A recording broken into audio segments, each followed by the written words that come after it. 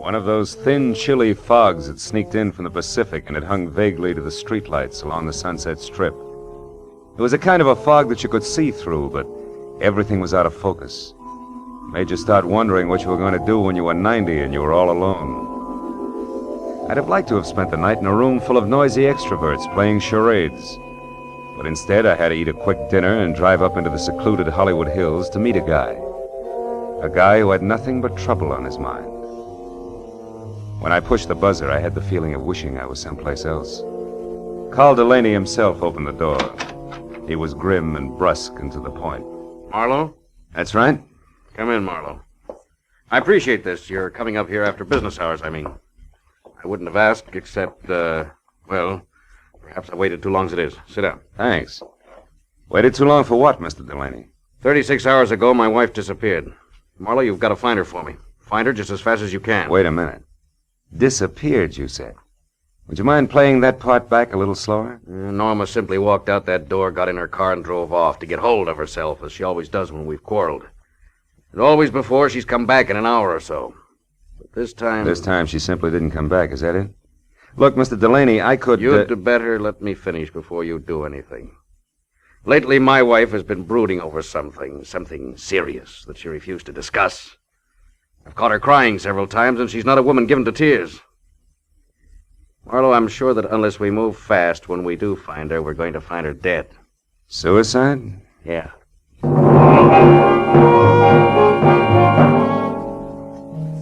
With his thick, blunt hand, Delaney reached for a color portrait lying face down on the table and gave it to me.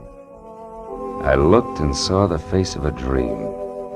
A beautiful dream with strange hazel eyes and soft black hair.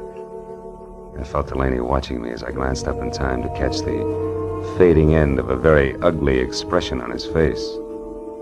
I handed the picture back to him, and he laid it on the table again, face down.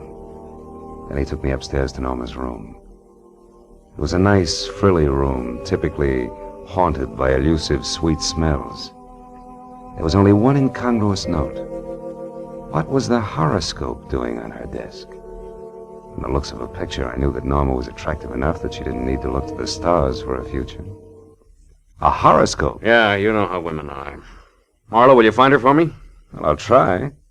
My rate is $25 a day plus expenses. And remember, you hired me to find her, not bring her back. Fair enough. You just find her. I'll be satisfied. I'll need a starting point. Were there any phone calls or letters or anything that might be a lead? What about friends? We have no close friends. Norma always stayed to herself. Wait, there was a phone call yesterday from, Madame Jeanette, I think it was. Who's that, a dressmaker? I haven't any idea.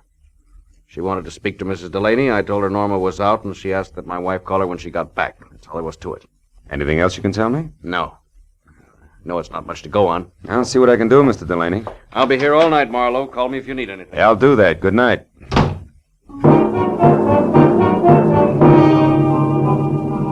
I drove back through the persistent fog to Sunset Boulevard.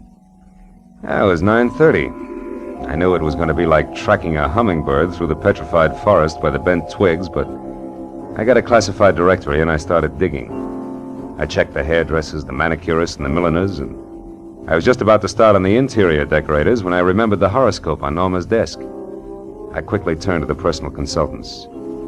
Yeah, there it was. Madame Jeanette.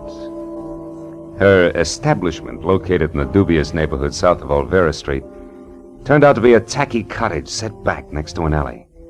It was as dark inside as out. I was pounding on the door like a vampire at sunrise when a newsboy came up the path. Looking for Mem Jeanette? Yeah, you know her? Sure, she tells fortunes. Says I've got a great career line. You want to see it? Not right now, thanks. And I'll say for her that she's a sound sleeper. Maybe, but not so early as this. About this time, she's always hanging around that bar on the corner. Tonight, she's throwing a farewell party in there. Farewell party? Who for? Herself. She's leaving town. Oh, thanks a lot. Here, kid. Gee, a buck. My old man'll swear I've been shooting crap again.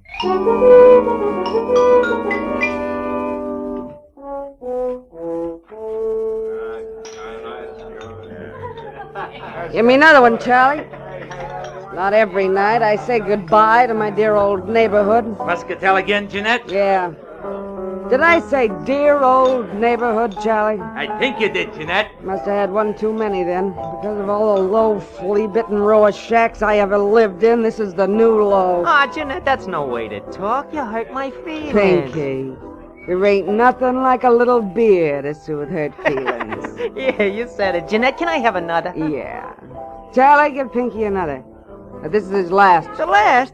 I thought you said it was a farewell party. You with all your dough. This dough's to get me out of this rat trap of a town, see?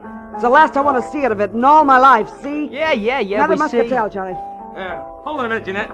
Hey, what'll it be, mister? Something just a bit drier than muscatel. Say scotch? It's on me, mister. It's my party. Well, well, this is indeed a pleasure. You're the Madame Jeanette, aren't you? Yeah, why? You're all of 20 years younger than what I expected. Probably the life I lead. Hey, wait a minute. Why should you be expecting anything about me?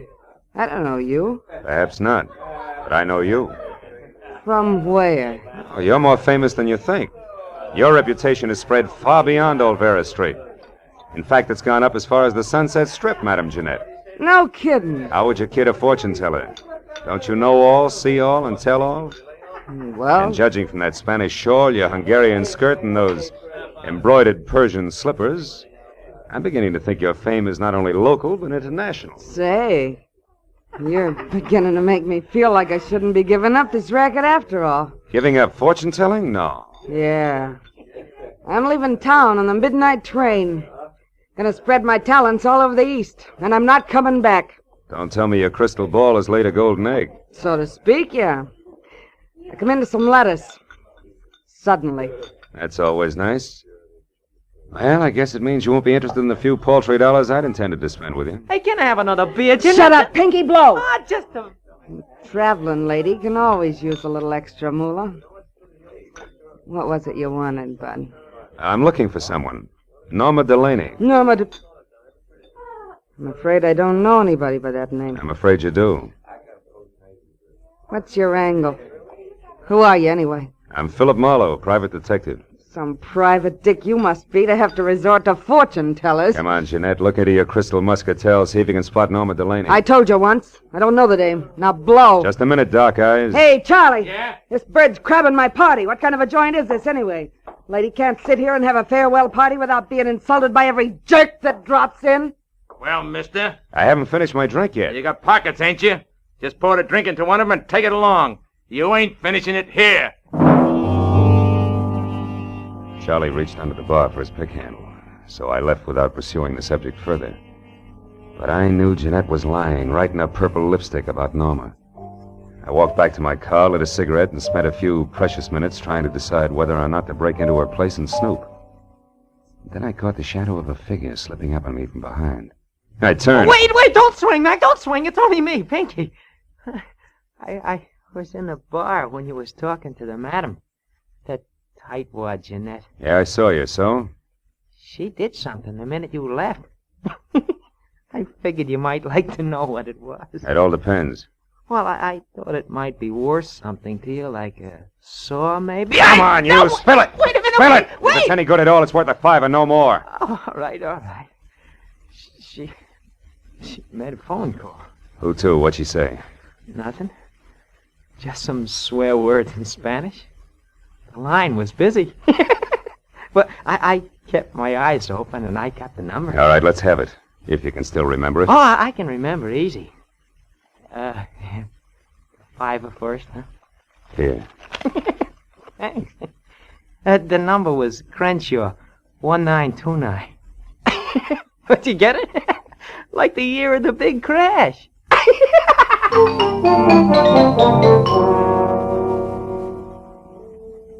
Thanks to the thirst of an underweight lush, I wasn't at the end of my rope yet. I drove as far as the nearest drugstore, dropped a nickel in the slot, and dialed.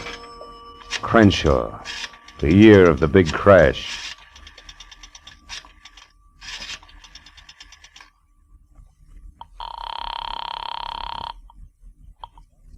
Hello? Hello, let me speak to Norman Delaney, please. I'm afraid you must have the wrong number. Look, you, I'm trying to locate Mrs. Delaney. I suggest you help me. How did you get this number? From a client, Mr. Carl Delaney. But that's impossible. Let's stop sparring. We can save each other a lot of wear and tear if we get together and talk this over. Maybe you're right. Yes, that sounds sensible. I'm at the Beechwood Apartments, number 4. Check. I'll be right out.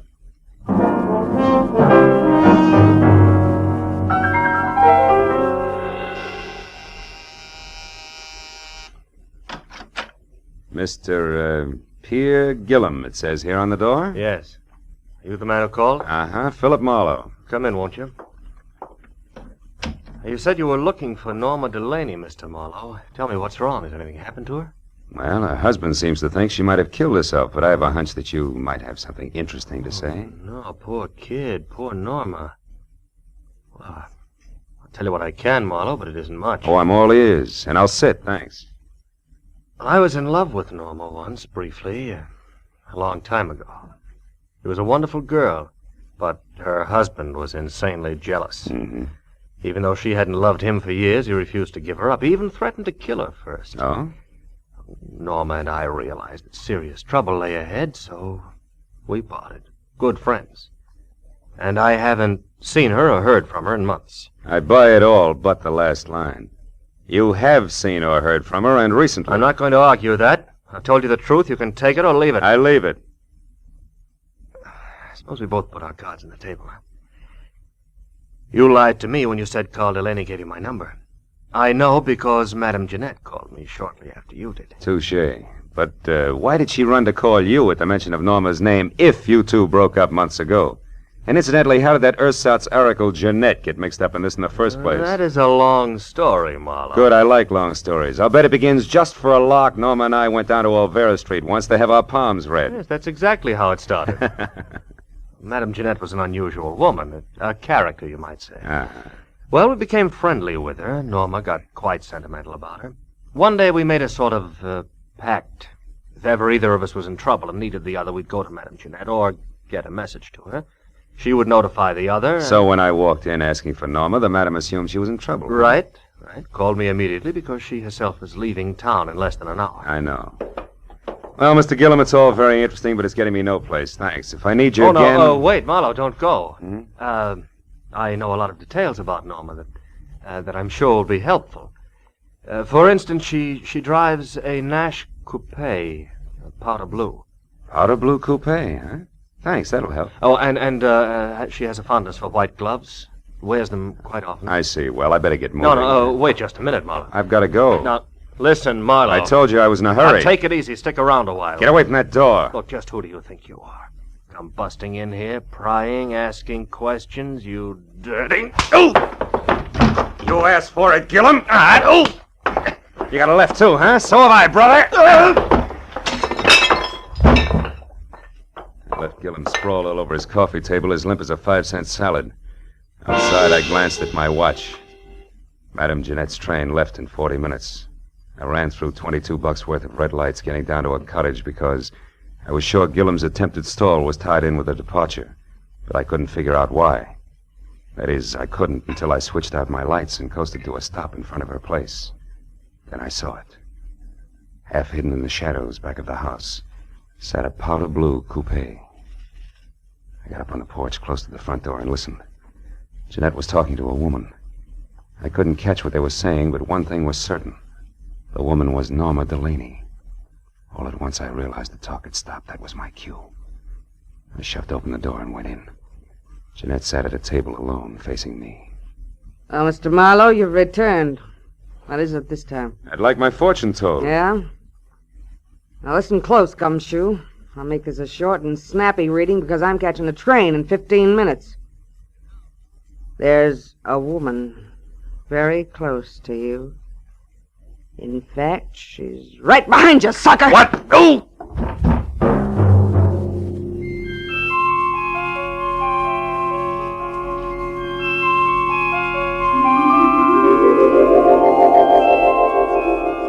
When I finally opened my eyes again, nothing changed. It took me a long time to figure out that the lights were off and it was dark. I climbed up the table leg hand over hand and switched on a lamp. Jeanette's house was absolutely quiet. I had caught a glimpse of a white glove holding what is known as a blunt instrument just before I dozed off. And that reminded me what I was down here for. I wobbled through the kitchen and out the back door, but the powder blue coupe was gone. It was 12:15. My head and the fog both had gotten a little thicker, so I just stood there, useful like a ping-pong ball in a bowling alley. It was the sound of footsteps that finally moved me, and the newsboy was back. Well, how you again, mister? Did you ever get a hold of Madame Jeanette before she left? Yeah, but not tight enough. Say, a blue coupe left here a few minutes ago. Did you see it? Nope, I didn't. Gee, I'm sure sorry she went away. She gave me a buck tonight, too. Said she was coming into a fortune. You and your career Say, what's that down there, in those weeds? I don't know. It looks like some kind of a shoe. Yeah, it is a shoe. Here, see? What do you know? A Persian slipper. I took the slipper along as a souvenir from my scrapbook and walked back to my car, trying to fit Norma Delaney's lovely hazel eyes in with that crack on the skull. But I couldn't. Between throbs of my headache, I figured Pierre Gillum would know why Norma had dropped in on the madam so close to train time. I decided to go back and ask him. Gillum was as reliable as a two-headed quarter and just as tricky. So when I got to his apartment, I pushed the buzzer, stepped back, and braced myself. There was no fight left in him. He opened the door in his robe, fingered the mouse I had given him, and grinned. Oh. So you found your way out by yourself. Uh-huh. Say, Gillum, what was so important about Norma seeing Madame Jeanette just before her train left? I don't know. You knew enough to try to keep me here, to delay me. Why? Oh, Marlowe, I did that for old time's sake, for an old friend. Jeanette asked me to hold you here until midnight, and I tried my best. Obviously wasn't good enough. Well, that's all I know about it.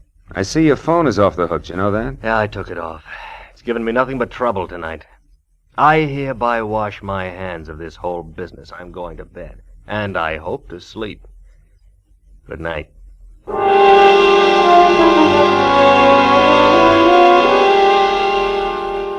I envied him and left to call my client, Carl Delaney. He said he'd be in all night, but the phone kept ringing and ringing, and no one answered. I suddenly got a very creepy feeling. And 20 minutes later, I pulled to a stop at that small but elegant house. The lights were on, and I saw the powder blue coupe in the garage next to Carl's big black sedan. I ran up the steps. The front door was ajar, so I went in. I found Carl Delaney in front of the fireplace, face down on the floor, dead.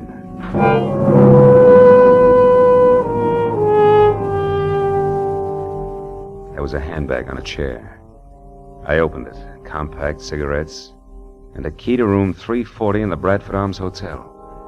No identification. That color portrait of Norma was standing up on the table this time, and those searching hazel eyes seemed to follow me all the way to the telephone.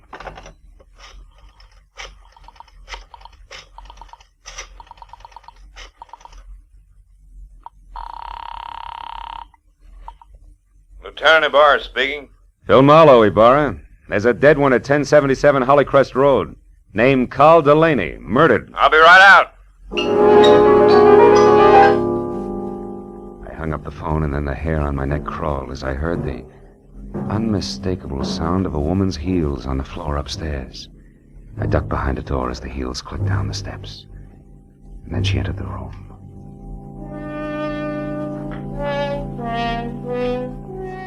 Norma Delaney was lovely.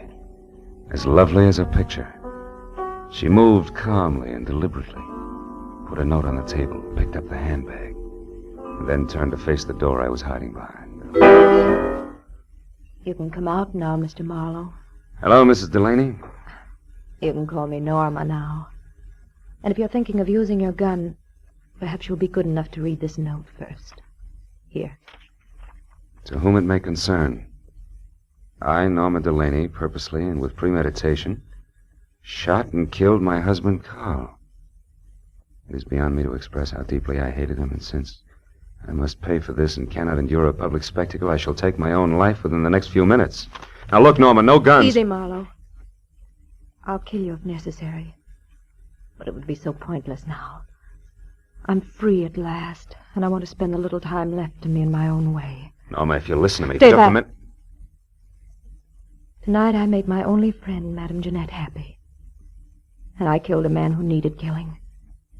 Something good. Something bad. So I'm quitting, even up. What do you propose to do with me? You mustn't try to stop me, Marlowe. See that closet? Mm-hmm. Get inside. And careful how you move your hands.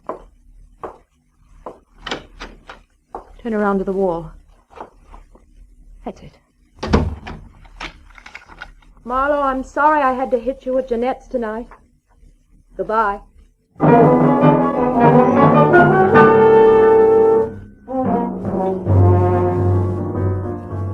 It took 3 shots to smash the lock on that closet door.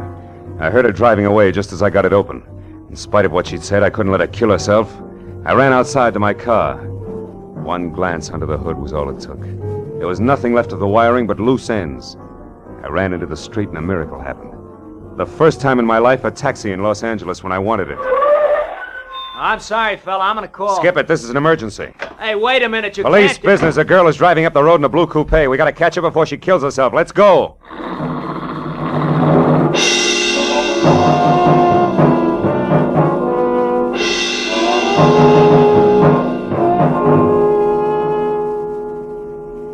Think I saw taillights just then. Yeah? Can't you go any faster? Not on these curves, brother. I got a wife and kids. Okay, fella. We'll be at the top of the hill when we can get around the next bend. We should spot her then. Yeah, you can see the whole road down the other side. Here we are, mister. This is the top. But I don't see her. Where is she? Hey, wait a minute. Stop here. Turn off your motor. This is haywire. I don't get it. We were gaining on her, and now she just disappears. Hey, what's that? The motor. That side road we passed. That's it. Hey, look. Look!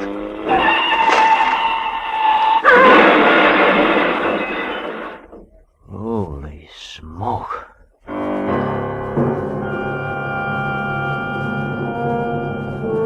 We both saw the awful sight for just an instant. The powder blue coupe with a woman crouched over the wheel. It shot out of that side road, crashed through the guardrail, and fell end over end down into the gorge. By the time we got to the hole in the fence, the wreck was an inferno. No use trying to get down there. The whole hillside will be on fire in another minute. I guess she pulled over here into this side road and waited for us to go by. And we did. Yeah, it's sandy here, too. So I wonder if she didn't get stuck. What's the matter? There's something buried here in the sand. One of her tires ran over it. What is it? Why, it's plenty, brother. Come on, turn that hack of yours around. Let's get off this mountain. I just found the answer to a lot of questions.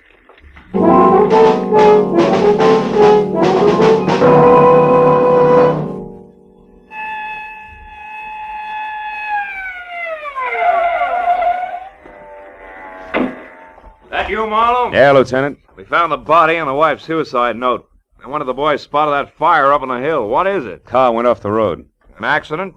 Or the suicide? Just a little of both, Ibarra, but we'll talk later. Right now, we gotta go to the Bradford Arms Hotel on the double. And please, no siren.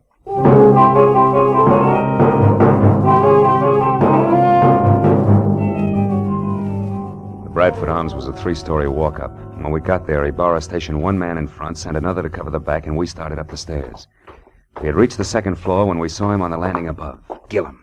He spotted us at the same time and turned back fast. There, Marlowe. Who's that? That's our boy, Ibarra. Pierre Gillum. Let's go. There he goes. He's heading for the fire escape. Second Lieutenant, he's all yours. I got business the other way. Hey, you stop or I shoot!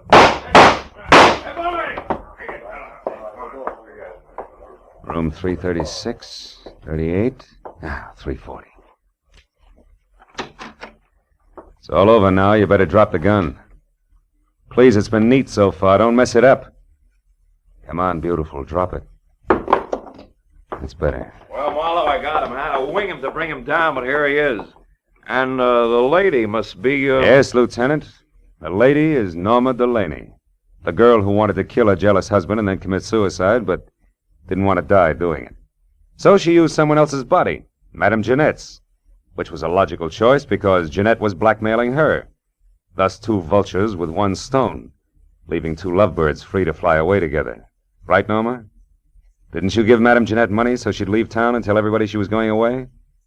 Yes, I did. That way the body wouldn't be missed, huh? Yeah. Isn't it pretty? Oh, lay off, Marlowe, can't you? Okay, Gillum, okay. Ibarra, I've got a sour taste in my mouth. I think I'll go home and gargle. Anything else you need? No, I guess not, Phil. I've had all that's necessary. Wait. Just one thing. How'd you get inside this setup? How do you find out it was the dead Madame Jeanette who went over the cliff, instead of the very much alive Mrs. Delaney here? Well, Jeanette had on a pair of Persian slippers, Lieutenant. One fell off down at her cottage where Norma murdered her and put her in the trunk of the car.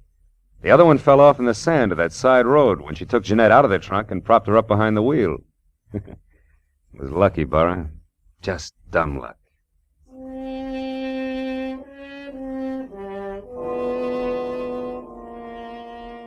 I took a walk later. A long walk. All by myself. Through that thin, empty fog in the dark, empty streets. A pair of hazel eyes and a pair of Persian slippers went round and round in my head. And for some reason I kept thinking, a pair of Persian slippers has two soles and two heels. And it's hard to tell just exactly where the one becomes the other.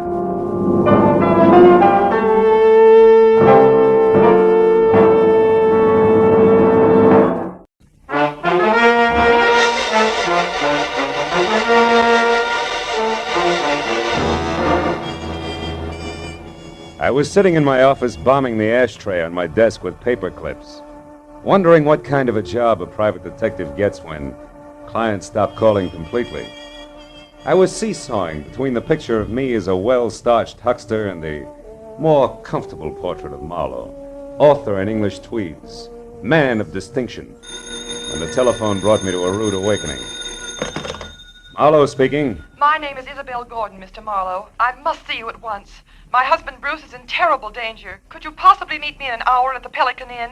It's a small roadside place on the way to Malibu. I'll explain everything then. Pelican Inn, 1 hour, Mrs. Gordon. The Pelican Inn was strictly a liquor license with chairs, and a bored piano player in one corner grinding away. The place was empty, and I was about to order a drink when the front door opened and a woman entered. She was tall and thin and right out of Harper's Bazaar. From double ankle-strap shoes to close-cropped hair. One look at her fear-crowded eyes, and I knew it was Isabel Gordon. I got up and introduced myself. Then we went to a table, and she started to talk.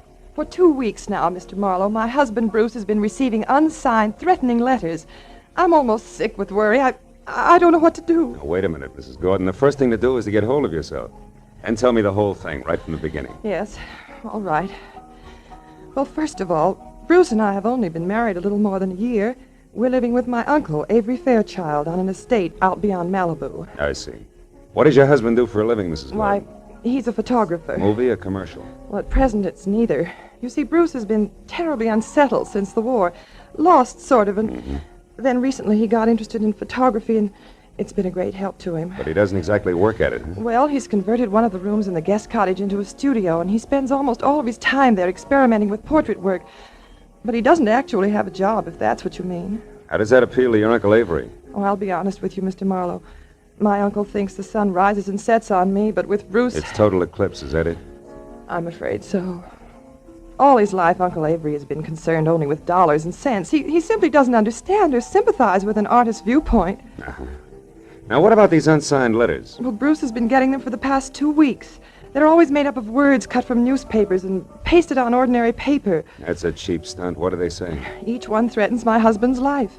Yet both he and Uncle Avery consider them nothing more than the work of some harmless crank, in spite of the fact that for the last several days I've seen a strange man lurking around our place every night. Can you describe him? No, except well, he's about your height and build. Is that all? Yes. No, wait a minute. There is something else. Each time I saw him, Mr. Marlowe, he was wearing a white Panama. Well, it's not much to go on. Tell me, why haven't you called the police? Uncle Avery wouldn't hear of it. He hates publicity, dreads it. That's why I suggested contacting you, a private detective. He's sort of a bodyguard for Bruce, huh? Yes. However, Mr. Marlowe, Bruce is somewhat temperamental, and I know he'd rebel at the thought of being watched over, so I'd rather you posed as a house guest, an old college chum of mine, perhaps. My fee is $25 a day plus expenses, Mrs. Gordon. Oh, any price is all right, Mr. Marlowe. Let's see, it's a little after 7 now. Can you be at our place at Malibu at 9? I think so. But as a fellow alumnus, Isabel, one last question. Where'd you go to college? Southern California. Why? Well, I was afraid you might say Vassar.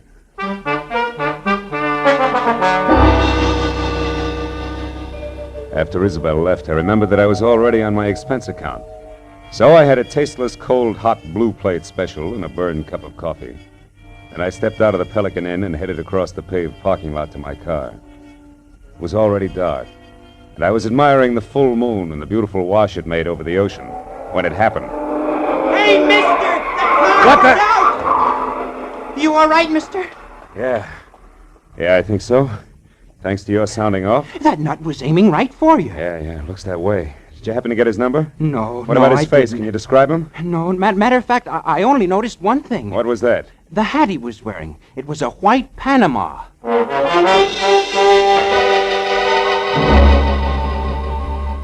I tried to be broad-minded, but there was no other way to look at it. The gentleman in the white Panama hat definitely meant business. I returned to my apartment in Hollywood, where I shaved, showered, and packed. And then I headed for Malibu. At 8:45, I was inside the grounds of the Fairchild estate. Another mile, and I was at the front door.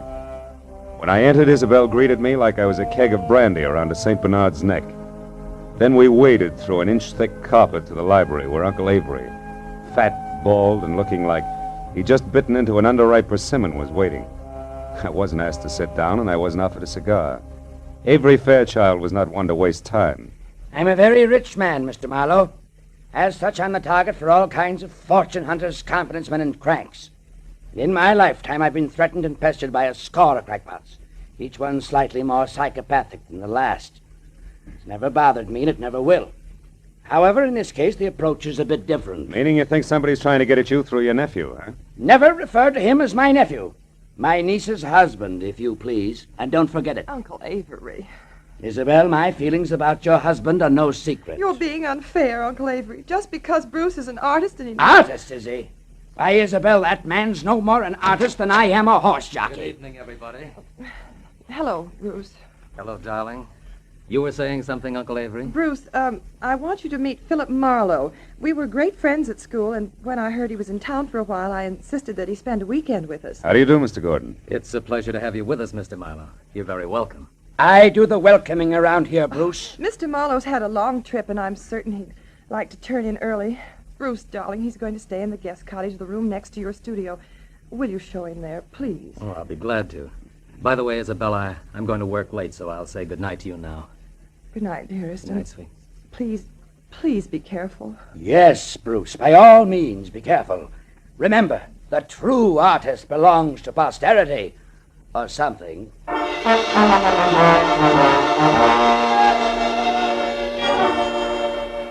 guest cottage was only a landscaped hop, skip, and a jump from the museum that Uncle Avery called home. And as Bruce and I strolled along a flagstone path, I feigned a deep interest in photography. That was all my host needed. He struck at the bait like a shark with malnutrition. Well, Mr. Marlowe, it didn't even occur to me that photography might be one of your hobbies. Isabel never said a word. Good for Isabel. I'm strictly a dabbler. Tell me, Mr. Gordon, how long have you been at this? Portrait work? Oh, about 6 months. You see, I divide my time between my studio here and a school I attend in Hollywood. That way I capture both the theory and practical experience at the same time. Oh. Well, here we are. Would you like to see the studio? Yes, I would. Yeah. Let me get the lights. Wow. This is all right, huh? Enlarger, 2 cameras, dark room. Are these your pictures? Yes. What do you think of them? I don't know exactly. They're certainly different, huh? They are unusual, aren't they? Yeah. You see, Marlowe, each picture is actually made up of 2 separate studies which are superimposed. I call it interpretive photography. Uh-huh. Now, this one. A splash of light and a bent pipe cleaner? The sun and the plant shoot. It's called metamorphosis. Oh. What about that one there in the corner? The girl's face and clouds, maybe? Mr. Marlowe, you'll excuse me, but that picture isn't ready for display yet. I'm sorry. I didn't mean to pry. I thought it was just another interpretive photograph. Well, it's not. That is, it isn't finished yet. Now, Mr. Marlowe, I'm afraid I've forgotten what my wife said about your long trip. Shall I show you to your room? Yes, please do, Mr. Gordon.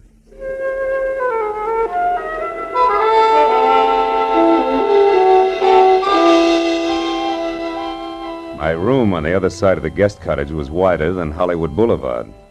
After Bruce apologized for his display of temperament and bid me a polite good night, I climbed into the silk pajamas that were laid out for me, stretched out on the bed, and tried to figure who belonged to the white Panama hat.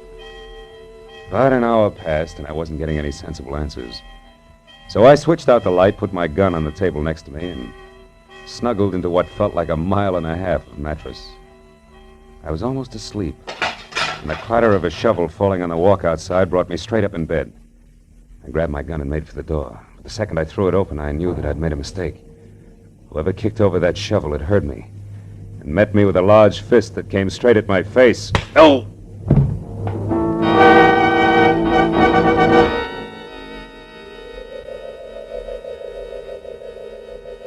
As I came back into the world, I was embarrassed to find myself alone and flat on my back. When I started to get up, I felt like the L.A. Dons, water boy and all, had run over my face. My gun was a few feet away, and when I went to pick it up, I stopped short. It was a souvenir from the man with the great big fist. A gold cigarette lighter. It was engraved to Skipper on his birthday. Putting it in my pocket, I picked up my gun and made for Bruce's studio. He wasn't there. I threw on some clothes and went back to the house and found Isabel in the living room. I was about to give her a biased account of the shortest fight on record when I noticed Uncle Avery quietly entering the house from a side door that led to the garden. What's the matter, Phil? Bruce isn't in his studio anymore. What? Now, Isabel, there's no reason for alarm. Why, Bruce often goes off into the night like this. Called it a search for beauty or some such rot. And what was it you were after just now outside, Mr. Fairchild? I was looking for my niece, Marlowe. Isabel, your cousin John telephoned to say he wouldn't be down this weekend. Oh. I didn't know there were to be other guests. Oh, just my cousin, John Martin, Phil. Not really a guest. He comes down often. Too often to suit me. Oh, Uncle Avery, please. You know that I'm fond of him. Yes, but I don't know why. He's a chronic gambler and of no use to anyone. Living at the Wilshire Gardens when he can't afford it. Driving expensive cars. Oh, you're too hard on him. Skipper isn't Skipper? that. Yes. Do you know him? No. No, I don't. Well, you're not missing anything, believe me. Oh, I do believe you, Mr. Fairchild. I believe your every word. What? Good night, all. I left the house and headed straight for my car with the Wilshire Gardens in Hollywood in mind. It was just a chance that John Skipper Martin might own a white Panama hat. When I got to the prodigal cousin's bungalow, it was dark inside. So I pressed one hand close to my gun and the other against the doorbell. But there was no answer. The side window was open, and I started toward it when a nasty voice greeted me from the shadow of a palm tree. Good evening. Lovely night, isn't it? I hadn't noticed. I've been busy. I know. We've been waiting for you for a long time. We? Uh-huh. Me and my nice shiny revolver here. 38. Oh, I see. Well, you make a handsome couple, and I hope you're both very happy together now. What do you want? I don't want anything. I'm here to give you something. Advice. Look, brother, I've already told you I'm busy, so if this is a heist, let's get it over with, fast. You know, I think you're confused. I'm holding the gun, Mr. Martin. Martin? John Skipper Martin. Surprised that I know your name? Why, yes, I am. I don't recall having had the pleasure. You haven't. People never forget me, Mr. Martin. My tag is Brock. Does that mean anything? No, what do you do? Sing, dance, tell jokes? Yeah, that's it. The last one. I tell jokes. I can't wait. You won't have to, Mr. Martin. I'm going to tell you one right now. Goes like this. Once upon a time, a young punk borrowed $10,000 from a generous gambler on his promise to pay the money back within a week. But the young punk never came across.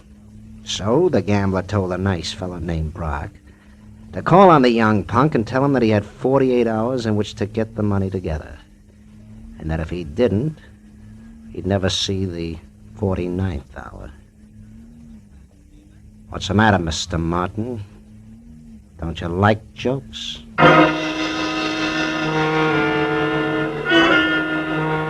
Brock grinned, shoved his .38 into his shoulder holster, and walked away. As soon as he rounded the corner, I went to the open window and climbed in.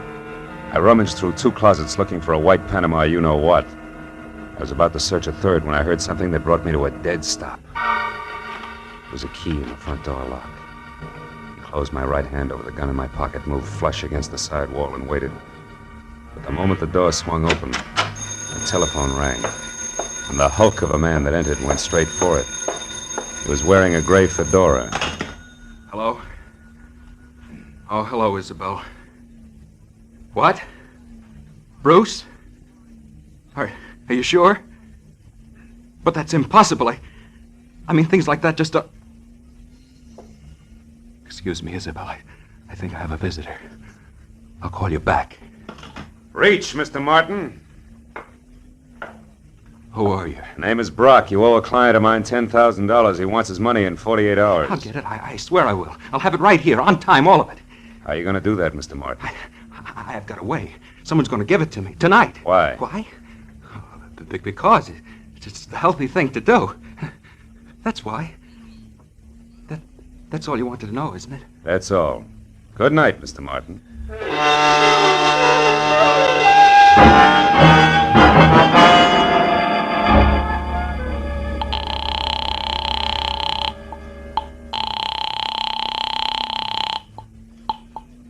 Hello? This is Marlowe, Isabel. I'm calling from a drugstore in Hollywood. Has Bruce returned yet? No, and he won't. He's been kidnapped. What's that? And whoever did it wants $50,000 before morning, or we'll never see Bruce alive again.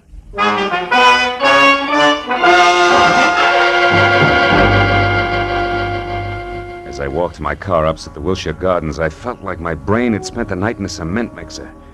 I was about to head back for Malibu when I suddenly saw Skipper Martin dash out of his bungalow and pile into a long, glossy convertible.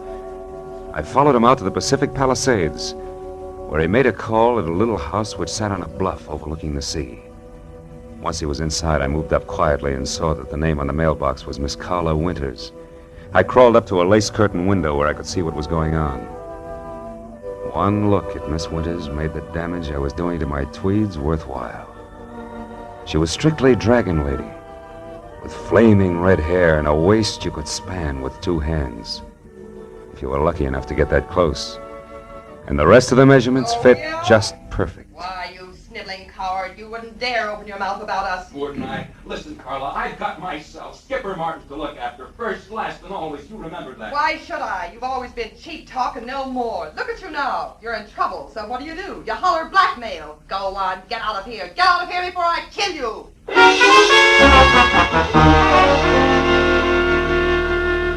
When Skipper slammed the front door, stomped to his car, and roared off, I couldn't figure any reason, legitimate reason, that is, for calling on Carla Winters. So I returned to the Fairchild place. Isabel was somewhere between hysteria and collapse over the fact that she and Bruce had less than $2,000 in their own name. Uncle Avery, of course, was more than reluctant to pay the ransom demanded for the return of a man he'd rather not have returned. But his niece won out. All right, Isabel, I'll give you the money.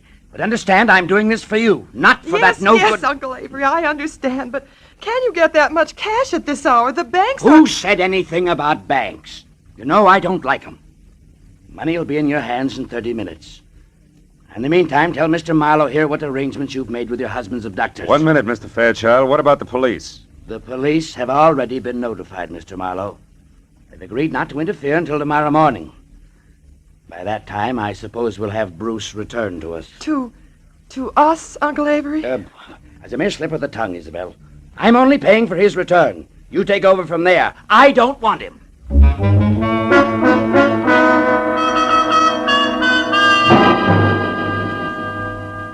A half hour later, Avery Fairchild handed me a bundle of bills which added up to $50,000, cash. The bills seemed slightly dirty. The old geezer must have had them buried someplace. For a moment, I couldn't help thinking, boy, to get at this place with a shovel sometime.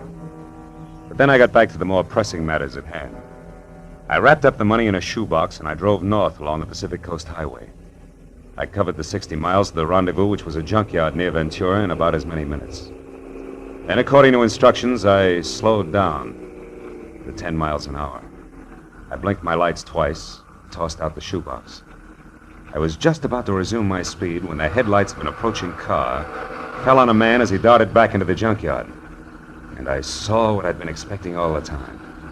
A white Panama hat.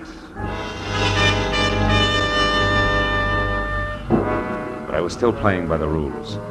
So there was only one thing I could do about it. I slammed my foot down on the accelerator and kept it there until I reached the nearest telephone, where I telephoned Skipper Martin at the Wilshire Gardens. It was just possible that he owned 2 hats. But that little balloon exploded in a hurry.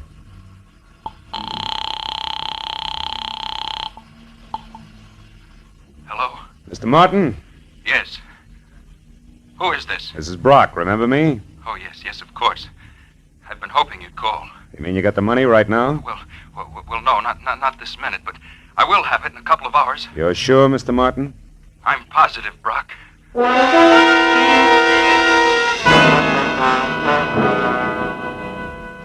Now only one thing figured. The man in the Panama hat worked for Skipper Martin. It had to be. An hour later, I pulled in at the Fairchild estate. And the moment I put my AA over the threshold, I knew that the kidnapper, too, had kept his part of the bargain. Bruce Gordon was back, safe and sound. It happened shortly after you retired, Mr. Marlowe. I was working in my studio when a man wearing a white Panama hat? Yes. But how did you know that, Mr. Marlowe? They're very popular this season, Mr. Gordon. Darling, Mr. Marlowe was a private detective. Huh? But I'll tell you all about that later. Go on with your story. Well, this man was wearing a handkerchief over his face, and he forced me to go along with him at gunpoint. Took me to a car parked in the service driveway and told me to turn around.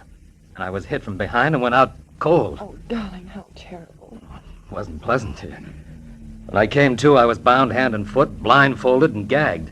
I had no idea where I was. Oh, but didn't you see anybody before you were released? No, Uncle Avery. Before they let me go, they hit me again. When I came to that time, I was lying in the road out near Ventura, untied. That's about it.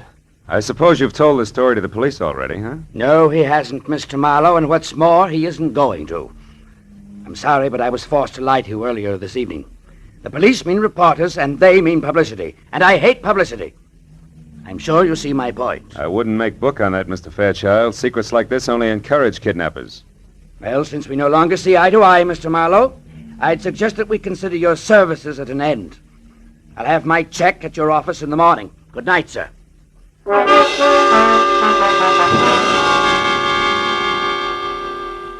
Avery Fairchild wasn't the kind of a man you argued with.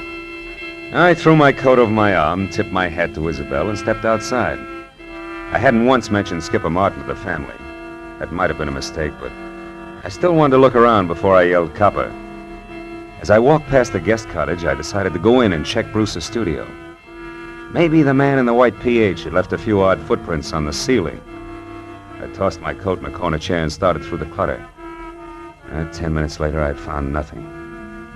I was about to leave when I suddenly remembered the picture of a girl in some clouds that Bruce had been so careful to keep out of sight. It hadn't been moved. And when I brought it into the light, I didn't have to look twice. It was the portrait of Carla Winters, the red-headed dragon lady that Skipper Martin had visited. Now things began to add up. At the chauffeur's quarters, there was an outside telephone, and I put through a hurry call to Lieutenant Ibarra at Homicide in L.A. The best I could get was one Sergeant Neely. I'm sorry, Mr. Marlowe, but the lieutenant's out on a call right now. There's some kind of a row uptown. Well, do you know where he is? The address, I mean. Oh, yeah, sure. It's one of those bungalows at the Wilshire Gardens. The Wilshire Gardens? That's right. What's so special about that? Maybe nothing. I'll know in a minute. Thanks, Neely.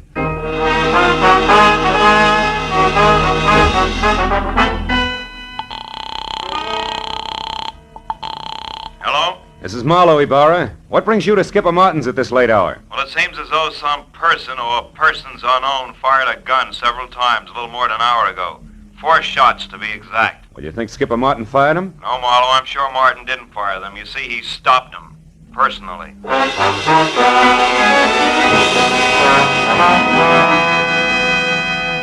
Before I hung up, I gave Ibarra a quick rundown on the whole story. After making me feel like a schoolboy for keeping him in the dark so long, he told me to sit on the Fairchild's front steps until he got there. Well, that gave me a half hour to kill, most of which I spent walking around aimlessly, trying to get something close to 4 out of 2 and 2. But I couldn't. Finally, I heard Ibarra siren up to the front door. I was about to head for him when the chill in the morning air reminded me that my topcoat was still in Bruce's studio. I went back and got it. When I turned for the door again, I noticed a little slip of paper that had been under the coat fall to the floor. I picked it up. must have held it for a full minute before I realized what it meant. Just a small slip of paper, and yet it made everything, the kidnapping, Carla, the murder, fall right into place. When I entered the living room at the house, one glance at Isabel and Bruce told me that she'd already knew about Skipper's death. Only Uncle Avery, who was not one to shed crocodile tears, hadn't changed. Ibarra, of course, was unhappy. Marlowe, we can't run any kind of a police department when every private detective acts like he's the commissioner himself.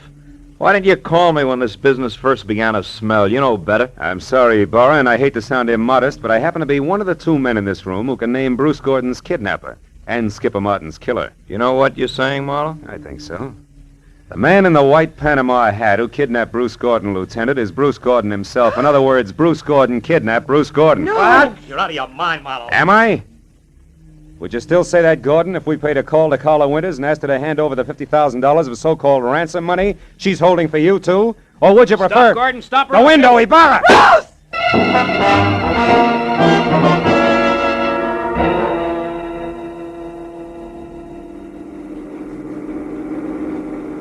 Then, in other words, Marlowe, Bruce, who eventually planned to divorce Isabel and marry Carla Winters, wanted to have a little stake, like $50,000 around first. That's right, Ibarra. But Skipper Martin knew about Bruce and Carla's plans to marry later, and he tried to blackmail them to pay off his gambling debts. That's why he came to Bruce's cottage on the sly. However, he got there just in time to see Bruce leave of his own free will, and therefore knew later that he couldn't have been kidnapped. Which gave him two holds over Bruce. That's right. But he made a mistake when he went to Carla's house and got too demanding, because she told Bruce about it, and before he released himself, he took care of Skipper, with 4 gunshots to be exact. Charming people, aren't they, Ibarra? Lovely. Sometimes I think I should shoot higher and save the state a lot of money. And he almost got away with it. By the way, Marlowe, how do you know? That Bruce was the man in the white Panama hat? I was pretty certain, but I got my proof accidentally. Promise not to repeat this, Ibarra? Yeah. Well, I practically fell over a little slip of paper in his studio. It was a receipt from a department store, and it was made out to Bruce Gordon. For 1 Panama hat? Uh-huh. Nothing else but.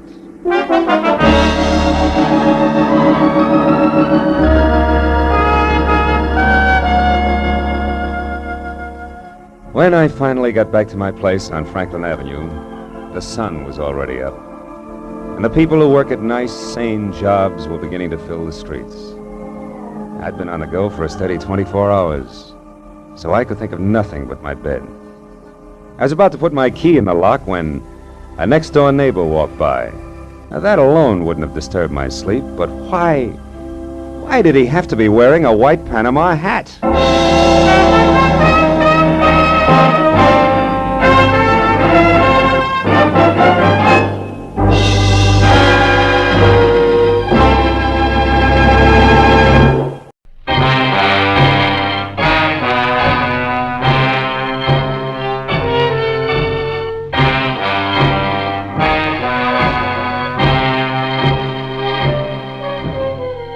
I had spent the whole day on a noisy job which had concerned itself with a lot of people who talked a lot and said nothing.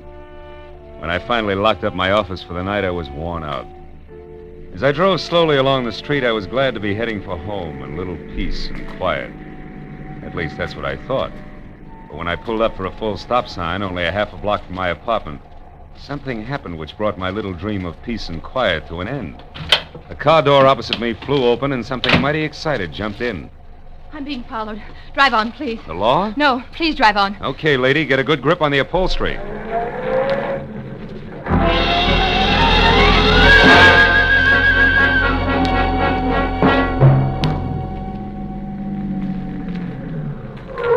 There, that ought to do it. Now, what's the...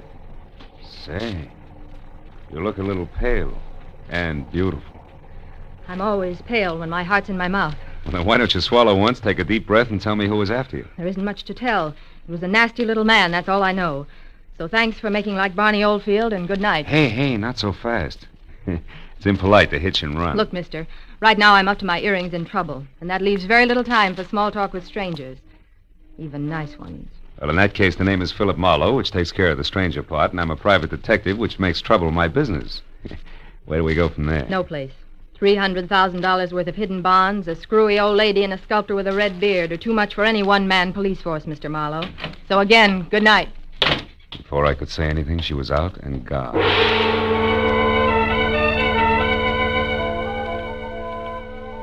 There was only the heady scent of taboo in the air, and the memory of a gorgeous profile with jet black hair and pale blue eyes. I sighed like a schoolboy and decided to put her under the heading of things that pass in the night. But I couldn't. Why, out of all the cars in Los Angeles, should she have picked on mine?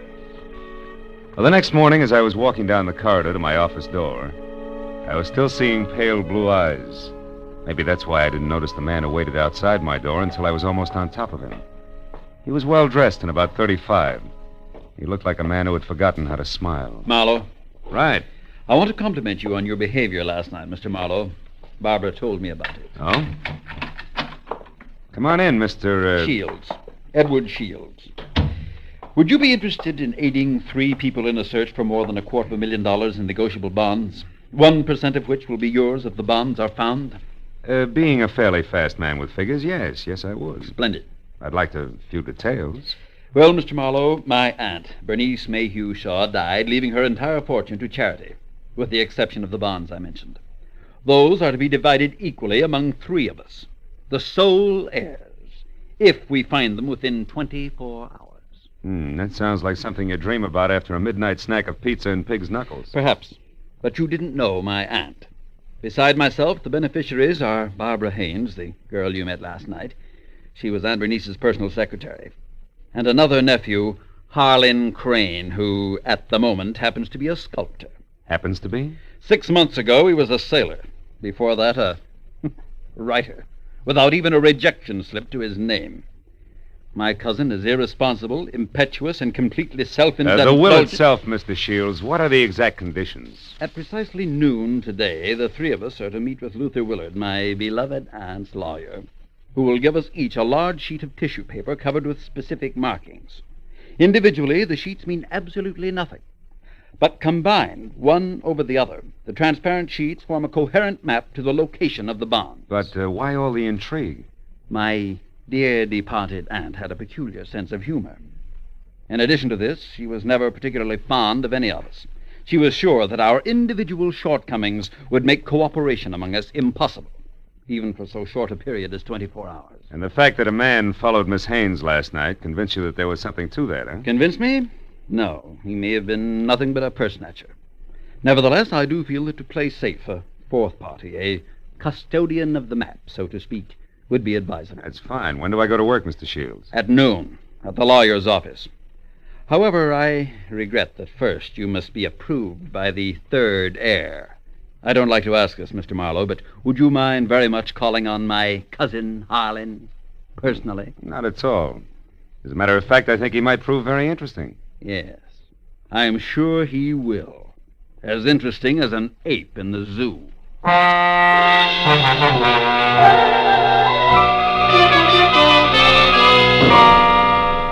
I felt like saying, look, Shields, I'm not as gullible as I look. But then I thought a client's a client, and I decided to play along. Harlan Crane, 6 foot, red-bearded giant, talked as he worked, wielding a 10-pound sculptor's mallet like it was an 18th century quill. I'll be frank with you, Marlowe. Money isn't everything to me and never has been. However, $100,000 will buy a lot of marble. Half the state of Vermont, I'd say. But coming to the point, Mr. Crane, do I get your seal of approval? Oh, I imagine you'll be all right. Anyone who can get by Shields, the all-American Scrooge, ought to do. Thanks, $1 million. I'm not being personal where you're concerned. It's just a matter of facing a fact bluntly. Edward Shields is conniving, avaricious, and dull. I heartily recommend him to nobody. And the girl, Barbara, you feel the same way about her? No, I don't. And the truth of the matter, Marlowe, is that I know very little about Barbara Haynes.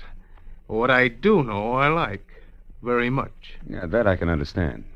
Marlowe, do you realize that once you have the whole map in your possession, you're worth an awful lot of money?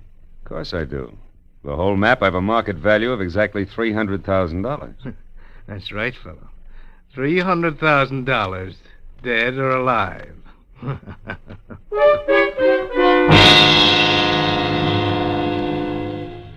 I know it was small of me, but I didn't exactly see the joke. And things got less funny as time went on. Later, as me and my trio got off the elevator at the lawyer's office, old Luther Willard, Aunt Bernice's attorney, was waiting for us, so excited he could hardly talk. I've been held up. What? Yes, a little man. He wanted the map. A little man, dark complexion? Yes. Had a scar on the side of his neck. Are the maps all right? The maps? Oh, yes, they're all right. Now, wait a minute, everybody. Give him a chance. Mr. Willard, tell us exactly what happened. This is Mr. Marlowe. We told you about him, Mr. Willard. Of course, yes. Come into my office. You see, I was putting some papers into my safe when this little man stepped up behind me and demanded the maps. Were they in the safe? No, thank heavens. Make yourselves comfortable. The maps, Mr. Willard. Where are they now? Well, right here, where they were all the time. Here under the blotter on my desk. Clever of me, wasn't it? Wax seals, still intact. I'll take all three of them right now, Mr. Willard. That is, if there are no objections. All right, then I guess we can be on our way. Hold on, Mr. Marlowe. There are still two things you people must know. First, in the event the bonds are not recovered within the 24 hours, I am instructed to open another sealed envelope, which I'm happy to report is kept in my bank vault. That envelope contains a complete and simplified map and is to be turned over to a designated charity.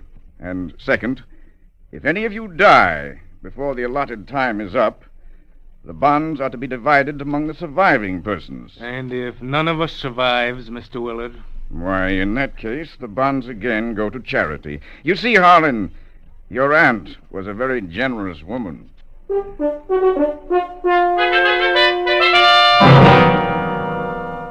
After arranging to meet with the three heirs at Shields' place later that afternoon, I headed for the nice and public library, where I figured I'd be able to examine the maps in safety. By placing the three maps exactly one over the other, I saw that the bonds were hidden on the larger of two squares of land called Twin Islands, which were the personal property of the late Bernice Mayhew Shaw, and located in Indian Lake in the San Bernardino Mountains. As I left the library with the three maps in my pocket, I felt like a well-fed mallard on the opening day of hunting season. And then I knew I was being followed. As I slipped into a doorway and turned, I saw it was the nasty little man with the scar.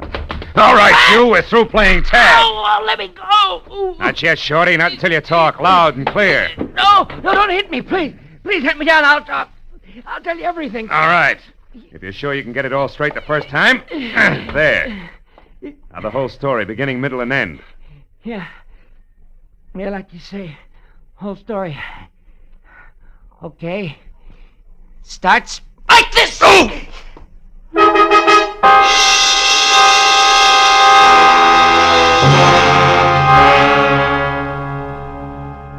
By the time I figured out that it had been the sawed-off end of a broomstick that had slammed my stomach up against my backbone, the little man was out of sight. Another 5 minutes went by before I quit calling myself sucker and I started to think straight. Nearest pub depot on Cahuenga.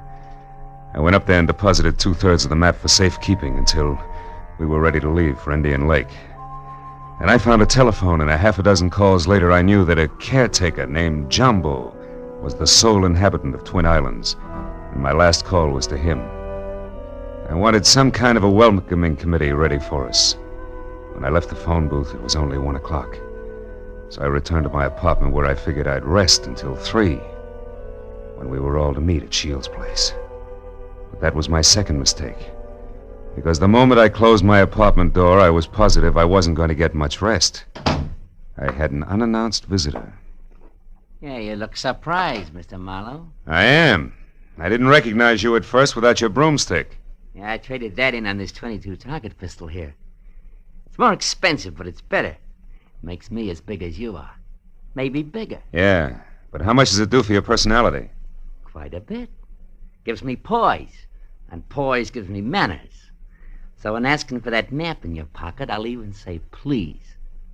Come on, Marlowe, I won't say please twice. No, I don't think you would. Here. Thank you. Now, before I go, one more thing. The hall outside here is straight and narrow, right to the stairs, and that makes it fine for shooting. So after I step out, don't do anything rash. For a while.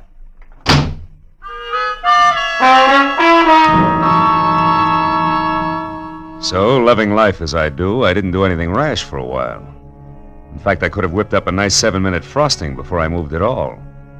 Then I phoned the three heirs to get together at my apartment. And when I finally had them all seated in front of me, I related the saga of the little man, including my premonition that one of the three present was signing his paychecks. Of course, I got nothing but Cupid doll innocence out of any of them. So after adding that we'd get underway just as soon as the missing 1/3 of the map was returned to me, I threw my trench coat over my arm and told them I was going for a walk. But before leaving them, I reminded them that whoever was behind the little man could fire him, because I would never have kept all three maps in one place anyway, unless all of the heirs were on hand to watch one another. And then I left. I hadn't walked more than a half a block up Franklin when I stopped at the sound of Barbara running after me. Phil, I'm scared. Harlan and Shields are acting like a couple of wild men, calling each other every name under the sun. What'd you expect? Chit-chat about the weather? Now quit acting like a bobby soxer within squealing distance of Sinatra and try a cigarette. It'll calm your... Well, what is it, Phil? Why are you smiling like that? What's wrong? Nothing's wrong, Barbara, nothing. It's just that I found this in the pocket of my trench coat when I went for my cigarettes. It's the map. That's right. The missing third. It's back already.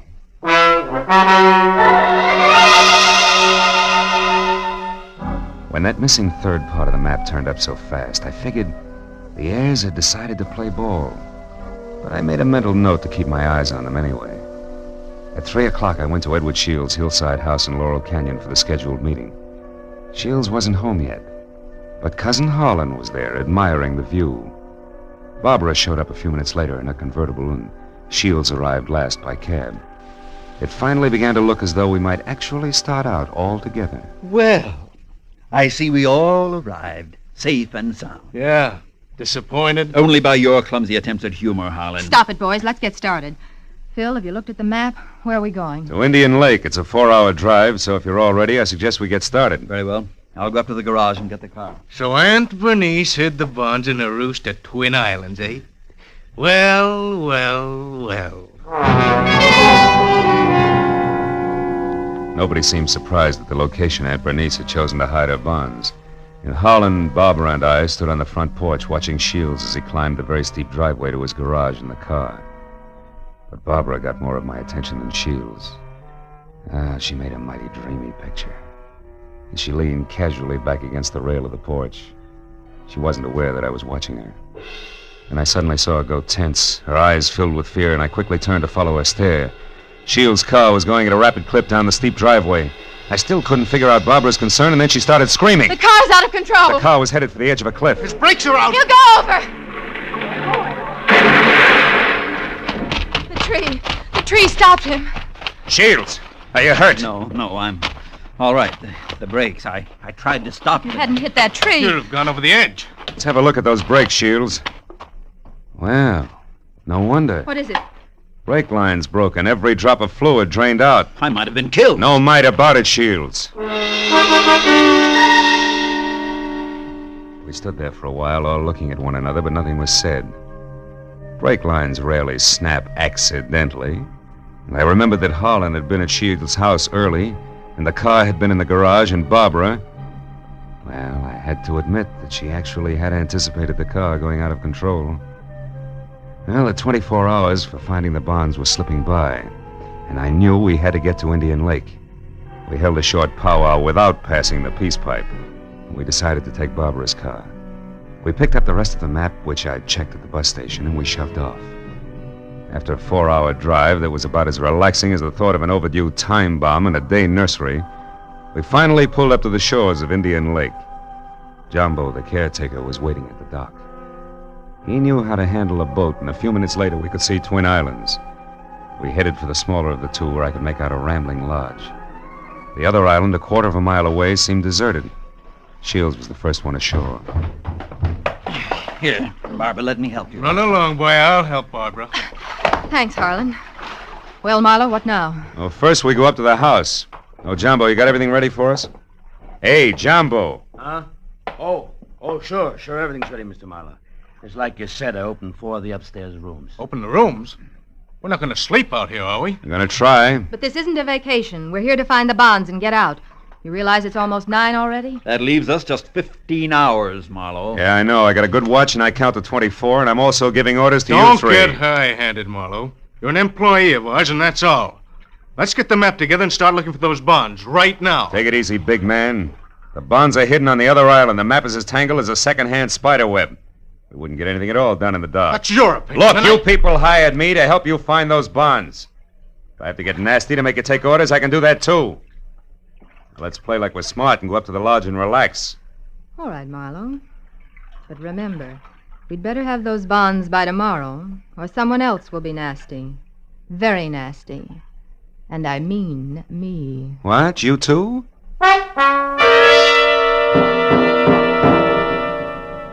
Getting the three heirs settled down at dinner table was quite a chore. And when I was sure they'd keep an eye on each other, I slipped outside. I hid 1/3 of the map in a drain pipe. Then I went upstairs to my room, and I hid another third in the window shade. Well, the maps were settled, and I began to think about other things, like the accident to Shield's car. There were too many accidents and coincidences to suit me. So I decided to drop in on Cousin Holland's room to see what I could see. Well, after 15 fruitless minutes, I was about to leave when something in the wastebasket caught my eye. The corner of a half-hidden handkerchief monogrammed H.C. I had just picked it up when I saw Jumbo standing in the open door. The handkerchief there in your hand. That blood on it? No, it looks more like brake fluid. And in this case, it's practically the same thing, huh? I think we'll leave it right here in the wastebasket, Jumbo. Oh, did you want something? Just wanted to say I'll be in my own place out back if you want me. Okay. You know where Mr. Shields is? He's out in the veranda. Alone? Yeah? Thanks, Jumbo. If I need anything, I'll call you. Good night.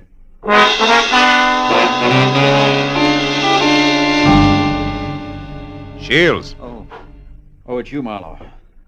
What's wrong? You sound like a man expecting trouble. I was nearly killed in my car this afternoon, and I don't think that was the end of it. Yeah, and don't stand too close to high windows. Thank you.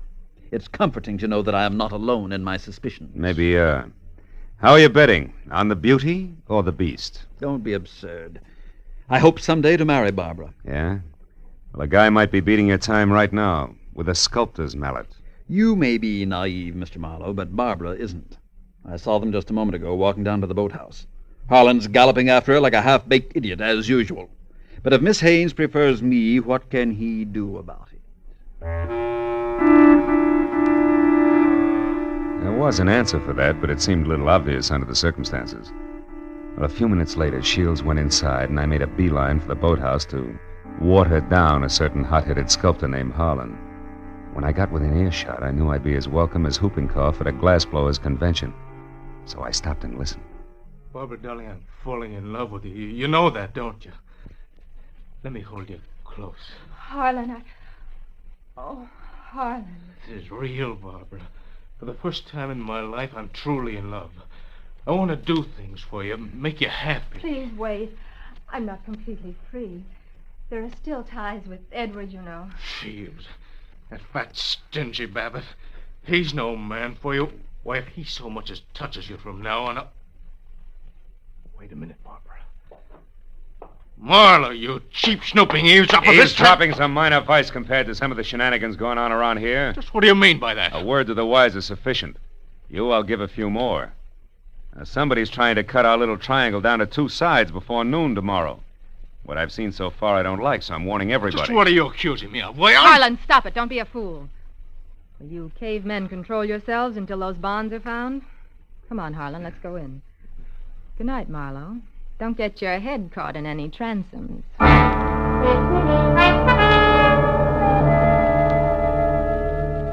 Deciding sleep wouldn't be very healthy for a man in my position, I decided to sit up that night. It was about 2 o'clock when I looked out the window and saw something mighty interesting. A light was moving on the other island opposite us. I got hold of Jumbo and we went over there as fast as we could.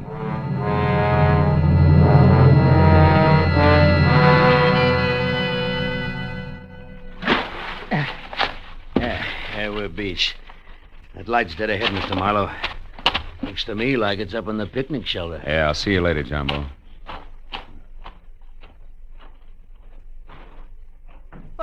Who's there? Guess who? Oh, Marlowe. I didn't hear you come up. The wind's too strong, I guess. I'm glad to see you. Spooky here all alone. Oh, sure. What's the idea? Decide to do a little freelance prospecting? Yeah, that's right. Bernice Mayhew loved this spot, and I had a hunch she hid the bonds here in the base of this table. Well, I guess I was wrong.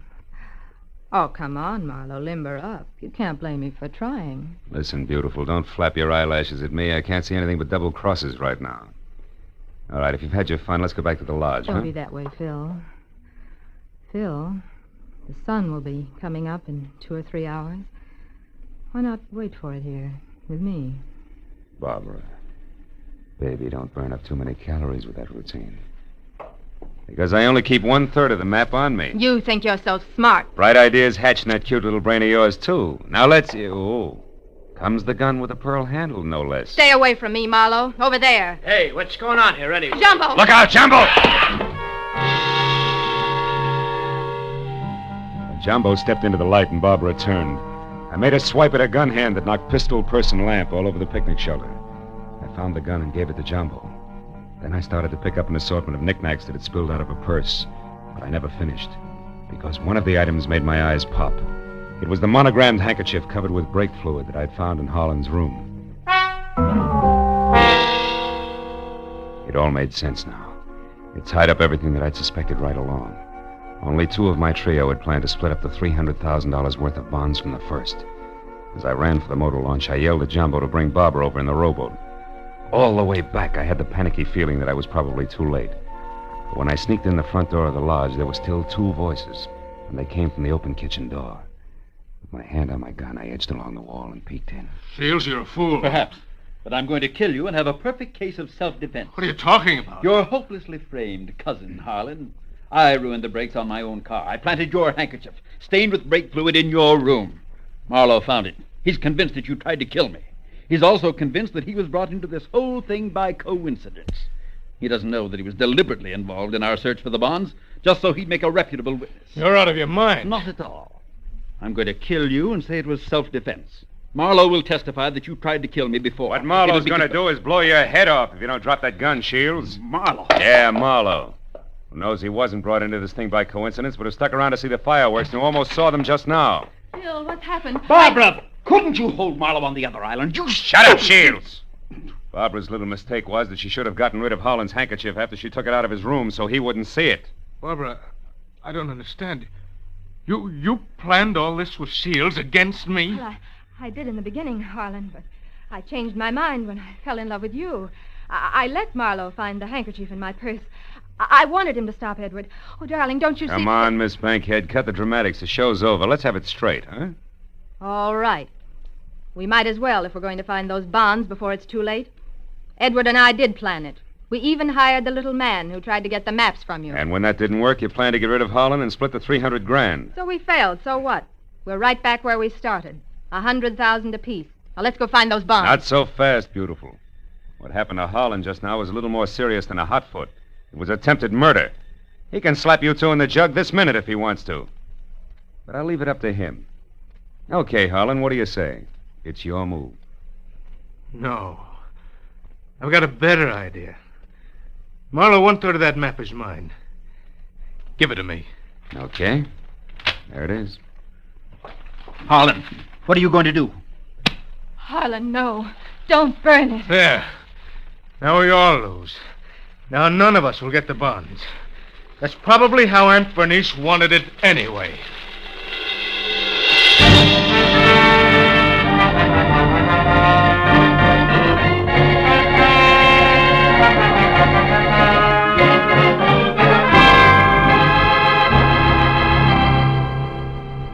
It was almost noon. I was standing on the veranda of the lodge, and a scrawny old crow was perched up on the roof. I saw Barbara and Shields quietly pull away in a boat with Jumbo, and I saw Holland lumbering off to the far end of the island to sulk. And as I watched the 3 of them, I couldn't help thinking. A pig in a pinstriped suit, an ape with a red beard, and an alley cat in nylon. Yeah. Keep laughing, Aunt Bernice. You were right. Greed, treachery, and rashness don't mix, even for 24 hours. And the 1% of the bonds I was to get? Well, that's my contribution to charity. Who knows? Maybe I can take it off my income tax.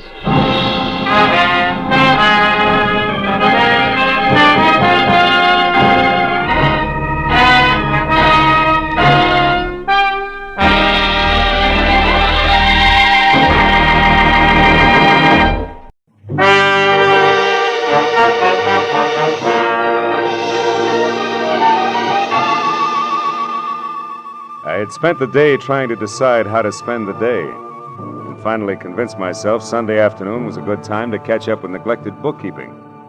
But I only got as far as the office door because a special delivery letter was stuck in the mail slot. I ripped it open and watched a crisp $50 bill flutter to the floor. Pinning it down with my toe, I turned to the letter, which was dated Saturday. Dear Mr. Marlowe, kindly investigate the party who lives at 1903 North Ogden Street to find out if his name is really Elliot Perdue and what his occupation is. Then please come to my residence at 5 tomorrow, Sunday. I live at the home of a friend, Arthur Stewart, 33 Lemonwood Drive in Bel Air. I sincerely hope that $50 will be a sufficient retainer. Truly yours, Helen Asher. Judging from the tone of her letter, it was obvious that Helen Asher didn't hire private detectives very often. Nevertheless, I glanced at my watch, which said I had to work very fast, and I headed for 1903 North Ogden. It turned out to be a small house near Selma Street. I got out of my car and walked up to the door.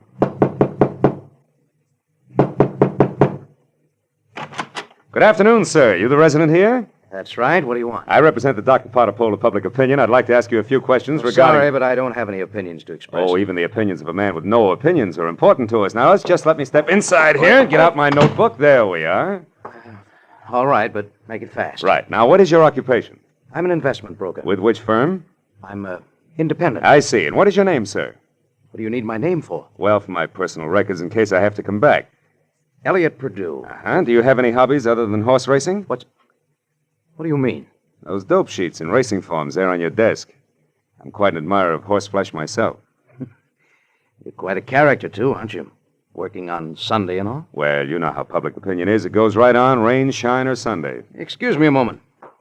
Oh, by the way, what's your name? Marlowe, Philip Marlowe. Okay, Mr. Marlowe. Stand still, because I'm not kidding about this gun. Now beat it back to whoever hired you and tell them they're being very clumsy about a very delicate situation. One more move like this, and they won't get another chance. I knew Perdue meant business, so I left without an argument.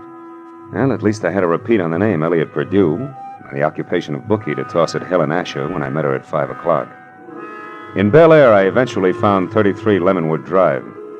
200 yards of palm trees stood at rigid attention while I drove through the gate and up to the house.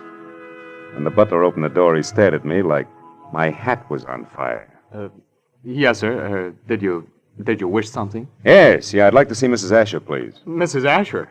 Oh, good heavens. Mr. Stewart. What's the matter, Roberts? Who is it? Why, sir, I'm Philip Marlowe, Mr. Stewart, a private detective. I have an appointment with Mrs. Asher. Is she at home? Oh, Mr. Marlowe, perhaps you can help. I don't know what to do. It's such a terrible thing. What's happened? Upstairs, not 5 minutes ago, Mrs. Asher shot herself. Shot herself? Please, if you'd come up with me. Yeah, sure, of course. I'm certainly grateful for your help, Mr. Marlowe. Yeah, this is her room. She's in here. There. Yeah, she's dead all right. Shot herself in the left temple.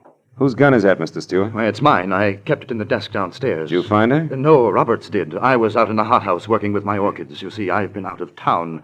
I just came in this morning on the super chief from Chicago, and I wasn't expected back until Wednesday. Yeah, look, Mr. Stewart, do you mind telling me how well you knew Mrs. Asher? Oh, very well indeed. Ever since the accident 3 years ago, she lived in my house under my care. The accident? Yes, that's how she got those scars on her cheek and neck. As you can see, my hands were burned at the same time. Would you mind telling me about it? Well, I was living in Canada at the time. One day, my wife Florence and I went to a camp near Quebec, and we met Helen Asher our first day there. She was a pathetic, lonely woman, a widow. Oh? That very night, while she was visiting us, the oil stove in our cabin exploded. Oh. Florence, my wife, was killed. Mrs. Asher was severely burned. It was ghastly. I can imagine. Mrs. Asher had no one, so I thought the least I could do would be to care for her, since I knew the accident had been caused by sheer carelessness on my part. You took over full responsibility for her? Yes, I did everything I could think of, but she never quite got over the shock of that night, and now this. It's horrible. Have you notified the police yet? No, Well, you no. better do it right now. Yes, I'll go right downstairs and call her. The dead woman on the floor had been beautiful once. No doubt about it. This was my client, and a certain $50 bill was burning a hole in my pocket. I wandered over to a writing table, and as I looked down, I noticed that the Sunday sheet had been torn off the memo pad. It bothered me. Tomorrow should mean nothing to a suicide, yet Mrs. Asher's memo pad showed Monday already. The sheet was blank, but on a hunch I tore it off and stuck it in my pocket. I was about to turn away when I saw a book of matches from the Conga Club. So I picked that up too, and then I left. I drove around for some time trying to figure things out. And I went down to police headquarters to see one Lieutenant Ibarra. It's suicide as far as we're concerned, Marlowe. Everything checks. Mrs. Asher was despondent and she killed herself. She didn't leave a suicide letter, but they don't always. How'd you get in on this? Well, she paid me $50 in advance to air out a small-time bookie or worse named Elliot Purdue. Incidentally, what's the background on Arthur Stewart? Oh, he's a big-money fashion designer. Started his business on his wife's insurance. She died in an accident in Canada. He did a lot for Mrs. Asher because he felt responsible. Yeah, I know all that. But was she left-handed? Did Stewart come in on the super chief this morning, and was it the butler that found the body? That's right. We checked it all. Hey, look, Phil, do you have any good reason to think this isn't suicide? No, not really. It's just that $50 in advance that bothers me, I guess. Oh, by the way, I've got a piece of paper I'd like the boys in the lab to run a test on, okay? Sure, Casey will fix you up.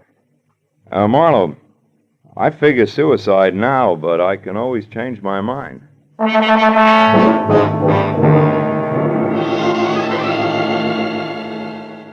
I went down the hall to the police laboratory and handed the blank page of the memo pad to Casey. 10 minutes later, he explained that the impression showed a left-handed person had written the number Bradshaw 711 with a wide-point fountain pen, probably on the page just above the one I'd given him. Well, I thanked him, dropped 4 bits in the Christmas fund bottle, and found a phone. I dialed Bradshaw 711 and waited.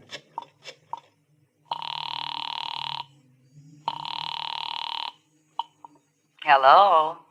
Hello? Who's this? The man in the moon. Come up and see me some other time. Hey, wait a minute. I like your voice. And besides, 711 is a very lucky number. Uh-huh. 3 passes in a row. But don't let it fool you, Jack. The answer is no dice. Goodbye. Yes, well. I gathered she was in no mood for playing, so I decided to be strictly business and dialed again. There was no answer. I let it ring for some time, but Miss Golden's voice obviously wasn't taking any more anonymous calls. Had left only the long shot, the book of matches I'd found on Mrs. Asher's desk. The Conga Club was on the Sunset Strip, so I drove out there, found a parking space on a side street nearby, and went in. I didn't know exactly what I was looking for, so I paid $1.10 for a scotch and soda worth 40 cents, just to help pass the time. An amber spotlight was glistening down on a set of sequined contours that would have melted the Ice Age down to a fortnight. And she was singing. For wherever my man is, I am his forevermore.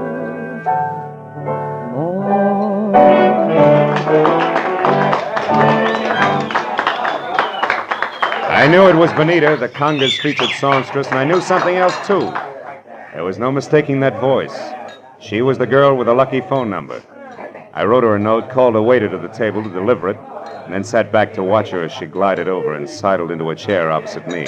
It was your penmanship that intrigued me, Mr. Miller. It was your voice and so forth, mostly the so forth, that got me, Benita. Would you care to decipher the Sanskrit you called a note? The waiter said you wrote it. Sure. It says important business. That's an idiom. If you wanted to talk turkey, how would you translate it? Do you know a woman named Helen Asher? Not that I remember. Why? Well, your phone number showed up on a memo pad. How do you account for that? How should I know? Maybe she intended to call me up. Look, you're quite a handsome man, Mr. Marlowe. But you look silly with your nose bent. Why do you keep sticking it into other people's business? Because besides being paid for it, it sometimes leads to meeting interesting and beautiful people. Present company included. What do you want? Mrs. Asher killed herself tonight. Mrs. Asher's dead? Yeah. And considering you said you didn't know her, you look very put out about it. All right, Marlowe, you win. But let's not talk about it here. Finish your drink while I get out of this costume. Then meet me outside by the front door in 10 minutes.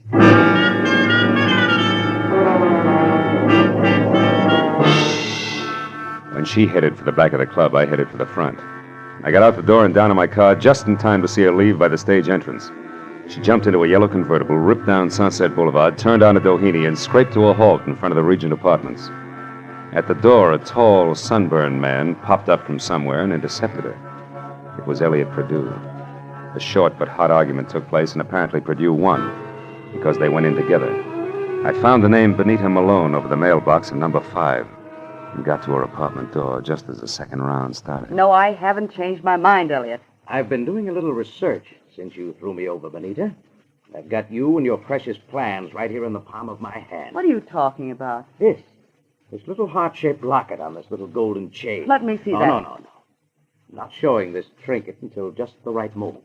Listen, Elliot, I don't know what's brewing in that slimy brain of yours, but get this, if you try to monkey with my life again, so help me, I'll kill you. Now, get out! Benita, would you be interested if I told you that I know Mrs. Asher's secret? And would you be interested if I told you that Mrs. Asher killed herself tonight? That slows you down, doesn't it, bright boy? Yes, but it doesn't stop me, beautiful. I'll be seeing you before you know it. I ducked into an alcove and heard Benita slam the door on Perdue's coattails as he left.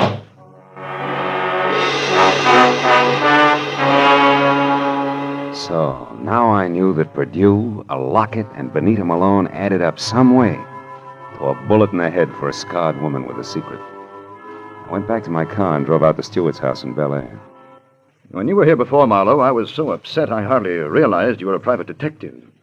You had an appointment with Mrs. Asher. Had she hired you? Yes, to investigate someone, but she didn't live long enough to give me the details. Now, what sort of trouble could she have been in to have needed a private detective? I don't know. But perhaps you can help me find out by answering a few questions. Huh? Anything at all, Mr. Marlowe. Does the name Elliot Perdue mean anything to you, Mr. Stewart? Elliot Perdue? No, I'm afraid not. How about Benita Malone? Yeah, I've never heard of her. You know anything about a heart-shaped locket on a gold chain? A locket? A gold locket? Yeah. Mrs. Asher had a heart-shaped gold locket. Where'd she keep it? Well, upstairs in her jewelry box, I should imagine. Come on, let's have a look, huh? Yes. Right up these stairs here. This is her room, Marlowe. I know. I was here once before. Why, it's not here. It's not on her dressing table. Her jewelry box, it's gone, Marlowe. But you think that... Elliot Perdue has it. I can't understand this. What's the locket like? What's inside it? Just a picture. It was valued by Mrs. Asher because it was the only one she kept of herself the way she looked before the accident. Now, why would anyone else want that? I don't know. But when we get that locket, we'll get a lot of answers along with it.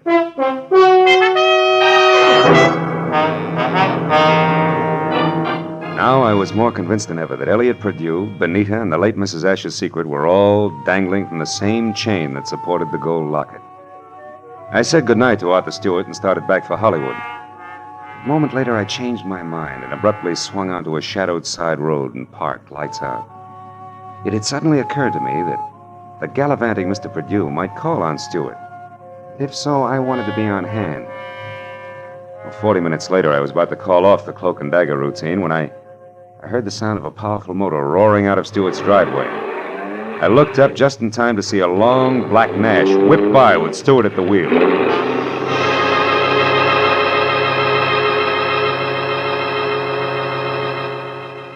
From the speed of the car, I was certain he wasn't going out for the morning papers. Decided to go back to the house and question the butler while I could have him to myself. Oh, why, no, Mr. Marlowe. I haven't any idea where Mr. Stewart went. I only know that he had a telephone call, after which he dashed out of the house highly upset. Well, maybe some sick friend needed sitting up with, huh? But tell me, Roberts, did you ever hear of a man named Elliot Perdue? Oh, yes, sir. He called on Mrs. Asher here once or twice while Mr. Stewart was away on business. When did you last see this Mr. Perdue, Roberts? Yesterday morning, sir, about 10 o'clock. And one thing more, did you ever see Mrs. Asher wearing a gold locket, a heart-shaped one? Oh, quite often, sir. As a matter of fact, she asked me about it just yesterday morning, shortly after Mr. Perdue left. She couldn't locate it anyplace. A singular coincidence, huh? Oh, by the way, what do you know about a singer named Benita? Benita? I've never heard of her, sir. Are you sure she's never been out here as Mr. Stewart's guest? Why, I'm positive, sir. Mr. Stewart never has any ladies out here, of any kind. No? Doesn't that strike you as being strange, Roberts? After all, Mr. Stewart's a very eligible widower. Widower, yes, Mr. Marlowe, but philanderer, no. Good night, sir.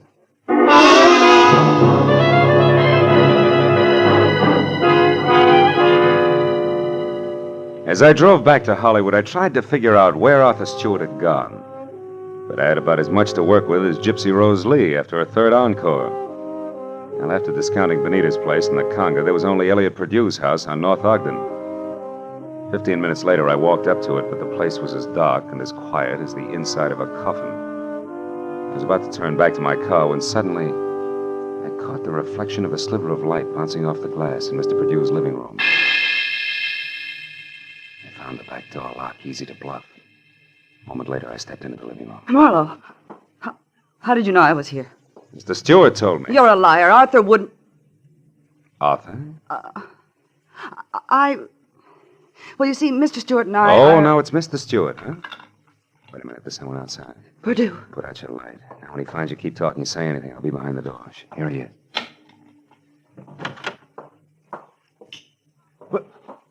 Well, Benita. What a waste of time, my dear. While you've been here rearranging my socks, I've been talking to your boyfriend with the locket safely tucked away right here in my breast pocket. How clever of you. How absolutely ingenious. It's a bit late for nasty words between us, Benita, because possession of you was part of the bargain I struck with Mr. Stewart. You see, What are you staring at? My big blue eyes, Perdue. Don't move or I'll blast you. You'll do nothing. No! Get the gun, Benita. Now, Perdue, we'll play some more. Now the gentleman's breast pocket. Ah, here it is, Benita. Safe and sound. Which is just the way I want it, Phil. What? My own gun. Why, you beautiful the snake. Locket, Marlowe. Come on, I get nervous with one of these things in my hands. Throw it here. Thank you. Now, when I leave, Phil, don't come after me, because I'd hate to fill you full of little holes. Good night, dear.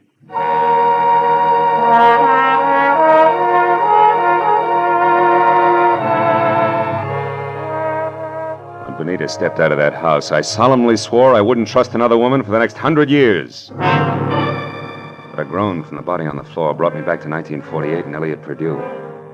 I knew that he had seen the picture in the locket, so I went to work on him. Come on, Perdue, snap out of it. Come on. Huh? Oh, it's you, Marlowe. Who'd you expect, St. Peter? What was in the locket, Perdue?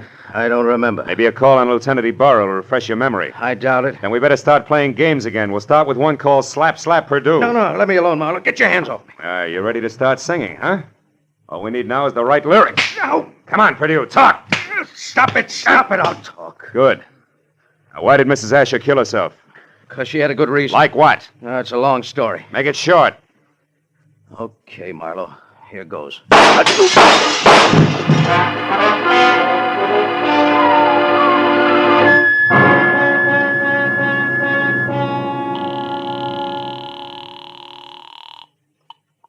Lieutenant Ibarra speaking. Hello, Ibarra. There's a 5-minute-old corpse lying in his living room at 1903 North Ogden. Name is Elliot Perdue. 3 shots through a closed window. I was lucky. Any description of the killer? No, none. Now, look, Ibarra, right now I'm going after a songbird named Benita Malone at the Regent Apartments on Doheny. Will you cover me there without sirens? Sure, Marlowe. I'll attend to it in person.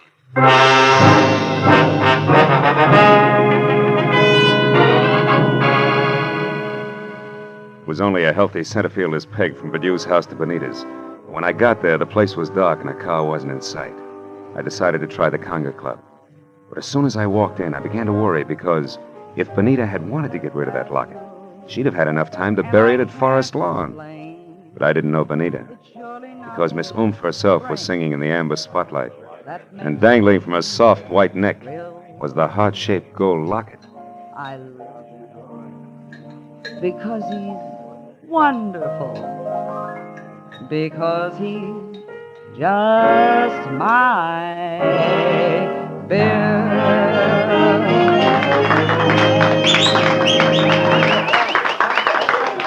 When she caught my eye, she smiled like a maitre d', and the moment she was through with her song, she headed back in my direction.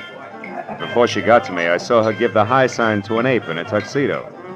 He looked at her and then across toward my table and left the room. I watched Benita glide across the floor in my direction. She was distinctly a thing of beauty. Thanks. Well, Phil, what do you think of my singing? Oh, I'm just crazy about it. That and your jewelry. Especially that locket, family heirloom. It was more or less handed down to me, generation to generation. That's an old Spanish custom. Yeah, so I've been told. And I imagine tradition prohibits your parting with it, huh? That's right. Unless, of course, someone with oodles of money offers me lots of it in exchange. Then naturally I'd be obliged to part with it. I don't think you'd feel obliged to your mother on the second Sunday in May. Besides, I don't have oodles of money. Oh, you should have told me that earlier. Goodbye, good looking. Hey, wait a minute. We couldn't do any business in a minute. And don't follow me if you want to stay pretty.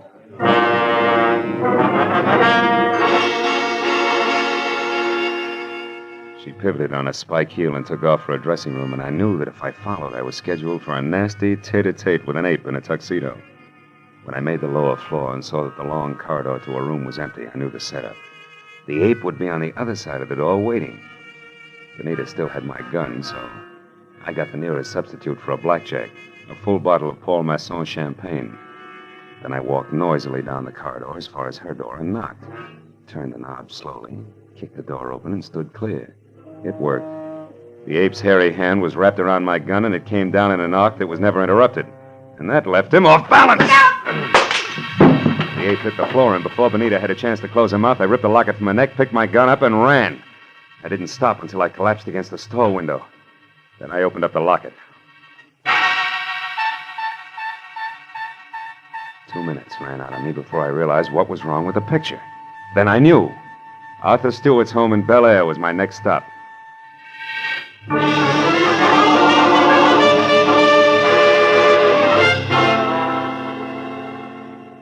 30 minutes later, I pulled up away from the place and parked. And keeping in the shadows, I approached the house where only the library and an upstairs bedroom showed any light. The library had French windows. When I moved up close, I was startled by the sight of a figure going through Stewart's desk. I stepped into the room and found it was my little friend, Benita. I've got my own gun again, Benita. Phil. Oh, doing a little dusting, honey? Oh, don't be funny. I'm not trying to. How is it you're not upstairs helping Stewart pack? Because I've already finished packing Mr. Marlowe, and don't turn around. That was well done, Benita. Oh, fine. Sucked in by a little decoy sprinkled with sequins. Don't mind the pros, Marlowe. Just toss your gun on the couch over there. Now. That's better. You know, Marlowe, I can't say that I'm very sorry for you. I don't expect condolences from a character who murdered a woman this afternoon and a man this evening. You killed Mrs. Asher? Yes, and that blackmailing scum Perdue as well. But both murders were very necessary, Benita. Even as Marlowe's here will be. Come over here, Benita, behind me. Hurry, Arthur, let's get out of here. Don't worry. And now, Mr. Marlowe, it's time for you. Well, thanks, Benita. You swing a beautiful bookend. You know, I had you figured all wrong. Now, don't mention it, dear. I heard the cops coming anyway. You sweet child. We're in here, Ibarra, all of us. Oh, Marlowe, I figured you'd be out here when you didn't show up at that Songbird's place. Well, what's this? The little man on the floor with a large bump on his head is Arthur Stewart, the man who killed Elliot Perdue to keep him from telling me the truth about Mrs. Asher, and the man who killed her this afternoon. So Mrs. Asher didn't commit suicide after all. No, but she wasn't murdered either. She died in that accident in Canada 3 years ago. What are you talking about? Well, the woman that Stewart killed here this afternoon wasn't Mrs. Asher. It was his wife, Mrs. Florence Stewart. You see, there must have been a mix-up in identifying the bodies of the two women at the time of the accident. Mm-hmm. Stewart and his wife had Mrs. Asher buried as Mrs. Stewart. Then they collected the insurance. Neat, huh? Yeah. But what happened? Yeah, it's simple. Stewart got bored with his scarred and unattractive wife, and he started running around with choice little numbers. Like Benita here. Phil, honest, I didn't know a thing about this. Stewart told me that Mrs. Asher depended on him so heavily that she'd be crushed at his seeing another woman. But I didn't know she was his wife. Marlowe, how do you figure this all out? From a locket that belonged to the woman we knew as Mrs. Asher. It had a picture of Stewart and Mrs. Asher taken in dress clothes before she was scarred. Yet Stewart claimed that he and his wife had only met Mrs. Asher the day of the accident, and on a camping trip at that. But, Phil, I saw the picture, too, and I didn't figure that out. That's because you were too busy trying to figure just how much the locket was worth to Arthur Stewart, or to anybody, in cold cash. You were blinded by all the dollar signs in front of your eyes, baby. Why, Phil, how can you say such things?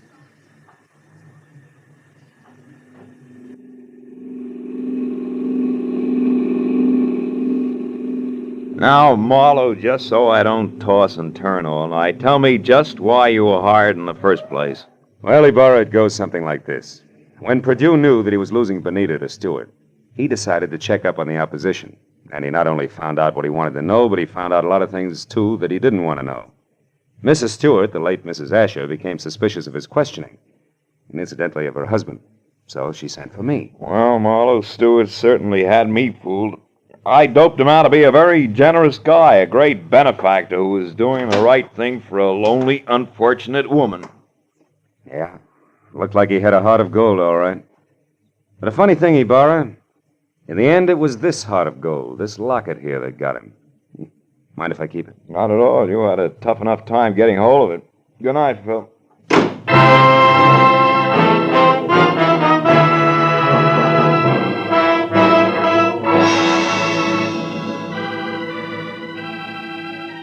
Well, by the time I got back to my apartment on Franklin, the sky was beginning to fill with the soft gray of morning.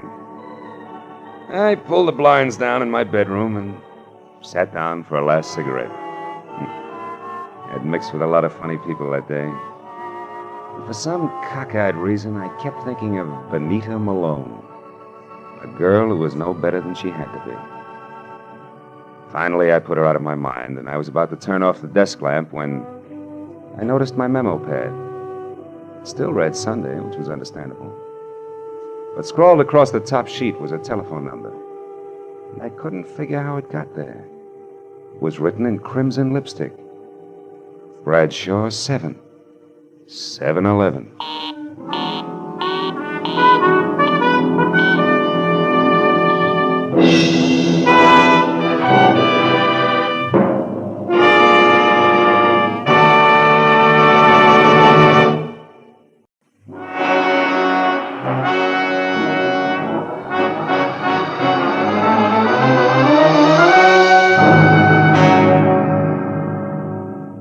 I had killed the shank of the afternoon in a Hollywood department store, trying for the 5th consecutive year to select something unique in a personalized Christmas card. A bright-eyed salesgirl finally suggested in desperation a smoking 38, spelling out Noel in delicate wisps of white curling smoke. Well, I gave up, settled for a reissue of last year's unoriginal message. An hour later, I was driving out toward Sepulveda and my new client, August Quigg. And I was glad to be away from the pre-holiday crowds and back to work. When I pulled up in front of the factory building, an immodest sign told me the man I was to meet inside was president and co-founder of Quigg & Slater, manufacturers of nothing but the best in construction materials. Come in, come in. Be with you in a minute. I'm on the phone. Listen, August Quigg does not change his policy overnight, Slater. Not after 25 years. You should know that, you of all people. Never mind the excuses, Slater. Those you always have, and they make me sick. Partnership trouble, Mr. Quigg? Oh, no, my partner is dead now 10 years. That was his son, Keith Slater. But he has nothing to say here. His father left it that way. Well, sit down, Mr. Marlowe, please. Slater is not what I want to talk to you about. All right, Mr. Quigg, who is the man and what's his problem? My general manager, Frank Emery. No? He has embezzled $60,000 of this company's money in the last year. Then isn't this a great time for you to climb the nearest rooftop and scream copper? No, because I want to save Frank Emery, not condemn him. Why? What's so special about a general manager who keeps dipping itchy fingers into the till? Mr. Marlowe, Frank Emery has worked for me for 7 years. And in that time, he has climbed from shop worker to plant foreman to general manager. And that is something which took me 15 years. Which proves what? That Frank can one day go right to the top. Here, to my job. The honest way. And that is just the path he was on until a year ago when he got married. Oh. Then he started to fill his pockets with company lettuce before he'd even gotten rid of the rice, is that it? Yes, but don't leap to any conclusions, Mr. Marlowe. Because his wife, Sheila, is a very sweet woman. Everybody knows that. And if anything, she should be a good influence. Mm-hmm. Mr. Quigg, what's Frank Emery's salary? $175 a week. When'd you last see him? This afternoon, about 2 o'clock. I called him in here. But I didn't say anything about the shortage. We just talked. I asked him if he thought he needed a vacation. He only sulked. He said he'd be all right in a little while. Then he left. But when he got back to his desk, he only stopped there long enough to pick up his hat. That was 3 hours ago. You've called his house since? Twice, but I got no answer. Here's the number, Marlowe, and the address. Now we better stop talking, start moving. I must know what Frank Emery plans to do. Yeah, this is my private number. The plant will close in half an hour, but I'll be here working late. Okay, but before I get going, Mr. Quigg, one more question. Just so all this will make some sense to me. Were you ever in a jam like this yourself? A long time ago, maybe? And you know what it's like to be in Emery's shoes? You're a pretty alert fellow, Mr. Marlowe. I do seem to remember a rich man who once kept me out of a lot of trouble. But the details aren't very clear anymore, so good night and good luck.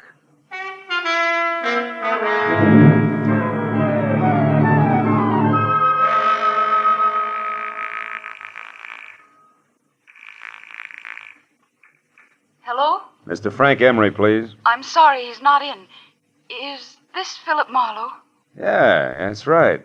That should make you Sheila Emery, huh? Yes, I just finished speaking to August Quigg at the plant, Mr. Marlowe. He told me about you. And about Frank. Take it easy, Mrs. Emery. Crying isn't going to help Frank any. Yes, I know. But how can I help Frank? What can I do? I'm not sure, but look, can you meet me right away? I'm at the Golden Crown. It's a cocktail lounge on Santa Monica Boulevard near Bradley. Yes, of course, Mr. Marlowe. I'll be there as soon as possible.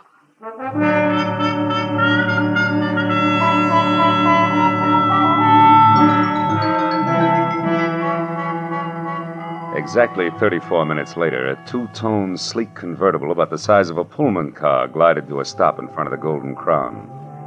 The loveliness behind the wheel was wearing a $100 hand-knit dress that just wouldn't let go.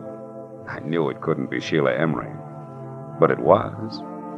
She was a tall, luscious blonde with blue-gray eyes that were set wide apart and a face that any angel would have gladly traded his wings for. Now, 5 minutes later, we were seated inside at a quiet corner booth. But only 2 weeks ago, everything was perfect, Mr. Marlowe. Frank didn't seem to have a care in the world. Then all of a sudden, he changed. He became quiet, almost morose. You never suspected that he was stealing from Quigg? Of course not. And I still think there's some explanation, something we don't know about. Maybe. But from where I sit, it looks like you two have been keeping up with the Vanderbilts instead of the Joneses. It always dents the bank account. Just what do you mean by that, Mr. Marlowe? Exhibit A, that knit 1 Pearl 2 number you're wearing. What? Exhibit B, that splash of automobile you drove up in. But Frank said we could afford those things. I know because I was worried when we bought the boat. Yeah, what boat? The Carefree. It's a 30-foot sailboat. We dock it near our cottage just beyond Santa Monica. Hey, wait a minute. A sailboat, a cottage at the beach, that car? Just how far do you think $175 will stretch these days? What do you mean? Frank makes twice that, plus bonuses. Not unless he has a very fancy paper route on the side. Because 175, period, is the figure that Quigg quoted to me an hour ago. Oh, no. No, I can't believe that. Frank wouldn't lie to me that way. Yeah, some guys do funny things when they're too much in love. Oh, now look, tears take time, honey. How about holding him back long enough to give me some dope that'll put me on Frank's trail, huh? I mean, names and numbers, his clubs, his friends, anything that'll give me a line. Yes, of course. But all that information is in his address book at home. All right. Home's our next stop. Just between us, Sheila. What are the chances that Frank has an extracurricular interest on a back street somewhere? Another woman? Oh, no, I'm sure that's not the way things are. Frank loves me very much. Yeah, I guess so. Believe me, if he doesn't, we're not looking for an embezzler. We're after a maniac. Come on, let's get out of here.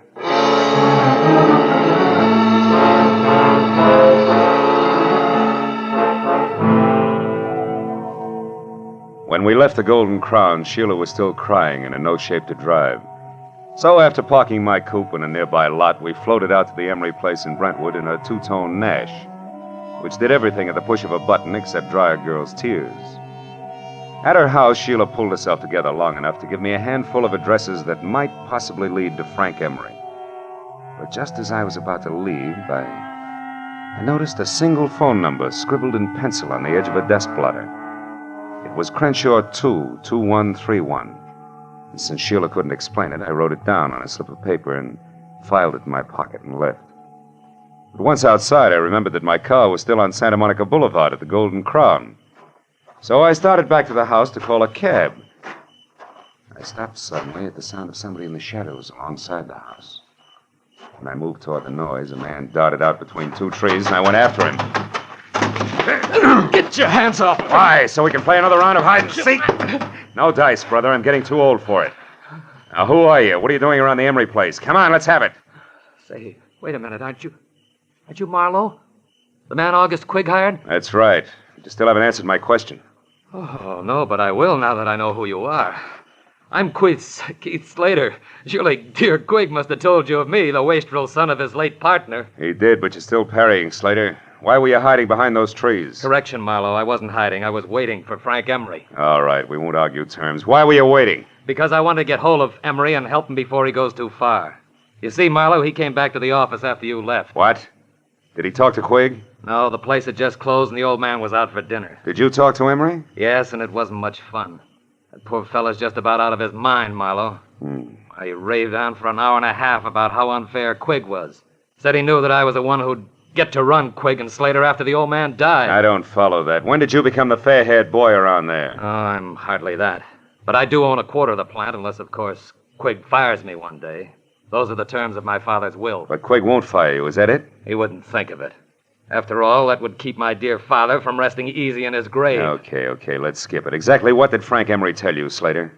He said that August Quigg was a two-faced liar and that he'd settle with him in his own way. I told Quigg that when he got back from dinner. And I also reminded him that Frank had a key to the office. That didn't faze Quigg, did it? No, he said he never worries twice. If Emery walked in on him, he'd think about what to do about it then. I tell you, Marlowe, we've got to get hold of Frank Emery and stop him before it's too late.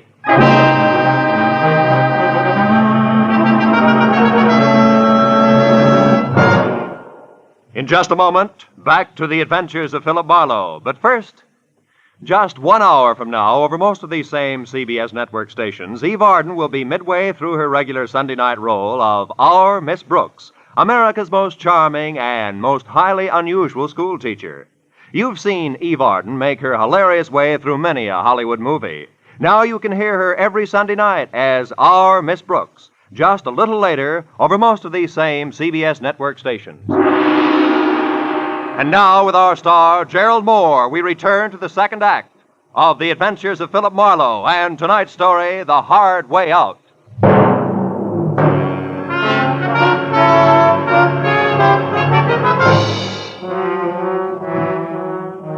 It was nearly an hour later before I was back in my office on Cahuenga with my finger in the dial of the telephone, checking the names and places that Sheila Emery had given me. 2 nightclubs, 3 hotels, and 5 friends later, I'd run through the list without a single kosher lead. Sitting there thinking of all the places a guy could disappear to, I reached into my pocket for a lifesaver and found something else. The slip of paper that read Crenshaw 22131. The number I'd seen on the desk blotter at Emery's place. So, with nothing more to lose than another millimeter off the tip of my index finger, I went back to dialing.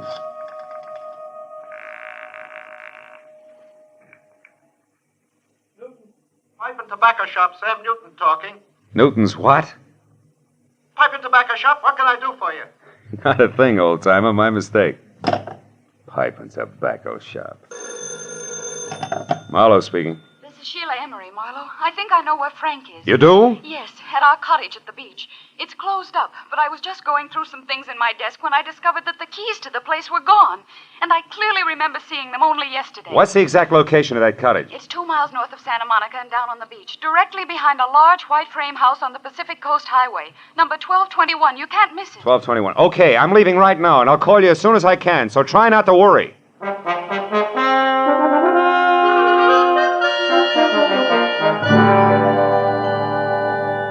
Somehow or other, I made it straight out along Sunset to the beach and then north as far as the large white frame house without being tagged for low flying by any of the boys in blue. But when I got down to the cottage on the beach, I found it deserted and boarded up like opening night at an unlicensed peep show in Boston. Except for a couple of stray gulls who probably had insomnia, I was all alone. But the gregarious streak in me didn't suffer very long, because a minute later I had an unannounced visitor. It was a nasty caliber .45 automatic. And the man on the other end who gripped the handle like he knew what he was doing was none other than the general manager of Quigg & Slater, Mr. Frank Emery. Mind telling me who you are and what you want here? Well, the name, which probably doesn't matter, Mr. Emery, is Philip Marlowe. But my business with you is something else. I'm working for your boss, August Quigg, and believe it or not, he wants to help you. That's a lie, Marlowe. Nobody wants to help me, and you know that. This is a smart trick, but it won't work. It can't work. And I'll tell you why. When the police do get to me, Marlowe, they won't find anything but a corpse. Is that clear? Suicide. Don't be a fool. What about your wife? Marlowe, that's why I took the $60,000.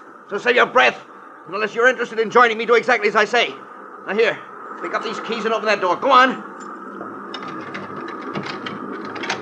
Now, throw the keys back gently. Please. Emery, listen to me. No. I've listened to too many people already. Now it's my turn to talk.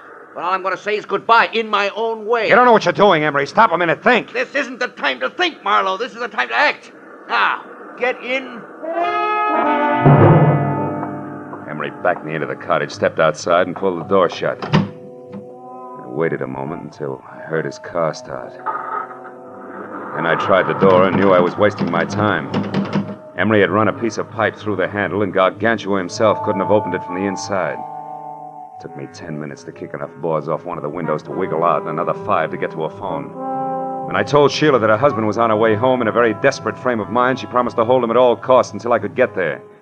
20 minutes later, I was in Sheila's house on Bundy Drive. Marlowe, what happened? Where's your husband? I don't know. He hasn't been here. Oh, fine. After you called me, I waited, but he didn't come back. Marlowe, what did you mean when you said Frank was desperate? I'm afraid Frank intends to kill himself. Kill himself? Oh, no, he can't. Now, we still may be able to stop him. When he left the beach house, he was heading someplace to say goodbye.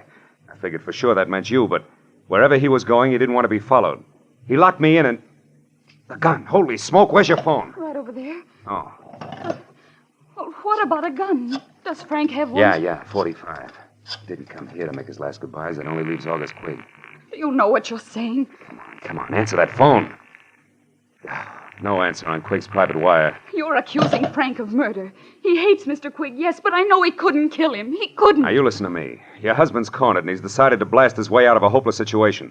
I'm going to Quigg's office. If Frank comes back, try to keep him here. But don't try too hard, because it might be dangerous now, even for you. I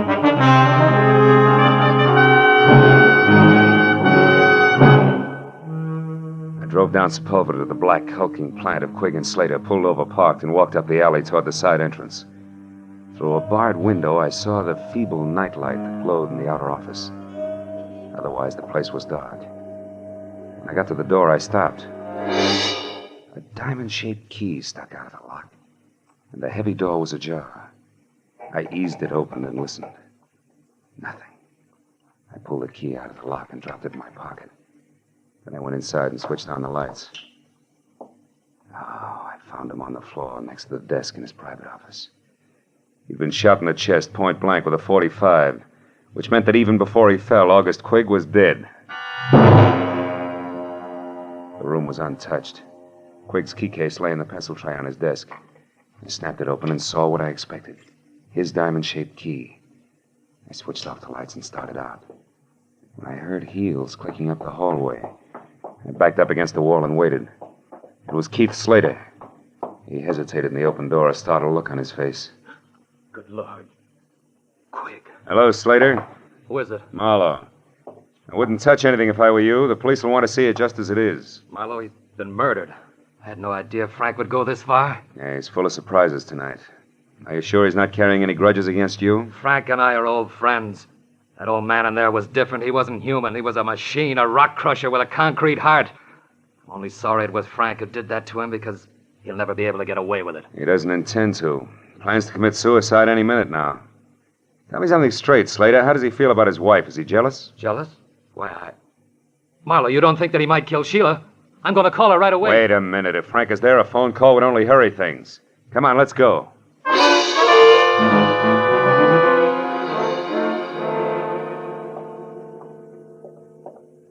I don't like the looks of this, Marlowe. Neither do I.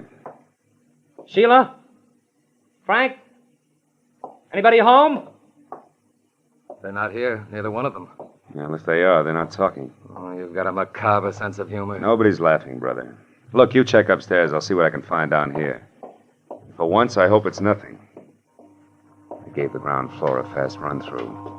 It was neat and tidy, from copper-potted ivy on the dining room wall to the sunbeam toastmaster on the breakfast tray. The only thing out of place was a bottle of scotch near the kitchen sink, and lipstick on the glass beside it said Sheila. I was back in the living room before I found out why she had needed that bracer.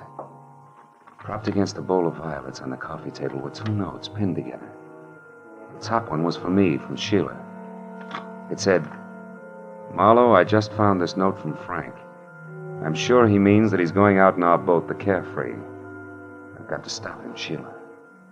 I turned to Frank's note and was reading it as Slater came down the stairs. Nothing unusual upstairs, Marlowe, did you? What's that? What have you found? Frank's suicide note. He asked Sheila to forgive him and forget him. Yeah, read it yourself. I'm going to call the police. Sure he means that he's going out in our boat, the Carefree. Say! Wrong. I thought you were going to call the police. I was. But I noticed this phone number here on the desk blotter again.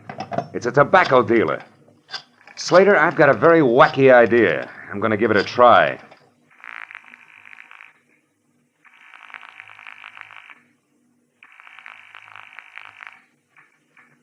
Hello? Newton Tobacco Shop?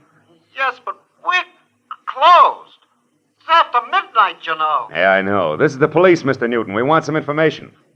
Police? What did you want? Take it easy. Do you have a customer named Emery, Frank Emery? Yes, he was in late this afternoon. What'd he buy? Tobacco, a special blend I make up for him. I see. How much of it did he get? Oh, my. Let me think now.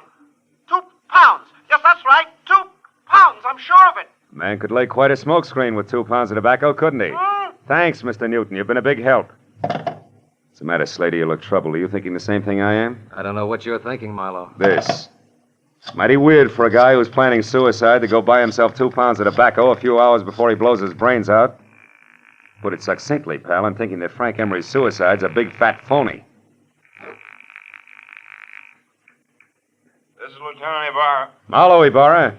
Catching you at this hour is the best break I've had all night. How so? What's up, Marlowe? Guy's been murdered, and his killer, one Frank Emery, is getting away by boat. Can you sell the harbor patrol on running him down for me? It's his own, a sailboat called the Carefree. A 30-footer with an auxiliary motor.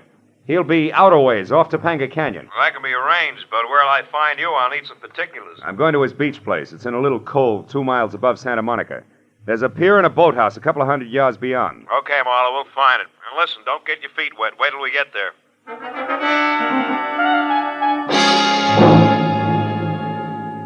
The Emery beach house was deserted and dark. So Slater and I went on to the boathouse, which was dark, too. But that's where we found Sheila lying on the planks, sobbing out the end of a long, hard cry. Slater ran to her and lifted her to her feet. Oh, Sheila. Sheila, what happened? Where's Frank? Oh, Keith. I was too late. I saw him leave. He waved to me and called goodbye. I begged him to come back, but no, he never will. Don't be too sure of that, honey. Oh, what do you mean, Marlowe? Oh, wait a minute. That boat coming in is probably Ibarra. Marlowe! Yeah, here, Ibarra. I got another boat out looking for the Carefree, Marlowe, so I came directly here. Who's this? Mrs. Emery, Mr. Slater, Lieutenant Ibarra. How do you do? Lieutenant? Well, Marlowe, what's it all about? Well, the embezzler killed his boss, set up a strong case of suicide, and at the moment is pulling a very fast switch. Well, you mean he's not really checking out? How'd you figure? He bought 2 pounds of his favorite pipe tobacco today. What's that? Wait, Sheila.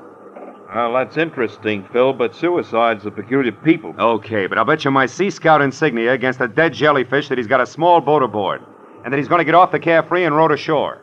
How about it, Mrs. Emery? Is there a small boat? There's a rubber life raft in one of the lockers. That'll do it. It's all he needs. Senator Barra. Yes, Mooney, what is it? We just got a call on the radio from the other boat. They've spotted the Carefree running without lights southwest about 2.5 miles offshore.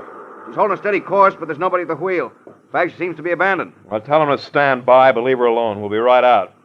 Well, Marlowe, we'll know in a minute. Let's go, folks. Get aboard.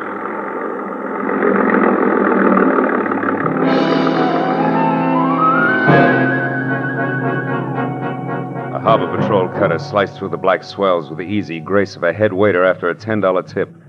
And all the way out, it looked as though Marlowe was going to be the bright boy of the evening.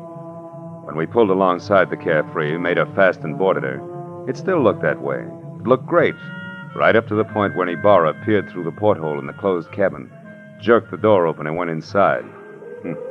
After that, it didn't look so good. Marlowe, come in here. Frank Emery? Yeah. Yeah, that's him, Ibarra. He's been shot over the heart from up close with a .45. Undoubtedly the one he still has gripped in his hand there. Lieutenant Ibarra, is it Frank? Yeah, you better not come in, Mrs. Emery. Your husband has killed himself.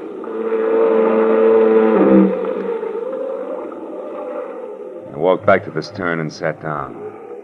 Ibarra was going through his grim routine inside, and I felt lousy.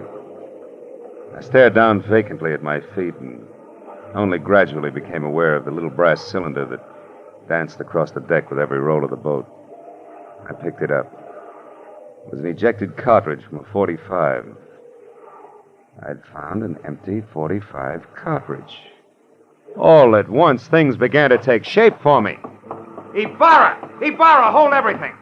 I was right. Emery didn't commit suicide after all. Phil, the man's body's right here, the gun in his hand. I know, but he was murdered. Now, look, I found this out on deck, and the door to this cabin was closed. Do you remember? When a man is shot with a .45, he drops. He doesn't walk in, close the door, and then fall. Well, that's... Did Emery have any keys on him? Yes, these are his. They're in the ignition by the wheel. Sure. Look, this diamond-shaped one. It matches one I've got in my pocket. Come on out on deck, Ibarra, and watch closely. Hey, Slater! Slater, can I see your key to the side door of the factory? Why, certainly, Marlowe. It's right here in my pocket. It's not in your pocket because it's here in my hand, Slater. You were so excited when you shot Quigg, you ran off and left it sticking in the lock. No. And here's one for you, Mrs. Emery. While the Carefree was still tied up at the dock, you stood right here, surprised your husband in the cabin door, and shot him. This little cartridge was ejected back to the stern. But you forgot about that, because after you shoved him inside and put the gun in his hand, you closed the door. Then you started the motor, locked the wheel, and cut the boat loose. I don't know what you're talking Look out, Ibarra! Ibarra's after your gun! That was nice, Ibarra. Marlowe, I wouldn't have believed this. Don't lose your place, because you'll have to go over it all again. Don't worry, I won't. You see, it's sort of like an equation. 2 pounds of tobacco and 2 pieces of brass added up to 2 bodies and 2 murderers.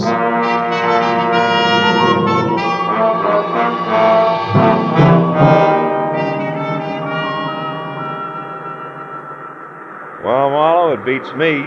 That Mrs. Emery seemed to be nothing but sweet, soft, and stay-at-home nights. Yeah. And yet she pulled one of the richest double crosses on record. Ibarra, she let her husband steal a fortune for her, and even helped him plan a fake suicide to get away. Then she turned around and used this plan, only no fake this time, to kill him. So she'd be free to marry Slater. But you didn't want Slater without the money, right? Right. And as long as August Quigg lived, Slater could never be sure of his income. So Slater killed him, and they hung that on Frank Emery, too. Mm-hmm. And they worked a fast routine of pass the detective right through the middle of it all. While Slater killed Quigg, I was with Sheila. Then Slater took me over while she killed Frank. They make a great team in a shell game, Marlowe. Yeah. But you did all right. Well, see you tomorrow, the report, you know. Good night, Phil.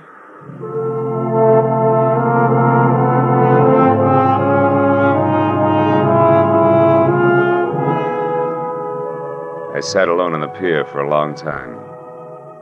I watched the waves come in, and gradually my mind got untangled from the treachery and violence it had been wrapped up in all night. And the lady turned out to be the tiger. And then as my thoughts plowed back through the whole mess of the afternoon when I'd been shopping for Christmas cards, I made up my mind to cancel my order and have an entirely new set printed up. They say it pays to advertise, and if that's true, right across the top of my new cards in big block letters, I'm going to have the words, goodwill toward men. Who knows? Maybe it'll help. Anyway, I hope so.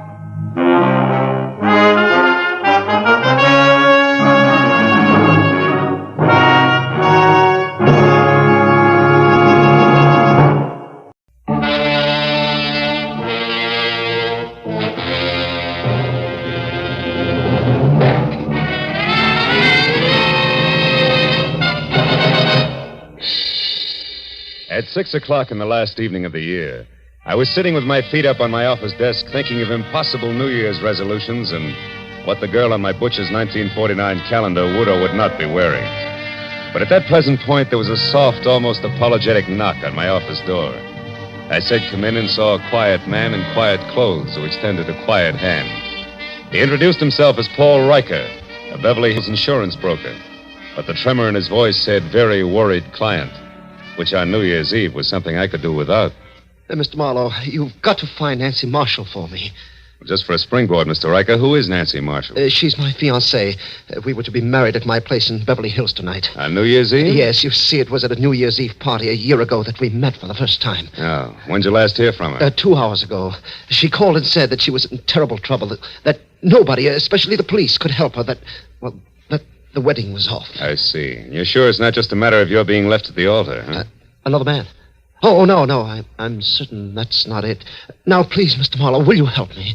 Mr. Riker, to you, New Year's Eve means wedding bells, but to me, it's something else, specifically a cozy little apartment on Wilshire Boulevard where there's a very nice girl and a couple of chilled bottles of sham... Oh, what is it, Mr. Marlowe? What's wrong? There's somebody outside. Riker, get away from that door, quick! Whoever threw those shots through the frosted glass in my office door wasn't interested in checking up on his marksmanship, because by the time I got to my feet, he was taking the stairs to the street. When I got outside, I was just in time to see him pile into a pickup truck and roar off. And the best I could do was get a face full of exhaust fumes and the last 3 numbers on his license plate, which read 711. When I got back to Riker and the glass on my office floor, I found the potential groom whiter, shakier, and less quiet than at our first meeting. Marlowe, did you get him? Do you know who it was? No, I don't. Now relax a minute, Riker, and think. Yes. Who could possibly object to you and Nancy getting married? But that's just it. There's nobody I know of, Mr. Marlowe, and I'm positive that the same is true of Nancy. All right, now tell me, where does Nancy live? In a villa at 1428 North Havenhurst Drive, number 12. Mm-hmm. But I've already been there, and she's gone. Were you inside? No, the door was locked. But, Mr. Marlowe, I thought you had specific plans for this evening. I do. But from the way things stack up right now, they've got a better chance of keeping than Nancy Marshall. Now, look, go back to your place in Beverly Hills, stay away from frosted glass windows, and wait till you hear from me. If we're real lucky, Mr. Riker, it still might turn out to be a happy New Year.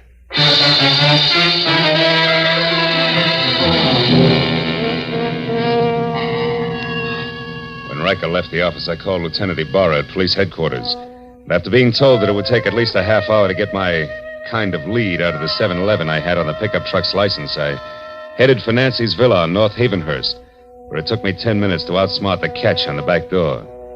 Inside, except for a carelessly overturned box of old snapshots, which meant nothing to me, and a lot of half-open drawers and closets, I was no place. And in the kitchen, where there was a full cup of cold coffee next to an open newspaper, the setup was almost the same. But not quite. Because on the front page of the paper, there was a banner story complete with pictures that shouted the news of 3 men who had broken out of the state penitentiary that morning.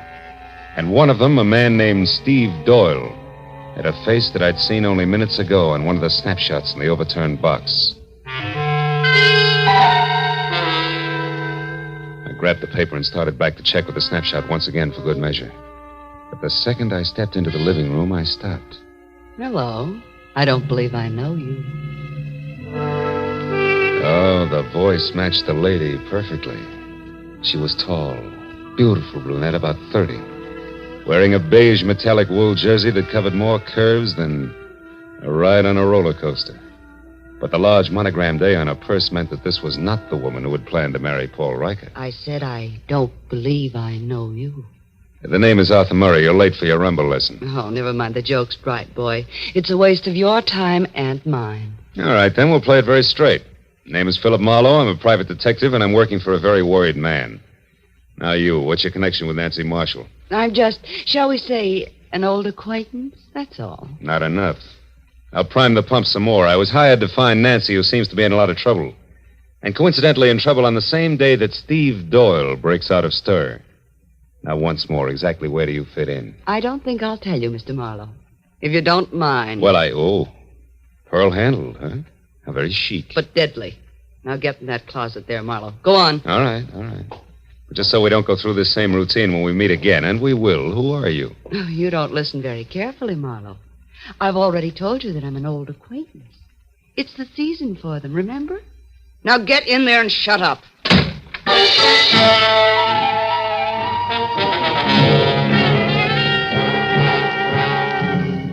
Nancy Marshall's villa was post-war construction at its worst, closets included. So I didn't stay tucked away with the mothballs any longer than it takes to say old acquaintance. The minute I'd kicked my way out, I went right for the telephone and my only 100% bona fide lead. The number's 711.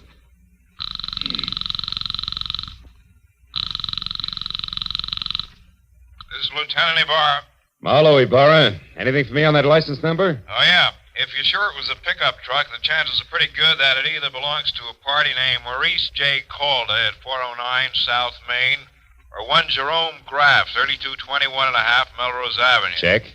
What's up, Phil? Anything I might be interested in? That depends. Ever hear of a guy named Steve Doyle? One of that gang that broke out this morning? The very same. Matter of fact, he's probably driving that pickup truck right now. Oh. But look, Ibarra, I think I know what I'm doing, so how about letting me run this end of it until I get stuck? Well, There's a girl named Nancy Marshall mixed up in this, and a delay at this time might cost her life. All right, I'll stay clear, Phil, for a while. Good. But just so you don't get too careless, remember, Doyle got out of jail this morning the hard way.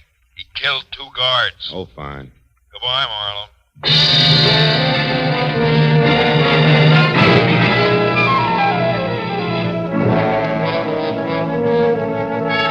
When I got to 409 South Main, I knew that my first choice had to be wrong, because Maurice J. Calder turned out to be a bankrupt junkman, and his pickup truck, which was loaded with everything including the kitchen sink, had 3 flat tires and hadn't moved in a week. So if the numerals 711 were going to live up to their reputation, Jerome Graff had to be my man. And that made the time to be careful now.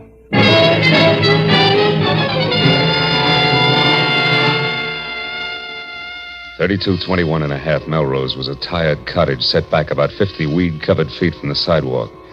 And from the rusted sign, Jerry Graff, mechanic, dangling at a crazy angle from a weather-beaten beam over the front door, I gathered that the place doubled as both Mr. Graff's living quarters and shop. I didn't see any truck out front, so I decided to try the alley in the rear before I knocked on any door. It was then that I noticed for the first time that I was being watched by a short man with a long face who was slouched against a nearby tree like a marionette with no strings attached. If you're lost, mister, maybe I can help you. Maybe? I was looking for a pickup truck. Seen one around? A pickup truck? Mm-hmm. Now, I wonder what that could be. Well, it's a small deal, about a half a ton, and... Oh, I get it. Okay, here. Here's 5. Now my question. Jerry Graff owns a pickup truck, but it ain't here. It's been out since dark. But Jerry's in. He's working late tonight. Working at what? Come on, you got your 5. Talk. Okay. It ain't no secret. Jerry's a nursemaid for one-armed bandits. Slot machines, huh? Is that his racket? Yeah. He used to be a big boy with them, too. But times have changed. Now he just works on them for other guys. What other guys? Oh, mister, I wouldn't answer that for even another 5. I wouldn't stay in business very long if I did. But I'll tell you one thing for free in case you're going to visit Jerry. What's that? Watch out for him. He's a very nasty man. Thanks, but I can take care of myself, Buster.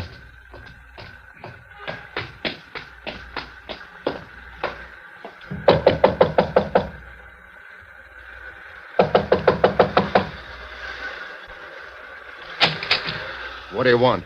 Information. Where's your pickup truck, Graff? Somebody stole it, but he didn't leave his card. Why, what are you, a private dick? That's right, but one that works close to the law. So why don't we call the boys in blue and tell them all about it? The cops? No, wait a minute. I don't like the law pattern around here. Come on in. I'll tell you what you want to know. Let's not skip any of the details, huh? Like, for example, the name Steve Doyle. Doyle? I don't know. Well, okay, fella, you win. The story goes something like this. Want to try again? Maybe a monkey wrench will convince you. You don't throw any straight in your talk, Graff.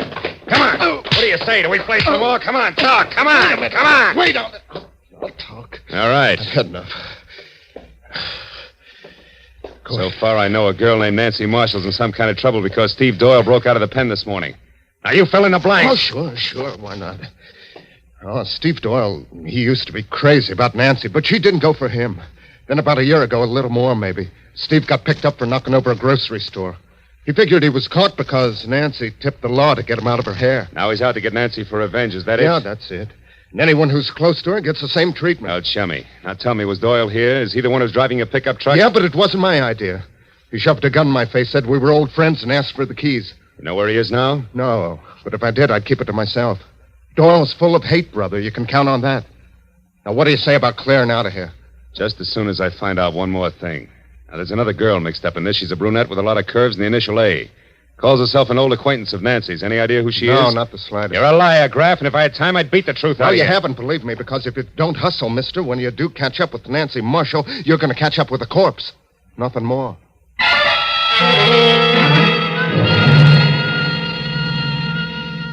When I got outside, two things stood out in my mind like a pair of cleats at Carnegie Hall. First, my client's fiancée was not the most innocent dame in Greater Los Angeles. And second, I wasn't going to get any place until I could locate the old acquaintance.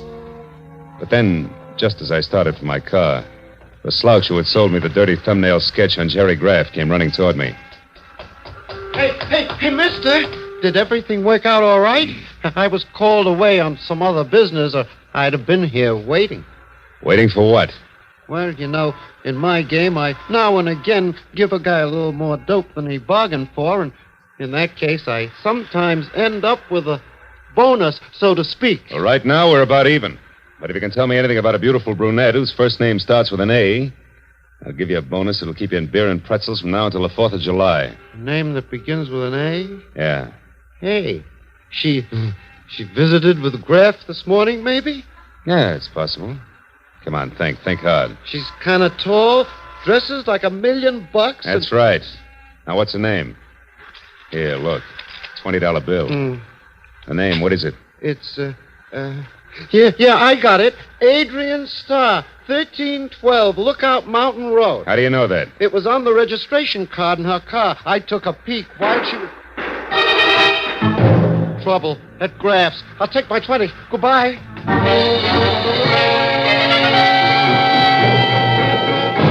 I beat it up the walk to Graff's, and when I got inside, I found exactly what I expected. Doubled up on the floor in the middle of a lot of oily machine parts and still holding his stomach with both hands was Jerome Graff, a very dead man. I started for a telephone to call Lieutenant Ibarra, but then I noticed something small and gold lying a few feet away from the body. When I picked it up, I saw it was an ornamental buckle, the kind that a lady might wear on a coat. So I decided to skip Lieutenant Ibarra for the time being and call my client instead. Hello? This is Marlowe, Riker. Oh, yes, Marlowe. What is it? What have you found out? Quite a bit. But first, I've got to know one thing. Does Nancy Marshall have a gold belt buckle? A gold belt buckle? Yeah. Why, yes, she does on her black coat. But what about it, Marlowe? What does it mean? I'm not sure, Mr. Riker. But it may mean that Nancy Marshall just killed a man.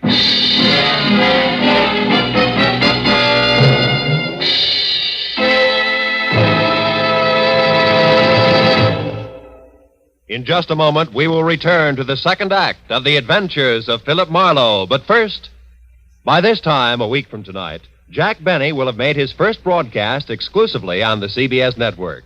Starting next Sunday, you'll find Jack here with Mary Livingston, Phil Harris, Rochester, Dennis Day, Don Wilson, and all the others who have made the Jack Benny Show a regular Sunday evening delight for millions of Americans. Just for fun, the Jack Benny kind of fun, make a New Year's resolution to hear the Jack Benny Show every Sunday starting a week from tonight, January 2nd, over these same CBS network stations. And now, with our star, Gerald Moore, we return to the second act of Philip Marlowe and tonight's story, The Old Acquaintance.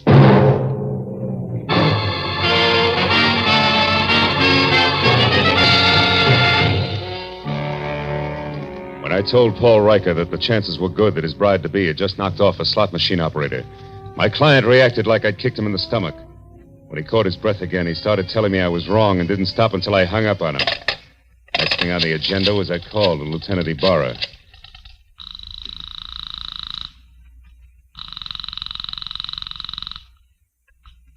Lieutenant Ibarra speaking. Marlowe again, Lieutenant. Oh, did you find the owner of that pickup truck, Phil? Yeah, I found him, Ibarra. I'm calling from his shop now.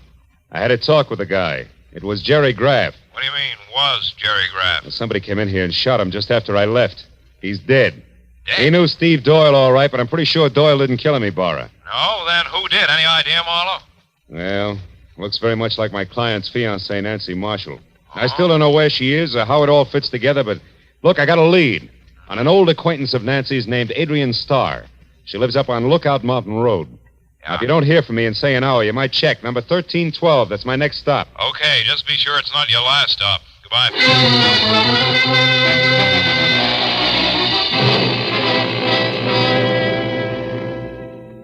I drove up Laurel Canyon to Lookout Mountain. The only sign of life was a young couple parked where they could look down at the city lights, if they wanted to. I backed into a bushy driveway across from Adrian Starr's bungalow and stopped. It was small, modern, and looked deserted, except for one dim light upstairs. I was about to get out and verify that when a pair of headlights flashed down the road and a yellow convertible swept to a halt in front of the place.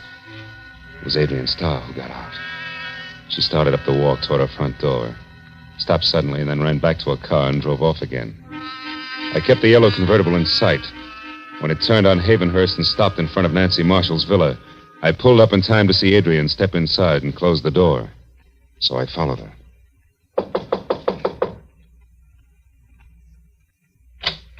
Marlowe, what do you want? I want to know what Jerry Graff means to you, Adrian. I don't know any Jerry Graff, so it means nothing. Come on, stop it. You went down to his shop to see him this morning. I thought you might like to know that he's dead. Dead? Mm-hmm. The cops are hungry for anybody who so much as knew his name. Maybe I better come inside and talk it over, don't you think? Yeah, maybe you better. Just a minute. Thanks.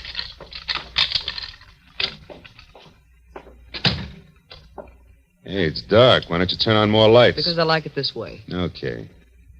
But, honey, if you've still got that pearl-handled popcorn of yours, let's leave it out of the conversation. And let's make it straight. Why'd you drop in on Graff this morning? Because I knew that sooner or later Steve Doyle would head there. I had to know if Steve intended to leave town or was still determined to get his crazy revenge. And all for Nancy Marshall, huh?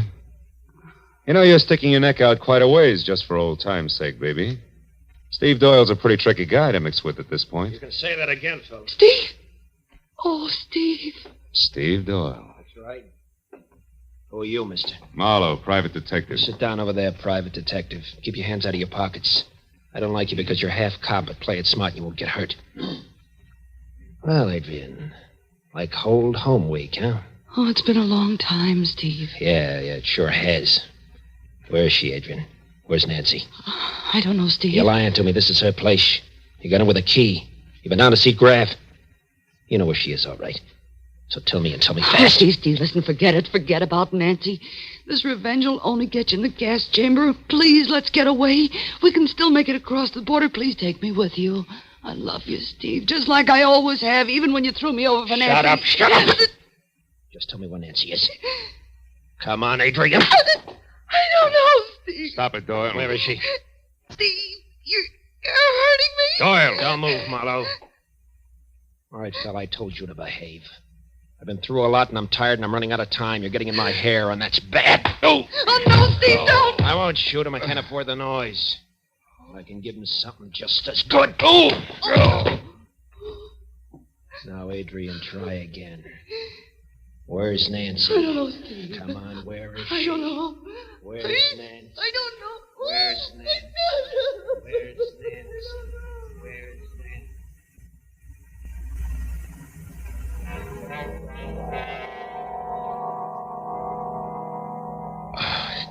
I couldn't remember where I was or how long I'd been lying there, but gradually I got the crazy idea that I was being robbed by a very unhappy crook because I was sure that somebody was crying and going through my pockets at the same time. Oh, I tried to open my eyes, but all I could see was a little gold buckle danced back and forth in front of me. When it finally disappeared altogether, I rolled over and hauled myself up onto my knees. And then it all came rushing back to me.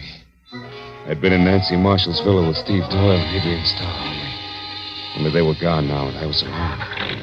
I heard a car start outside, so I got on my feet and made it along the wall to the door. It was Adrian, and she was behind the wheel of my coupe. Stay away from me, Marlowe. Where's Doyle? He took my car. He's gone off to Nancy. I've got to stop him, Marlowe, so get out of the way. Somehow I managed to jump back just in time to keep from getting a press job with the tread of my own fist tires. And it took 10 minutes of steady concentration to get it through my throbbing head that Adrian had actually stolen my car and was gone. Oh, the cold air must have helped me because one thought led to another, and I finally began to separate the facts from the fancies. I hadn't dreamed all I thought I had. And when I realized that, the whole idea hit me, and hit me hard. I knew that I'd better get out to Lookout Mountain in a hurry. I made it to Sunset, hailed a cab, and collapsed in it. Where to, mister? Lookout Mountain Road. Make it fast. Oh, it's rugged in this craft. 2 years in, you know. Here's $10. Does that help? It's important. Oh, it helps plenty. I know a great shortcut, a new road that's not yet finished. But how are you on bumps? Few more won't matter, pal. Let's go.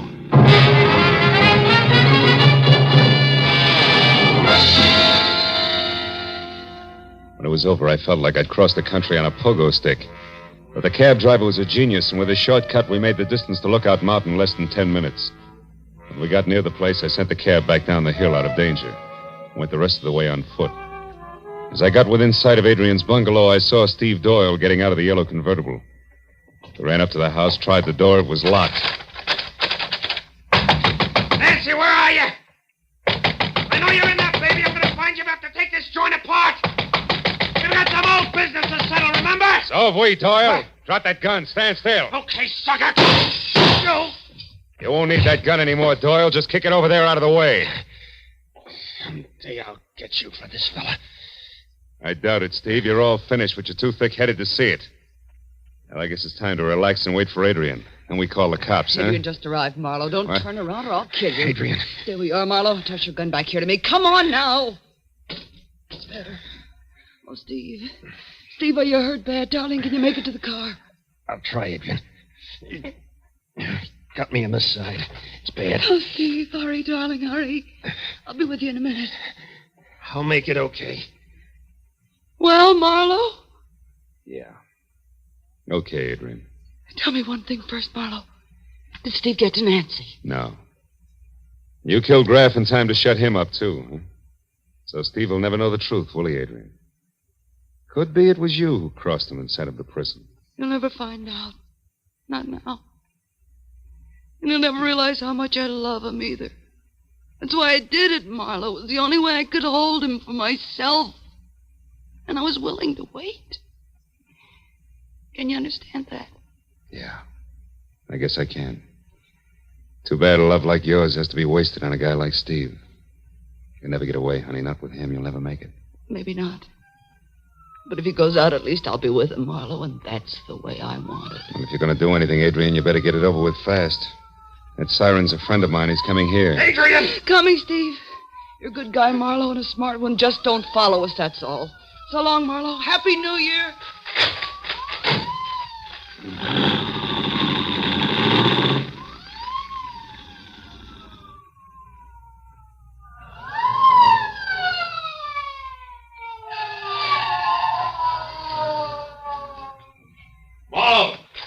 Marlowe, that car just pull out of here. Who was in it? Steve Doyle and Adrian Starr, Ibarra. That road makes a horseshoe turn. That'll bring them out down below us there, that junction.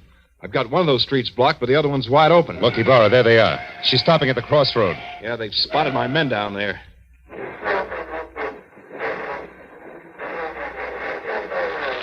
She's turning around. They're heading out the other way. She must be crazy, Marlowe. They'll never make that curve at that speed. They're not slowing down, Ibarra. She's heading straight for that stone wall.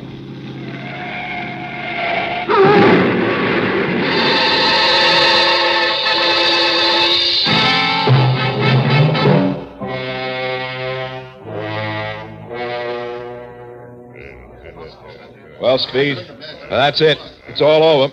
They're both dead when the boys got to them. Killed instantly. By the way, how's your head feel now? Any better? I'm okay, Ibarra. Did you take care of Nancy Marshall all right? Yeah, she locked herself upstairs. Sent her home to Paul Riker in the squad car. The driver hurries. They can still be married on New Year's Eve. You had her pegged as Jerry Graff's killer earlier tonight, Marlowe. What made you change your mind? Well, I found a gold buckle near Graff's body, Ibarra. I figured it was a fancy little belt buckle that Nancy had dropped. But I saw exactly the same buckle when I was coming to after Doyle hit me on the head. And it wasn't on a belt. It was on a shoe. Adrian's shoe. It was the mate to the one I'd found. Once you knew Adrian Starr killed Graff, you put the rest of it together. Is that it? Uh-huh. See, for a price, Graff helped Adrian double-cross Steve. She had to kill him to keep him from talking. She hid Nancy out for the same reason. If she knew that if Steve ever got to Nancy, he'd learn the truth. I wonder why she didn't kill Nancy, too. I think she intended to, Ibarra. And she did it all, really, because she loved the guy too much. Strange deal, Marlowe, right to the end. You know, she didn't have a chance to make that curve down there the way she was driving. Not even if she wanted to make it, Ibarra. Yeah.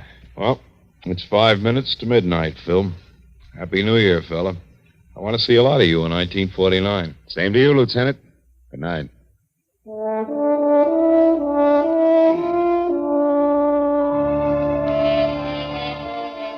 After Ibarra and the others left, I stayed up on Lookout Mountain and watched the new year come to Los Angeles. A new year. Didn't seem to change things much, at least on the surface. Somewhere down the road, a gang struck up Old Lang Syne. I thought again of Adrian Starr, a girl who loved not wisely, who had called herself an old acquaintance. Yeah, I'd never forget her. As I walked back to my car, the city was ringing out the old and ringing in the new. And I wished then that someplace on everybody's list of resolutions, they'd make room for that cup of kindness they were singing about. And then a guy could say, Happy New Year, and mean it.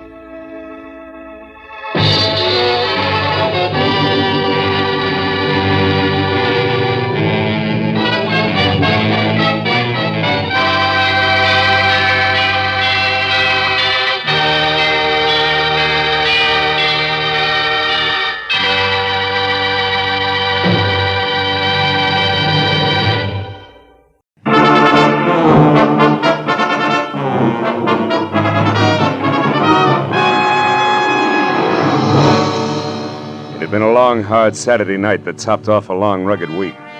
When I finally got to bed dog-tired at 5 a.m. Sunday morning, I was planning to stay there until I'd caught up on all the sleep I'd lost and gained a running head start on the coming week. And by 3 in the afternoon on the day of rest, I figured that job was only about half done. But whoever it was that started riding my doorbell had a different idea. I held out until the buzzer stopped, but it was only a change of tactics, so I gave up. All right, I know when I'm licked. Just a minute. Thank heaven you're in, Mr. Marlowe.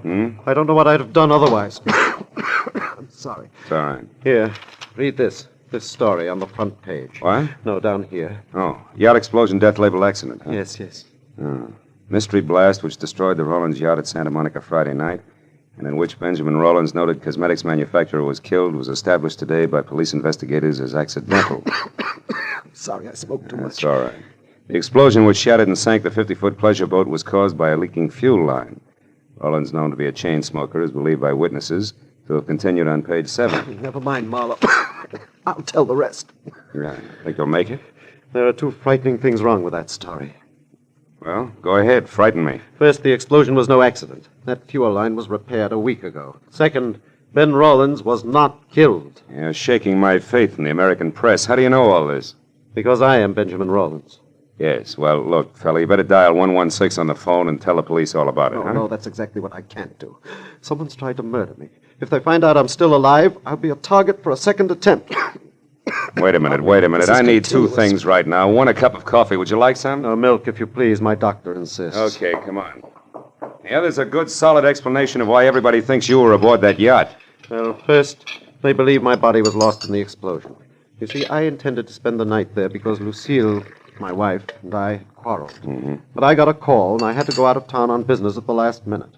I went out to the boat, but only to pick up some papers. I was in a hurry. I must have left the lights on. I lost my hat in the wind on the way back. It was found in the water. Apparently, I didn't secure the dinghy because that was adrift offshore. Mind you, I read all this in the paper when I got back this morning. Back from where? Phoenix, Arizona. Figures. I came in on the California Limited. You can check on that. Marlowe, I must know who tried to kill me before they know they've failed. That could be tough. Have you got any ideas? Yes, I have. It might be any one of 3 people. 3? For instance, Walter Pittman, my ex-partner, threatened to kill me less than a month ago in New York when I won another court decision from him. Mm-hmm. Then there's my business manager, a fellow named Slater. I almost fired him last week, the arrogant fool. It's always when I get cross this comes I see. And I'm sorry to say it, but Mrs. Rollins herself would no doubt rather have me dead than alive. That's quite a lineup for a mere cosmetics chemist, isn't it? Yes, it is. Look, you haven't been running lipstick experiments with somebody else's live equipment, have you, Rollins? Oh, certainly not. I've been working so hard I haven't time for my wife. To say nothing of another woman. Oh, Marlowe, I'm frightened.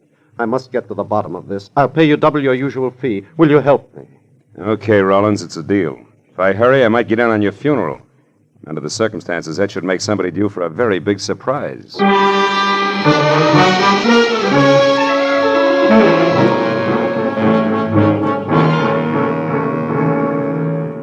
shave and a shower later, and I checked my wheezing client's credentials, settled him down in my apartment with orders to answer the phone, but not the door, and drove out to Santa Monica, where the not-very-late Ben Rawlins had made his home. I had a list of names, addresses, and phone numbers of people close to Rawlins. That is, close enough to kill. I decided that Arthur Slater, the business manager, was my best bet for an opener. He had been described as soft-spoken, efficient, and somewhat arrogant. And after I found his cottage on Seaview Drive and walked up to the door, I heard someone inside offering a similar description, but with more color. Mighty routine, Arthur Slater. If you think for 2 minutes you can throw little Angie over any time you feel like it after all the promises you've made, you're wrong. That's just about enough, Angie. Not by half, brother. I know which way the wind is blowing, and it's a nice big wind. Nobody kicks me out, and I mean nobody. So think it over, Mr. Big. Oh, get out of my way. Yes, ma'am. Cute kid. Friend of yours, Slater? Who are you? Another insurance investigator? That's right. My name's Marlowe. May I come in? Yes, certainly. All the others did. Thanks. Who knows? I may be the last. Slater, I've got 3 reasons for believing that yacht explosion was no accident. Not an accident? What reasons are you talking about? For one, Walter Pittman. Pittman? You mean Rollins' ex-partner? You know him, huh? Well, only by name. I never met the man. All right, then. Let's talk about reason number 2, Lucille Rawlins. How do you feel about her, Slater? Well, you must be out of your mind, Marlowe. She and Ben fought constantly, yes. Slater, I asked how you felt about Mrs. Rawlins. I don't like her. And now, what or who is reason number 3? You are. You had an argument with Rawlins last week. He practically fired you. And you think I'd kill him over that? Could be. Look, Marlowe, Ben Rawlins drove himself like an overloaded truck. He had a cigarette cough, nervous shakes, and bad dreams. To me, bureau drawer eyelashes and glue-on fingernails simply aren't that important. So we had frequent arguments. Now, do you have any more smart reasons you'd like to discuss, or would you care to leave? Just one thing more. Why does your girlfriend think you're a little stuck up these days? You're becoming a bit too personal, Marlowe. Get out. I'm not compelled to answer any of your questions. There's an established legal procedure. Skip it, Slater. If I need to, I'll be back. And I'm fairly chummy with the boys in blue myself, so I'll get the answers if I want them. Good night, big shot.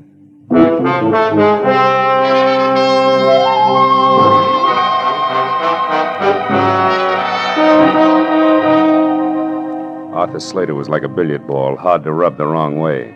And if he did have an angle, he was playing cagey. So as long as I was in the neighborhood and the trail was hot, I figured I'd have a talk with the Spitfire, Angie. It wasn't hard to trail her. A corner newsboy had heard her get into a cab. The cabbie swore he'd never forget her. Swore again. So finding her apartment was less trouble than unfolding a $5 bill. When I pulled up across the street from her place, I noticed a big car as big as the average garage and older than last year's college graduate parked in front. It was a black Pierce Arrow and someone with a mouthful of cigar hugged behind the wheel. The cigar was pointed at me as I crossed the street. When I went up the stairs to Angie's door, it was still pointed at me. But I forgot about that when the apartment door opened. Angie was relaxed. There were little glints of gold in her green eyes. And the warm lights behind her shimmered on soft waves of hair, a shade of burnished copper. Maybe she was a Spitfire, but at the moment, her damper was down. Yeah? Well, Buster, you got your mouth open. You might as well say something. Angie, who do you think murdered Ben Rawlins? Murdered? My mistake, chum. Good night. Just a minute. This is business, honey. Who are you, anyhow? Philip Marlowe. You ran over me on your way out of Slater's place a few minutes ago and dented my ego. Well, sue me. Who are you working for, Shamus? You wouldn't believe me if I told you. But I will tell you this, sweetheart. The explosion on that yacht was no accident. So I'm checking up on wives who'd rather be widows. Lucille Rawlins? Nuts. She was rolling in dough either way. She hated her job, but she sure didn't have to kill to quit. Get your compass fixed, Marlowe. Wrong way, huh? Well, suppose Lucille were in love with Pittman, maybe. Pittman? Who's he? Shot in the dark. Tell me something, Angie. Your boyfriend Slater has picked up a lot of push lately. How come? Some big deal they've been working on at the plant. And he makes me sick. Gets the first sniff of a success, and suddenly all his hats are too small. Especially his old hats, honey.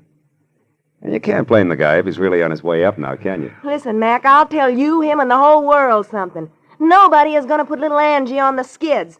If there's a heave-ho pulled around here, Mr. Hotshot Slater himself will get it, and right in the neck. So if you happen to be snooping for him, Marlowe, you can putter right back and tell him so. Now beat it. That's not a bad idea. Oh, by the way, what's Angie stand for? Angelica?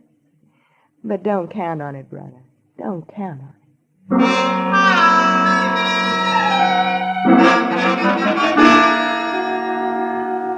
As I went down the front steps, the cigar and the black Pierce Arrow lined up on me again and followed me as I crossed the street and got into my car. It was still pointing at me as I drove away, but after all, the street was public property and the guy could smoke a cigar if he wanted to. Well, by the time I knocked on the front door of the Rawlins home, I was braced for a deluge of tears and a session of red-eyed hysteria. So I was caught off balance by the handsome blonde woman of 35 with a wry, crisp waistline who was cool, calm, and well-collected in green slacks. She introduced herself as Lucille Rawlins. Sit down, Mr. Marlowe. You said you're a friend of Ben's? That's right, Mrs. Rawlins. I stopped by to offer my condolences. But apparently condolences aren't much in order today. No tears, huh? Not even crocodile tears. I'm not a hypocrite, Mr. Marlowe, that's why. I'm merely stunned and confused over this terrible accident, and I'm not sure yet how I feel. Yeah, it was an accident, all right.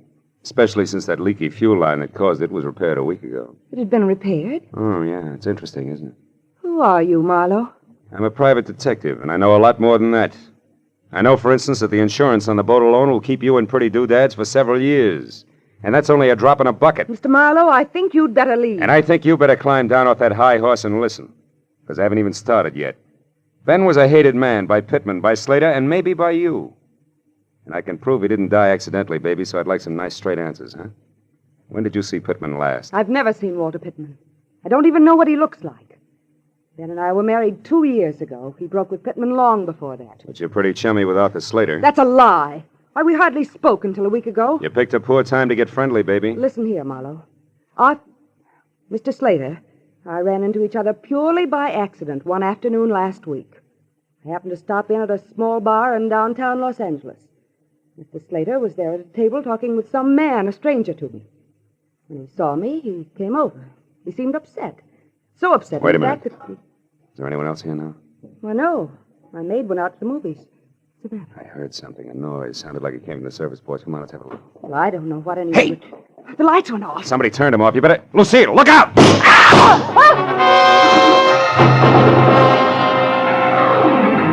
The bullets, which had been intended for Lucille, had only traveled the width of the kitchen, but miraculously both had missed.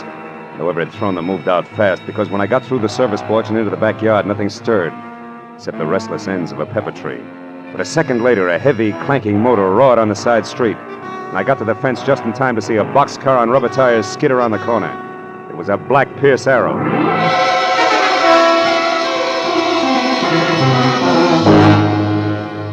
I went back to the house, found the master switch, and turned on the lights. Lucille, her face strained and bloodless, stood in the kitchen door and watched me. A hole had been punched in the back screen door, and on the floor was a strange object which had been used to unhook the lock. It looked like an oversized bobby pin wearing rubber pants, which didn't mean a thing to me. But to Lucille, who stared at it like it was a centipede she just found in a cream puff, it meant plenty. Ben. What? It's like Ben himself was here. Like he wasn't killed at all. What are you talking about? What is this thing, anyway? I don't know. It's part of some new invention he was working on. For the last month, Ben carried 2 or 3 of these things with him everywhere. Look, Lucille, where's your phone? Right there. Oh. But, Marlowe, you don't suppose... Who are you going to call? Friend of mine. He'd better be in, too. Go. Marlowe. What's the matter, Marlowe? Busy? Yeah, busy.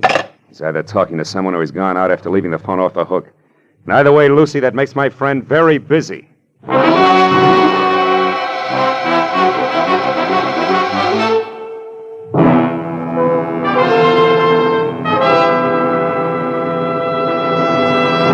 In just a moment, we will return to the second act of The Adventures of Philip Marlowe. But first, it may have taken a little detective work finding a much-wanted man last week, but an unprecedented number of listeners seem to have turned Philip Marlowe. For Jack Benny's largest audience this season found him here on his opening show on CBS.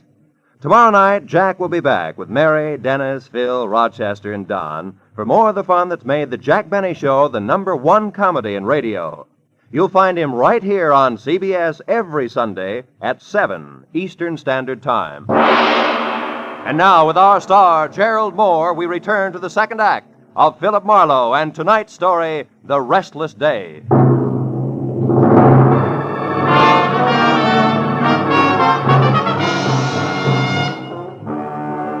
left Lucille Rawlins, the feminine target, for tonight. I headed for Angie Gordon's, where I'd first seen the man with a cigar in his face, who I suddenly figured might be Walter Pittman. And as I drove, I felt like my brains had spent the night playing leapfrog in a squirrel cage. Because any way I call the dice, every one of my clients suspected of murdering him suspected somebody else. And just to keep things from making any sense at all, I suspected my client. I pulled up near Angie's and saw the Pierce Arrow parked, lights and a man with cigar out. When I got close to the bungalow door, I knew that the lady was at home. Now look here, and that she was receiving Oh, a gentleman you're caller, more or undecided. less. Tell me your name is Smith, which incidentally I don't believe. And then you start asking a lot of very personal questions. How cozy. Now, please, you do not understand. There are certain things about the death of Ben Rollins that I must know. Things that mean a lot to me. How much a lot? Well, $100 maybe. What? Now, don't tell me that's all you could stuff into that briefcase there in your hand. Listen, girl, I must know whether that explosion on the boat was an accident or not. The police let it go as an accident? Never mind that. You are Slater's girl. You must know something about him as well as the other one who was here. Now, you tell me. Quick. Stay away from me, you big lug. I don't know anything. Let me- go of me, let go. You heard the lady, Pittman. Let go. How do you know my name? I read tea leaves. And while we're all asking questions, do you mind telling me why you were throwing bullets at the Chinaware on Mrs. Rollins? I did no such thing. I don't even know Mrs. Rollins. You're a liar, and it's dull as the sauerkraut. The gun in your pocket will prove it. I have no gun in my pocket. Here, look for yourself. All right, I will. But if it's all the same to you, I'll start with your briefcase. Give me that. Why, so you can get to the gun first? No, because All right, Mr. Smart Man. Go ahead and look. See for yourself that there's absolutely nothing there that concerns you. When I get my hands on you, I'll break you in Still, two. Marlowe. And don't look so astonished, friend. It's called a gun. Why, you little... Skip it, Marlowe. This isn't my idea of returning a favor, but it is good business. You see, baby, little Angie sells out to the highest bidder. And no matter how I add things up, that isn't you. So exit Pittman, huh? Briefcase and... What are you staring at? That little gadget there. Must have fallen out of Pittman's briefcase. What is it? Twin brother of an item I found a little while ago, rubber pants included. What are you talking about, Marlowe? Nothing, baby. Just tell me how long I sit here. As long as you like. Now, you see, Marlowe, I just can't afford to let you get to Pittman ahead of me. Yeah. That good business you were talking about. Uh-huh. After all, a gal's got to make a living. One way or another, Marlowe. Doesn't she? There was room to debate Angie's point, but no time. So I skipped her invitation for a drink. Both promised and threatened to see her again and headed for my car in the only direction left, the residence of the local pivot man, Mr. Arthur Slater. When I got to within a block of the place, I parked and then approached slowly, keeping to the shadows all the way. But the house turned out to be as dark and quiet as the inside of a coffin. I was about to leave when some noise a dozen yards behind me said that I was no longer alone. I turned quietly and got ready for what I figured would be a reunion with my old buddy, Walter Pittman. But I was wrong. Sneaking through a nearby clump of orange trees with all the deftness of an ox with bunion trouble was no one else but my client, Ben Rollins. When I called his name out loud, he ran toward me, arms and legs flailing the wind like a Kansas scarecrow caught in a tornado. Marlowe, I've been looking all over for you. Rollins, why aren't you back in my apartment where you're supposed to be? I couldn't wait any longer. I was afraid something had happened to you. When you didn't call, I was sure of it. I thought you might be here at Slater's. But I did call, and all I got was a busy signal. Oh, about an hour ago. Why, that was a friend of yours. He wanted to know if you'd play cards with him tonight. Now, do you believe me? No, for the time being, yes. Incidentally, Rollins, do these mean anything to you, these oversized bobby pins? Good Lord, the curlers. Where did you get those curlers, Marlowe? They should be in my safe.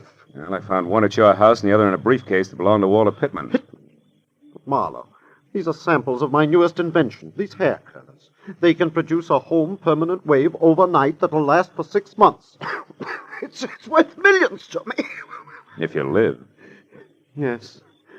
Now, it should be easy to figure out who wanted to kill me. I'm not so sure. If you didn't even know these were missing, why should someone have to kill you to get hold of them? And second of all, how come the shooting's still going on? What shooting are you talking about? Over at your place. Somebody tried to kill your wife there just before I called you. And that brings us right back to your alibi about talking to Ibarra at the time. It's a little too pat, Rollins. Besides, that curler could very easily have dropped out of your pocket. But why should I shoot at Lucille? For the best reason in the books, you wanted to kill her. And when that yacht business almost boomeranged on you, you still hadn't changed your mind. And that led to this whole routine with me double-billed as Patsy and star witness both. Oh, you're out of your mind, Marlowe. I couldn't have set that explosion on the yacht as a trap for Lucille. Why not? Because it was on account of me that Lucille wasn't on the yacht herself that night. What? After we argued, we decided not to spend any more time under the same roof.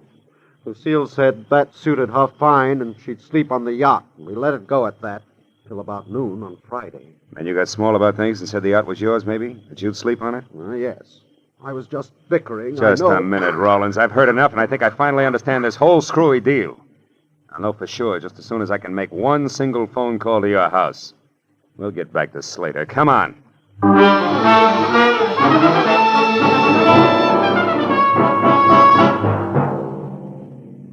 When I got to a telephone and through to the maid at the Rollins place, I was almost positive that in another minute I'd have both a solid answer for my client and a couple of clumsy customers for the law.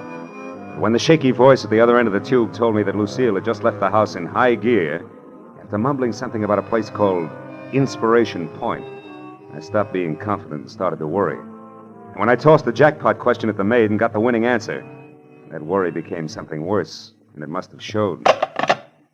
What is it, Marlowe? What did you find out? Too much to explain now. Where's Inspiration Point, Rollins? About a mile south of here, straight along the shore. Good. What kind of a car does your wife drive? A blue Nash. What's Inspiration Point got to do with Lucille, Marlowe? Everything. Now, look. You call the cops and tell them to get out there as fast as they can. Do you get me? As fast as they can.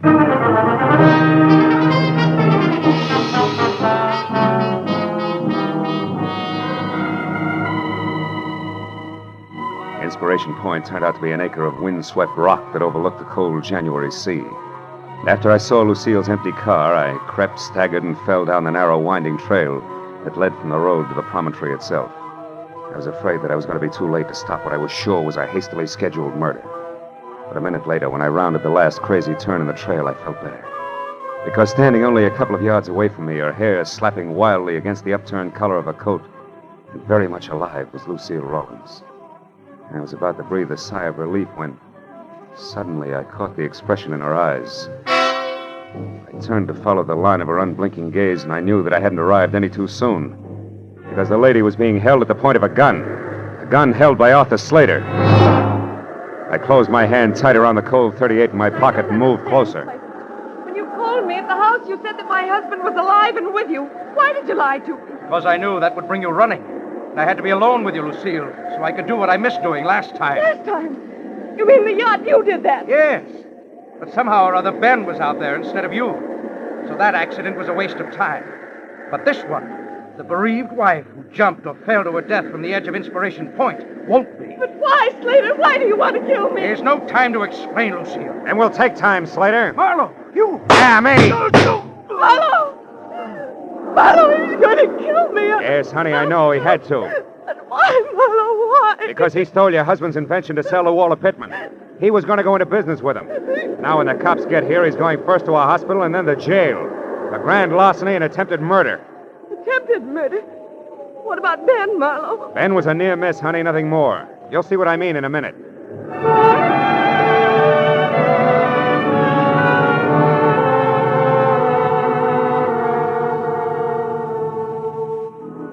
When Lucille found out that Ben was still alive, there were a lot of tears and promises to be good from both parties.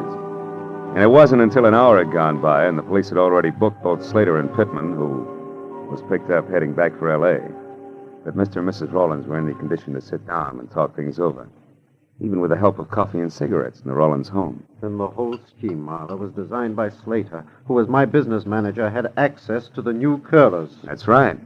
Knowing how Walter Pittman felt about you, Slater secretly contacted him to handle the manufacturing end, you see? Yes, I see. Well, a few changes in the design, and the whole thing would have been patented and on the market while you and Slater... Who pretended that Pittman was a stranger to him. were still laboring away at last-minute changes. And when we learned about Pittman's product, Slater would act as surprised as Ben here. Yeah, you're so right, Lucille. That was the plan. Oh, but it fell apart. See, it fell apart when you accidentally ran into Slater in that small bar in downtown L.A., do you remember? Yes. When he was with Pittman, the man you described to me as the stranger? Yes, of course. All right. Well, he realized then that with Pittman's product a success, you would sooner or later see a picture of Pittman, the newly rich inventor, and recognize him as the man you saw with Slater before Pittman's product was on the market. So that meant that Slater either had to get rid of Lucy or give up his entire plan. Mm-hmm. Have you got a match, Mr. No, I'm going to give them up. But Marlowe, was Pittman involved in the murder attempt, too? No. He drew the line at the theft. See, when he found out that you had died mysteriously, he turned up here to check on Slater because he couldn't afford to be mixed up in your murder. I see. But how did you figure all this, Marlowe? Well, after I had tangled with everybody, I was no place. Angie Gordon was looking for an angle. You, Lucille, were getting shot at. Poor darling. Yeah, and Pittman and Slater were not on the same team. At least as far as the business on the yacht was concerned. Nobody seemed to have a clear-cut motive. But when I told you that Lucille herself was supposed to stay on the yacht that night, you had the answer. That was the time. After I called your house and asked the maid the jackpot question, which was, who aside from you, Ben, knew that Lucille was going to sleep on the yacht Friday night? And she said Slater, didn't she? Yeah. Said something else, too. She also said that you had left for Inspiration Point in a big hurry. Yes.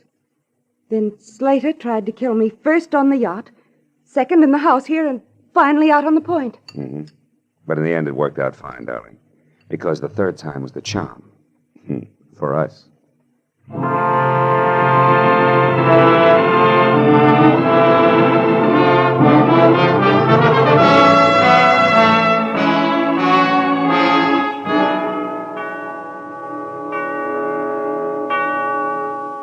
Well, by the time I was through tying in all the loose ends for my client and his wife, it was 3 o'clock in the morning, and I was dog-tired all over again. When I got into my car and started away from the place, Ben and Lucille were standing in the doorway waving at me and smiling. So as I drove back toward L.A., I forgot about the sleep I was missing and thought about them. A couple who couldn't get along until one or the other of them had been robbed, dynamited, and shot at. Yeah, I guess it's really so. As the old bromide has it, the path of true love never does run smooth. Smoothly. Smooth. Oh, well.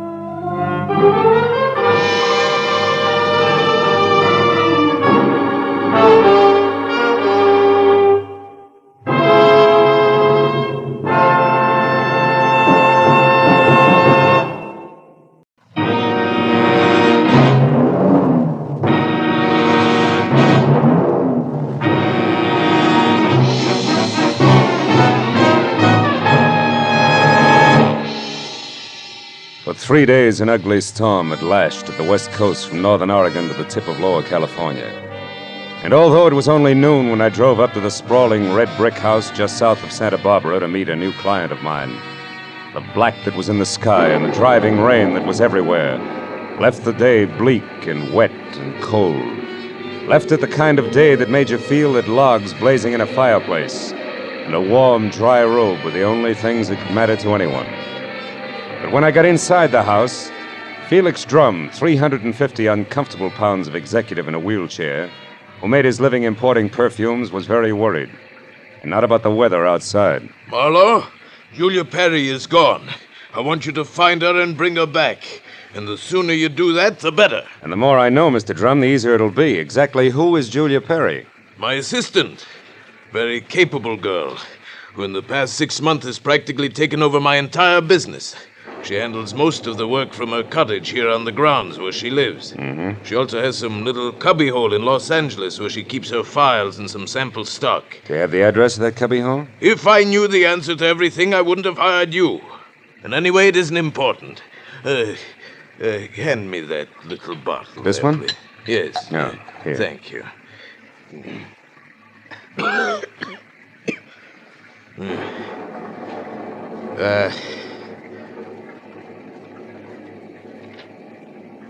When did you last see Julia, Mr. Drum? 3 days ago. Oh, it was 3 days ago, when she left on one of her regular weekly trips down to Los Angeles to bid on perfumes.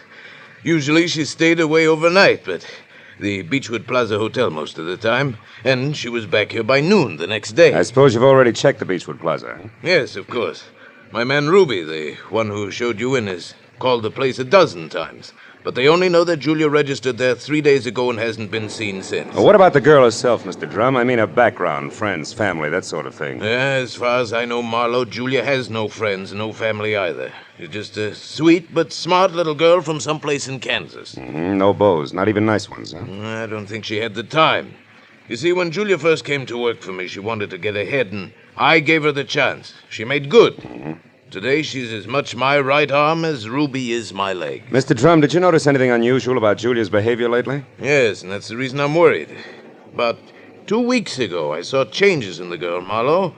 She seemed less spry, more preoccupied. Oh? Yes.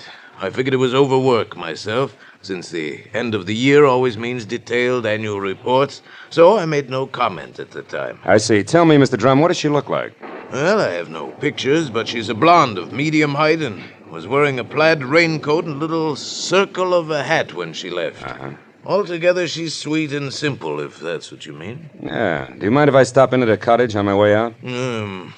Marlowe, you turn the place inside out if it'll help any.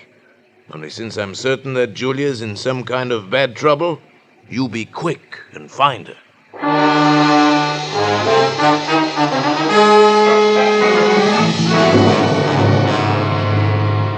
Julia Perry's cottage was strictly the 50-50 arrangement that Drum had mentioned, with one-room office and the other living quarters. In the office, I found everything in its proper place, so I moved to the other room. The moment I stepped over the threshold, the white fluff that trimmed the quilted bedspread and the splash of color in the drapes said that Julia Perry had to be something soft and warm. And the half a dozen quietly tailored suits that were lined up in the closet like a squad of soldiers facing right told me that she was also simple and neat.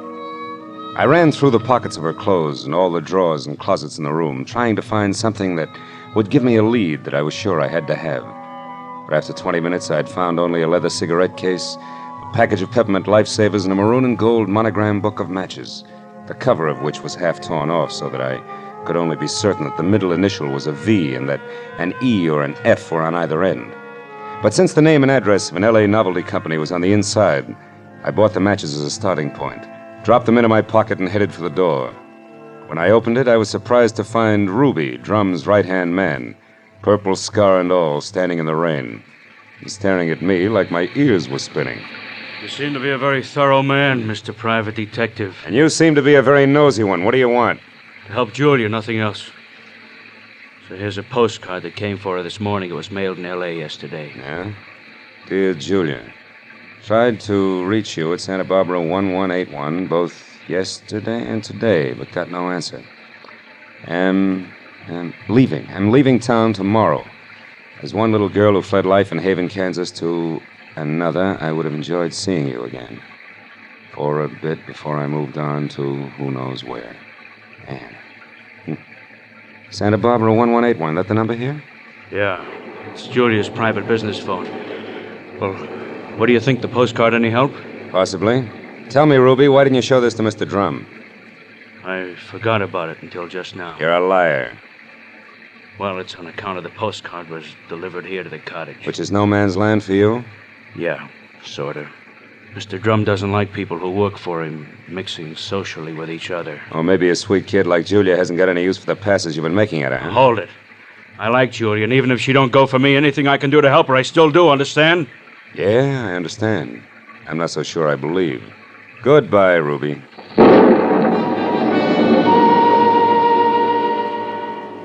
It was pushing 5 o'clock and still raining by the time I got back to L.A. and over to the novelty company. Once there, I presented the torn book of matches that I had found at Julia's cottage to a bald man with horizontal question marks for eyebrows, and who, with the crinkle of a $5 bill, tore himself away from his racing form long enough to check the files for a set of maroon and gold initials that had a V in the middle. And it was 6 o'clock before I had the answer, which was EVE. And they weren't initials, but the front name of Mrs. Eve Bentley, who lived in a villa at the swank Sunset Terrace Apartments. And according to the gentleman who said he knew his oats, was a very classy filly. An hour later, I was at Mrs. Bentley's front door, and while I made with the chimes, and waited, I wondered just how much a guy who loves the ponies could know about women. But when the door opened, I had my answer. Yes? What is it? Mrs. Eve Bentley wasn't beautiful, but she was everything else, including a shimmering yard of gold hair piled high on her head and held in place by a knot of pearls that no Boy Scout ever tied. Her face was wide blue eyes and open red lips on a backdrop of soft, fair skin. She wore a black silk jersey dress that must have been sprayed on. She smiled when I said my name was Philip Marlowe and that I wanted to talk.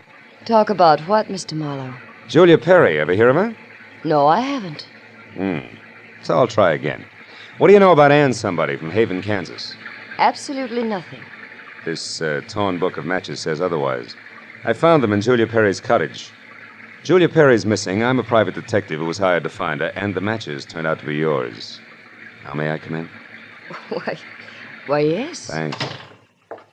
Well, Mrs. Bentley, maybe we ought to start all over. No, wait just a minute, Mr. Marlowe. I may be able to help you. Did this Julia Perry deal in perfumes? That's right. Now, how did you know that? Because I just remembered something. And now I'm sure I can explain why my matches showed up where they did. Just a minute. You know, whenever I'm talking to a beautiful woman, somebody's always creeping around in the kitchen. Who is it this time? Oh, really, Mr. Marlowe? There's a storm outside, and there are windows and trees. If you put those three things together, that noise could have been a branch scratching on a glass pane. Or somebody with squeaky shoes and a lot of curiosity. Somebody like Mr. Bentley, for instance. Huh? I doubt that, Mr. Marlowe. You see, Mr. Bentley's been dead now for 3 long years. Oh. Yes. Well, you were saying something about the matches. Oh, yes. This Julia Perry must somehow or other gotten hold of them through my fiancé, Marvin Whitaker. How does that figure? Like 2 and 2. Marvin is in the perfume business, ditto Julia. Also, I think he mentioned her name once. Said she was very clever for a girl who looked like somebody's kid sister. That fits all right. Where will I find said fiancé? At his favorite bar and grill. But won't you have a drink first, Mr. Marlowe? No, thanks, Eve. There isn't time. Now the bar and grill. The Blue Boar. Blue which? Boar, Mr. Marlowe. Yeah. It's a very English spot over on Wilshire, opposite Arthur Murray's studio. But before you dash, do you at least have a match? Yeah? Please. Whole book of them, honey. Torn cover and all. And I want you to keep them. After all, they brought us together, didn't they?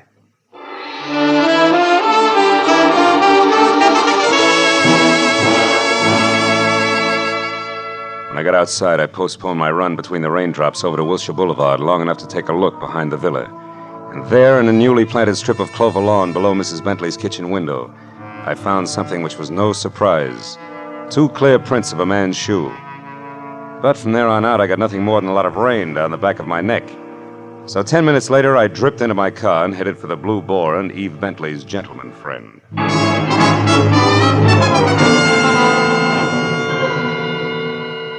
I located Marvin Whitaker, a handsome, hale fellow well met, in a white turtleneck sweater and riding breeches, behind a hot rum toddy in a corner booth that was pictures of steeplechase mounts against newly antique mahogany.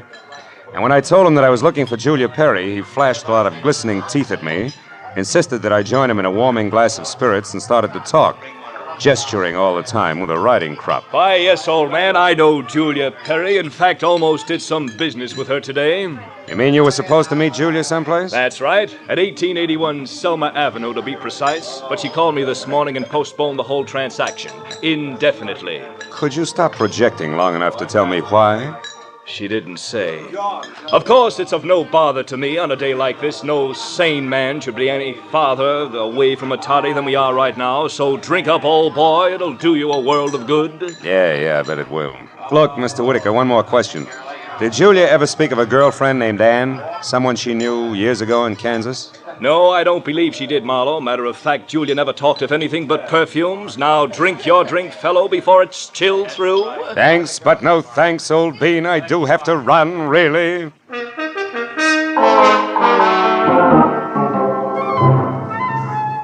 was a 20-minute drive to the address on Selma, and the rain had stopped by the time I got there. The place was one of those once-upon-a-time rooming houses that had been partitioned off into a couple of dozen 2x4 cubbyholes, just big enough for the very small businessman to fill his fountain pen in. When I got to the door and asked the scrub woman, who was a lot of wild red hair around two pop eyes, for Julia Perry, I knew I was moving in the right direction, because the lady standing in front of me was anything but calm.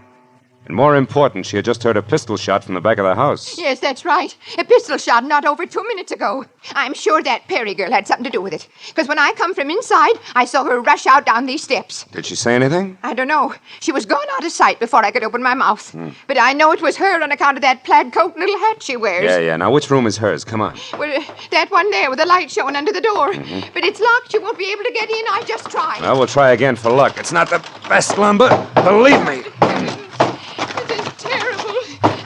This has ever happened to me before. It's a man.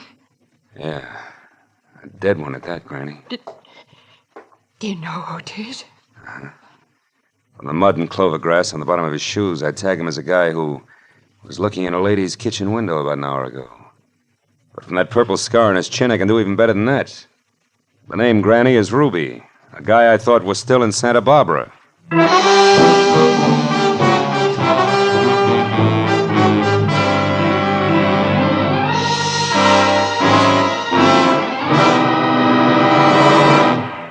In just a moment, we will return to the second act of The Adventures of Philip Marlowe. But first, given clues, even the newest of Philip Marlowe fans can deduce the characters in CBS's great new early Sunday evening comedy lineup. The washboard leads you to the one and only Spike Jones. The bumblebee? Well, of course, that's for America's most famous non-virtuoso violinist, Jack Benny, who follows Spike Jones on CBS. The two A's, Amos and Andy, who are heard on CBS immediately following Jack Benny. So it's really no mystery at all why millions of Americans now stay tuned to CBS on Sunday nights for these three superb comedy shows in succession.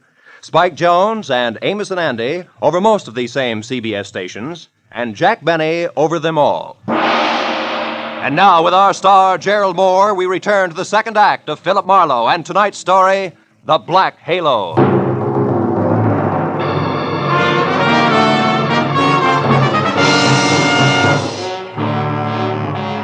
Ruby's body sprawled on the floor, and the girl in the plaid raincoat running away from it meant one thing.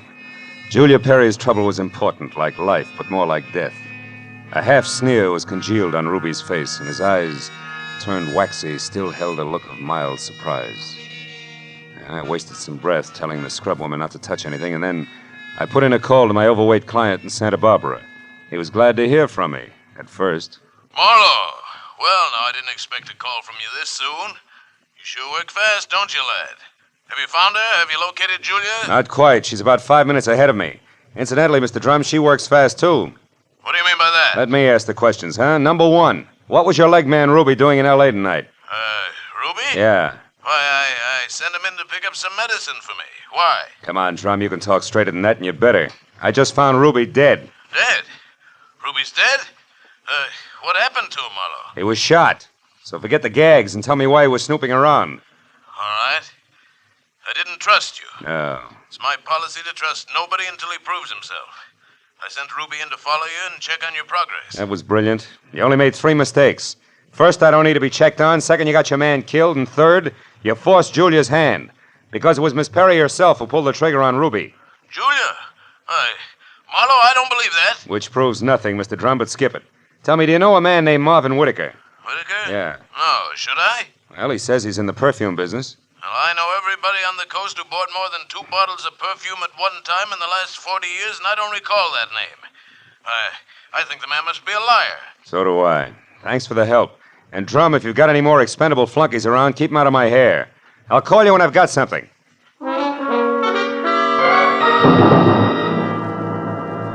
I called homicide next and told Detective Lieutenant Ibarra where to find the body and who was responsible for it being in that dead condition. And when the question of why came up, I admitted I was still shooting blanks. Oh, I told him about the razzle-dazzle Whitaker had handed me and named the Blue Boar on Wilshire as my next stop.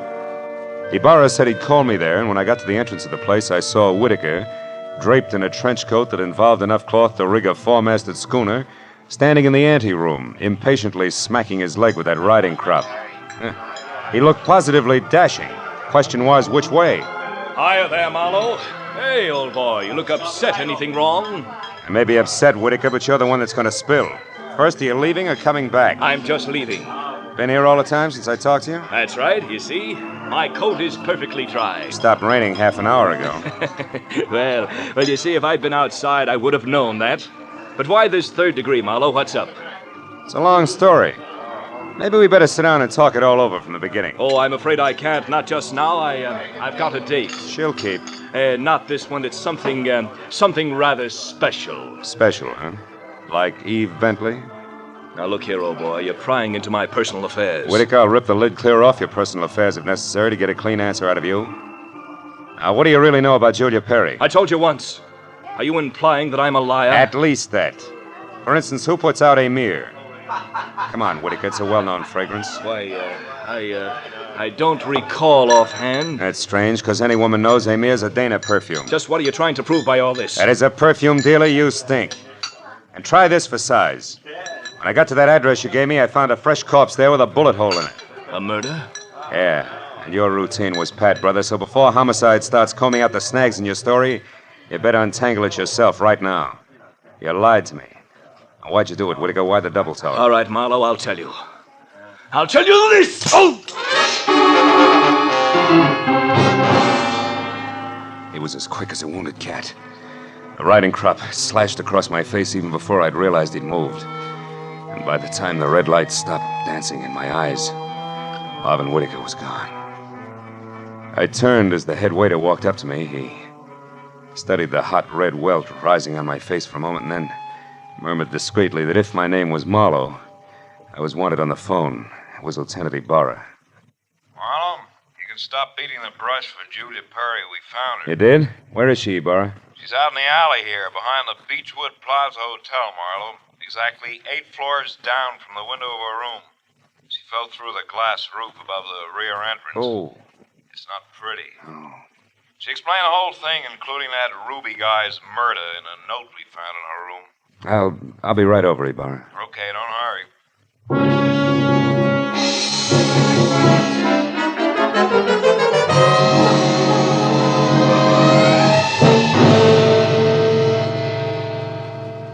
The old story, Marlowe. When Drum finally got around to trusting her, he practically gave her his business. It was too much temptation. Mm-hmm. She'd been stealing from him in a big way for almost a year, her note says. Then she decided to run for it when she knew she couldn't hide the thefts any longer, huh? That's right. That Ruby caught on some way, and she killed him, but I guess murder was too rich for her blood, so she came back here, thought it over, and then checked out.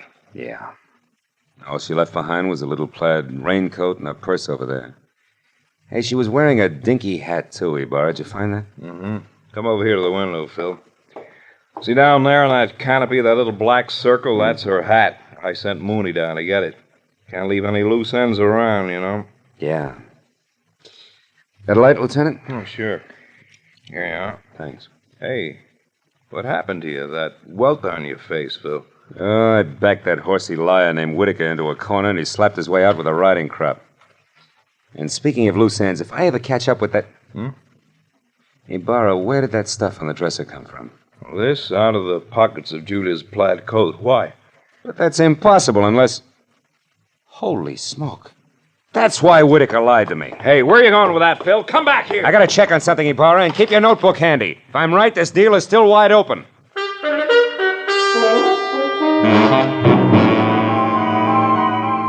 All the way from the suicide's room in the Beechwood Plaza out to the widow's villa in the Sunset Terrace, my mind juggled a jumble of facts, trying to beat them into a brand new pattern. A pattern that had to include an object Ibarra had found in the pocket of that plaid raincoat.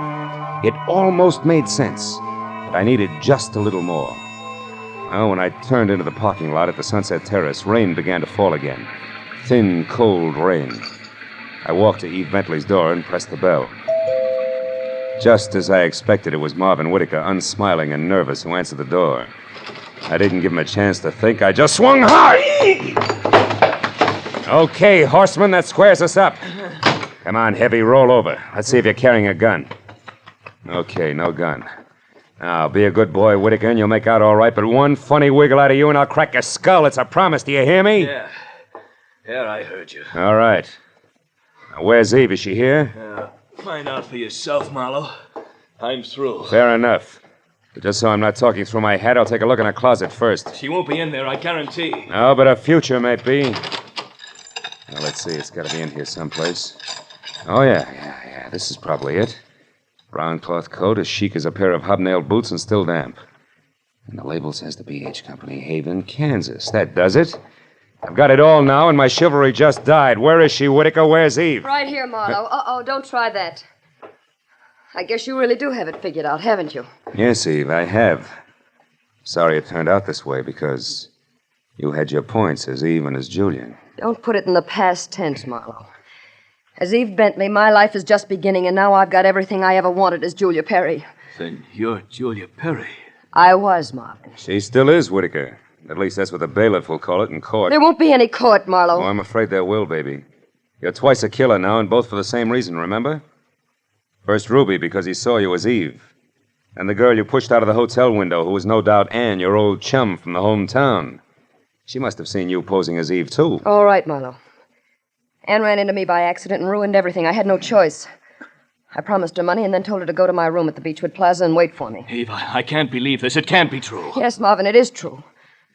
Darling, I didn't want this mess. I'd have left town this morning as I intended if sweet, sly little Anne hadn't seen me. I tried to get rid of you the easy way, Marlowe. When I sent you to Marvin, the Selma Street address he gave you should have led you to the end of Julia Perry. Is that why you phoned me and told me to lie to Marlowe? Yes, Marvin. I was going there to write my suicide note and use the stockroom for my disappearing act. But Ruby caught me, and after that I had to work fast. But it's all right now. It all worked out perfectly. They were the only two who knew besides you, Marlowe. Aren't you forgetting little Marvin here? Forgetting him?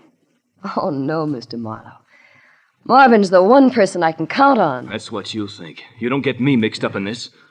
Marvin. I bargained for an heiress, not a murderess. Are you dirty load? All right, then. I'll use this gun on you, too, because I'm getting out of here and no one's going to stop me. But you're right between us, Eve. You can't get us both. He's right, baby. You're not good enough to get us both, and killing just one of us isn't going to solve anything. What do you say? It's been a long night, baby. You just couldn't tell when you were late.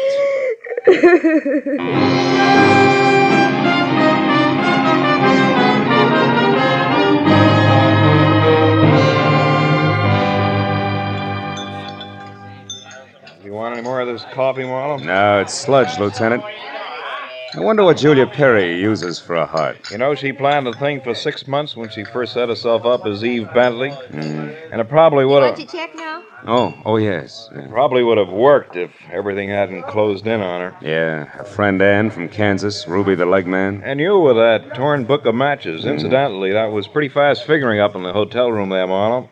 Oh, not so fast, Ibarra. I knew Eve had those matches because I left them with her.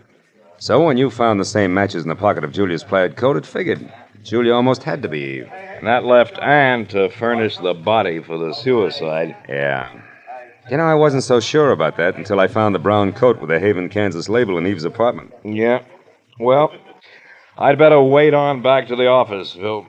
Look at that rain come down. Think it'll ever stop? I don't know. I doubt it. Oh, by the way, here, it's her hat. Mooney finally got it down off that hotel canopy. Maybe you'd like it for a souvenir. Yeah. The millinery people call it a halo hat. Good night, Marlowe.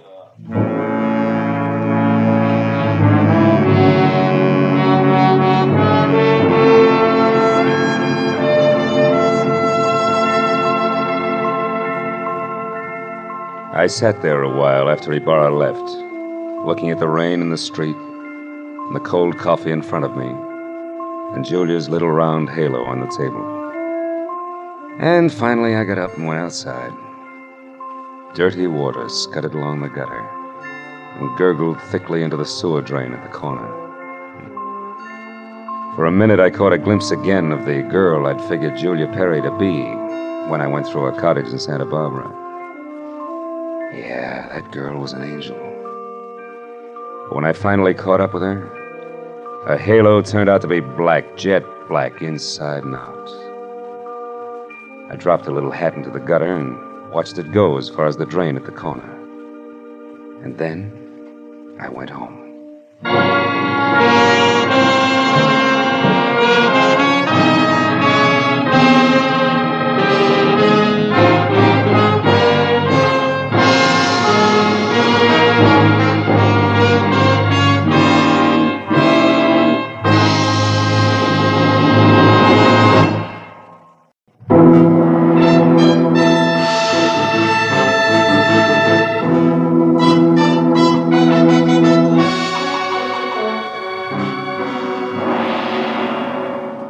6 in the evening of a very slow day.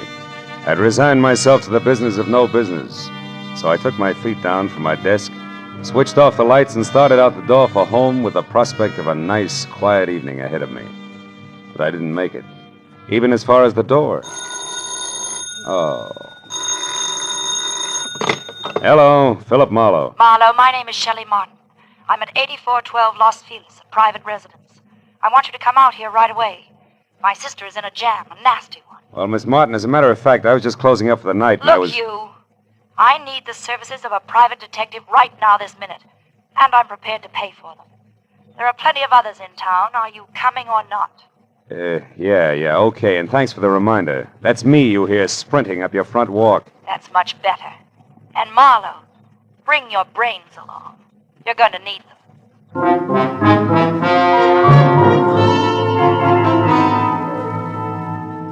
And that was the end of my quiet evening.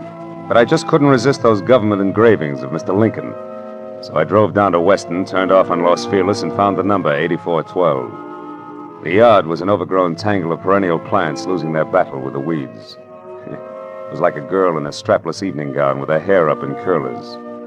However, I could see a light through the Venetian blinds, and the doorbell worked, with a resonant two-tone chime that caused the door to open just far enough to allow a pair of eyes so blue they were almost purple to peek out at me. Yes, what is it? I'm delivering that private detective you ordered. Oh, Marlowe, come in. Thanks. Sit down, won't you? Thanks again. All right, what's the next move? It's about my kid sister. She's involved with a man named Lou Horner, a San Francisco broker. She's quite deeply involved, I'm afraid. Oh? You see, some very strange things are going on, Marlowe, and my sister is a naive kid caught right in the middle of them. Yeah, I see. What sort of strange things, Miss Martin? Shelley. Sweet. Well, to begin with, when I arrived from San Francisco today, my sister called me and asked me to meet her here in this house. When I got here, the lights were on, the radio was playing, and the front door was open. But the place was deserted. Whose house is it, Horner's? No, I think she said it belongs to a friend of his who's in Europe now. This Horner person uses it when he's in Los Angeles. Well, couldn't they have stepped out for a while? Mm-mm. You know, you don't look the type, Shelley, but maybe you're just panicky. Huh? No, I'm not being panicky. All right. Where's the nasty jam? Right behind the couch. Take a look. Okay. But you know, I see what you mean. Who is he, Shelley? How'd he get here? Maybe it's Horner, I don't know. I tried to search him, but I couldn't. Mm-hmm. Well, it wouldn't have helped anyway. Whoever shot him cleaned him out. No wallet, no papers, nothing. I found this magazine lying under his hand. Look here. Mm-hmm. He must have written this just before he died. Where's that? Here. Oh. It says, call Marion tonight about the orange dog of Foe. Orange dog of Foe. Foe what? That's why I called you, Phil. Marion is my sister. And whatever the orange dog of Foe is, it must be awfully important. We've got to find out what it means, Phil, for Marion's sake. So far it means murder, honey, and that's for the cops. No. Well, all right, call them. But keep Marion's name out of it. A thing like this could destroy her. But look, maybe she pulled the trigger on our friend here. Maybe, but I don't think so. She's a sweet kid, Phil. Give her a break. If I'm wrong, I swear I'll help you bring her in myself. Is that fair enough? Okay, Shelley, it's a deal. It makes just as much sense as the orange dog of Foe, but no more.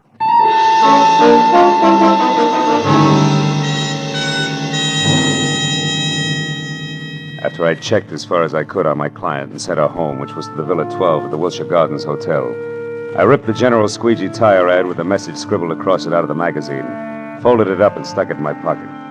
Next, I called Lieutenant Ibarra at Homicide and told him where I'd found a body, probably named Lou Horner, leaving out all the details about Shelley, Marion, and the orange dog. And then I started out the door, but ducked back as a shadow slid across the walk. I caught a glimpse of a large, ugly head of long, dirty hair set on a small, ugly body that was moving fast. By the time I got out on the walk, Longhair was already putting mileage on a green coupe with a broken tail light. It winked mockingly as it went out of sight. So I got in my car and headed for New Chinatown. It was the logical place to get some information regarding a Chinese dog. I saw a light filtering through a dingy window, illuminating the words James Tang, dealer in Oriental curios. Inside the musty shop, a little man, dressed in a black kimono, drifted forward, softly. Yes? I think perhaps you can help me, huh? I am honored. To be able to help will bring fragrance of plum blossoms to my nostrils, carpet of rose petals to my humble floor, and 1,000 blessings upon my head. Oh, that's very pretty. Tell me, what is the dog of foe? The dog of foe? Why, this? This fantastic creature here is called the dog of foe. His fierce eyes and snarling mouth are to frighten away evil spirits from temples of Buddha. Why do you say called the dog of foe? Amateur collectors and auctioneers have named him that. It sounds exotic to cash customers. Actually, he is a lion. The lion of Korea. I see. Tang, would you happen to have an orange dog of foe? Very strange that you should ask that, my friend. Strange? Why? Reason number one. There is no authentic orange dog of foe. That's a good reason. Why not? Because to Buddhists, orange is color of sorrow. The piece you speak of could not possibly be authentic. What's reason number two? You are second person to inquire after this non-existent orange dog of foe within the last few minutes. Was it an ugly little man with long hair? Quite contrary. It was a very pretty girl with short hair. Was her name Marion? She made point of not leaving her name. Now that proves something. However, my friend, old Chinese proverb, loosely translated, says a little knowledge is the instrument of a fool.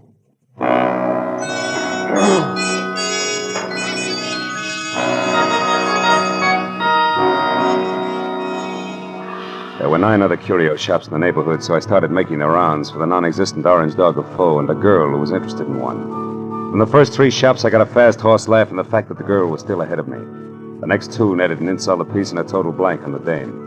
And from the 6th, called Saxon's, a glossy, well-ordered place on West 7th Street, the only effect was a coldly curious raised eyebrow. The man in front of me, whom I took to be Mr. Saxon himself, was a gaunt white Russian with a high, naked head the color of warm paraffin. His slender fingers played nervously with each other as we talked. The orange dog of foe. Yes, I have heard of such a piece, I think. It would be porcelain. Probably. This is your business. Who has it, Mr. Saxon? Can you tell me? No, I'm sorry. I believe I heard this orange dog mentioned just once, somewhere down in the village. But I'm sure I could never remember who spoke of it or when. Oh, no idea of its value then, huh? Now that you mention it, I seem to remember the figure 20,000. You mean yen? How much in American money? I am speaking of American money. It would be an importation from China, you know. How could it be worth that much? It's not even authentic, Mr. Saxon. Authentic? You seem to know a good deal more than I about this orange dog. Possibly one would have to see it to appreciate its value. Yeah. Tell me, has a girl been in here tonight looking for this orange dog? A girl? I know. Know anybody named Marion? Marion. No, there is no one in my acquaintance by that name. But why do you ask? Because Marion has quite an interest in the orange dog. I have a feeling they'd make a great team if we could get them together. I see. And what is your name, sir? It's not Fu Manchu, Mr. Saxon. Good night.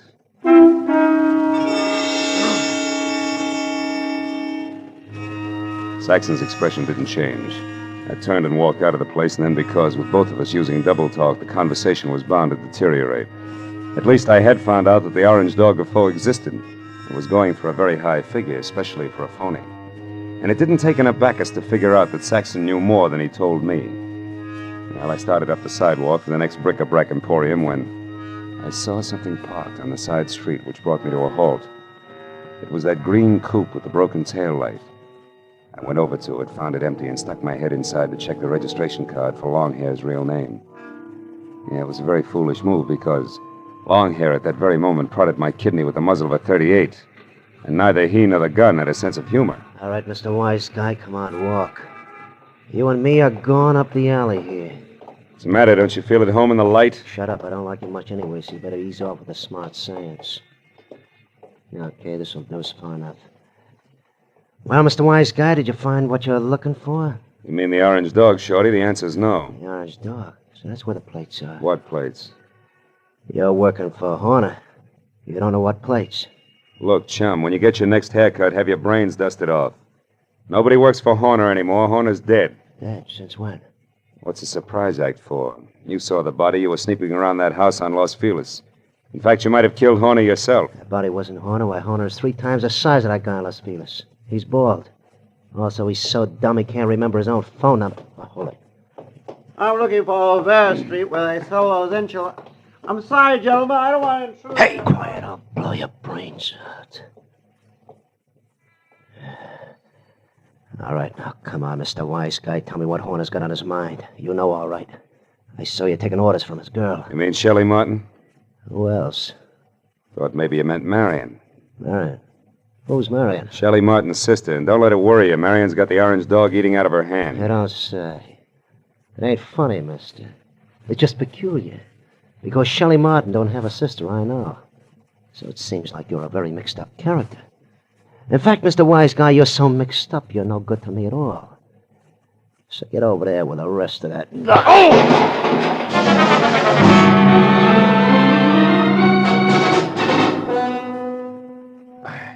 I took my time getting up.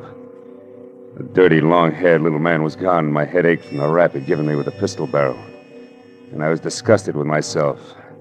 Dry, dirty, disgusted like a drunk at sunrise because a nasty little jerk with an oversized head and a blue-eyed dynamo with auburn hair had me jumping through hoops like a trained ape. I stood in the alley and swore at myself until the futility of that routine dawned on me. Then I decided to go hunting. But I made one stop first at a telephone to at least get Ibarra off my conscience.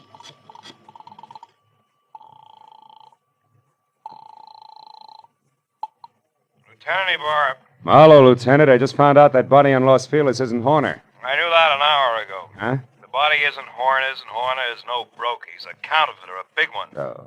The dead man was a Treasury agent named Slade who was closing in on Horner. So if you've got anything you haven't told, Phil, you better get it off your chest. At this point, it's a pleasure. A girl named Shelley Martin's calling the signals about now, and she can be found at Villa 12, Wilshire Gardens Hotel. You hurry, you'll just about meet me there, Ibarra. Now, wait. Suppose you go alone and find out what you can first. That's a switch. I'll follow in half an hour. Let's not freeze her up, Marlowe. Let's keep her talking, okay? Okay, Ibarra, that's easy for her. She's got a forked tongue. Only this time it's going to wag strictly on the straight and narrow, I guarantee it.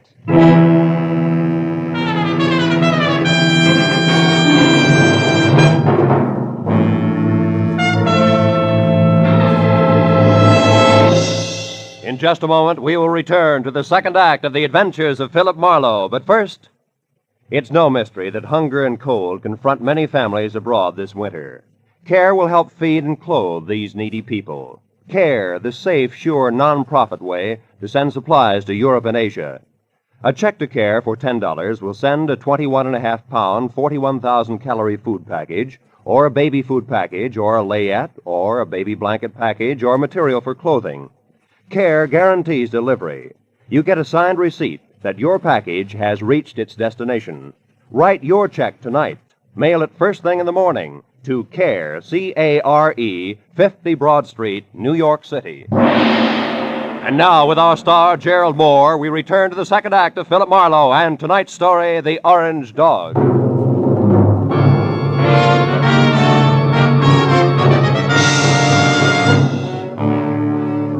I pointed my car toward the Wilshire Gardens, and a beautiful liar named Shelley Martin, I was sure of two things. The plates that Longhair had wisecracked about just before he piled me into a row of garbage cans were the engraved kind that counterfeiters use to make money the easy way. And second, both Longhair and Lou Horner were racing for the plates as well as the Orange Dog, which could be one and the same thing. But 20 minutes later, as I pulled up near Villa 12, which was strips of yellow light and raised voices drifting out of half-open Venetian blinds, I forgot about the gentleman involved and concentrated on a lady who didn't have a sister called Marion. I went around to the back of the villa where I found the service door unlocked and the kitchen beyond dark. And when I entered and quietly moved to a spot near the living room where I could see Shelley snapping at a pompous, excitable man with a red face, I figured that a little eavesdropping might pay off. I'm here in Los Angeles. Is there anything wrong with that, Mr. Horner? Yes, everything. Why, I wouldn't even have known you were in town if I hadn't gone back to the place in Los Feliz where I saw you and some man having a delightful little chit-chat over the body of that T-man. Treasuryman? Yes. Is that who he was? A meddlesome fool I caught snooping through my papers. Then you killed him, Lou. Of course I killed him. I had to. Now stop asking questions and get out of here. Because this is business, not pleasure, Shelley. And that leaves no room for you. Or Marion. What do you know about Marion? Not enough. But what I do know, I don't like. Look, Lou, who is Marion, and what does she mean to you? Marion means money to me, Shelley. Nothing more. So just leave me alone here so that I can make a call according to schedule. A call about... Lou. What's the matter, Shelley? Behind you, Lou. They're in the garden. Lou! The bullet crashed through a closed window didn't stop until it got to Horner, who grabbed at his chest and dropped to the floor even before the glass quit flying. And by the time I got outside to where the shot had come from, I found nothing but a little wind rustling a lot of trees. When I got back to Shelley and the blood over tweed on the carpet, Horner was already dead. Marlowe. Marlowe, the man out there was Henry Peel. Peel? Something in long hair and dirty clothes? Yes, I met him in Horner's office once. Lou said he was a broker from Chicago. Come on, both Peel and Horner are counterfeiters. What? Lou, a counterfeiter? That's right. Never mind the carefully arched eyebrows, honey. They mean nothing. But, Marlowe, I swear I never knew that Horner was anything but a broker. A broker maltreating poor sister Marion? You're a liar, Shelley. About Marion, yes. I haven't even got a sister. But from there on out, I'm telling the truth, Phil. Then tell some more and fast. All right, here it is. Lou Horner's been my boyfriend. And, checkbook? For the past year and a half. But about a month ago, he suddenly stopped being very attentive. And I couldn't figure out why. So you decided to keep your big blue eyes wide open, huh? Exactly. And it paid off. Because I found out that, 1, he had taken better than $20,000 out of his bank account. 2, that he was coming down here to Los Angeles. And 3, that an item named Marion might be beating your time. Yes. And that part of it upset me plenty. Until 10 minutes ago. But then I found out that Horner here was a murderer, and that, Marlowe, I don't buy. 3 cheers for the all-American girl. Oh, skip it, Marlowe. I'll live my way, you live yours. Don't worry, honey. Nobody wants to change places with you. Hey, look. Why does Horner wear a little rubber band on his little finger, do you know? Oh, he had a bad memory. Used every kind of gadget in the books to keep himself from forgetting things, especially numbers. Oh. Oh, for example, that rubber band might mean 10 o'clock. How do you figure? Like 5 and 5. The fingers on each hand, reading from left to right. He used things like that. Oh. Wait a minute. Horner was going to make a call to Marion just now, and the message the T-Man left was... Call Marion tonight about the orange dog of foe. Shelley, baby, where's your phone? Fast. Come on, it's 10:15 already. Well, it's out there in the hall, Marlowe. Oh. What are you talking about? A line, honey, a line on your ex-sister, Marion.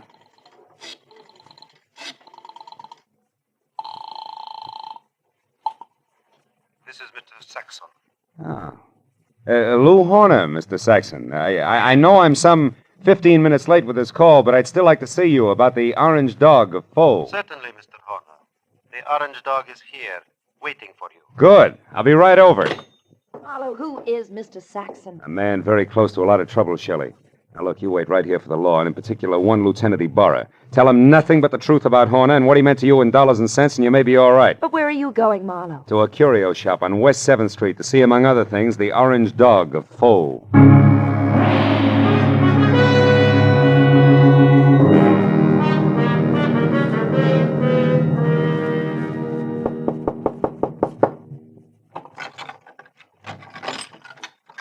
You are the Mr. Horner who called? Yeah. Also the one who was here this afternoon, you remember? Oh, yeah. Well, I'm sorry I didn't call you at 10, Mr. Saxon, according to schedule. I hope it hasn't inconvenienced you. No, that's quite all right, Mr. Horner. One moment, sir. What's the matter? Is anything wrong tonight? Seem on edge, Mr. Saxon. I am. So please, Mr. Horner, don't make a single stupid move. What? Wait a minute. Why the gun, Mr. Saxon? I promised not to bite the orange dog. You won't even touch the orange dog. No, who are you? Oh, we've been all through that. I'm Horner, Saxon. Lou Horner of San Francisco. No, you're not.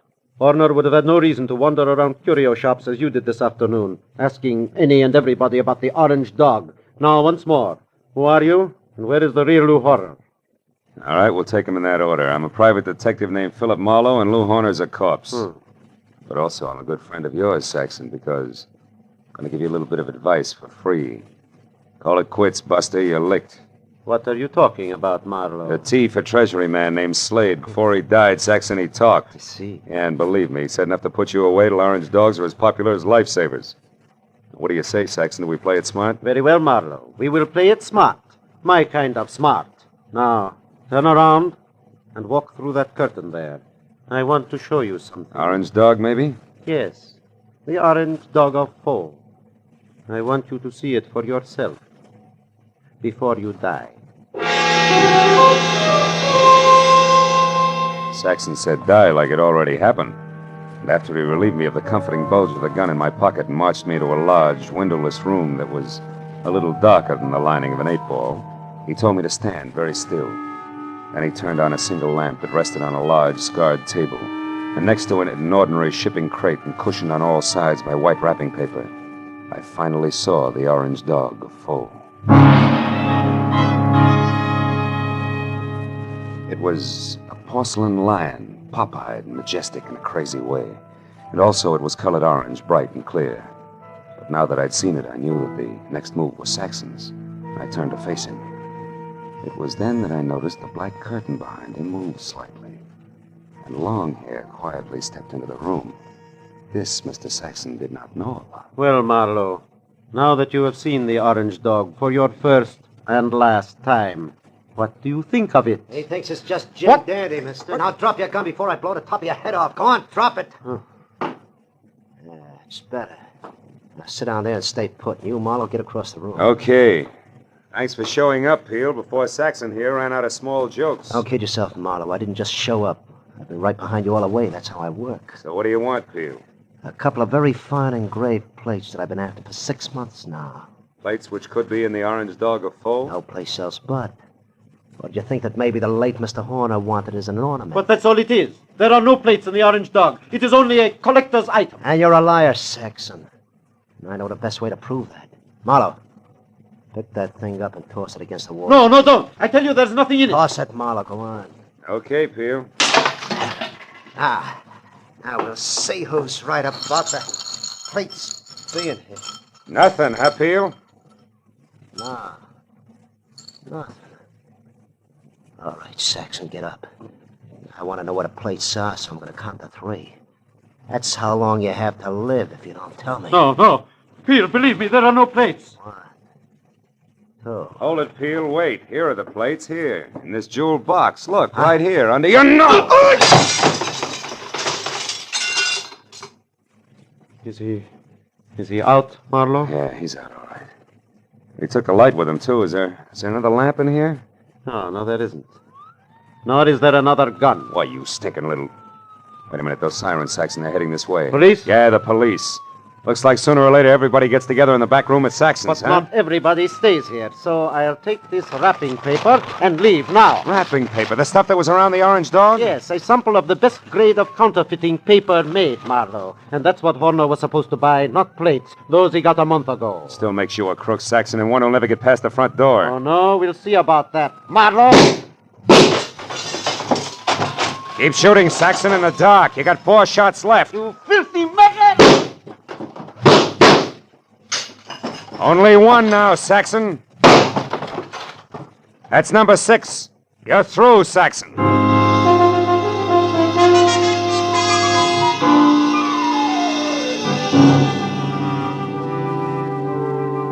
By the time Ibarra and his boys, plus a half a dozen very anxious T-men, got into the room, Saxon was already coming apart at the seams.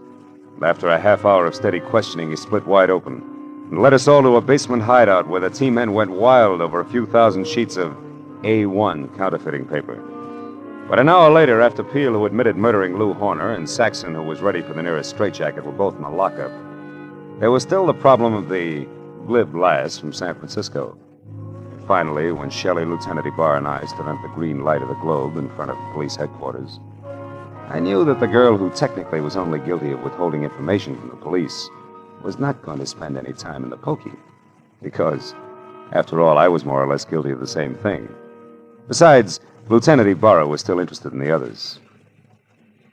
Well, Marlowe, it looks like the whole business actually boils down to a single transaction between Clay Saxon, who had the counterfeiting paper, and Lou Horner, who was supposed to buy it. That's right, Ibarra. But Horner, who must have made his contact with Saxon via some middleman in San Francisco, only had a telephone number and the password, the Orange Dog of Foe, to work on here in L.A. But how'd you get hold of that number, Phil? From the message the T-Man left before he died. You mean you actually called someone named Marion? No, honey, I just dialed Marion. Madison? M.A. Madison. R-I-O-N 7466. Madison 7466. You get it? Yeah. Another one of Horner's screwy memory tricks, like the rubber band on his 10th finger. Hey, that's pretty good, Phil. Ah, it's an old gimmick, really. I read it in a dozen detective stories. What do you know? Maybe I ought to read some of those. Well, good night, Philip. Look for you tomorrow. Good night, Lieutenant. Now, Shelley, do I show you the way home? Now, Marlowe, aren't you hungry or thirsty or something? Yeah, I guess I am at that. Well, I know just the place for us, darling. Oh? It's a cute little place right smack in the middle of Chinatown.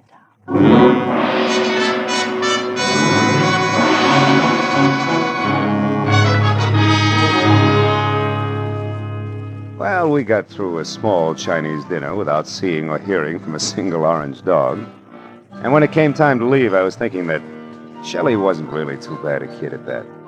So when she left the table to powder her nose, I started to make plans. But when she got back, I forgot about them because in the meantime, she'd run into an old friend. Yeah, a rich old friend who was all alone in the big city.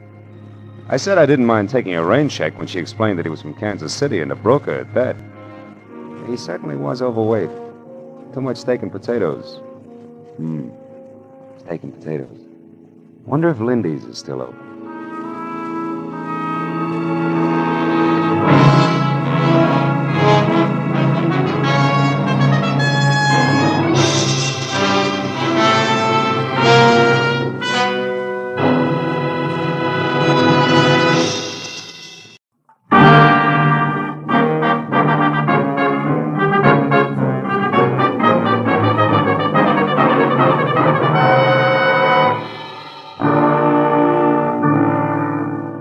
I'd spent a dull day on a duller subject, which was don't get caught with your income tax return down at midnight, March 15th. And after calling time for a thick steak designated to bolster the stamina of a private detective, but nevertheless non-deductible, I reluctantly headed back to my office where I found both my conscience and the long form 1040 still waiting, which meant there was no way out. The dull day was going to stretch on into the night, but then I got a break, because my telephone rang and the call was from one Mrs. Corey Gilbert, a prospective client who wanted action in a hurry. Marlowe, you've got to move fast. I just found out that my husband Ross will be at 3806 Melrose Avenue in 20 minutes, and I know that means trouble. Well, just for size, Mrs. Gilbert, how do you spell trouble? With a capital B as in blackmail. There's no time for details now. Just get to that address and find out who Ross is meeting with. Only hurry, Marlowe, please. Well, hurry after what, Mrs. Gilbert? I've never met your husband, remember? Oh, yes. Well, he's tall, dark eyes, dark hair, very handsome. And the blackmailer, short, stocky, and repulsive, I suppose. I've never seen the blackmailer. All right, Mrs. Gilbert, where can I reach you? Well, I live at 439.5 Ogden Drive. The phone number is Gladstone 8195. 8195. All right, Mrs. Gilbert, I'll call you. Thanks. Oh, and Marlowe. Yeah? Hurry, will you? You see, I love my husband.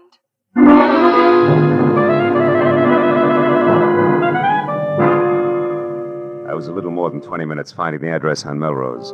When I finally pulled up and parked away from the place, I figured being late didn't matter because number 3806 turned out to be an unfinished house set deep in an acre of building materials. I was about to head for a telephone and get an explanation from a confused lady named Corey Gilbert when a lot of noise from what would someday be a living room changed my mind. Then I knew that my client had the right address after all, because there in the pale light of a slice of moon, taking the last of an awful beating from a thin man with a thick beard and a lot of muscle, was Ross Gilbert. Dark eyes and dark hair, like she said, but no longer very handsome. Don't hit me again. Stop worrying, Gilbert. I'm almost through with you except for this. A present from Nanette. And just one more from Nanette.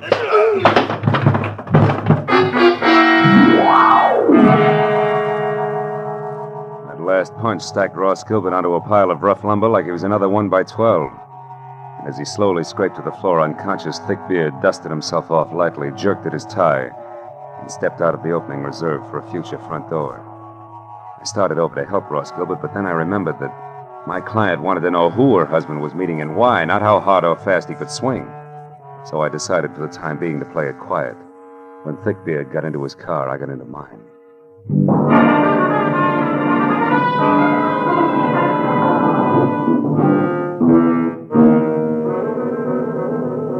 I followed him all the way to Beverly Hills, where he pulled to a stop in front of the Camden Arms Court. I parked, lights out, and watched him strut up a flagstone walk and knock on the door of a bungalow, number 4, which was dark. When he knocked again and it stayed dark, he took an envelope out of his pocket, wrote something on it, and jammed it into the mailbox. Then he got back into his car and started away fast. I walked up to the bungalow and helped myself to Thickbeard's empty envelope. On one side, scrawled in pencil and smudged, was the telephone number Sunset 31676.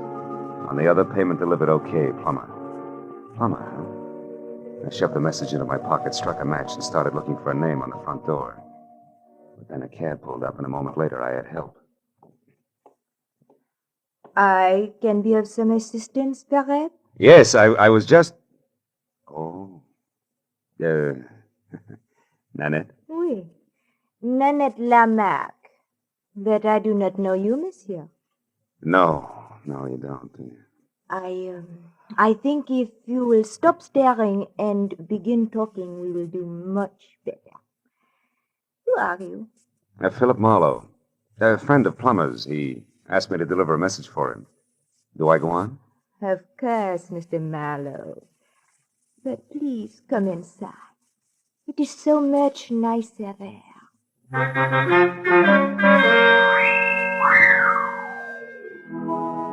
Nanette was so right about it being nicer inside. There were lights. And that made it easier to see that the lady with the thick French accent and the gorgeous waistline was something that could have mustered her own foreign legion. She was narrow green eyes and open red lips, topped by a lot of close-cropped, soft brown curls that kept running into each other. And for a dress, she was wearing about 1/4 mile of draped chiffon that, in the right places, fitted a little closer than her own skin. When I told her what I claimed had been a message from Plummer himself, she purred her thanks and started to mix me a drink. When I brought up the subject of blackmail, she stopped abruptly, spilling a bottle of perfectly good Kentucky Tavern all over the table. Blackmail? What do you mean, Marlowe? Extortion, honey. The malpractice of getting a lot for knowing a little that's not nice. You are swinging wild now, mon cher. Maybe. But if it doesn't bother you, I'll stay right with it. Because I'd like to know why you and Plummer, who have such an easy mark, insist on throwing rocks. What easy mark are you talking about? A tall, dark, and used to be handsome guy named Ross Gilbert. Ross? Soda, Marlowe? Yeah. But don't make it too sweet, honey. I can't take it that way. Nanette will be very careful not to make it too sweet. There. Tell me, mon cher, when did you last see Plummer? Before tonight, I mean. I'm not sure. I think it was at the fights over at the Legion Stadium last week. How do I get my drink? Oui, mon cher. You will get your drink in your face, liar. Tell me, Frenchie. Is that pearl handle 32 considered the very latest along the Champs-Élysées? You have lied to me, mon ami. You see, Plummer only arrived in Los Angeles the day before yesterday, for the first time in his life. All right, I made a mistake about seeing Plummer at the fights last week. Now, why don't you put away the gun and we'll talk about Ross Gilbert? Ross Gilbert is a man I hate with all my heart. A man I could kill right this minute. And that, Marlowe, goes for anyone connected with him. So now get out! Oh. Without even so much as an au revoir? I reserve au revoir for my friends, Marlowe. Good night.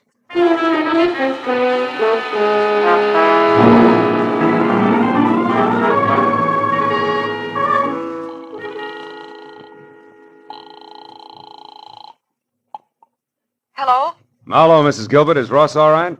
Ross isn't here, Marlowe. What happened to him? He ran into an ugly beating at that address on Melrose. Something nasty from out of town named Plummer is responsible. Ever hear of him and/or an imported Jezebel called Nanette Lamarck? No, I haven't. But what about Ross? What's wrong with him? Nothing that a pound of beefsteak and enough liniment can't cure. But before we worry about Ross, Mrs. Gilbert, one more thing. It's a phone number I found on the back of an envelope that belonged to Plummer.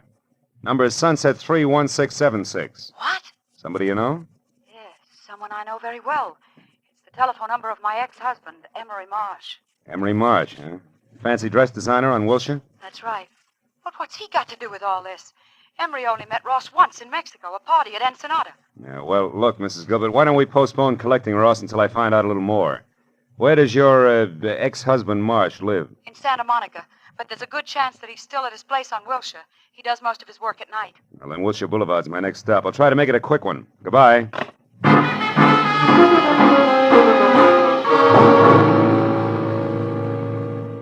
Emery Marsh's place on Wilshire was an expensive shop with a single velvet-lined show window that was home for a beautiful mannequin wearing an evening gown that would drop at the first sneeze. And after I spent 5 minutes thumping on a plush, leather-upholstered portal, a light finally clicked on someplace inside. And a moment later, Emery Marsh opened the door. He was tall, 45, sandy-haired, and looked less like a dress designer than I did. So after following his tweet back into an inner sanctum that was combed plywood behind Chinese modern furniture, I decided to play it almost straight. Now, Mr. Marlowe, what can I do for you? Well, it's a little too early to tell. I'm a private detective, Mr. Marsh, and I'm working for your ex-wife, Corey Gilbert. Corey? Mm-hmm. Is she in trouble, Mr. Marlowe? No, close to it. Tell me, Mr. Marsh, when you were last over to Nanette Lamarck's place at Camden Arms, when was that? Nanette Lamarck? Yeah. I've never heard of her.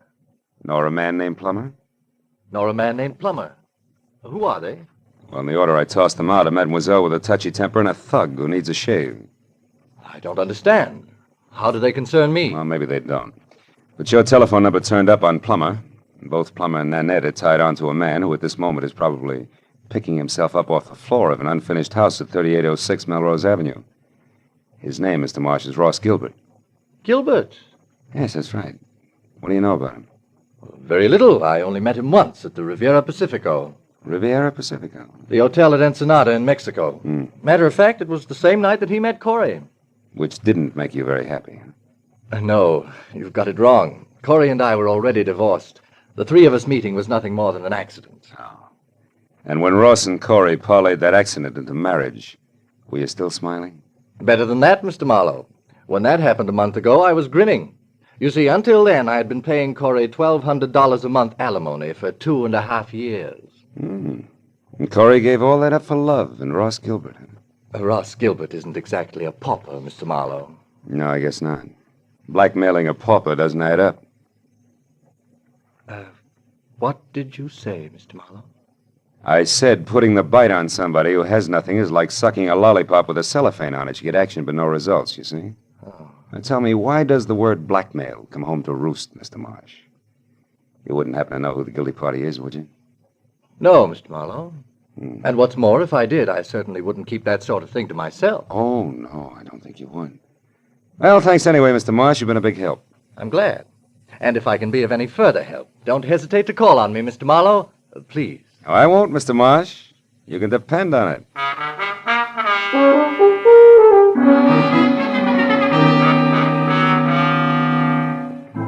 All the way from Wilshire Boulevard to Mrs. Gilbert's place on Ogden Drive, I kept wondering who wanted how much out of Ross Gilbert and why. About 20 minutes later, when I pulled up in front of the house, I started concentrating on my client, who had to be the woman standing next to a green coupe in the driveway and waiting in double time.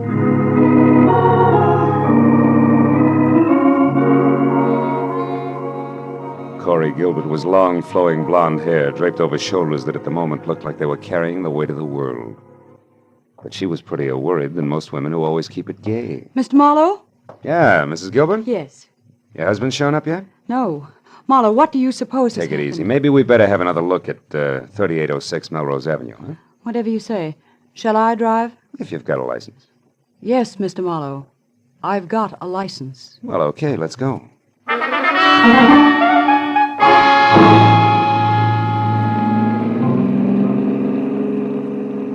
The way we took off in Corey's Nash, I wasn't sure whether her license was for driving a car or an airplane. And while she kept it 83.5 AAA on the accelerator, she talked about her husband and why she was worried. By the time we were near the place, I knew all about the party in Ensenada, their whirlwind courtship, and what a fine guy Ross Gilbert was. When we got out of the car and started over the last 100 yards toward the unfinished house, I'd learned everything Corey knew about the blackmail angle, which wasn't very much. It started last week, Marlowe, when we got back from our honeymoon. Ross wasn't himself at all. He was worried. He forgot how to laugh. He argued with me over any and everything. Where does the blackmail come in? I don't know. He wouldn't tell me what was wrong. Then this evening, just before I called you, I overheard him talking on the telephone. That's when I caught the word blackmail and this address. Now, maybe Ross will be able to fill in a few of the blanks for us. Oh, he was over here in this room on a pile of lumber when I... Ross! Plumber must have done a lot more damage than I figured. Ross! Take it easy, baby. Marlowe, what is it? Is he... I'm afraid he is, Corey.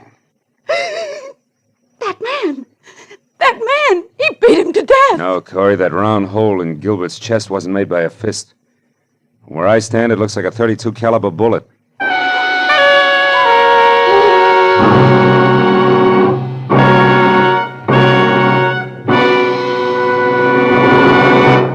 In just a moment, we will return to the second act of The Adventures of Philip Marlowe. But first, for some new wrinkles in the mystery field, look on the face of Mr. Jack Benny, eminent producer of the mystery comedy The Lucky Stiff, which opened in New York today. Although Mr. Benny's stars are Dorothy Lamour, Claire Trevor, and Brian Donlevy, Jack's face is covered with new wrinkles because he couldn't be in New York to sell the tickets himself. He's remaining in Hollywood to appear tomorrow night on CBS on The Jack Benny Show with Mary Livingston, Don Wilson, Dennis Day, Phil Harris, and Rochester. So be sure to listen. And now, with our star, Gerald Moore, we return to the second act of Philip Marlowe and tonight's story, The Easy Mark.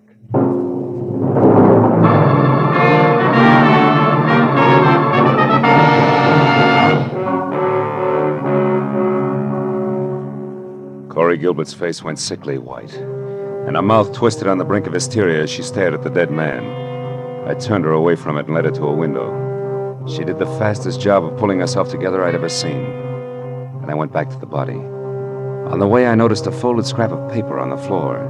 It was a page torn out of a desk diary, but all that was written on it was the address of the unfinished house we were in. I looked down at what had once been Ross Gilbert. Setup didn't make any sense. A victim of blackmail had been beaten up by a total stranger, and then, a little while later, murdered. Somebody had killed the goose that was laying the golden eggs, and it didn't figure in any direction. Well, I just about decided to go through his pockets when a sound from Corey changed my mind. Marlowe, come here, quick. What is it, Corey? There's someone out there. I saw a shadow move. Get away from the window. Marlowe, there, running. Why, it's a woman. Yeah. And quite a woman. What do you know? She's crossing the street now. Who is it, Marlowe? Who is she? Character as French as Milani's 1890. Only she's more like nitric acid than salad dressing, Corey. Her name is Nanette Lamarck. She's getting in that car. Aren't you going to stop her? I've got a line on Miss Lamarck. I can find her. But she was hiding here. She could be the one who shot Ross, couldn't she? Easily. In fact, right now, she's the odds-on favorite. But she's also cagey, and we'll have better luck if we get her on home ground where she'll talk. Besides, there's a big chunk of this business that doesn't follow. What do you mean? Well, look, the murder came out in reverse. Ross was paying off. So he should have been the killer instead of the corpse. Which means there's more than blackmail involved. I don't know what you're talking about. All I know is he's dead, and that woman killed him. Maybe. Come on, Corey, let's get out of here. Where are we going? Well, first you take me back to my car, and then I got a job for you to do. What kind of a job? Well, I found this page ripped out of a desk diary, probably Ross's. I want you to go through all his things and find that diary for me. There might be something else in it that'll give us a connection. All right. Where are you going? Gotta pay a call on Nanette. Only this time I'm bringing my own welcome mat. I think I'll need it.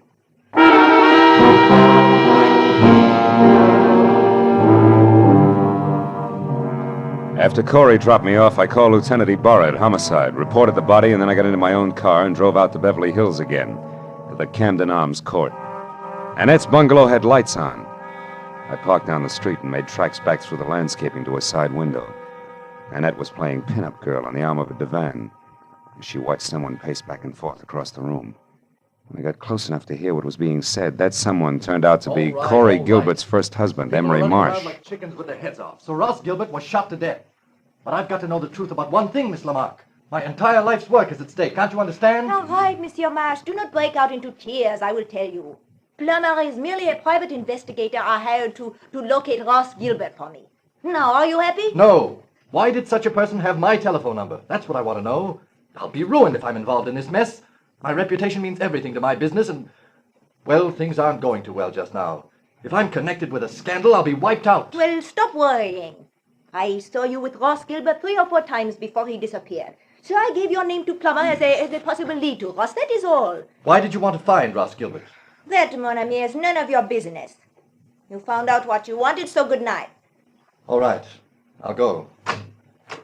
But can I count on you to keep my name out of this? Listen, I am counting on me to keep my own name out of it, and I will be very busy doing that. Good night.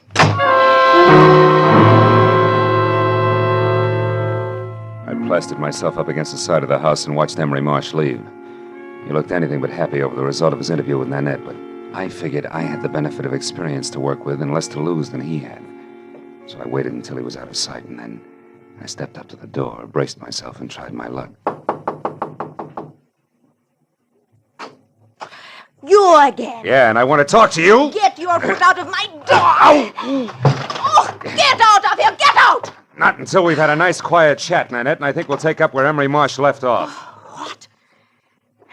Look, just who exactly are you, Marlowe? Your boy Plummer and I are distant fraternity brothers, but there the similarity ends. Just another chief private detective. Ooh! Okay, baby, if that tough stuff's the only language you understand, we'll talk that. Oh, stop it. Leave me alone. Now get over there. Sit down. Oh, you ape. I'd be nice to me if I were you, Nanette. Because I just love to see a rope around that lovely neck of yours. And what's more, I can almost put one there. You're in a mess right up to your accent. So start making answers beautiful and keep them straight. First, why did you put Plummer on Ross Gilbert's trail? Because he double-crossed me, that is why. Double-crossed you how? He ran away from me. He was mine, all bought and paid for, you understand? Not exactly. When I met him, he was flat broke. I bought him every decent stitch of clothes that he had. Gave him everything he needed to be a gentleman because we were going to be married. And then he ran out on me and took everything with him that he could lay his hands on. Go on. Nobody does that to Nanette Lamarck. Nobody. So you hired that licensed thug Plummer to find him and beat him half to death, right? Exactly. Well, go ahead, baby. The story doesn't end there. Tell me the rest, the good part. About how you waited until Plummer got through with him, and then you went down to that unfinished blueprint out of House and Gardens and killed him. No, that is not true. I did not do that. Why, I could not. It's no bigger lie than the rest of it. Where's that pearl handle 32 of yours, Nanette? And don't reach for it. Just tell me. What do you want with I want to see if it's been fired. Now, where is it? Call it, Jack. Oh, fine. Plummer. Miss Lamarck might not like for you to see her gun. Oh, I thought you would never get here. Who's this character, Miss Lamarck? Another private detective, Marlowe by name. No kidding. Well, we got a lot in common, haven't we, Jack?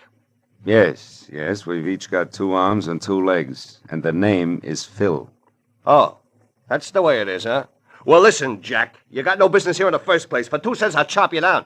You're even cheaper than I figured. Why, and you can put away that big, nasty gun, too, because I got you cold. That envelope you stuck in Nanette's mailbox tonight had a slip of paper inside, one of your old clients. Huh?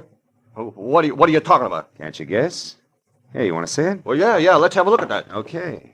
Take a good look. Come on, drop the gun, Plummer. Come on, drop it. My arm! All right, now, fold up. There's your bargain basement detective, Nanette. You didn't get your money's worth, did you? Now, shall we take a look at that pearl-handled gun of yours? It is over there in my bag. Thanks. Clip's full, and that smell sure isn't gunpowder. Of course not. I did not kill Ross. Why, I was not even inside of that building where he was. Yeah, I know, but you... Wait a minute, say that again. I said I was never inside that unfinished house where he was found. When I drove up, you were already there, so I left. Yeah, I know. And Plummer's gun is... fully loaded. Hasn't been fired either. Baby, you've just given me a great idea. An idea? But I do not understand. Never mind, I'll explain it to you later. And incidentally, you better be around. Right now, I've got to find out one more thing, and then maybe I'll pop this whole shebang wide open.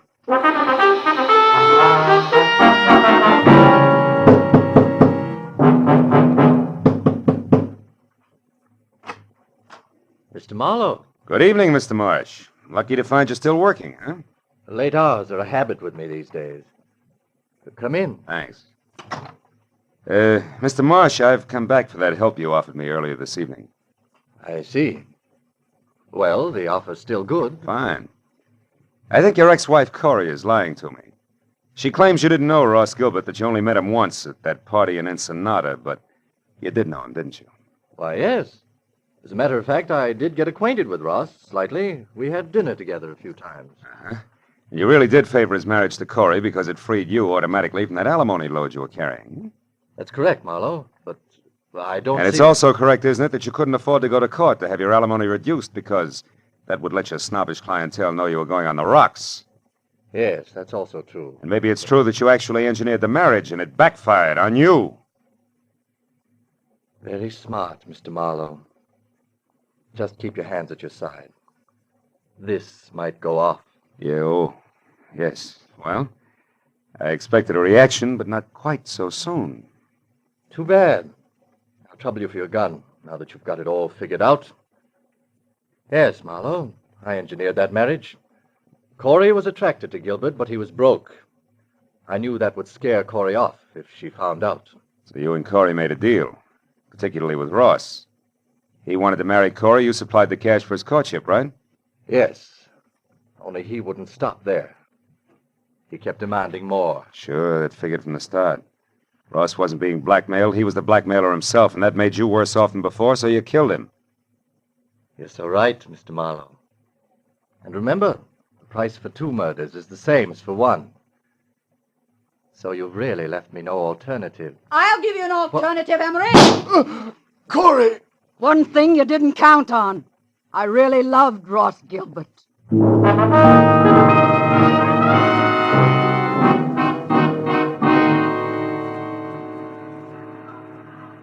Well, I guess that winds it up, Corey. Emery's in the hospital, and Nanette and Plummer are both in the clink.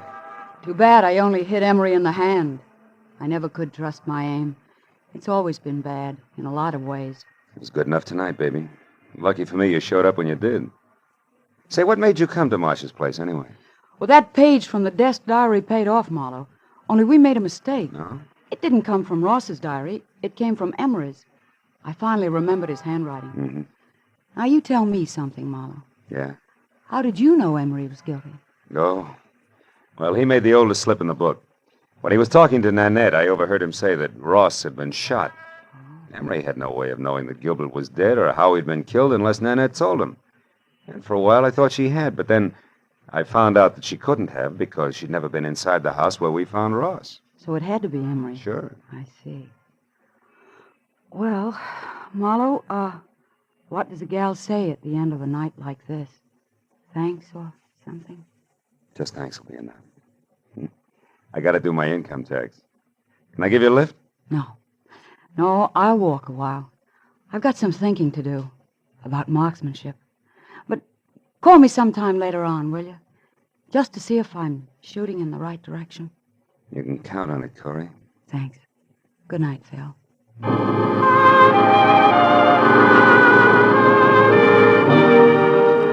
I watched her for a moment as she walked down the street all by herself, deep in her own thoughts, and it looked to me like she was playing it strictly square. I almost wanted to follow her. The first time in a long time, I felt like I wanted to get to know a client better. But March 15th can slip up awfully fast, and that long-form 1040 was still unfinished and waiting for me in my office. So I decided to go back and work on my income tax and play it strictly square, too. After all, that's really the easiest way in the long run. Yeah, I keep telling myself.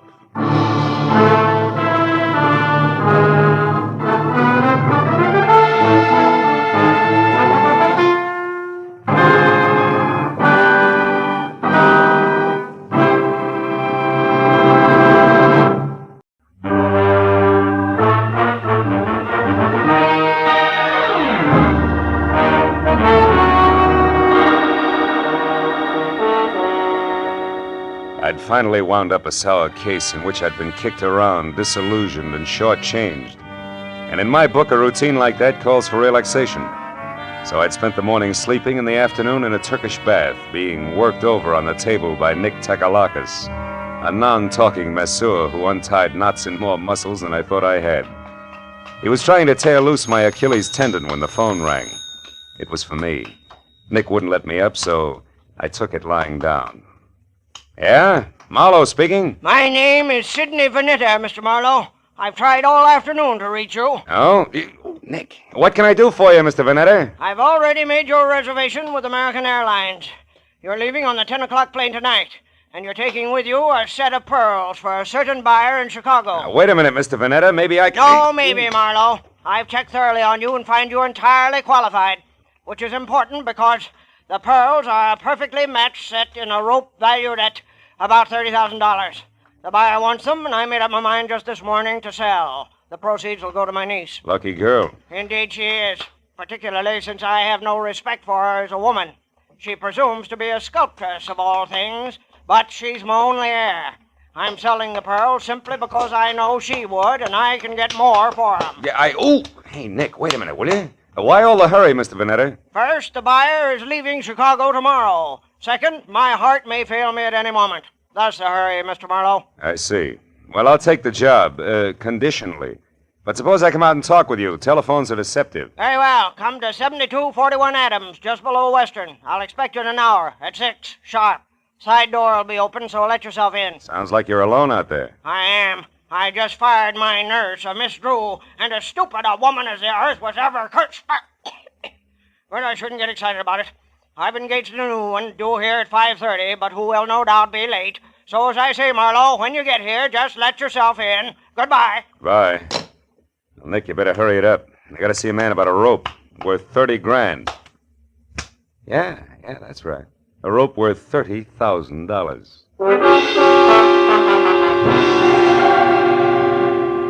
Vanetta's place on Adams was a big, fancy, and dirty gray place. 40 years ago, it had been a proud, expensive house. But now it squatted at the back end of a rundown yard like a bitter old man too tired to move. I found the side door unlocked and went in. The hallway was dusky and had the odor of moldy wool. I called Vanetta's name but got no answer. So I poked on in until I heard the snapping of an open fire. It came from the library. A big chair was drawn up in front of the fireplace, and there Vanetta sat, his chin sunk deep in his chest and his eyes closed. I coughed, but he didn't hear me, so I stepped close and shook him gently by the shoulder. All it took was a gentle shake. He sagged forward and poured out of the chair like stiff syrup. Mr. Vanetta was dead. I started for the phone to report the body, but then I heard grapple crunch in the driveway. Someone else was coming in that side door, so I stepped out into the hall and waited. Mr. Vanetta, it's... Oh. Who are you? Philip Marlowe, who are you? Steve Temple. I'm Mr. Vanetta's business agent. Here on business now? Yes, I am. It's all the same to you. I came to see Mr. Vanetta regarding some pearls. So if you'll excuse... Oh. Yeah, the pearls can wait. Their owner's dead. So it finally happened, huh? You're taking the news very well, Temple. I've been expecting it every day for 5 years. You found him, I suppose? We had an appointment at 6. He wanted me to fly his pearls to Chicago. What are you staring at, Temple? Why, there's a bottle of medicine here. What about it? For years, he's kept this stuff beside him in case of an attack. Yet, when he actually needed it, it was over here on the sideboard out of his reach. Ironic, isn't it? Very. He fired Miss Drew, his old nurse, today, and didn't expect the new one until 5:30. Say, do you happen to know her name? No one. You mean he's engaged a new nurse? That's right. She's an hour late already. Yeah. Well, for once, that doesn't matter to Mr. Vanetta. Say, Temple, are you acquainted with his niece? Vivian Russell? Of course. She's a sculptress. There's a studio out on Fountain, near Bronson, I believe. She was to get the proceeds from the pearls. Well, I assumed that, although nothing was ever said. She's his only heir. Where would those pearls be now? I kept them in a wall safe behind that picture there. Consistently against my advice. Yeah, sure. Opens with a key. Where would that be? He carried it with him on his watch chain. Why? What are you going to do? Take a look at the pearls and then have them impounded. Yeah, this must be the key. Let's open it up. It's there, that velvet case. As big as an overnight bag. Must be some string of beads. It is, Marlowe. Here, let me open it. There. Right. It's nothing but tissue paper. Yeah. It's not too surprising. While Temple called the police and tried to keep the details straight on a natural death and an unnatural theft, I went over the room again with a new viewpoint. All that turned up without an easy explanation was 1, a cash register receipt for $1.34 with the phone number Republic 2809 penciled on the back, and 2, the peculiar position of Mr. Vanetta's medicine bottle, which Temple had already noticed. I dropped the receipt in my pocket and told Temple to wait for the law. He gave me his home address and phone number, and I promised to check in with him later and left. The first stop was a phone booth where I dug into the nurses' registries and hit pay dirt on the fourth call. Miss Drew? Yes, we have a Miss Drew. Is she the one who worked for Mr. Sidney Vanetta but was fired this afternoon? That's his opinion. Actually, Miss Drew quit. All right, have it your way. Where can I get in touch with her? She's right here where she's been since 3 o'clock this afternoon. What is the nature of your business, sir? Never mind. You've already answered my question. But look, Mr. Vanetta hired another nurse to replace Miss Drew. Is the new girl one of yours? Absolutely not. Mr. Vanetta will never get another nurse from this registry or from any other that I know of. You're so right. He's utterly impossible to please in any way, and we're through trying. Goodbye. Well, Miss Drew was in the clear, and Vanetta began to focus as a pretty odd Johnny. But I was still trying to figure why the new nurse hadn't shown up when I reached for a cigarette and brought out the cash register receipt with the phone number on the back. So I tried it. Republic 2809. It rang, but nothing happened. I got in my car then and drove up to Hollywood and out Fountain to Bronson, where the only Vanetta heir, Miss Vivian Russell, had a studio. It was a converted double garage with a lot of north windows, so her new close-to-the-ground Hudson sat outside in the driveway. The adjoining four-room apartment looked cozy enough, if you liked wading through chunks of marble and eating off of last week's newspaper. Yeah, I was braced for a dowdy Amazon with broken fingernails as I rang the bell. That's why the dainty 118 pounds of taboo-scented blonde, who was clad in 10 chartreuse yards of whispering silk cut like lounging pajamas, caught me as flat-footed as a duck when she opened the door. Hi. Did you want something? Yes. Yeah. My name is Marlowe. I'd like to speak to Miss Vivian Russell. You are. So go ahead and enjoy yourself, Marlowe. May I come inside? I have some bad news, Miss Russell. Oh, sure. Come on in. Now, shall I sit down or just hang on to something? Suit yourself. Your uncle, Mr. Vanetta, died this afternoon. Oh, his heart finally gave up, did it, huh? Yeah, but you shouldn't go all to pieces like that, Vivian. Now, wait. He meant nothing to me, but I'm glad his suffering is over. The pearls are missing, too. Well, really? What happened to them? They were stolen, and don't tell me that means nothing to you, because you're getting the money, $30,000 worth. What? Uncle Sidney intended to give me the money from those pearls? How do you know that? I'm a private detective, he told me. He was my client. Oh, then you're out of a job. Say, how would you like to work for me, Marlowe? I'm serious. Now I want those pearls back, you know. Now, for $25 a day in expenses, it's a deal. Now, you tell me something. Who did your uncle hire today to replace Miss Drew? The nurse? Why, I didn't even know Miss Drew had been fired. How did you know she didn't quit? With Uncle Sidney? Try me again. Republic 2809. That doesn't mean a thing. You know, Marlowe, you've got an awfully good head. Are you speaking as a sculptress or just an ordinary chiseler? And what is that crack supposed to mean? You didn't know you were getting the money legally. You might have taken the pearls yourself. Oh, stop it, Marlowe. Okay, client. Well, I'll run along. I've got work to do. All right, but don't forget that all work and no play makes for a dull companion. Yes, and it also makes $25 a day. I'll be seeing you. All the way down Sunset to Vine Street, I kept telling myself a buck's a buck, regardless. But the idea that I'd been grabbed at stayed with me. Vivian Russell had plenty of motive as a dry land pearl diver, and if that's true, she'd need a patsy just to keep her abreast of the situation. I turned north on Vine and twisted up Beechwood Drive to 2000, the number Steve Temple had given me. He had had 2 hours of playing 20 questions policeman style, and I figured it was time to check his score. Also, Temple was the man to fill in a few blanks on my new client for me. His place was dark, but I got out anyway and started up the walk to his door. I'd gone about a dozen steps into a tunnel of overhanging shrubs when I heard it. Psst. Hey, you. I turned as a man stepped out onto the walk and came toward me slowly. He was tall, wiry, with a thin, arrogant face that sneered out from under an expansive forehead big enough for 3 sets of eyebrows. All shaggy. We're gonna have a talk, Mr. Temple. Hey, you're not Temple. Now we both know that. I'm a friend of his. What do you want with Temple? I've got a message for him, but it's personal. Who from?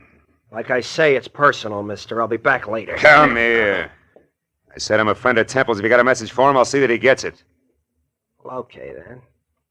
Tell him that some of his friends are too blasted nosy. Go! The guy with the forehead had a great left jab and a pair of hurdler's legs, and by the time I untangled myself from the brush and got out on the walk again, he was gone. Well, I know it was a waste of time, but I tried Temple's doorbell twice before I went back to my car. Nothing made sense, except that somebody who knew his way around had stolen a long rope of pearls. And somewhere in the city was a nurse who hadn't shown up on a new job. Beyond that, it was all question marks. I drove down to the filling station on the corner and went inside to the phone. I started to call police headquarters, but instead dropped the nickel in and dialed Republic 2809 again, just on a hunch.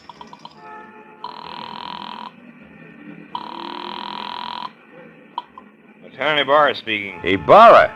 I didn't dial you, Ibarra. What? This is Marlowe. Well, you got me anyway. Now, listen, Phil, I hear you're on that Vanetta case. Yeah. If it'll help you any, the coroner says definitely he died of a heart attack. No homicide involved. Thanks, Lieutenant. Hey, but look, where are you now? In a flat on the corner of Union and 59th Street. Why? Well, is that phone number there, Republic 2809? Well, that's a great piece of deduction. You just called it. Ibarra, listen, I found that number at Vanetta's place this afternoon. What's going on down there? There's a girl here named Betty Larson. Yeah, she's a nurse, right? No, wrong, Phil. She's a corpse. Before that, she was a waitress. Just a waitress. Somebody came to her door and killed her for no apparent reason whatsoever.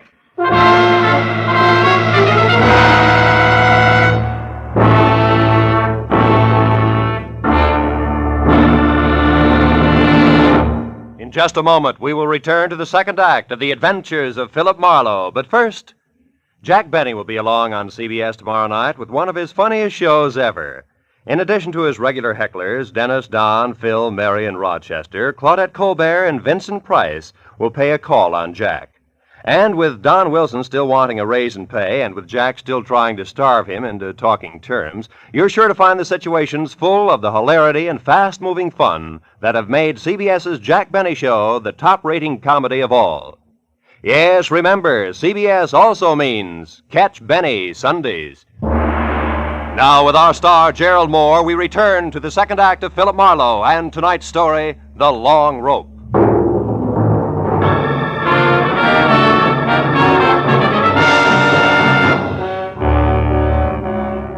It was 40 minutes of thick stop-and-go traffic from the time I quit talking to Ibarra until I pulled up near the 4 stories of faded, sagging tenement on the corner of Union and 59th. But even then, the crazy question that had been weaving in and out of my mind like a 2 a.m. drunk looking for the way to go home was still with me.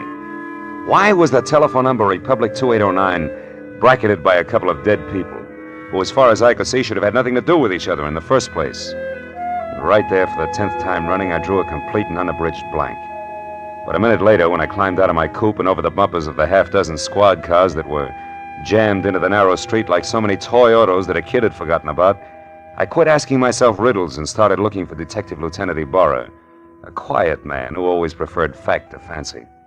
I found him in a cheap but clean uniform-crowded room on the second floor, standing a few feet away from the body of Betty Larson, a girl in a bathrobe who had once been something pretty in her early 20s.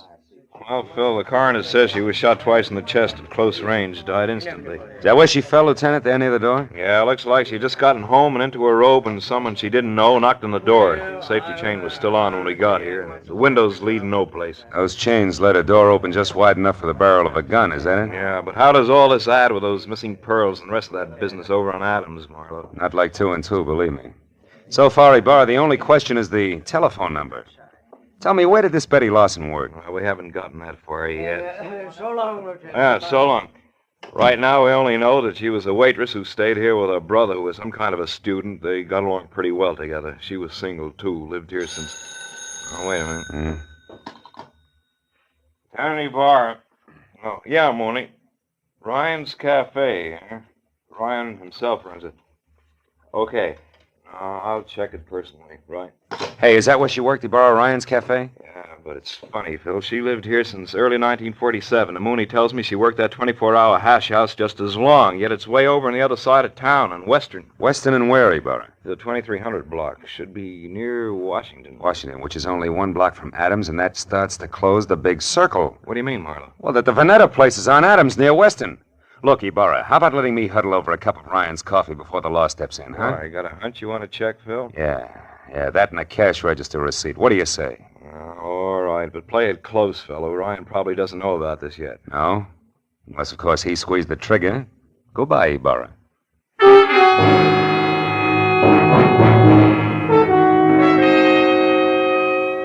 I was a half hour getting over to Ryan's Cafe on Western, which turned out to be a lot of steamed-over plate glass, bragging about a 40-cent hot roast beef sandwich in 2-foot-high white chalk letters.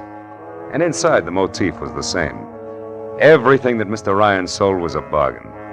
I slid onto a shaky stool opposite a cash customer who was something dirty in a torn overcoat buried deep in a handicapper's sheet and coffee. He looked up once, grinned no teeth at me, then hollered for Ryan in the kitchen, who said that he only had 2 hands and would be out in a minute. But before those 60 seconds ran out, I looked around, and over in a corner, in a collection of trash piled next to a broom, I saw a very welcome piece of paper. It was a brother of the cash register receipt that I'd found on Sidney Vanetta's desk, the one that had tied Betty Lawson's murder onto the rope of pearls. I turned back to the counter just as Ryan started toward me. He was a little bigger and a little better looking than the average ape, and on his right arm, under thick, coarse black hair that was long enough to braid, there was a tattoo of a dancing girl who, if Ryan ever shaved about his wrist, would freeze to death. What'll it be, mister? Coffee? Yeah, and a little information.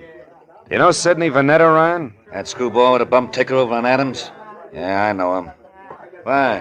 What's up? His time on Earth, for one thing, he's dead. Too bad. Should have taken it easier. Cream? No. Pearls. What'd you say? Nothing. Ryan, who brought that tray up to the Vanetta place this afternoon? I did. Sure it wasn't Betty Lawson? I'm positive. None of the girls would go near that place. Vanetta was hard to get along with. Now you tell me something. What are you, mister? Newshound, collection man, or cop? Getting warm, Ryan. I'm a private detective named Marlowe. I'm thrilled. Good night. Before I finish my coffee? Before I throw you out. I don't like too many questions. Not even easy ones, huh? Like who murdered Betty Lawson? Betty's dead? Yeah. Over in a flat on 59th Street, shot twice with a .32. When'd you last see her, Ryan? Why, a couple of hours ago when she quit for the night. Marlowe, the cops got any idea who did it? I don't know. Right now they're looking for a boyfriend. You're crazy. Betty didn't have a boyfriend. Outside of you? Outside of me. So I'm going over to straighten them out now. Mitzi! Mitzi! Yeah? Get out here and take over. Okay. I gotta move fast. No, you don't, Ryan. Betty's dead, remember? Yeah, but whoever did it ain't. Now, don't try to stop me, Marlowe. You'll get hurt. Look, Ryan, why don't you play smart and... what's the use? Go on, start running. You won't get very far.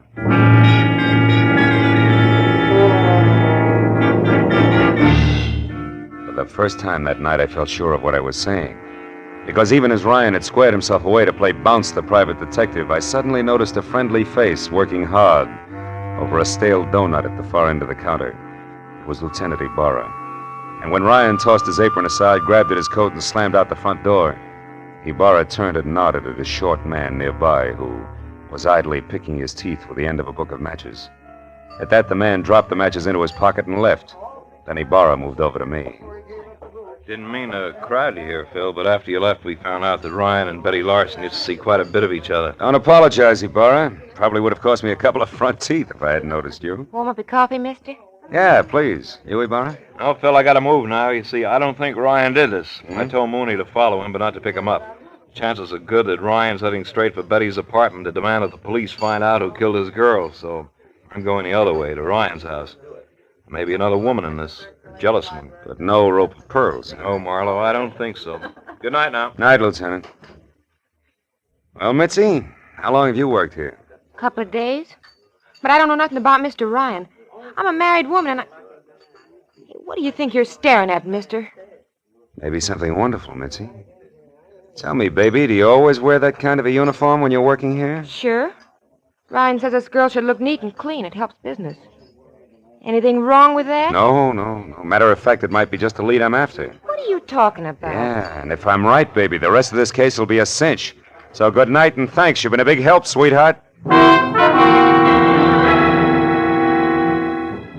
I got back to the corner of Union and 59th, I took the stairs up to Betty Lawson's flat 2 at a time, crossed the fingers on both hands, and prayed that Ibarra was right about Ryan returning to his girl's place. When I stepped into the room a second later, I knew that I'd never doubt the good lieutenant again because standing next to an open window and staring out at nothing was Ryan himself, numbed and red-eyed. I asked him one question, and although his answer was only a couple of words mumbled between trembling lips, it was all I had to know. Now everything. Betty Larsen's murder, the death of Vanetta, the guy with the forehead and the missing pearls, the whole shebang was starting to fall together. Oh, come on, baby. Be home, please. Hello? Marlowe, Vivian. Look, honey, I want you to do me a favor. Get hold of Steve Temple and meet me over at your uncle's place on Adams as soon as possible. I need your help. Goodbye. Well,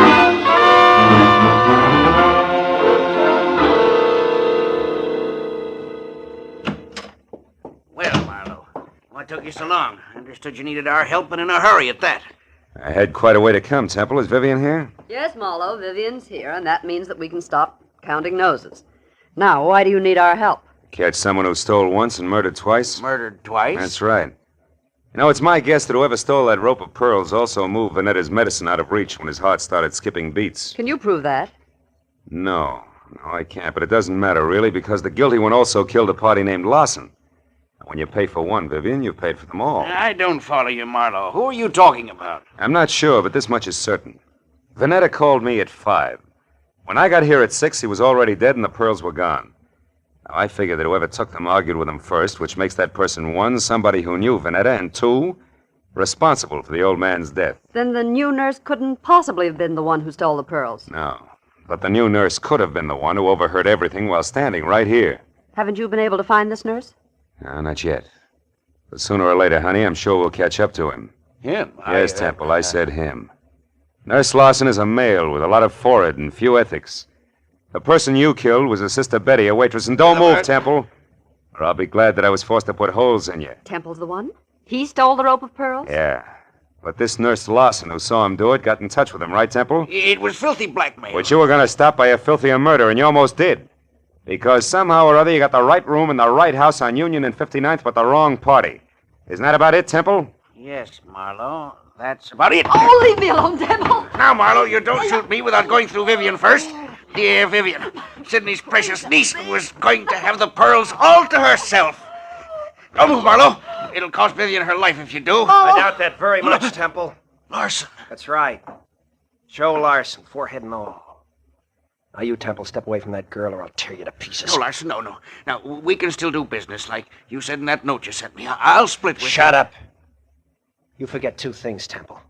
First, you tried to kill me. And second, you did kill my sister. Now, why don't you run for it? Or are you afraid? Which is it? Come on, Temple, talk. I am afraid. Well,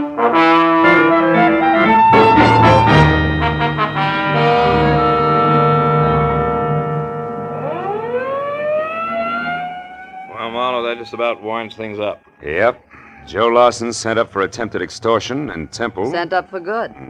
Say, Marlowe, when you called a while ago and said that you wanted Temple and me to help you, did you know then that Temple was the murderer? No, I didn't, Vivian. Then I only knew that whoever had killed Betty Larsen had mistaken her for the new nurse, and that the actual nurse was Betty's brother, Joe. Where'd you get hold of that, Phil? Well, it started in Ryan's Cafe, Barra, just after you left. I had nurses on the brain, I guess.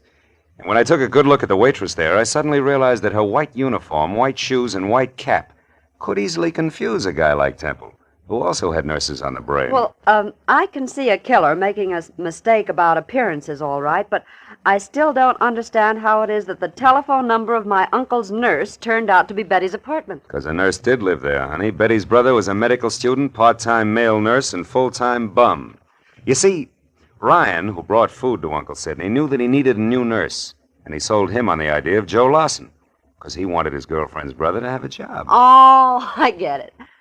Say, I know what I'm going to do with those pearls. Sell them? To the highest bidder. Oh, no, I'm going to break up that set. Break up the set? Yeah, I'd like very much to get a pair of earrings out of them. Oh, and for each of you, a set of cufflinks. Good night, gentlemen.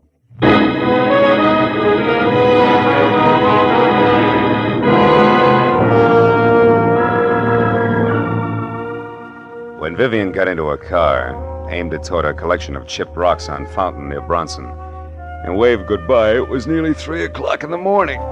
No. After I said so long to Ibarra and started back to my apartment on Franklin, an idea hit me for the first time. A pearl is the result of the irritation of an oyster, a disease. And When you string a lot of diseases together, the result is frequently a plague. But it's from plagues like that I make a living. That's what I get for reading books. I wonder if I'll ever go any place where I can wear pearl cufflinks.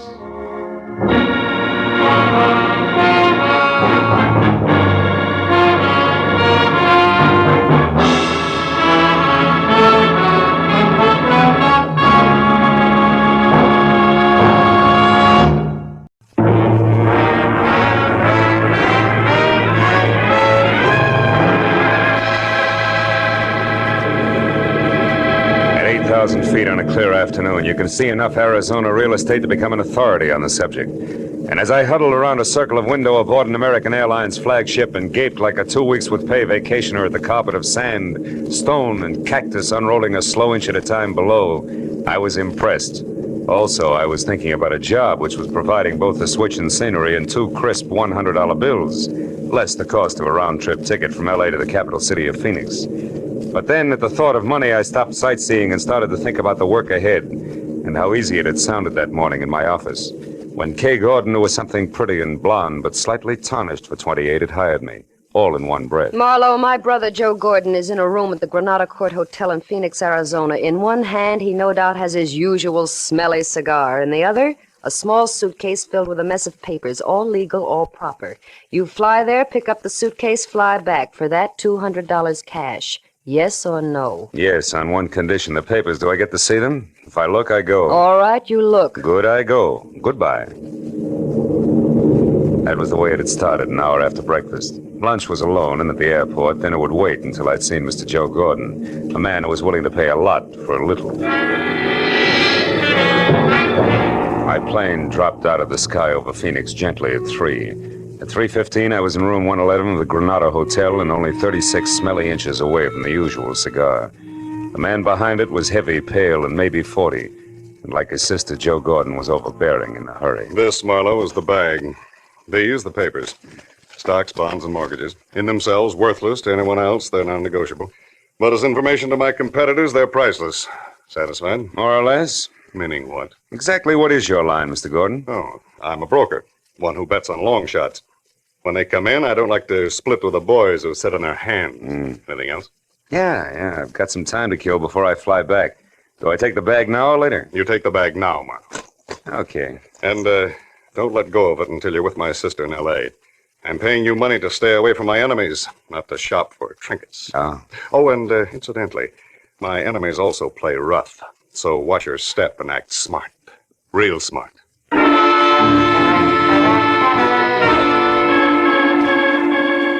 I still had 2 hours to kill when Gordon locked the bag and handed it to me after dropping the key in his pocket. So I decided to take a room there at the Granada Hotel, shave, shower, and stretch. The sleepy clerk in the lobby was not in a hurry, nor did he hear anything I said the first time. So when I finally got to my suite on the second floor, which had as much elbow room as the inside of a lifesaver, 30 of the idle minutes were already gone. I locked and bolted the door, checked all the windows carefully, and then peeled off my shirt, broke out my shave master, and reached for the knob on the bathroom door. But I never made it. Because as the door swung open, I caught a glimpse of a fist the size of a cantaloupe starting from my jaw. Oh! Now stay right there, Buster. The first time I swing, the second time I shoot, and I do both good. Equal nice, huh? Everything all figured out ahead of time. Yeah, but it ain't very hard, Marlowe. Especially when the guy you're after shouts it all to a desk clerk. My error. Yeah, which leaves just the 3 of us. Real cozy like. 3? You, me, and 120 grand here in this bag. You're way off base, brother. This bag's got papers in it, nothing more. They belong to a businessman. I said something? Yeah, sure. Very funny.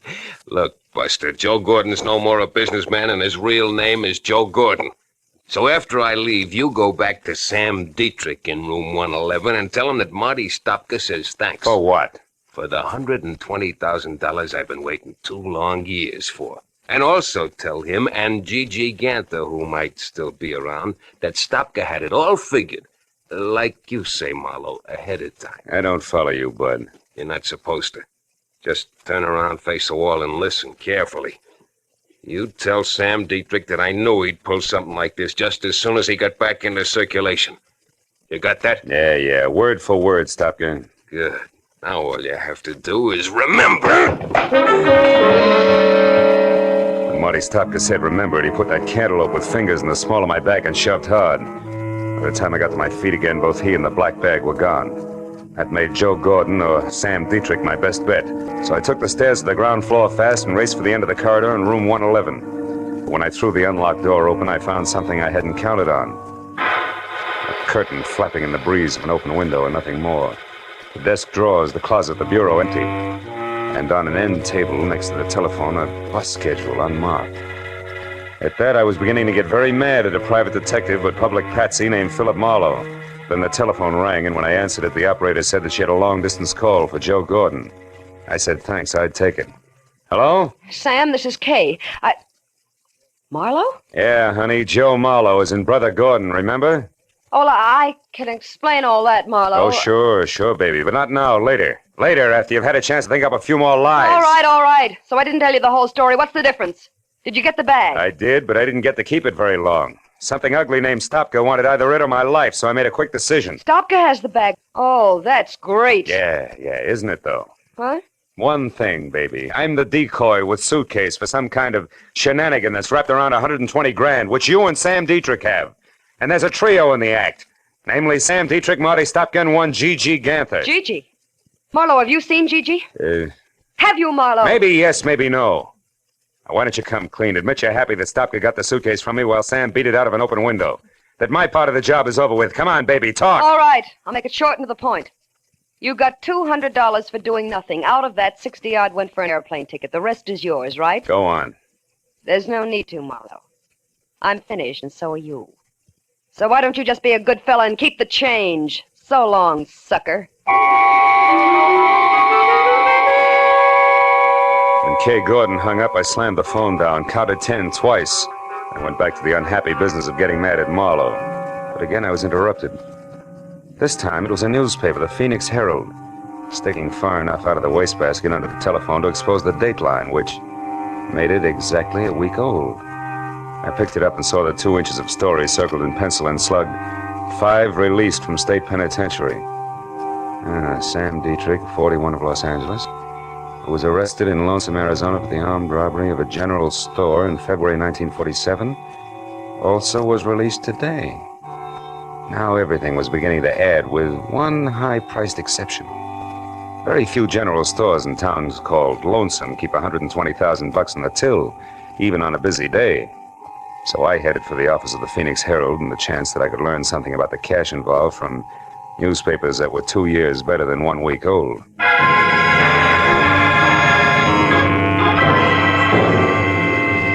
"30 minutes later, I was in the back shop of the Herald receiving facts willingly supplied by a sandy-haired linotype operator with a sad face who had never heard the word forget. That's right, mister. It was the Second National Bank and Land Company here in town. Held up at 1:10 p.m., February 7, 1947, by 3 men who took $120,000 in unmarked 10s, 20s, and 50s. One was badly wounded in a running gunfight, but they all got away clean. No arrests, no suspects? Other than the usual rigmarole of trying to pin the job on every two-bit stick-up man hauled in the next 6 months, no. Anything else? No, thanks. I don't think... Say, wait a minute. Lonesome, Arizona, that unmarked bus schedule. Tell me, do you happen to know where something called Lonesome is? And if so, how a guy could get there if he doesn't have a car? Sure. It's 87 miles west of here, and the bus will do the trick. But not anymore today. Oh. The only bus left an hour ago. Now, young fella, you tell me something. What in Sam Hill is Lonesome and a bus departure got to do with a bank robbery was pulled 2 years ago? Where I stand right now, Dad, I can't say. But when I get to Lonesome, ask me again. I may have the answer for you.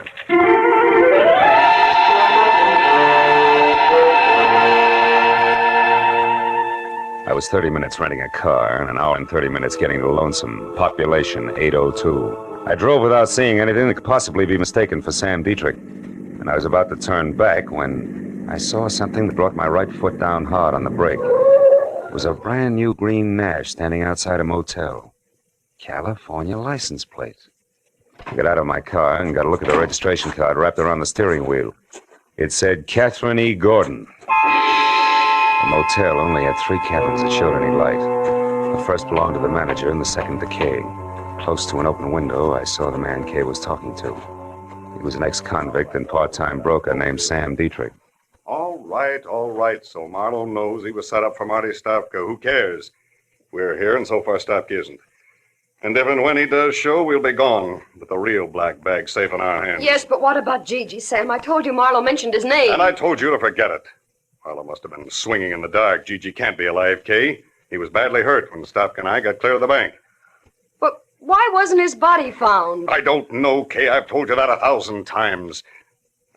Now, look, honey, why don't you just relax and think of us a little, huh? Gigi's dead, baby. There's only you and me. Sam, you know how I feel about that. I love Gigi.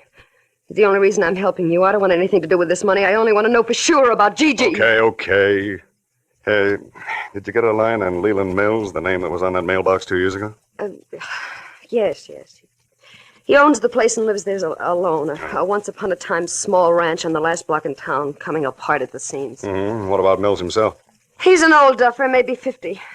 Lives close to the fireside, day in and day out. Good. That means I can handle him without any trouble. And now, look, baby, it's 7 now. At 9, this town will be fast asleep, and at 10, I'll take care of everything. So, why don't you just curl up there on the couch and think about nice things? Huh? Oh, nice things like what? Well, like the money I hid at Leland Mills' place 5 hours after the boys and I took that bank. The $120,000 that's soon going to be back here with me where it belongs. Dad, I took my cue and left because one Leland Mills was a man to be forewarned while 10 o'clock was still 3 hours away. I was 10 minutes finding his place, which was on the edge of town, and another 2 locating the doorbell, which was the kind you pull to start a bunch of jingling inside. It was 3 pulls later before the door creaked slowly open, and what had to be Leland Mills stood in front of me. He was shaggy, gray hair curling on the sides of his neck, a face with 1,000 crisscrossed wrinkles and dirty old clothes. Everything I'd expected with one exception. Gripped firmly in both hands and pointed directly at my head was a long rifle. Who are you? Mr. Mills? Maybe. Well, I'm a private detective named Philip Marlowe, also someone who knows that there's $120,000 in cash hidden here on your grounds. $120,000? To the penny, yes. 2 years ago, Mr. Mills, a Phoenix bank was robbed by 3 toughs named Dietrich, Stopka, and Gigi Ganther. Gigi? That's a queer name. It's not important, old man, but this is. Now, somehow or other, that stolen money was hidden here, in or around your place. And tonight, one of those men is due back to collect. That, of course, means trouble for you. You think we should call the law? No, not yet. If we play it smart, we can get the dough spotted first in at least one of the 3. All right, Mr. Marlowe. If you're sure of what you're saying, I only hope you are. Oh, I'm sorry about this gun here. I don't like poachers on my land. Yeah, we all have our pet peeves. Now, Mr. Mills, I want you to sit tight till I get back, and no matter what happens, don't open that door for anyone. Have you got that? Mm-hmm. Yep. Where are you going? To town. Check on the only 2 things that can possibly give us any unexpected trouble. One a nasty man named Marty Stopka, and the other a guy I've never even seen. The elusive Mr. Gigi Ganther.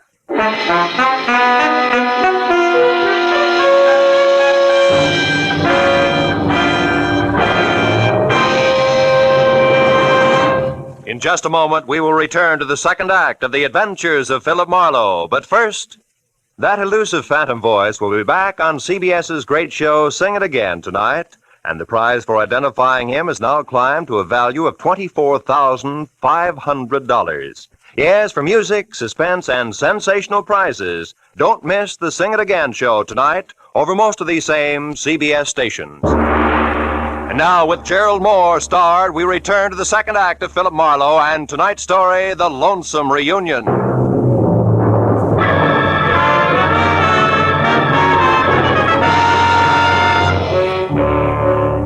I left Leland Mills standing in the doorway and worried my way back to town.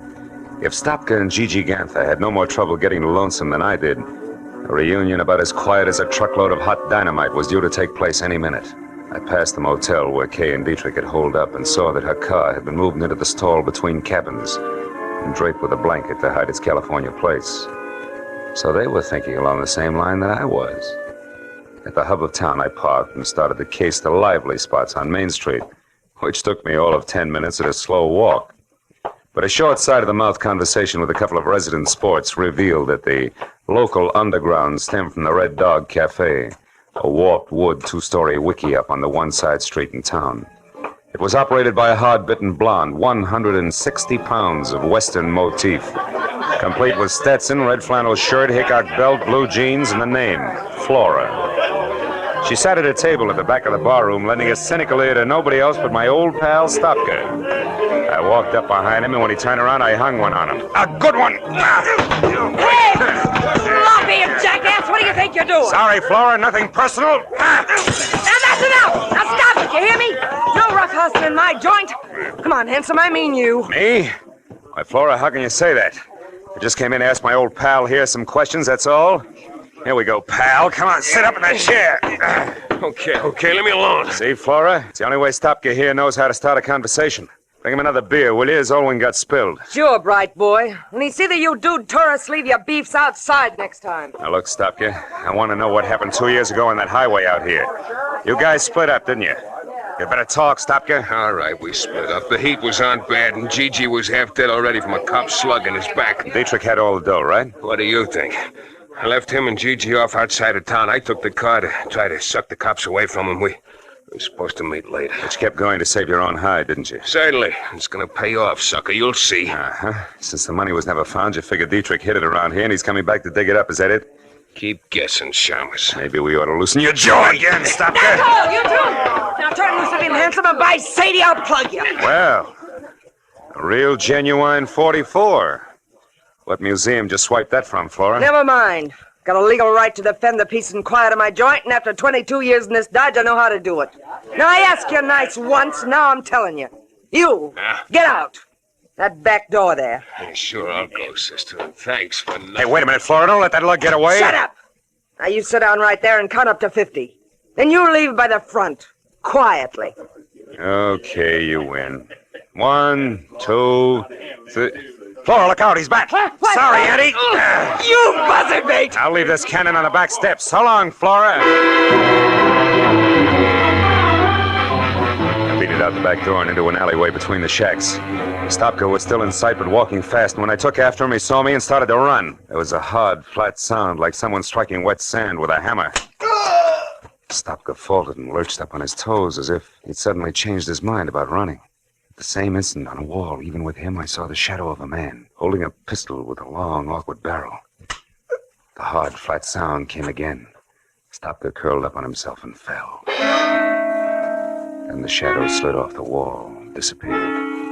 I ran for the wounded man, but by the time I got to him, there was no trace of the gunman. I rolled Stopka over. He was hit hard, slipping away fast. Silencer. Gigi always used a silencer. That punk Gigi. You dead, huh?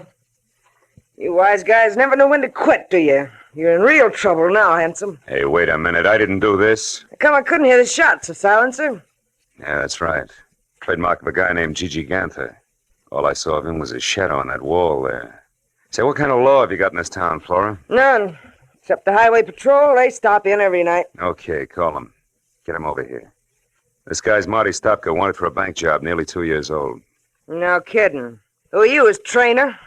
I'm a private detective who's got no business here, except I don't like to be pushed around.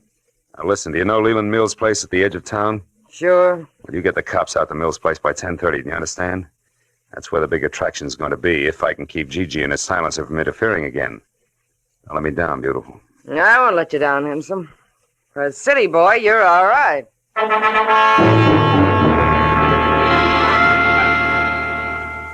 I stuck to a back road and drove with my lights out until I was a good, safe distance beyond Leland Mill's ranch. Then I hid the car in a dry gully and walked back. The house was dark and still. I thought once of what might have happened to Mills if Gigi had gotten there ahead of me. I kept in the shadows and worked my way across the yard to the back door.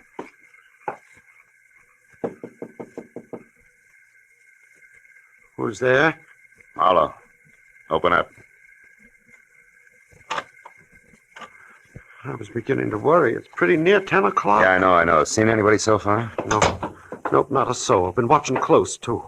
Did you find them men, that G, that Stopka? Yeah. Stopka's dead and his killer's due to show up here any time now. Oh. We're going to have our hands full. Wait a minute, is that a car? Sure sounds like one. Yep. There, you can just make it out. Turned in down by the culvert and stopped. Yeah. I think a man got out. Yeah, there he goes, across the field there behind your shed. It's Dietrich.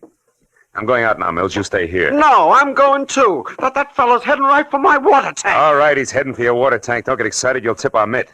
I get this, Mills. You've got to stay here and watch for Gigi. He's bound to show up, and when he does, you better have that rifle of yours handy because he's a killer. Do you understand? Yep. Sure, I understand. Don't worry, Marlowe. I'll keep my eyes open. Don't you worry about a thing.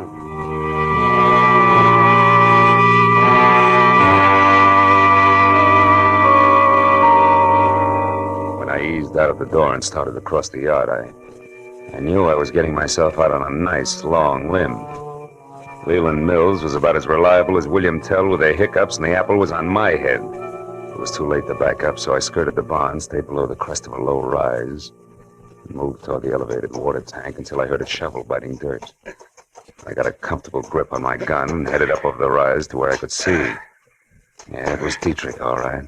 He was bent over under the tank and working on a hole as if his life depended on it. He didn't even look up until I was almost on top of him.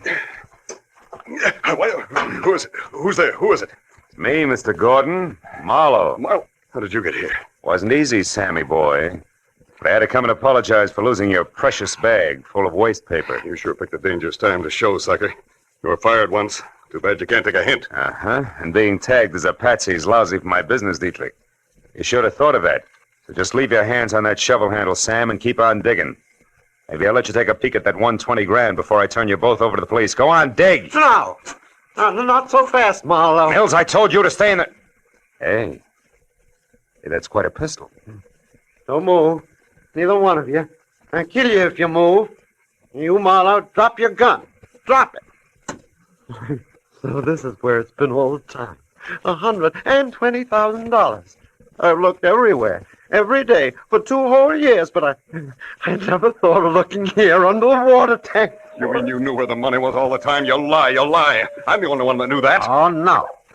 One night 2 years ago, I heard a noise in my barn. It was a man groaning. I looked in and I saw him. He was wounded. And I saw you when you come back from burying the money. I overheard the whole thing. You wouldn't tell them where you'd hidden it. You said you'd never tell anybody. But I was sure I could find it. And I looked everywhere except... Yeah, Mills, everywhere except here, under the water tank, where you buried Gigi's body after you killed him.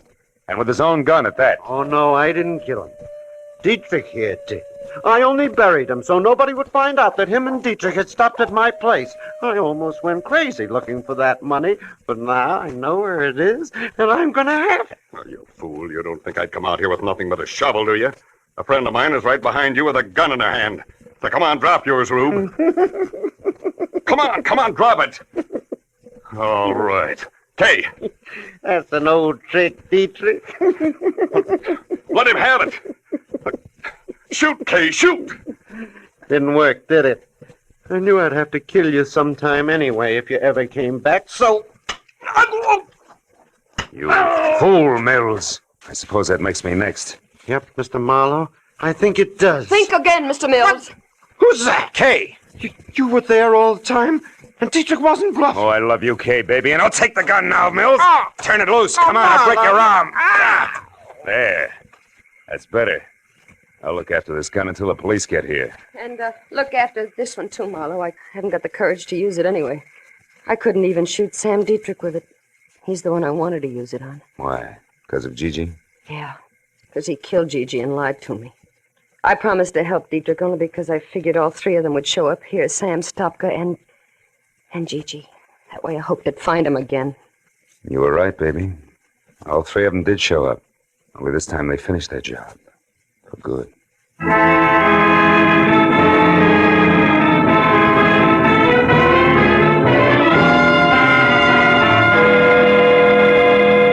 It was 10:30 on the nose when we got back to the house. And the highway patrol had just pulled up.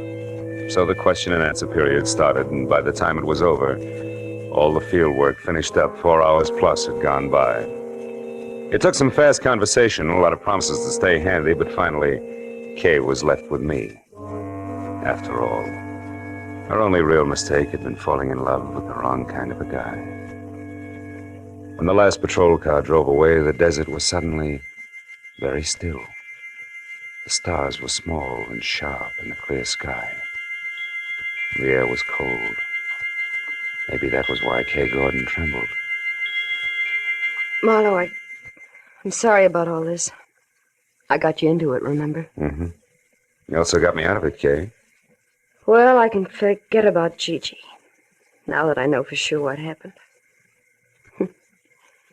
And all because of a jerk named Leland Mills. No, Mills was a desperate guy, Kay. After he buried Gigi, he just about went nuts trying to find the money. When he finally realized Dietrich was the only one who could lead him to it, he shot Stopka and would have killed anybody else, keep him from interfering with Dietrich until he uncovered the hiding place. You know, in a way, Marlowe, it was a horrible trick of fate. They both picked the same place to bury things. Not really. Mills and Dietrich had the same jobs to do, under the same conditions. They each had to bury something in a hurry and in the dark. So both of them picked a spot where the ground was soft and one that was clearly marked at the same time, under the water tank. Yeah. And it... Marlowe, I'm kind of scared. I don't like this place. This spooky little town. It's the end of nowhere. Yeah. I wouldn't be caught dead here myself. Let's go, baby. I walked Kay to her car, started her safely on her way. So long, sucker. She waved once, then drove down the road and out of sight without looking back. Soon even the sound of the motor was gone. A long night, and a strange reunion. And now 2 lonely lights were the only sign of life in lonesome Arizona.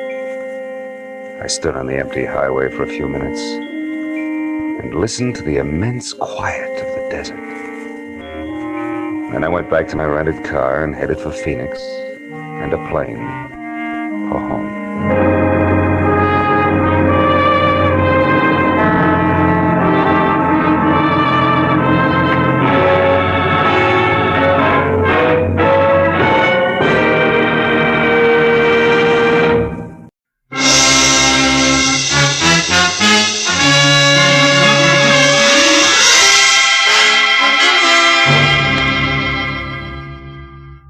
Was a wood nymph dressed in nothing but a veil of dewdrops. She was pirouetting from one huge bluebell to another on gossamer wings.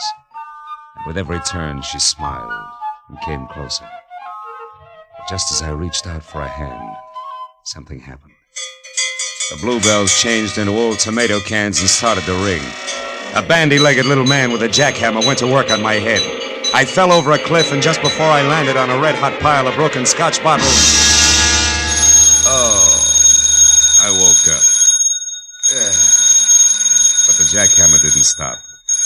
I switched on the light and looked at my watch. It was 1 in the a.m. and the phone on my bed table was screaming for an answer. Hello? Marlowe, this is Dave. Betty's gone. She's in trouble. You gotta help me, Marlowe. You gotta come over to my apartment right away. Wait a minute. Who is this? Dave Pryor. I run the coffee joint on the corner. You know me. Yeah, sure, Dave. I remember. What's the matter? My wife, Betty, she's gone. You gotta help me. Dave, it's 1 o'clock in the morning. I'm in bed.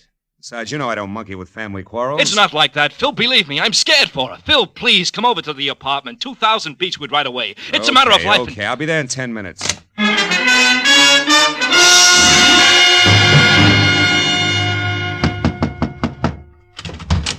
Marlowe, I thought you'd never get here. Look, somebody fired a shot through the door, and when I got back with the aspirin, Betty was gone, and that wait guy a minute, with Dave, hold it! I'm not even awake yet. Look, sit down. Take it from the top, slow. Yeah, okay. Maybe it started this morning at the coffee joint when a fancy guy came in and talked to Betty. She waits on the table. Yeah, I know. What do you mean fancy? Well, a slick dress, a cufflink, stick pin, all that. I didn't know him, and Betty tossed him off to me as a masher. Maybe he was, but she seemed upset. Slower, huh? Oh, yeah, sure. Well, tonight about 9, another guy came in, a chunky bird with a deep voice. Betty had just got back from shopping, and I was in the kitchen. See, when I heard a tray of dishes fall and Betty came back white as a sheet, she was scared, Phil, scared! Hey! Oh, I'm sorry. All right. Go ahead. I looked out, and that chunky guy was leaving. Betty insisted he had nothing to do with it, that she was just nervous. Was somebody else in the place at the time? Let's see. Yeah, some Tribune reporter that comes in every night was up at the counter. He was the only one. And Betty stayed on the job till you closed, huh? Yeah, till midnight. But, Phil, she was in a bad shape. After we got home here, she sent me out for some aspirin. I was only out for 15 minutes, Phil. When I came back, she was gone. And look, this bullet hole in the glass door to the backyard. Somebody out there shot at her and maybe hit her or something. All right, Dave, steady. Now take it easy. You and Betty have a gun? No. Why? Well, in the first place, the bullet went out through this glass. It didn't come in. Another thing, Dave, who did you call tonight after you phoned me? Why, nobody. Phone directory on the dresser here is open to the B's. Boone to wardrobe. Mean anything to you? No, I didn't even realize it was over there. I looked you up in the classified.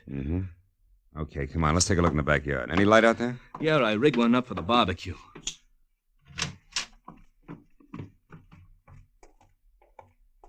Look, Marlowe, there must be something easy. Now, we'll straighten this out, believe me. Let's see. Line of sight seems to run somewhere between the barbecue and the gate. No footprints, though. Maybe. Marlowe. Marlowe, here by the tree. It's a hat. Gray snap brim, initials VR on the sweatband. VR. Mean anything to you? Why, no. Well, sure! That's Van Remini's hat. He's the newspaper guy I told you about. Tribune reporter that was in your place tonight? Yeah. Why should he be dodging bullets in your backyard? I don't know. Dave, where's Betty from? Detroit. When she came out here, I gave her a job. And then you both fell for each other and got married, huh? Yeah, 2 years ago next month. And we've been happy, Phil. We've been... Yeah. Now, look, Dave. Why did you call me instead of the cops? I guess I'm afraid she's mixed up in something bad. You know, if it turns out that way, I'll have to call him myself. Okay, Phil. But you're on my side until you know for sure. Yeah. All right, now you stay here, close to your phone. Okay. I'll check with you. Right now, I gotta get a line on a bare-headed reporter. He can get us started if he hasn't lost anything more than his hat when I find him. So long, Dave.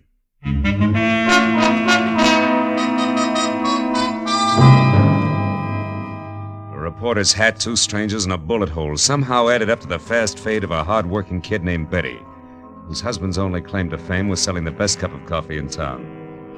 It made no sense, but as I walked up the street toward my car, I figured that through Van Remini, I could get to the first answer. I was wrong. The first answer got to me. A thick hedge suddenly sprouted arms.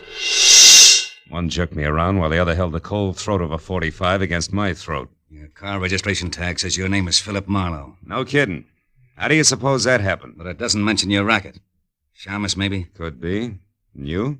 I'm a tourist. Oh, sure. Just out to see the sights. That's it. One in particular. $25,000 that belongs to me. I don't want any interference from you or that square inside there. You mean Dave Pryor? I mean Dave Pryor. I'll go back in there and tell him to cool off. The little woman is all right. She's just helping an old friend, you might say. Might I say you're the friend? Never mind. Unless Mr. Jitters in there kicks up a fuss, everything will be fine. Betty knows what she's doing, and she's got a lot of talent for it. Too much to waste slinging hash. And remember what I said, Marlowe. Lay off. I'll remember more than that about you, Foghorn. Just remember to count 10 before you move, boy. Well, there's no point in trying to outsmart a .45. And with 3 steps, Foghorn vanished in the night. Also gone was a big chunk of my respect for a doll named Betty Pryor and her taste in old friends. Just so I wasn't jumping to conclusions, I went to my car and drove down to Hollywood Boulevard. At the first all-night gas station, I stopped and put in a call to the Tribune, where a guy on the desk told me, through a mouthful of mangled cigar, that unless Remini was at Bungalow 24, Beverly Crest Hotel, covering the murder of an ex-Detroit hood, he was fired. And he hung up. But the one word Detroit made the call a jackpot, so I headed for the hotel on the double. It was pink and Spanish and squatted in a grove of well-behaved palm trees at the edge of a domesticated jungle, which gave the illusion of privacy to a string of bungalows that weren't. But number 24 had all the privacy of a glass-faced cutaway beehive when I pulled up in the middle of 2 squad cars and an ambulance and went inside. Sprawled on the floor in front of a desk was the very well-dressed Exhibit A, complete with cufflinks and stickpin, and presiding as usual was Detective Lieutenant Ibarra, who didn't see me until I walked up beside him. What are you doing here, Marlowe? I can smell blood clear across town. What's the story, Ibarra? The name is Spec Willard, a gambler from Detroit. Retired out here to California a few years back to play horses and women. He was shot to death at about 8 o'clock tonight by a person or persons unknown. Another gang job? No, I don't think so. Looks more like armed robbery that'd get out of hand. How so? We found a currency wrapper from a local bank that read $25,000 in an open drawer in the bedroom. And one of the bellhops saw a woman, unidentified so far, run out of here about the time the coroner says that Willard was shot. A woman? Yeah. That fits because he was known to be quite a nightclubber and general playboy. You wouldn't happen to know something about this woman, would you, Marlowe? Me? Certainly not. No, I'm after a man, a live one, I hope. Mm-hmm. Well, look, Marlowe, take this nickel. In case you should just happen to hear something, I want you to spend that on a phone call to the police department. Now, who is it you're looking for? A Tribune reporter named Van Remini, you know him? Unfortunately, that's him over there, the sticky-fingered one by the window, swiping that book of matches just now, the one without a hat. Oh, yeah, I know. Thanks, Lieutenant. I'll see you. Hey, Remini, can I talk to you a minute? Yeah, sure. What's on your mind? I'm Philip Marlowe, private detective. Don't apologize. What's up, Marlowe? Know a girl named Betty Pryor? Pryor? Mm-hmm, yeah. Yeah. She and her husband run a one-arm joint on Franklin, don't they? That's right, Remini. I understand Betty got into a little trouble tonight. Heard about it? Nope. Wouldn't worry, though. Trouble's not new to Betty. Yeah, that's one popular school of thought. Incidentally, you seem to be going a long ways out of your way on this run-of-the-mill murder story, Remini. You're taking a long way around to the point, pal. Get with it. I'm in a hurry. Okay, pal. But keep it under your hat, won't you? A gray one, I mean. Oh, so that's how Yeah, that's the way it is. Yeah. Now, do you mind telling me what you saw in Pryor's backyard tonight? You name it. Shall I play dumb or lie? Suit yourself. See, my press card's just as good as your license, sweetheart. It gets me in, gets me out again. In my dodge, that's called reporting. Remini, I'll squeeze the truth out of you eventually. Sorry, I can't wait. Got a deadline. Anything else? Yeah, one thing, a match. Yeah, sure, Marlowe. Anytime. Thanks. Mm-hmm. And, Remini. Yeah? Don't hang on too long, huh? Liable to singe your pinkies. The reporter blew out the match and looked at me steadily for a moment. And his lips shaped a word I ignored. Then he walked away. I had seen enough of the book of matches he'd stolen to know it was from the star-kissed room, a glossy, glass-roofed dine, dance, and drink emporium near Arthur Murray's studio on Wilshire Boulevard. So I made like I was in for the night and watched Remini leave. All the way to his car, he kept looking back over his shoulder as if he expected to be followed. I waited till he was out of sight, and then I headed for Wilshire in the star-kissed room. But when I got there, it was closed. Remini's car wasn't in the neighborhood, and the only thing that kept the trip from being a total loss was a spotlighted picture. 10 feet square of a sultry, svelte chanteuse labeled Carla Borden, whose come-on-in smile and almost costume was a cinch to increase the accident rate of the block by 20%. But then I took another look at her name and got back to business. It started with a B, as in phone book, opened to Boone and Bordeaux. I found a directory, got it open to Boone and Bordeaux, and halfway down the page was Borden, Carla, 2840 North Lucerne. It took 10 minutes to get there and 2 more to find out that she had an apartment, number 17, at the end of the first floor hall. The door was open and I started for it, but ducked back close to the elevator when a woman came out and ran down the corridor toward me. It was Betty Pryor. Hold it, Betty! Whoa! What?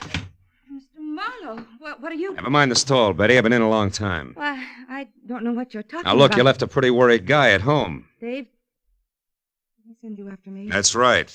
Why can't you fools leave me alone? Why does he have to be so stupid? Hey, you've got a few ideas mixed up, kid. Oh, sure, I'm wrong. I'm the one who's all mixed up. Let go of Not me, you... until I've got a couple of things straight. Now, what happened? Did life in a hamburger stand get a little stale? Yes, you two-bit snoop. Okay. Dave thinks you're in trouble, I think you're in trouble, and I think somebody waved a few bills at you and you lost your grip. Why, and you're in so crummy... deep now you can't get out, and it's no more than you deserve. Now, come on. We're going right back down the hall of Carla's apartment. We're going to have a little chat, just the three of us. No, I won't. Let Come on! Take your hands off, Marlowe. Stand still. Well, my 2 chums, the Foghorn and his .45 caliber equalizer. Easy does it. You were lucky the first time. Well, Betty, did you get it? No, something went wrong. Something terrible Shut went... up. Marlowe isn't deep. We'll talk after he's out of the way. All right, you. Get in that elevator, chum. And we'll wait right here to see you leave. Go on, get in. That .45 makes you awful brave, chum. This way we don't offend a lady by being uncouth. You get a chance to go up in the world. Just put your finger on a button.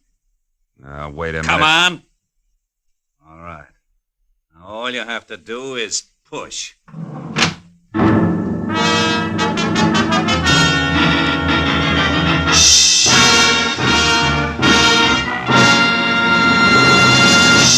In just a moment, we will return to the second act of The Adventures of Philip Marlowe. But first, The most famous neighbors in radio, the Ronald Colmans, will pay Jack Benny a visit again tomorrow as CBS's Great Sunday Night gets underway with another star-studded group of famous entertainers.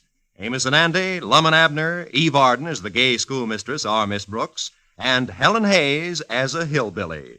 These are only 4 more of the 10 great entertainments which will come your way tomorrow night.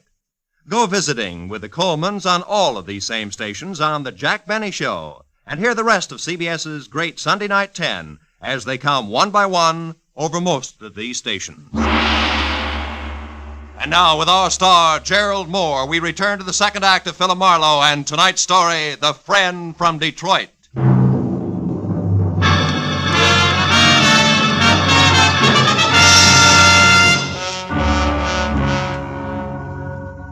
My cage on cables was 10 exasperating seconds getting to the next floor. And I was another 10 getting free of it, back down the stairs and out into the dark street where the red splash of a taillight disappeared around a corner. And that was all that was left of Foghorn and company. So I turned back toward Carla Borden's room. When I stepped across the threshold, I found that with the exception of a single bureau that was still intact, apartment number 17 looked like it had just played host to the vortex of a cyclone. The bed, a chest of drawers, another bureau, a desk, everything was inside out. In the middle of all that was the body of Carla Borden. Blood from a deep, ugly cut on her head, staining the snow-white front of her Angora sweater. I saw something else, which reminded me that this was not the first corpse of the night. The plush leather frame was shaped like an oversized lifesaver, and in it was the picture of a handsome man, all smiles, inscribed, "With love to my very best girl, Speck Willard." It was 10 minutes before I got through to Lieutenant Ibarra, who was still up at the Beverly Crest Hotel. After I told him about Carla and her connection with the late Mr. Willard and Betty Pryor and my connection with Dave, I stopped talking and listened. Marlowe, we just learned that Willard had some kind of a $25,000 caper going with one of his old mobster friends from Detroit, named Joe Lazar. Maybe it's something with a voice an octave below bottom? The same, Phil. Anyhow, it looks like they worked out a gambling deal for old time's sake. At the last minute, Willard tried to welch on Lazar and got killed for his trouble. And Lazar searched the place until he found the $25,000. No. That part doesn't fit, Ibarra. How so? Well, I've run into Lazar twice tonight. I know he and the money are still strangers. Oh? After what happened here with the team of Betty and Lazar getting to the singer Carla, I figured they're still looking for it. Also, I figured Carla was somewhere near when Lazar killed Speck Willard, and that she took the money and... Call you later, Ibarra. I got clumsy company in the hall outside. All right, ballerina, get your foot out of that bucket and come on in with your hands up. Well, the man with the very long nose for news. What brings you around, Remini? For one thing, the fact that you got no corner on brains, Marlowe, and for another... Who did that to her? Our mutual friend, Betty Pryor, and her running mate. I believe they were looking for $25,000. Did she and Joe Lazar get the money, Marlowe? No, they... Remini, how did you know the man with Betty was named Joe Lazar? Haven't you heard? I'm a good reporter, Marlowe. The kind that keeps eyes and ears open and mouth shut. It isn't until I know the whole story. Which, as far as you're concerned, is precisely what? That I happen to be... You happen to be? That I happened to be in Dave's restaurant early this evening, where I recognized the only other cash customer as Joe Lazar. Oh. An out-of-work mobster from Detroit. He said something to Betty that scared her right out of a tray of dishes, so I figured I'd find out what was going on. I've been in on the show ever since. Yeah. Including a corny blackout up at 2000 Beechwood Drive where you lost your hat running away from a bullet. That's right. Yeah. And just so you don't toss and turn when you get around to going to bed tonight, I'll fill in the rest. I followed Betty and Dave from the restaurant to their apartment. I watched her get rid of Dave, and then when I saw Lazar come in, I moved up close to the window. And stayed there. Until Lazar spotted you and threw a bullet your way? You're very clever. Yes, I am, man. But before that happened, I heard him tell Betty that Speck Willard had talked about a girl singer at the Starkiss room named Carla Borden. And that since he didn't know Carla on sight, she could have been the lady he'd seen running out of Speck's apartment with a 25 grand. Oh. Now that phone book of Dave's open to the bees ties in. I'm so glad. Now, Marlowe, lest we digress too far, how come this one bureau here hasn't been turned upside down along with everything else? I don't know. Any more than I know why you're holding back so much from the law. Well, maybe it's because I don't like cops, Marlowe. Oh, black ones. Or maybe it's because I'm in the same kind of racket as you. Chin way out and a lot of fast talk just so papers can know what's going on an hour ahead of the rest of the world. Well, there's no 25,000 in here. I got to blow. Before Ibarra shows? Before Ibarra shows. He always arrives with an entourage, Marlowe, one that includes other news hounds. So it's me for a fast cab and downtown to my paper with his story. So long, fella. I'll see you around. Hey, wait a minute, Remini. Yeah? I'll give you a lift. I'm going that way myself. Okay. I got a story, too. A lousy story I've got to tell a nice guy named Dave. Come on.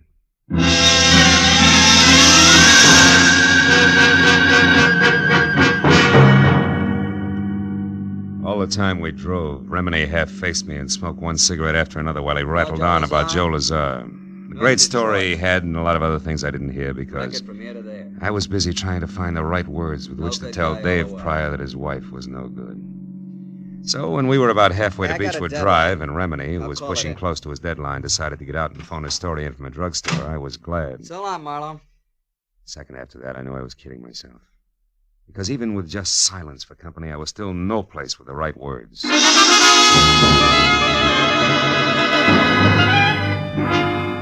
10 minutes later, when I stood in front of Dave on the steps to his house and stammered out the facts just as I had run across them, but I forgot about words, right or wrong. I thought instead about my client, a badly hurt guy, but one who would never say die. Marlowe, I can't believe all this. I won't. Tell me, where's Betty now? I don't know, Dave. Now, look, maybe we ought to head for police headquarters because sooner or later we're each going to have a story to tell Lieutenant Ibarra. Come on, my car's over here. Oh, okay, Phil. I guess that's the only thing to do, all right. Yeah, I guess so. Here. Gotta have a cigarette, Davey. Oh, thanks. Kid, we'll try to make this as painless as we... As we what, Marlowe? What is it? Hmm? What are you staring at? Front seat. I don't see anything, Phil. What is it? Shut What are you up, staring Dave, shut up. Give me a minute, will you? Yeah. Yeah, sure. Come on, Dave, pile in. But why, Marlowe? Where are we going? Starkist room to play a long shot. Slapped my foot down hard on the accelerator and kept it that way right through a string of I didn't care what color traffic lights until 5 minutes later when we screeched to a stop, away from the side entrance to the Starkist room. I left Dave in the front seat, piled out fast, and ran a dozen yards to an abrupt halt. At the sight of something that turned the long shot I was playing into an odds-on favorite. It was the stage entrance door, open a couple of inches, and in front of that, and unconscious on the hard sidewalk where he'd fallen, was the clad in blue form of a private patrolman, his pistol holster conspicuously empty.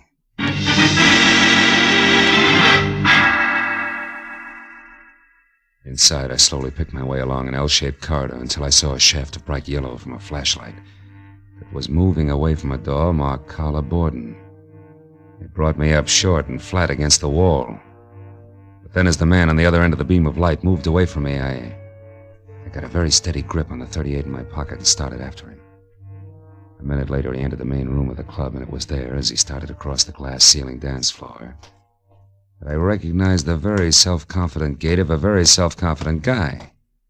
That made the next move mine. Bar's closed, Remini, and don't move, Buster. I'll blow your head off.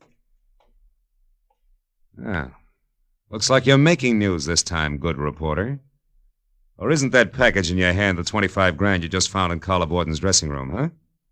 The same Carla Borden you murdered not an hour ago in an apartment on Lucerne, where you first thought the money was, where Betty Pryor surprised you before you could finish searching, where you later returned in the role of an all-American newsboy so you could get to that last bureau. All right, I've heard enough, Marlowe. But I'm not going to stick around for more details. You make a break and I'll shoot, Remini. Try it, Eagle. Stop, Remini, stop! Marlowe! Nice shooting, Marlowe. But don't turn around because where I'm standing it's dark, and where you're standing it's light. Now throw your gun away, fella. Come on, toss it! That's better.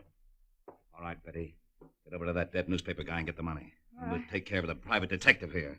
What do you mean, take care, Joe?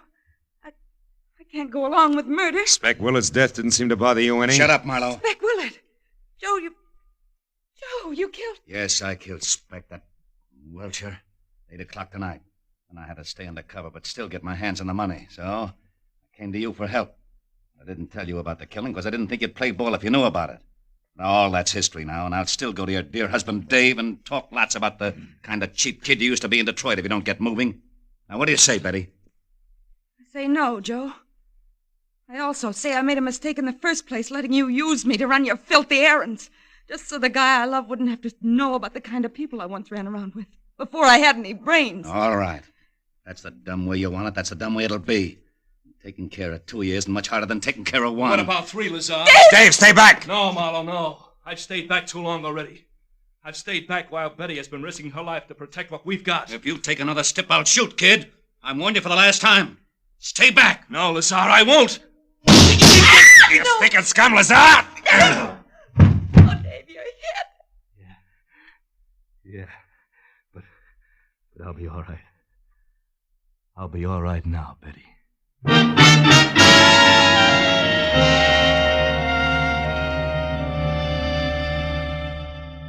Dr. Reese. Dr. Reese, please report to surgery. Well, Mrs. Pryor, Dr. Reese, Marlowe, the please doctor says that report Dave's to going to be surgery. fine in a couple of days. Yeah. Caught one on the shoulder, the other on the hip.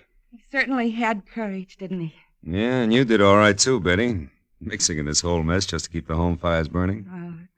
Tell me, whatever made you think that a guy like Dave wouldn't understand that you turned over a new leaf? Well, Dr. Reese wanted in I surgery. don't know, Phil. I guess I wasn't very smart. No, you weren't, Mrs. Pryor, but you're lucky because Marlowe here was. And that brings me around to a loose end, Phil. How did you know that Remini was your man? Know that? Because of something I saw in the upholstery of the front seat of my car he borrowed. Tufts of snow-white angora, which was the kind of sweater that Carla Borden had on when she was murdered, after they struggled. And since you didn't touch the body yourself, they couldn't have come from your suit. No. And Remini was the only other one who had been in my car. So I figured that the angora fuzz had gone from Carla's sweater to Remini's suit to my upholstery. All of which means that Remini must have been in Carla's room before I got there as well as after, see? And then once I thought back about his getting out of my car to phone his story in, I realized that when I dropped him near a drugstore, he had also been near the Star-Kissed room. Yes. It's exactly where he'd headed. Mhm. You see, Phil, Joe and I followed both of you from Carla Borden's place because, well, after Joe put you in that elevator and we ran, Joe said we had to return and wait for Remini, who was sure to come back and finish his search. And the whole business because Lazar, after he had murdered Speck Willard, was afraid to publicly go after Carla Borden. The money he felt was his. Yes. He knew about me and Dave because Speck Willard accidentally dropped into our place this morning. Correction, baby. What? Yesterday morning. Oh. It's now 9 a.m. Oh, and a good time to call quits, huh? Good night, kids.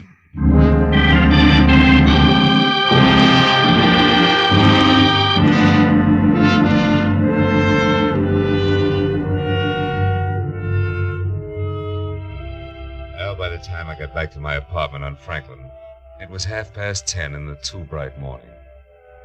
I was sporting sandpaper eyelids and a knot in the small of my back that felt like a wet dish rag. Oh, but once I had all the shades down and was undressed and in bed, I forgot about that. And I thought instead of the wood nymph dressed in nothing, with a veil of dewdrops. But then suddenly I stopped. The telephone. I got out of bed. I picked it up with both hands, opened the dresser drawer, and jammed it deep under all the socks I owned. And then I got back to bed. And the wood nymph, in her veil of dewdrops, she was pirouetting from one huge bluebell to another. Oh, my. On gossamer wings.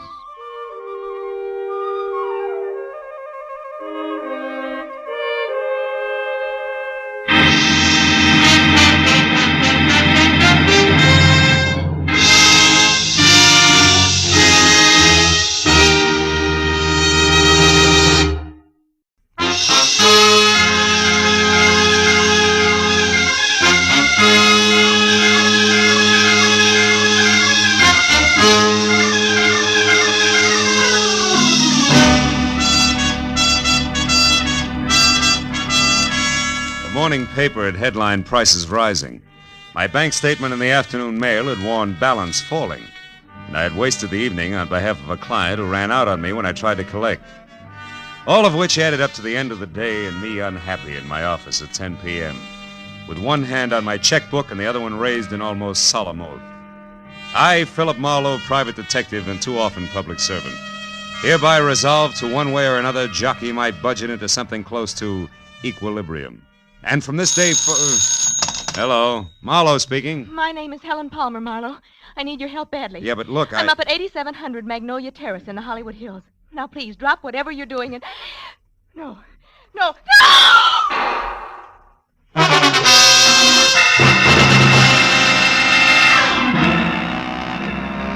I must have let go of the phone, grabbed my hat and coat, opened and closed the office door, piled into my car outside, and raced up into the Hollywood Hills because the next thing I remember after Helen Palmer's scream was swinging off North Bronson Drive onto Magnolia Terrace. But a minute later, when I screeched to a stop away from number 8700, scrambled out from under the wheel and started on the run for the front door, I was no longer sure of anything. Because the house in question, a stock southern mansion complete with stable boy statue and a gravel driveway, which according to the book should have been as dark and as quiet as the inside of a coffin, was anything else but. And when I got to the oversized bronze door knocker and dropped it hard, I was beginning to doubt that I had the right address. Can I be of some assistance, sir? I don't know. I'm looking for a woman named Helen Palmer who called me at my office. Said she needed help. And a second after that, she... Screamed, huh? Tell me, sir, what is your name and occupation? In that order, Philip Marlowe, private detective. Good for Helen, good Happy, girl. aren't you? What's going on here? What is this? Why, it's a party, sir. A scavenger hunt. It looks like Helen Palmer's the Now, winner. wait a minute, laughing boy. I had a call that was interrupted by pistol shots, and I... All just part of the play, sir. Yeah, Helen Palmer had to bring back one private detective. Yeah, you see, Marlowe, each list, aside from the usual hard-to-find objects, had a human being on it. That's right. I had to bring back a Hoover vacuum cleaner salesman, and believe it or not, he's already sold our good host, Thaddeus Grover, the deluxe model. Yes, sir, he did at that. You see, Mr. Marlowe, Helen Palmer wasn't permitted to actually hire you. That's why she had to pretend to be in trouble. With the net result that I nearly broke my neck getting up here. Mr. Grover, where is Miss Palmer? Well, I don't know for sure, Marlowe. She called just a bit ago and said that she only had to catch on to you and one other item and would be back after that. Which makes her the winner, Mr. Marlowe, because none of us did better than half our list. Oh, by the by, you don't happen to have the breech lock of a 57mm anti-tank gun with you. At the moment, no. Nor do I have time for scavenger hunters. Not even when they most cordially invite you in with the finest serving of party-style Southern fried chicken imaginable? Come on, Mr. Marlowe. No, I'm sorry. Oh, come on. Well, come on. It's delicious chicken. Well, okay, the chicken did it. The inside of Thaddeus Grover's house was also stock southern mansion from a giant cut glass punch bowl. Belonged to my mother, sir, First Lady of Atlanta, Georgia, sir, to a wide and winding colonial staircase. It left you expecting the descent of Scarlett O'Hara at any moment. There was one strange note in the soft southern surroundings. Piled 3 feet high in the middle of the room were the crazy quilt results of the evening scavenger hunt, including a wooden cigar store Indian, a pair of Hickok suspenders from the local fire chief, one red motorcycle, a stuffed owl, a set of antlers, and more. And behind all that, my counterparts, bringing back alive items from each list. A streetcar conductor in uniform, a waiter bald and under 40, a school teacher red-headed and over 50. But I was the center of attention.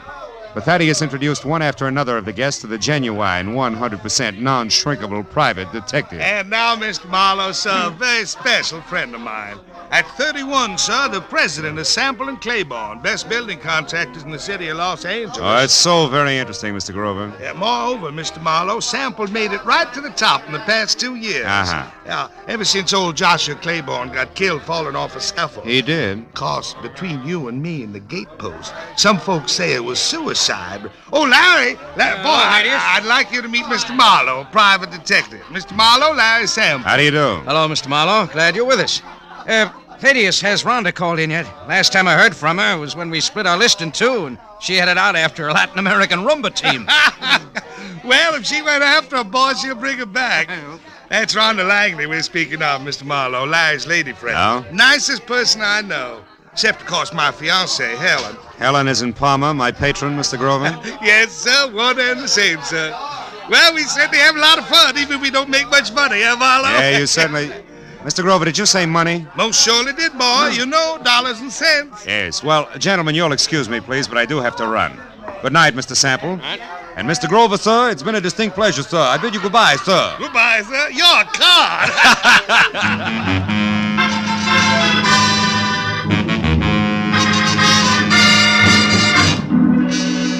When I got back to my office, which I had left lights on and unlocked, my telephone was ringing. At this late hour, gullible me took faint hope that it could be a client who might still save the day. When I picked up the receiver... Marlowe? I let go of that straw fast. Marlowe. It was Detective Lieutenant Ibarra. Marlowe, do you know a girl named Helen Palmer? Hey, Ibarra, don't tell me there's a pair of somewhat flat feet on the ladies' scavenger hunt list. Very funny, Phil. How do you know her? No, not beyond a panic telephone call that ended in a make-believe scream and a couple of pistol shots. All designed to bring me running to a party at 8700 Magnolia Terrace. Mm-hmm. Well, that adds all right, because the only items not checked off a list are a night watchman's badge and one detective private, which must be you, since your name is circled in the classified directory here in this phone booth. Here in what phone booth? Where are you, Ibarra? At a closed filling station on Van Ness off Hollywood Boulevard. Yeah, but wait a minute. Why is the girl's list there with you? Because it's clenched in her right hand, Phil. And she's folded up on the floor of this booth. Dead. Oh, no. 2 bullet holes in her back. Oh, yeah, but Ibarra, her call was a gag. The shots weren't. Anyhow, it looks like a stick-up since the lady's purse is gone and a wino we picked up. A wino we picked up saw what he calls a curly-headed guy with short legs do it and run. Also, the wino says that the murderer had been hanging around for a couple of hours like he was looking for a well-to-do prospect. Yeah, I know, but it's still kind of strange. Me getting that call, I mean. Well, I'll drop around to headquarters tomorrow morning, Lieutenant, if you need any statement from me. I think you'd better make that tonight, Phil. At the 8700 address. I'm sending Mooney up there now. Oh, but wait a minute, Ibarra. You don't need me, and I do need business. If you think I'm going to get it by... Phil. Huh? Phil, let's say that I'd appreciate it if you'd show for a few minutes. Okay? No. Well, okay, a few minutes. Just so long as you appreciate it. Goodbye.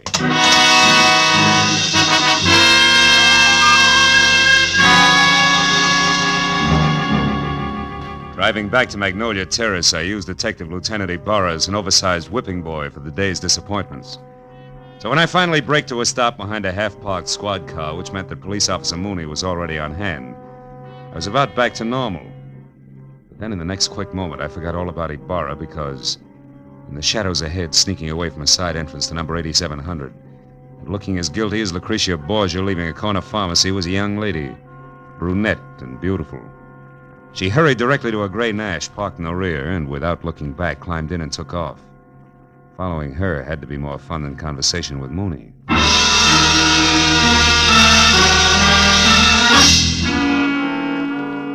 10 minutes later, the lady came to a stop in front of a dark, politely landscaped cottage on North Ogden Drive. In another 2, she was inside and the light was on.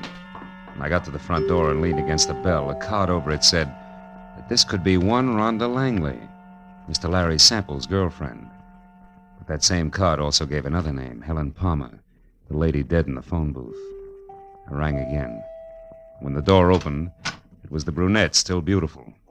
Only this time, something had been added. In her right hand, a .45, ugly and pointed straight at my head. What do you want?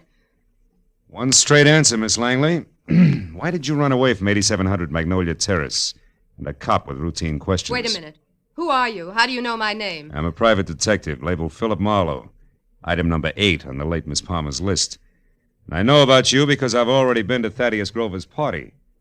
Now, after you put this gun away, we'll get back to my question.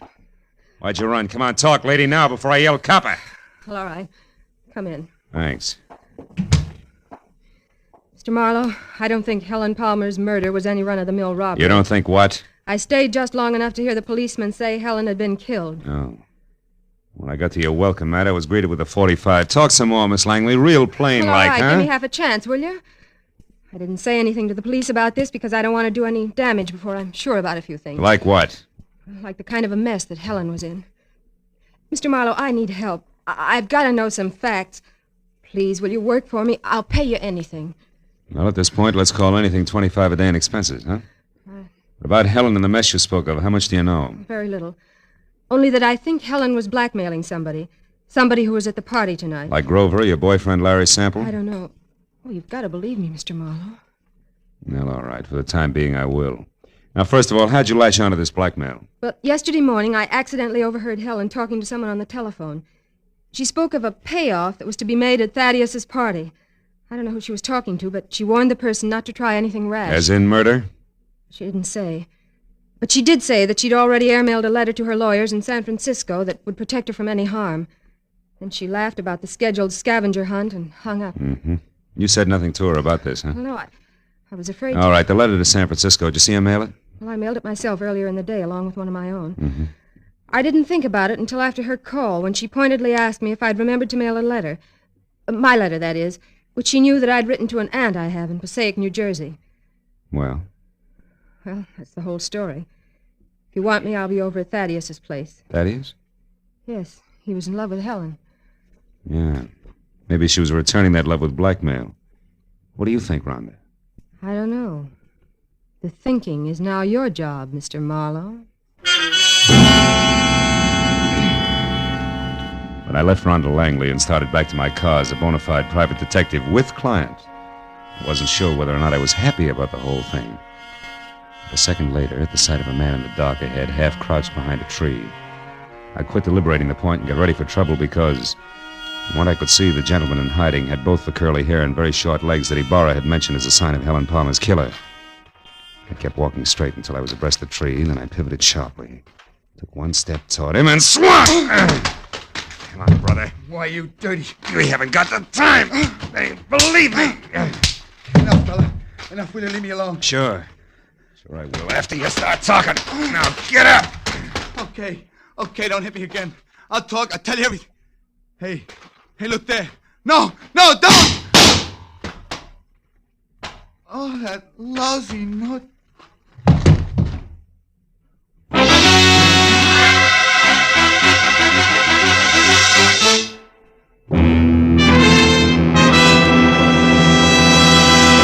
In just a moment, we will return to the second act of the Adventures of Philip Marlowe. But first, you can do a lot of singing for $14,500, so they say.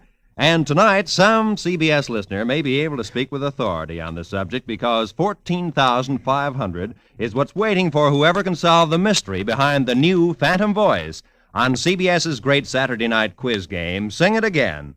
Listeners from coast to coast will be quizzed by telephone about the new Phantom's identity. And they'll also be given a chance to win one of the other famous prizes for solving the riddle songs which feature Sing It Again's hour of Saturday night fun. Here's Sing It Again on most of these same CBS network stations tonight and every Saturday night. Now, with our star, Gerald Moore, we return to the second act of Philip Marlowe and tonight's story, The Grim Hunters.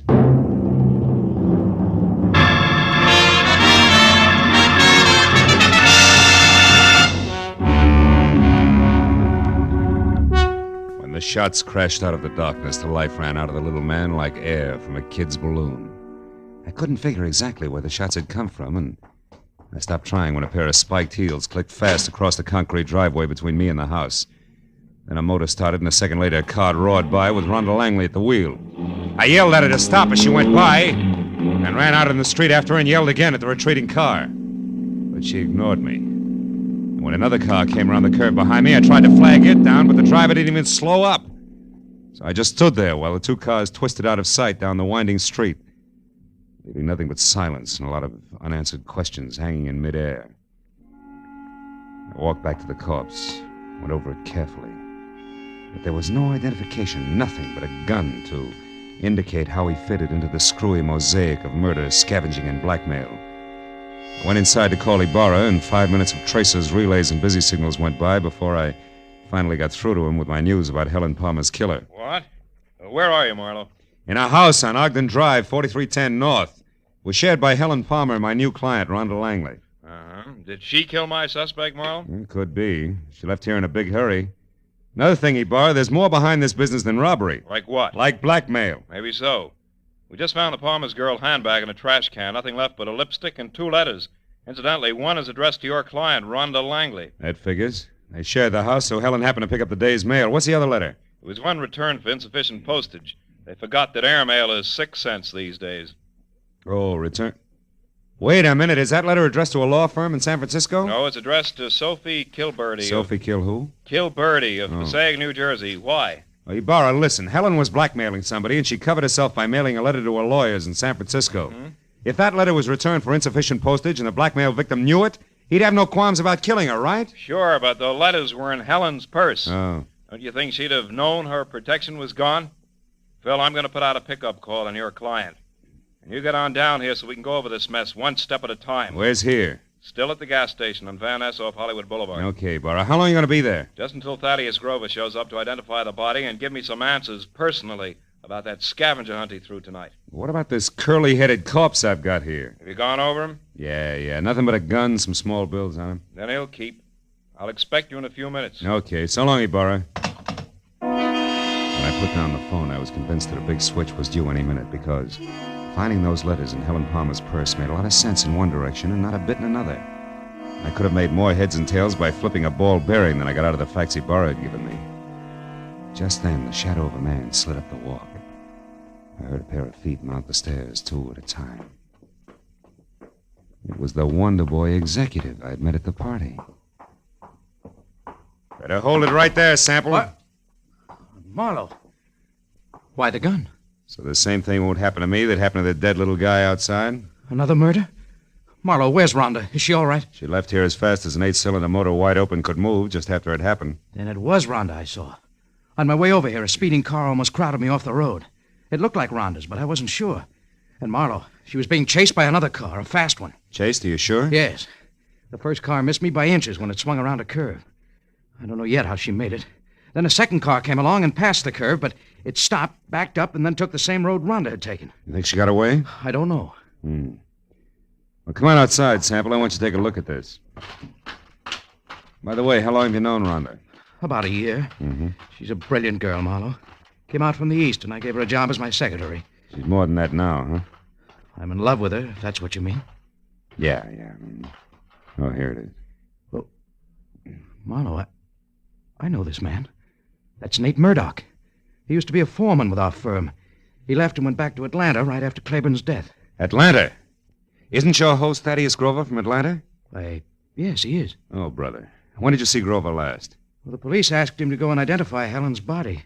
He left the party while the officer was still questioning the rest of us. Yeah, and on the way he could have taken time off to drop by here, kill Murdoch, and make a try for Rhonda, too. Come on, let's get to the phone. But why, Marlowe? Good heavens, Grover's our friend. He and Helen were engaged to be married. All right, so it doesn't make sense. But his fiancée and his short friend from Atlanta are both dead.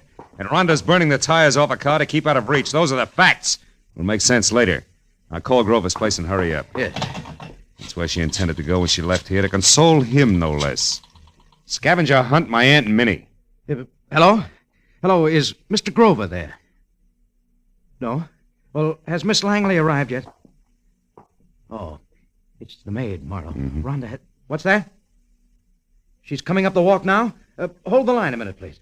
She just got there, Marlowe. What'll I tell her? Tell her to leave again. Tell her... No. Where do you live? 4406 Ardmore. All right. Tell her I said for her to wait outside in the back of the house until you can get over there to pick her up. Take her to your place, and I'll pin Grover down. Right. Where are you going now? See Lieutenant Ibarra, and I can get there faster than I can call him on the phone. Good luck, Sample.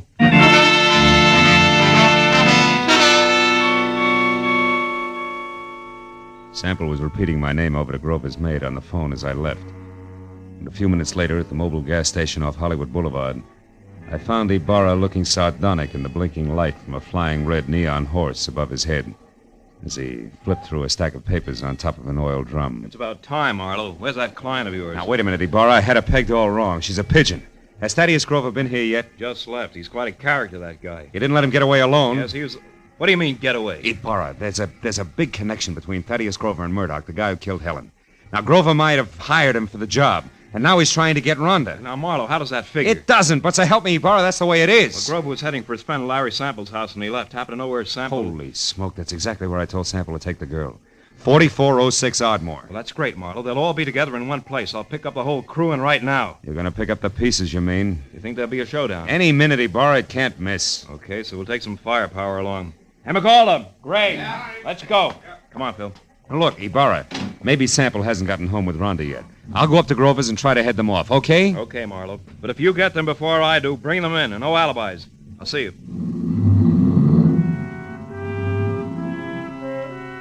Ibarra was grim as he climbed in his car and drove off fast.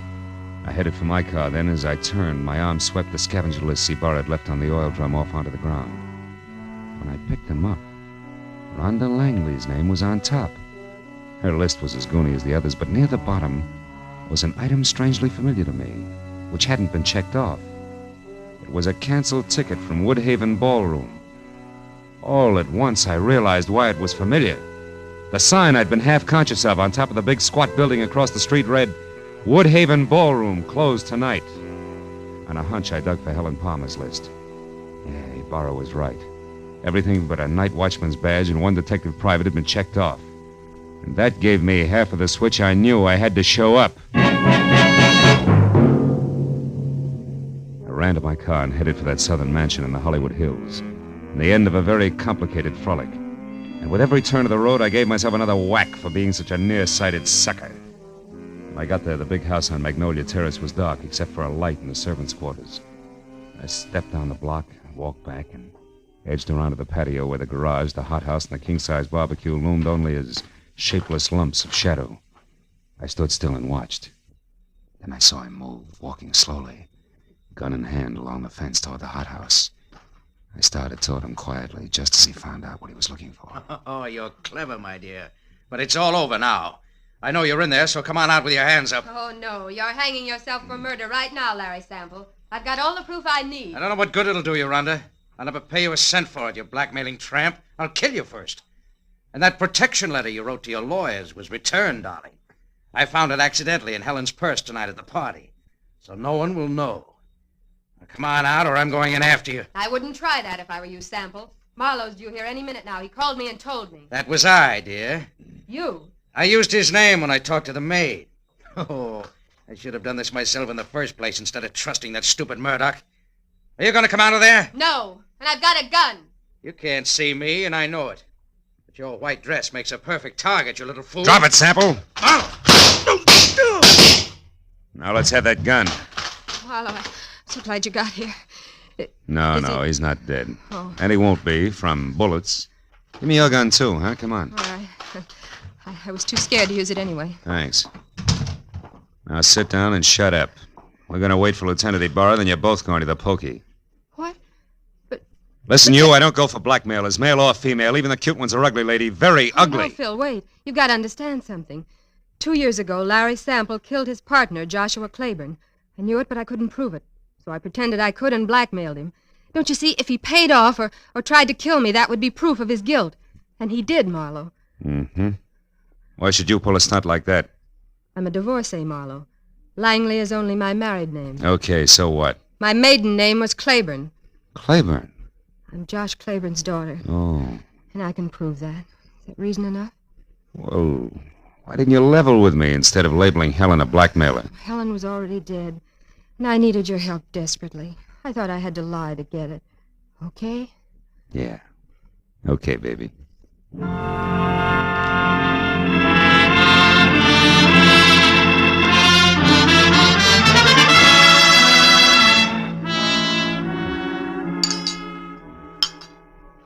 Anyone care for more coffee? How about you, Lieutenant? Oh, no thanks, Mr. Grover. Well, Marlowe, you got it all to come out even anyway. Frankly, that's more than I expected, and I left you at that gas station. Yeah, we were lucky, Ibarra. I guess I owe you an apology, Mr. Grover. Oh, shucks, that's all right, son. It was a shock to me to be accused of poor Helen's murder, but, well, it's over now. Yeah. You said it was the scavenger list that set you straight. How'd you figure that, boy? Well, there was a Woodhaven ballroom ticket on Rhonda's list, so she had to go there for the ticket, you see. A Sample knew that. And he told his killer, Murdoch, who incidentally he hired to murder Claiborne 2 years ago, that the girl who went to the Woodhaven ballroom was his target. Uh-huh. But Helen happened to go there after the night watchman's badge. Which he could have picked up any place in town. Yeah. What a terrible coincidence for Helen. Yet that was all that saved my life, really. That's right, honey. Murdoch made the mistake, and when he and Sample discovered it, they made another try at Rhonda's house. But I caught Murdoch there, so Sample shot him before he could talk. And when I left, he followed me in his car. I knew they were after me, and I thought for sure they'd killed you, Phil. That's why I ran. Yeah, that threw me for a loop. Then Sample came back to make sure that Murdoch was dead and sold me a great big bill of goods at the same time. Oh, it's a terrible, terrible thing. Yes, Mr. Grover, it is. Lieutenant, I want to thank you personally for your participation. Thank you very much. Well, I've got everything I need, so I'll say good night. Yeah, me too. Oh, Phil. Yeah? Shall I mail you a check? Why, yes, I think... No. Wait a minute. Yes? You know, honey, with your knowledge of postal rates, why don't you just deliver it in person, maybe? Huh? Love to. Count on it, Mr. Marlowe. Good night.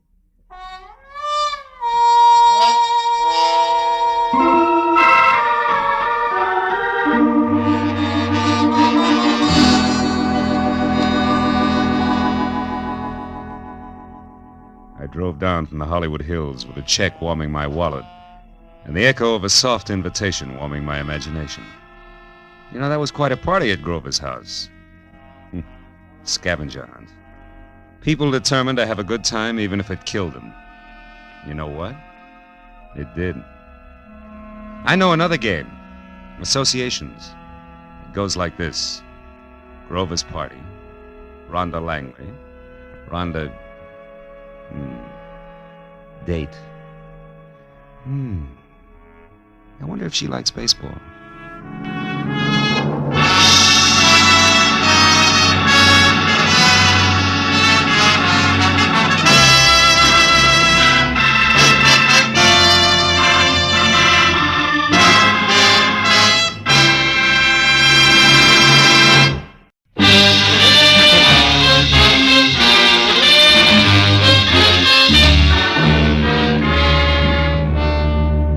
The telegram I found stuck in the mail slot when I got back to my office after a long and roundabout day read. Enclosed, find a $50 money order. I want you to investigate a man. The table is reserved for you at the Saddle Club where I work. Come in time for the second show at 11, important. It was signed Beth Tyler. So at 11:15 with $50 worth of inspiration behind me, I drove over the Cahuenga Freeway and out Ventura to the Saddle Club, which pretended to be Old English by showing its beams through a flagstone facade. I went in the carefully rough-hewn oak door, and even before my eyes became adjusted to the cozy lack of candle power inside, Neil Redmond, owner and operator of the place, glided toward me, sporting his genial host smile, which tonight was even more forced than usual. How are you, Marlowe? It's been a long time. Business a pleasure, Phil. It's always a pleasure to come to the Saddle Club, Neil. I've even got a reservation. You know my food better than that, Marlowe. Aha. Just don't let it get rough, will you? Come on, I'll find your table down front. I want you to see this show. A pair of twins in a twin piano act that's sensational. Yeah? Edie and Beth Tyler. Oh, here, how's this? Fine.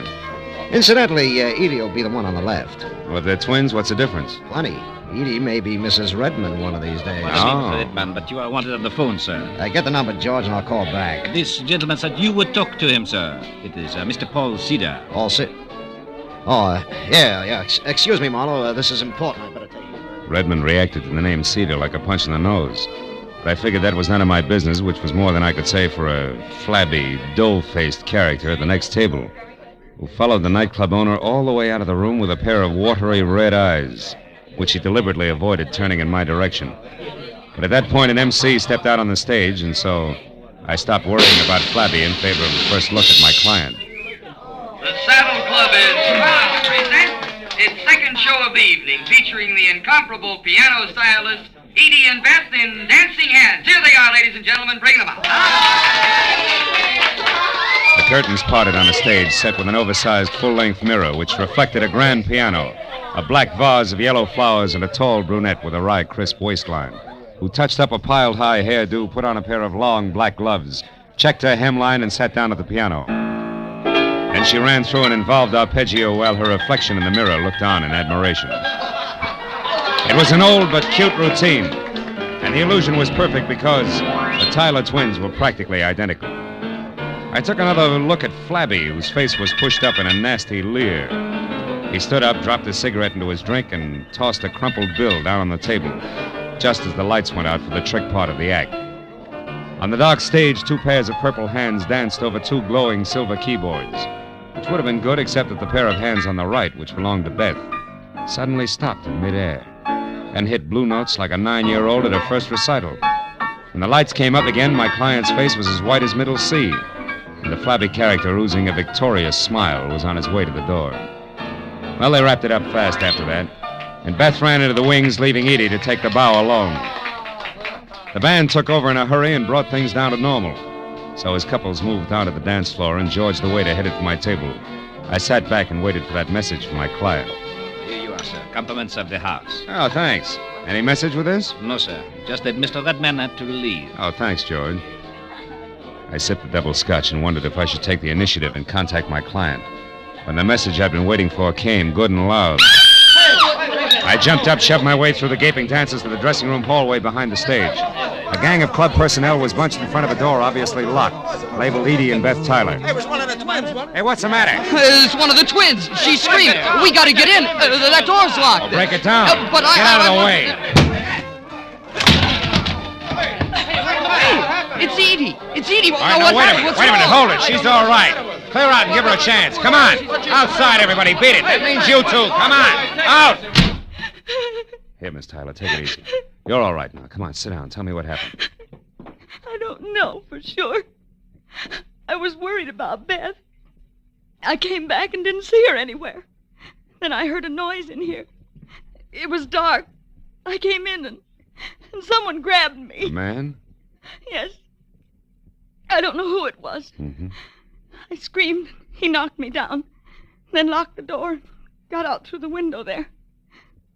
Who are you? Well, I'm Philip Marlowe, a private detective. Your sister hired me to investigate a guy. I was to meet her here after your number and find out about it. Any idea what's up? No, I can't imagine. But gee, Beth has been terribly upset ever since last night. Oh? What happened last night? Well, for one thing, my purse was stolen. Mm-hmm. But I don't see why that should upset her. Gee, there was nothing in it but $12 and my makeup stuff. Where's Beth now, do you know? No. I haven't seen her since she ran off the stage. I'm not even sure she came in here. No, she was here, all right. She dropped one of her gloves. You're still wearing both of yours. Where do you girls live? Maybe she went home. Well, Beth has a cottage out on Hazeltine, 4179. You don't live together? How come?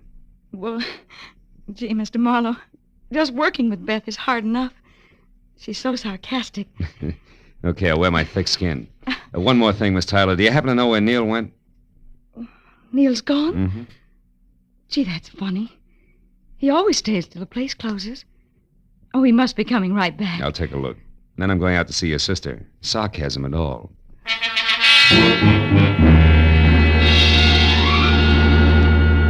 I spent 10 minutes questioning the help on the whereabouts of the boss and got nothing but double talk for answers.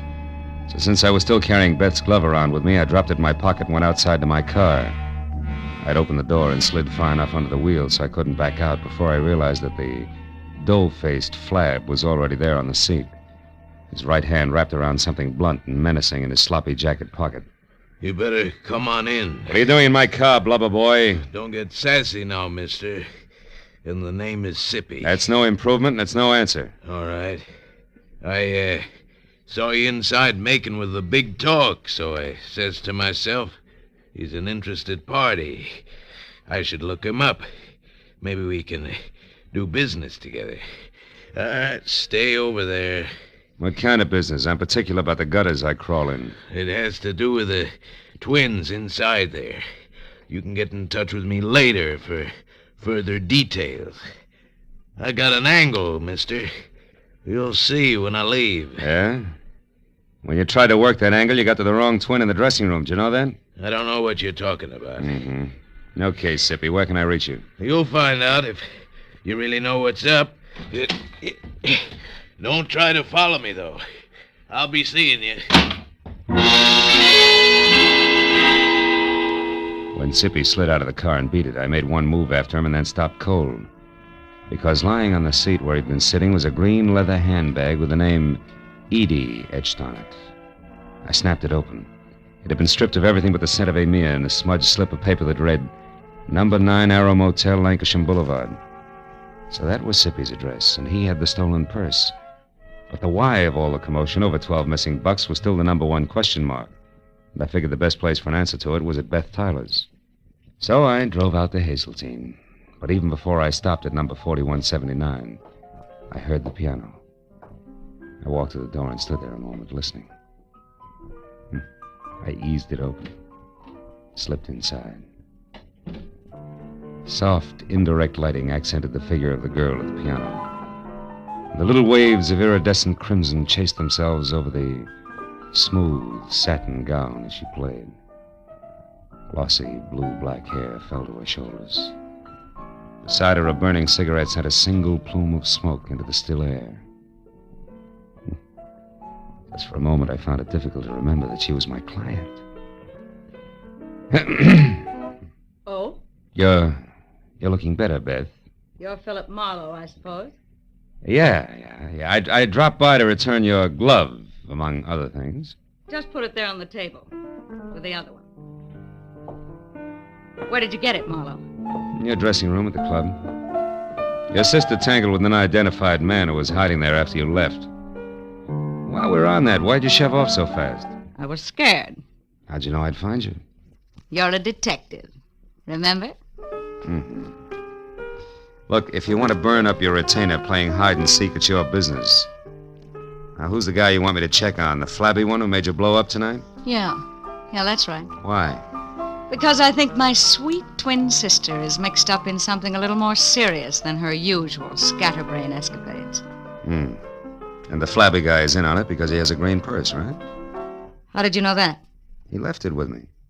Name is Sippy. He lives at the Arrow Motel, number 9. Knows something worthwhile about this business, and he's anxious to sell it. All of which puts him a hop, skip, and a jump ahead of your detective. Now tell me, why is everybody, including Neil Redmond, all wound up over one stolen purse? What's it all about, baby? I don't know, baby. Suppose you find out and tell me. Wouldn't have anything to do with the fact that Neil loves your sister and you love Neil, would it? Marlowe, I hired you to investigate a man, not to pry into my personal affairs. You'll get more for your money if you stop holding out on me. It's my money. Besides, I'm not holding out. Believe me. I'll try. Real hard. Well, as soon as I've got something, I'll call you. Where are you going now? My retainer entitles me to know, doesn't it?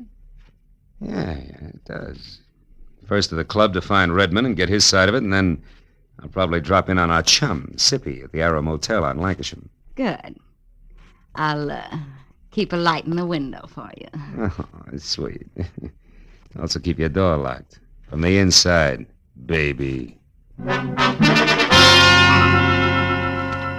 As I drove down the dark, winding street toward Ventura Boulevard, I caught a flash in the rearview mirror of a station wagon behind me.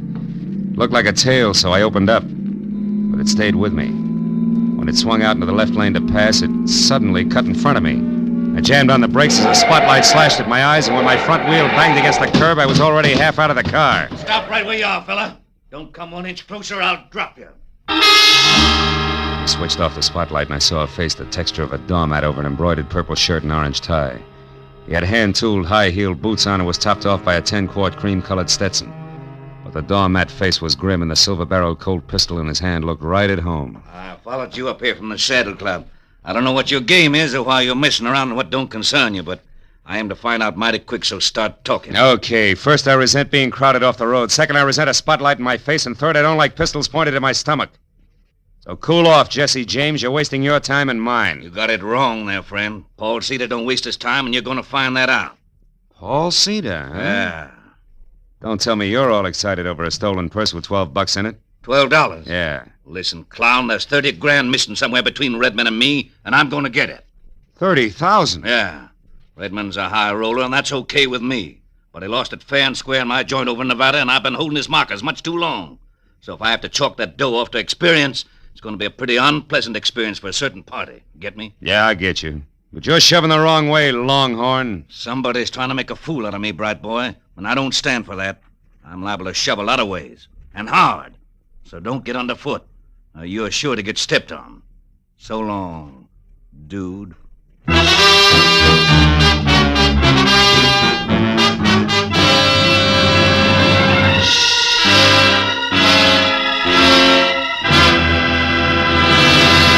In just a moment, we'll return to the second act of The Adventures of Philip Marlowe. But first, tomorrow marks the anniversary of an important event in American history, the signing of the first peace treaty between the Indians and the Plymouth colonists.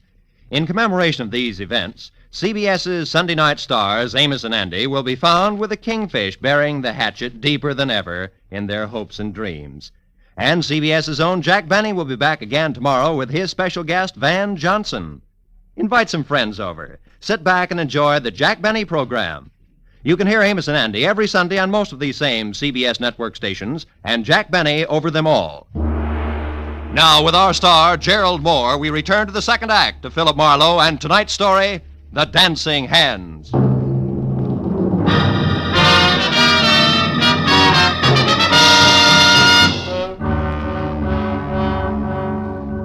When the Texan from Nevada galloped off in his trusty station wagon, I forgot all about Neil Redmond and headed instead for Sippy and his further details at the Arrow Motel on Lancashire, where Bungalow 9 turned out to be an all-alone green and white collection of clapboard that showed light, a half-open door, and nobody home to my knock.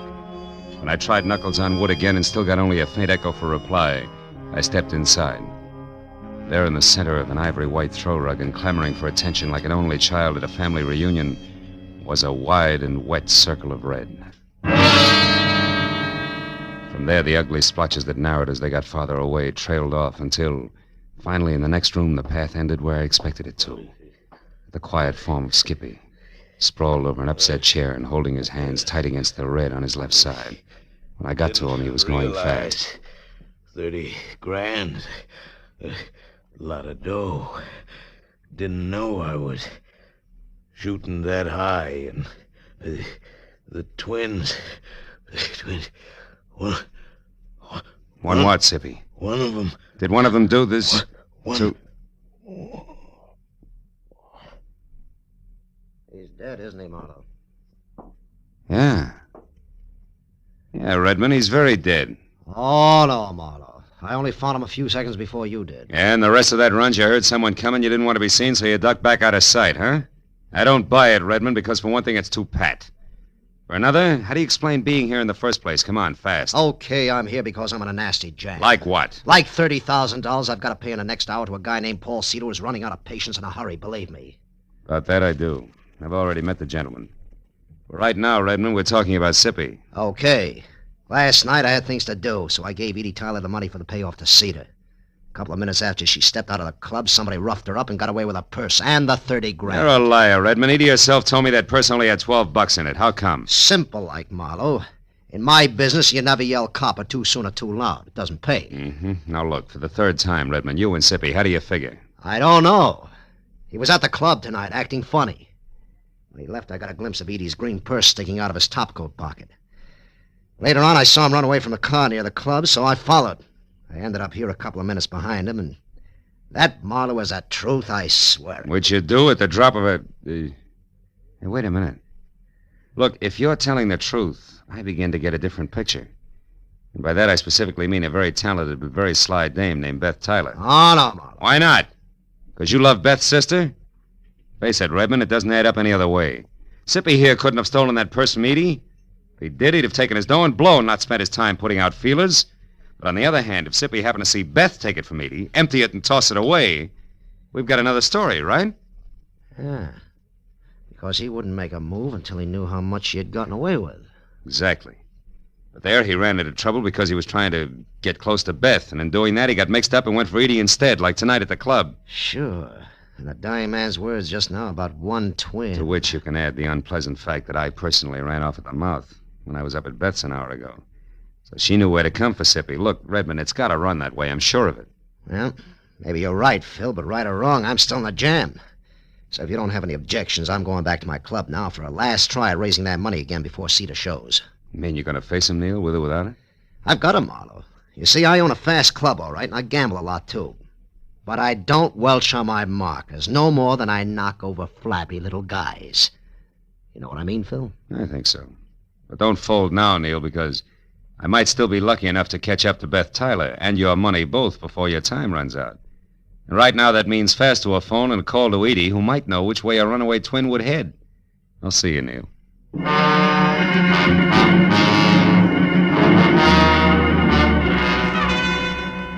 The nearest phone was at an all-night mobile gas station a block away. As I dialed Edie's number, a thought hit me. Maybe Beth wouldn't head anywhere. Maybe she'd just stick around. Hello? Edie, this is Marlowe. Seen anything of Beth? No, I haven't. But why? What is it, Marlowe? Well, from where I stand, two things. First, your sister has the $30,000 and $12 that was in your purse last night. Oh? And second, she's just about it for a sloppy around the edges murder. Now, look, have you any idea where Beth would head if she had to get out of town in a hurry? No, I don't, Marlowe. Oh, well, maybe somebody up around her place does. I'll call you later. Marlowe, wait. Are you sold on this? I mean, about the things you said Beth did? Just about, Edie. But for your sake, let's hope I'm wrong. All the way, honey. Goodbye.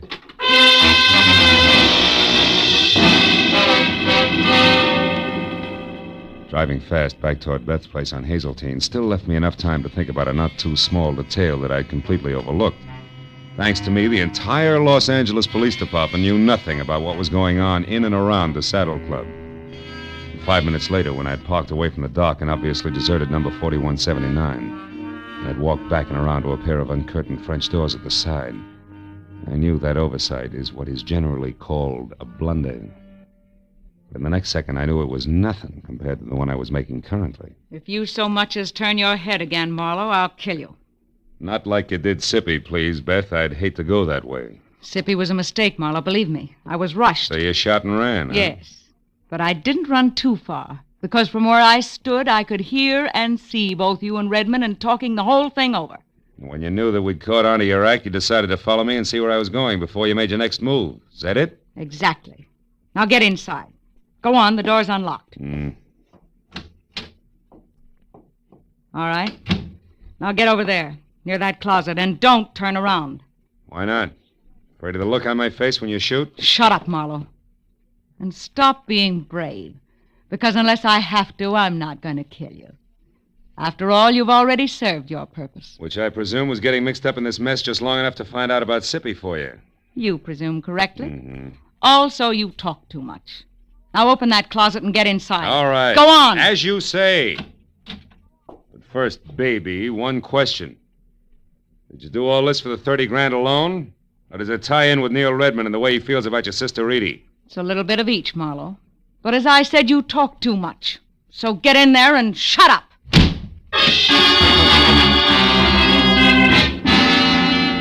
Getting out of Beth Taylor's half-inch thick oak closet was like arguing with an umpire. You couldn't be subtle. So 20 tiring minutes went by and the heels on both my feet were numb before the paneling finally gave in and I was out and over to the telephone to put in a call to the police. It should have been made a long time ago. But then, even as I was halfway through dialing the numbers, I saw something on an end table nearby that made me slowly change my mind. It was the 2 black gloves that Beth wore in the Dancing Hands act. And while I stared at them like they were alive and beckoning, I thought hard for what must have been a full minute. And then suddenly I knew that my next stop had to be the Saddle Club.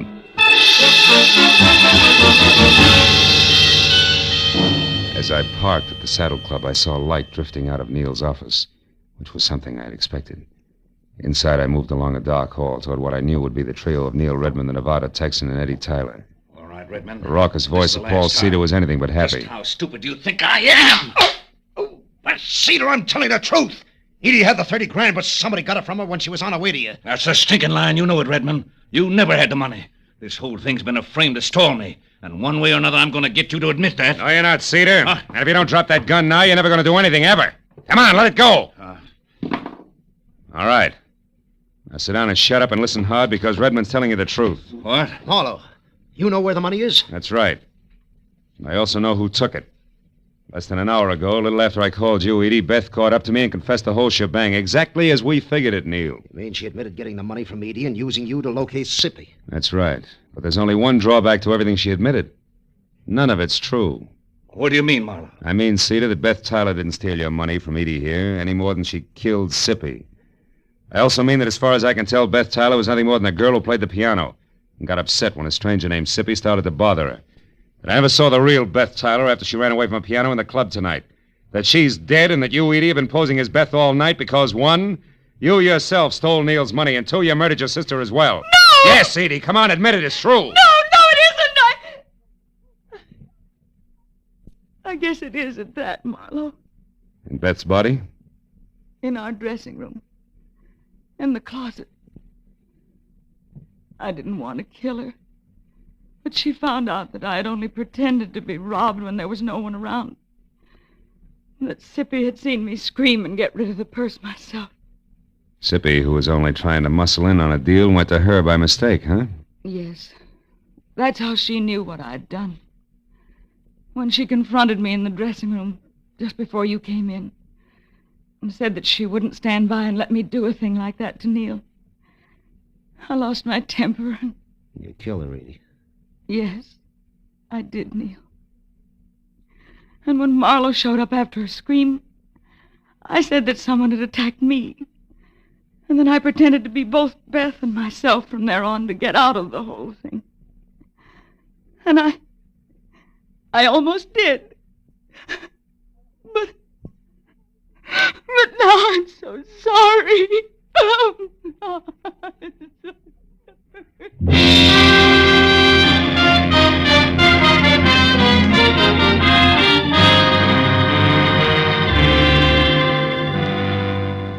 A couple of bad hours went by before the police had everybody's story, and Paul Cedar and the 30,000 was gone for Nevada, and Edie was gone for good.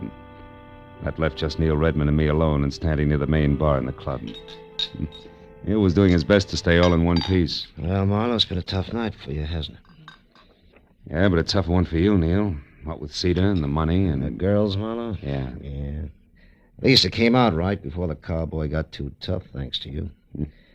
So tell me, Phil, how'd you know that Beth was dead and that Edie was both people all along? That was a couple of gloves, Neil, the ones they wore in their Dancing Hands act. You see, when I first met Edie in the dressing room, she was wearing hers, and one of Beth's was on the floor.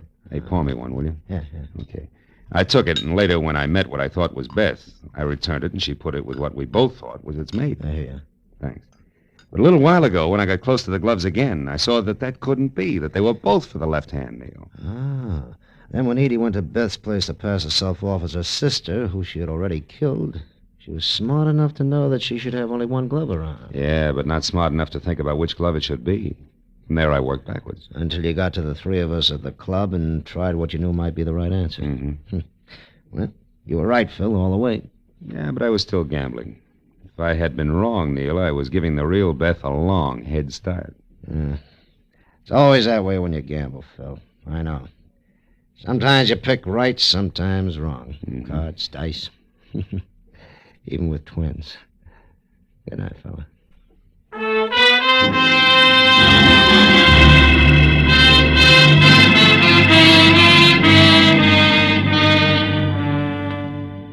When I finally got to my car, started out of the valley and back toward Hollywood, it was better than 8 o'clock in the morning. And here and there as I drove, I saw people who I'd never heard of and who'd never heard of me, stumbling outside after their morning papers. And I got to wondering what they were going to think when they read about a girl who had killed both her twin sister in a nightclub and a flabby guy in a motel who wasn't much good. Oh, well, it was hard to say. And for myself, I was too tired to think. Or maybe I just didn't want to.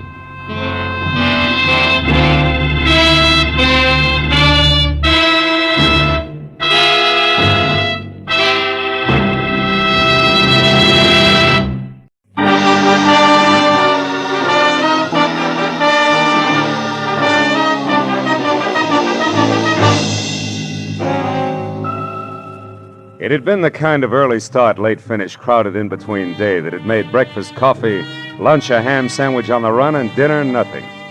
So by the time it finally ended, it was pushing 9 o'clock, and I was both a little tired and a lot hungry. All of which made the feast I could imagine spread out in front of me over an emerald green tablecloth something better than good enough to eat. Blue Point oysters on a half shell, a Caesar salad, veal scallopini topped with mushrooms the size of silver dollars. Oh, I was ready for it. Yeah.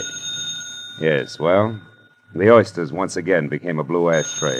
The scallopini a notebook. The green cloth underneath all, my desk blotter. Hello, Marlowe speaking. Dodie Whitmore, Marlowe. Ever hear of me? I have. I've also heard you own half a dozen screen magazines, a local radio station, and a daily published for the motion picture industry called the Hollywood Trades. Does that cover it? Not quite. Today I acquired something else. A libel suit for $100,000 that was just slapped against the trades by a has-been actor named Bradford Colby, which, Marlowe, is the reason I'm calling you. Oh? So drop whatever you're doing, boy, and get over here to the Whitmore building. Whitmer building? We're on El Centro near Gower, and closed tomorrow Sunday, no addition. Figures. When the night watchman lets you in, turn left, keep walking till you get to an office numbered 116. You got that? Yeah, 116. But if you don't mind, Miss Whitmer, I'd like to do something. I'd like to eat first. Make it coffee and a ham sandwich at the outside and get over here fast. Coffee. Look, Miss Whitmer, I'm starving. Marlowe, how much do you get a day? 25 in expenses. Why? I'm willing to pay 125, and you keep track of the expenses. Now what do you say, boy? Boy says coffee and a ham sandwich will leave him stuffed. Goodbye, Miss Whitmer.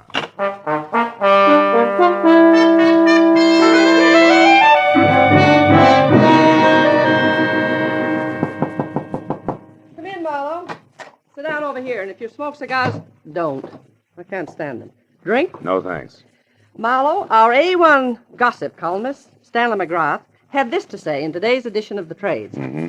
The sometimes actor Bradford Colby won't call it quits. When refused a part by an independent producer who's short on funds, Colby offered to hawk all and come up with $20,000 if the producer would change his mind. The producer wouldn't. End of quote. And beginning of noise from Colby, huh? Yes, a clamor that we can only silence by proving that McGrath, what he said, is true. Which shouldn't be impossible because Max was a thorough man and never heard of the word rumor. Wait a minute. What do you mean was a thorough man? He died of a stroke, Marlowe, at 5 this morning en route to the hospital, age 61. His column, as usual, arrived here yesterday afternoon in the mail. He always wrote from his home, which is a junk-filled cracker box up on North Bronson.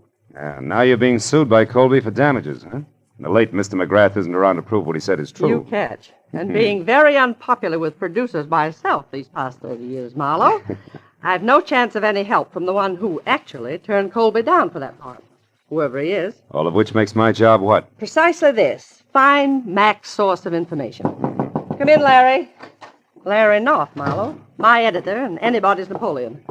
Larry, meet Mr. Marlowe. How do you do? How do you... Doty, I've just found out that old Mac's only legman, a queer duck named Leonard Phipps, left town sometime yesterday for San Diego. May or may not be back by now. Where's Marlowe going to start? Well, I figured... At old Mac's place. Larry and I have already checked there, Marlowe. 8312 North Bronson. Maybe you'll grab onto something that we overlooked. Here's the key. Thanks. Mac lived alone. Don't get wrapped up in his notes. That gibberish. And remember, my lawyers are sure that we lose this case if we can't prove what Mac said was the truth. Well, yeah, Call as soon as you get a lead, and if I'm out, Larry will be in his office next door. And, Marlowe, don't waste any time. There's a lot at stake, boy.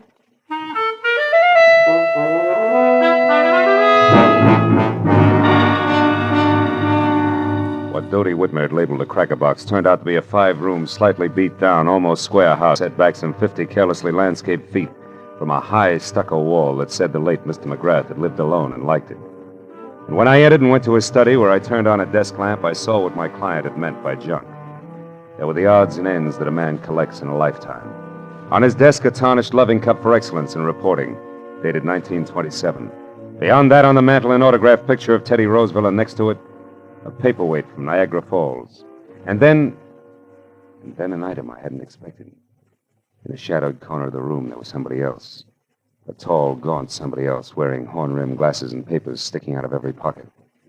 He was slowly, an inch at a time, backing off from the edge of the circle of light in which I stood. I took one casual step toward the desk and then nailed him. Oh, get your hands off me. Why? So you can start running, Mr. Leonard Phipps?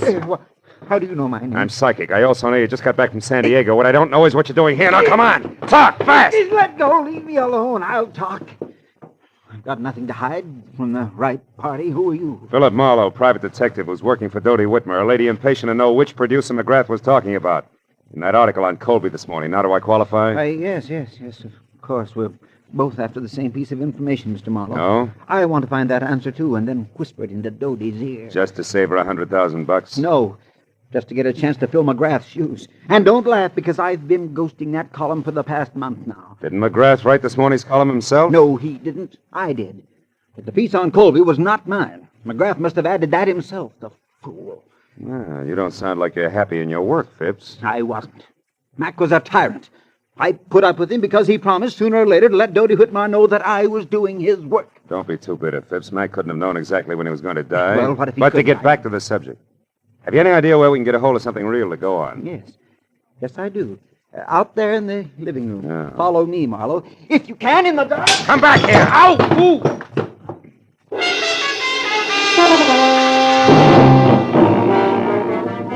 By the time I got to my feet, Phipps was gone. I found another lamp in the dark, turned it on, and started for the telephone. But then I stopped. In the center of the floor, where it must have fallen when the leg man made his wild break, was a wrinkled piece of paper. When I picked it up and turned it over, I was suddenly glad that Mr. Phipps had gotten away because, in his hurry to leave, he had dropped his checkoff list for Operation Bradford Colby. There were a half a dozen producers crossed off above the notation Max Place, but below that, and not yet discounted, was a name I'd never heard before, Sherry Sheldon. At that, I called Dodie Whitmer, gave her a quick rundown on what had happened with Phipps, and then tossed the name Sherry Sheldon in.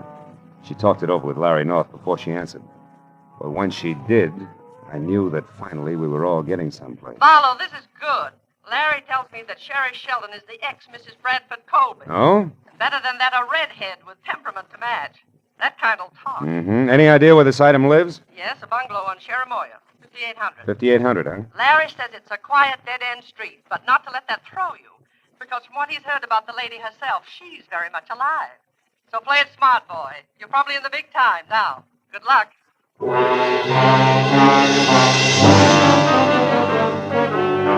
Only a furlong plus the bungalow on Cherimoya, so when I pulled up and parked away from number 5800, I was still wondering exactly what play it smart boy meant. And the lady in question was known far and wide as a shock of red hair capping so much dynamite. But a minute later, as I walked toward the house, I labeled that thought introspection, dismissed it, and concentrated instead on an acre of tweed jacket that was unfolding out of a long, honey-colored sedan, parked a little ahead of me. When it straightened up to something over 6.5 feet, slammed the car door shut, and stomped inch-thick soled brogans off in a king-sized huff, I knew that this was an angry man. And in the next second, I knew that it and the thespian Bradford Colby were one and the same.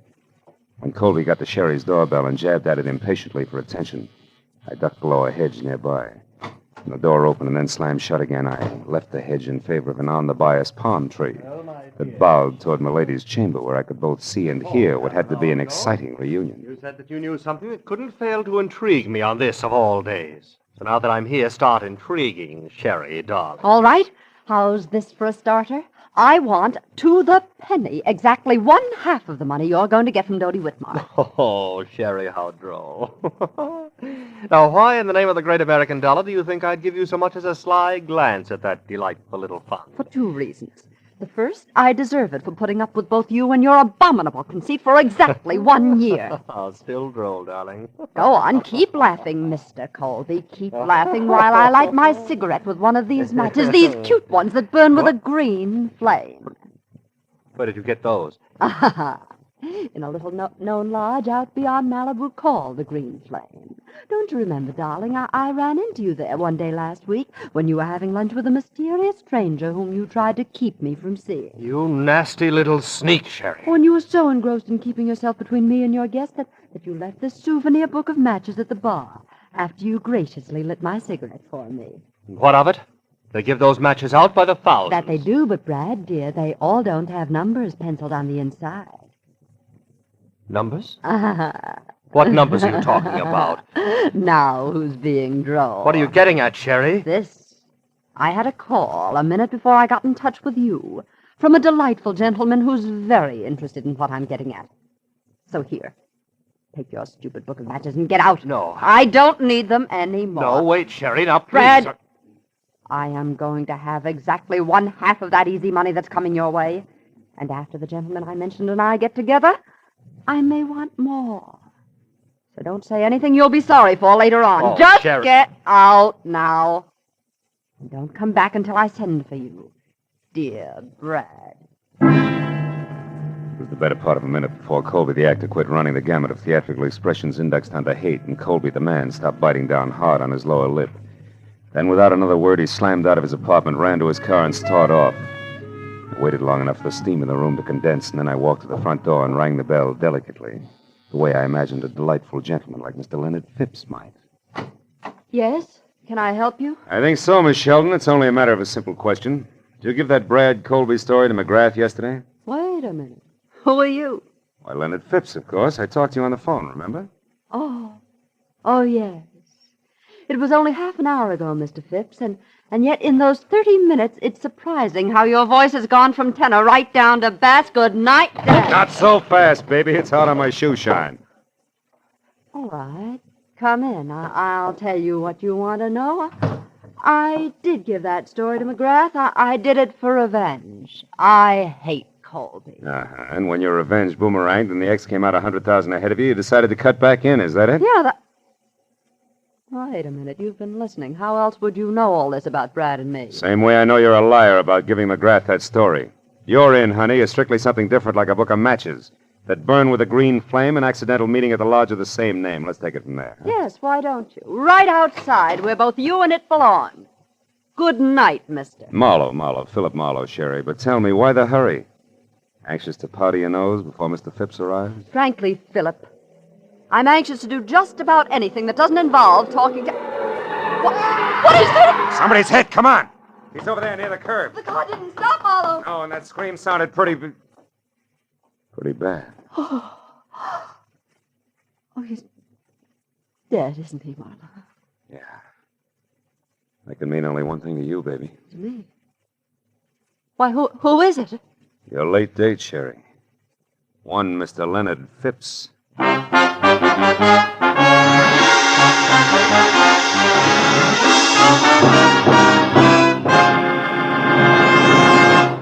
In just a moment, the second act of The Adventures of Philip Marlowe. But first, on a special program, One Great Hour, later tonight on CBS, President Harry S. Truman will be joined by Gregory Peck, Ila Lupino, and Quentin Reynolds to tell the story of what American religious groups are doing to bring relief to the world's war-stricken people. Be sure to hear One Great Hour tonight at 10 o'clock Eastern Standard Time over most of these same CBS network stations. Now, with our star, Gerald Moore, we return to the second act of Philip Marlowe and tonight's story, The Green Flame.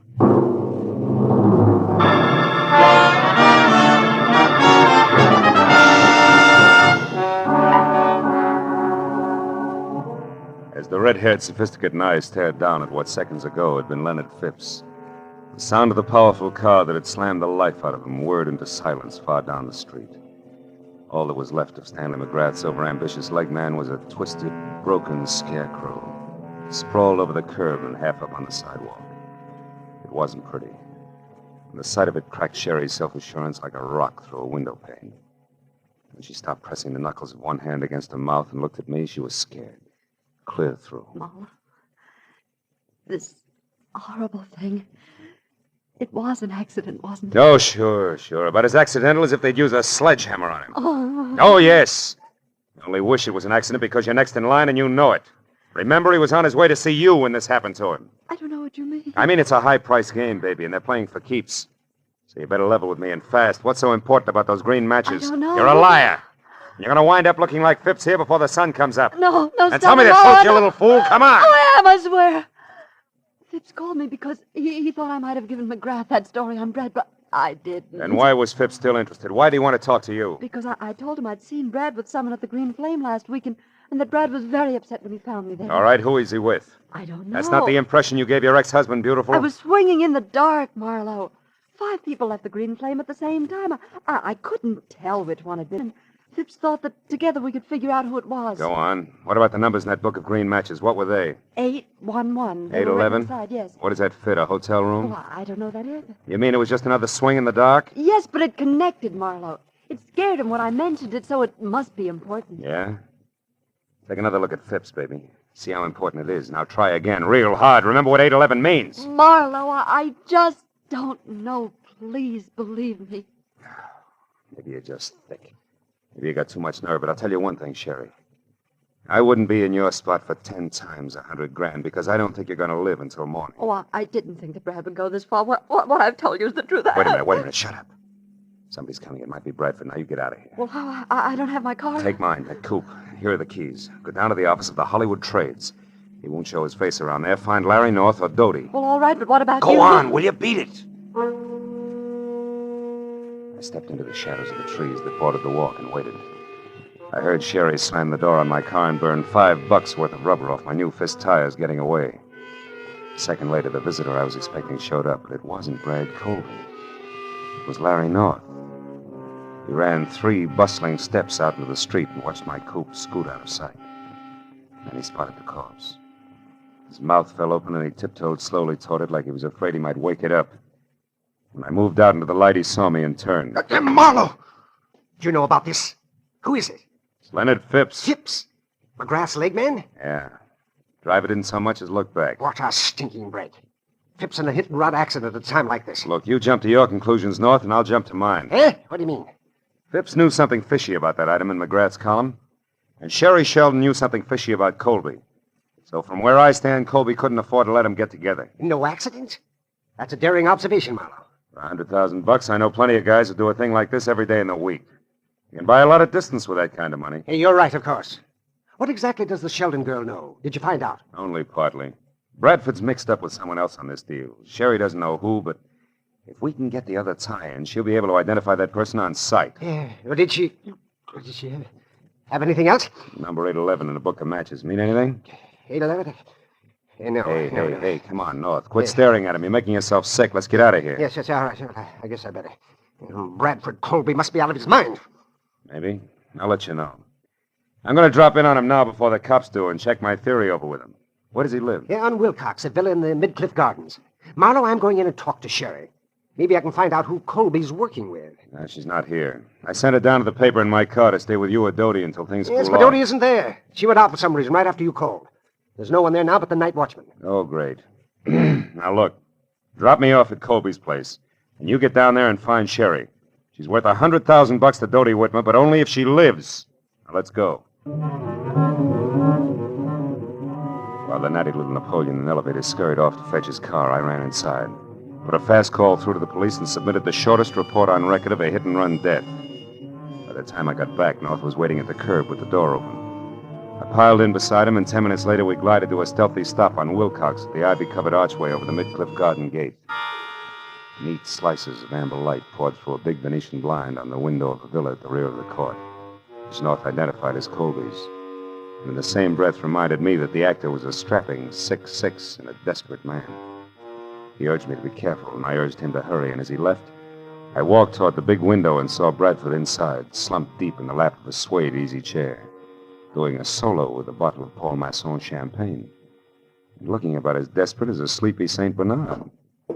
I walked around to the front door, decided to try the shock treatment to blast him out of his blasé attitude. Yes, what do you want? Get inside. Go on, move!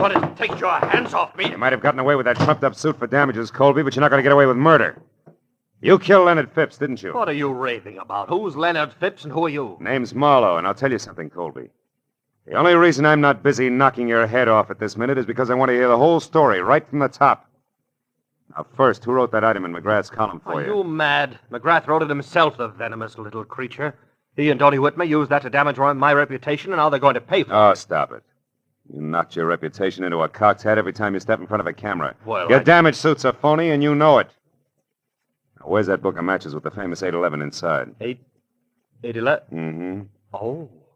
Oh, yes. Those that burn with a green flame. Yeah, yes. You've been talking with my imaginative ex-wife, I see. She's burning with quite a green flame herself, isn't she? How that woman hates to see me get ahead. Never mind. Where is it? If you'll allow me, Marlowe, I'll just answer this. Bradford Colby speaking. I see.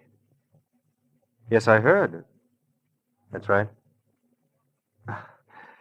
I'll do my best, darling. At least 10.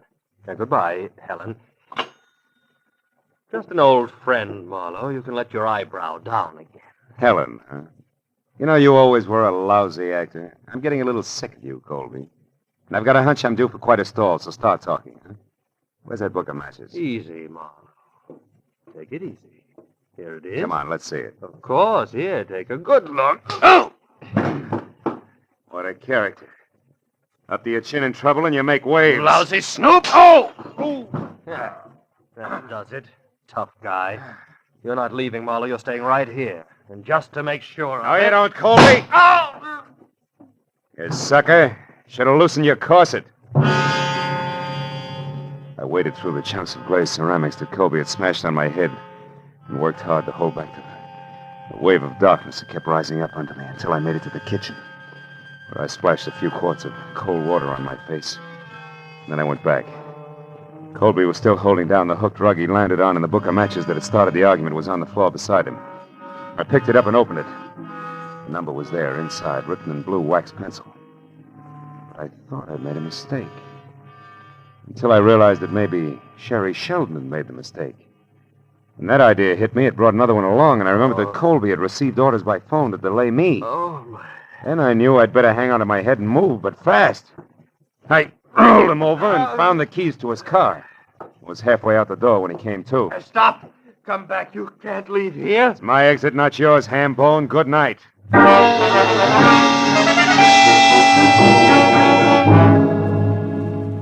It took all of 5 minutes to get from Wilcox to El Centro in Colby's long, honey-colored sedan. And on a hunch, I drove down the alley to the back door of the Whitmer building. The hunch paid off. Because I had stopped and turned on the parking lights when the door opened and I saw exactly what I'd expected. The watchman was on the floor out cold, and the little Napoleon in elevated shoes was staging a big exodus with his arms full of a very limp redhead named Sherry Sheldon. As soon as he saw the honey-colored car, he started talking. Brad, you idiot. I told you to stay home. Did you do it? No, she's only unconscious. There wasn't time. We'll have to finish it someplace else. Put her in the back seat. All right. Here. Now let's get out.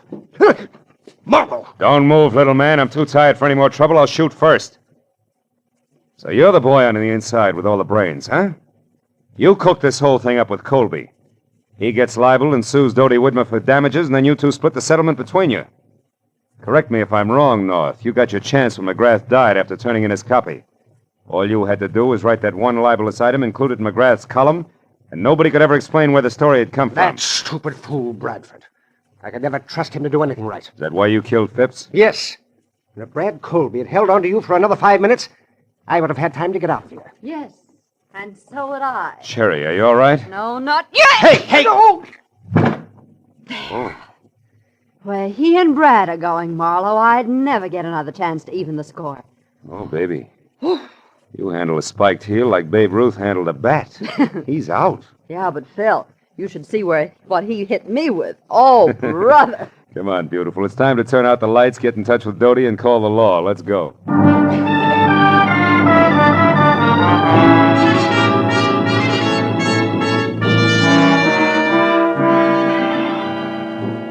Thank you, Miss Whitmore. Good night. Good night. Well, I'm glad those cops and the cigars are gone. Here, kids, help yourselves. You both look like you need it. This you can say again. How I need it. Marlowe, you could have slid me through the hole in the lifesaver when you said my own editor, Larry Knopf, was it. Yeah, it gave me a jolt, too, Dodie. Yeah, and me. The hard way. But, Phil, I am sorry about that mistake I made. I could have saved us some trouble. What mistake is this? Well, you see, honey, we knew that whoever was working with Colby had written down a number for him in a book of matches. Sherry here thought it was 811. But when I saw it, it was upside down from that, so it came out 118. 118? Mm-hmm. Why, that's Larry's office number and phone extension. Check. Yours is 116, and his was right next door, I remembered. So 118 was it. That, coupled with the fact that it was written in blue pencil, which is standard equipment for all editors, gave me the tip. Honest now, Phil. Did you figure that out, or was it luck? Well, it's a trade secret. Hey, you know something? I missed dinner tonight. You know I'm starving? Well, I know a wonderful place. They have matches like this, see? It burns with a green flame. Will you join us, Dodie? Yes, we would love to have you. You'd rather have whooping cough. Go on, you. Get out of here and good night. Good night, Dodie. Oh, and it will be from here on in. I guarantee it. A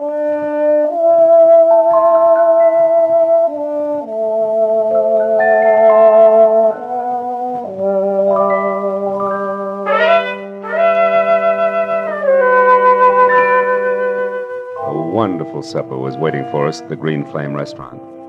It was all arranged by a call from Dodie. And it waited until it got cold because we didn't show up to eat it. There was something about the moonlight glinting on the ocean, and a certain stillness in the morning air that made food seem somehow unimportant. So, when I finally dropped Sherry off at her place on Cherimoya, went home to my apartment on Franklin, it was either very late or very early, depending on the viewpoint. There was just one lonely sardine and a cold baked potato in the refrigerator. So I ate it. Then I sat down on my bed to light my last cigarette. I wasn't disappointed when the match flared into an ordinary yellow flame.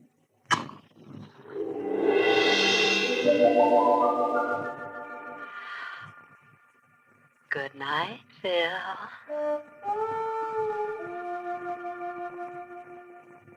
Happy Marlowe.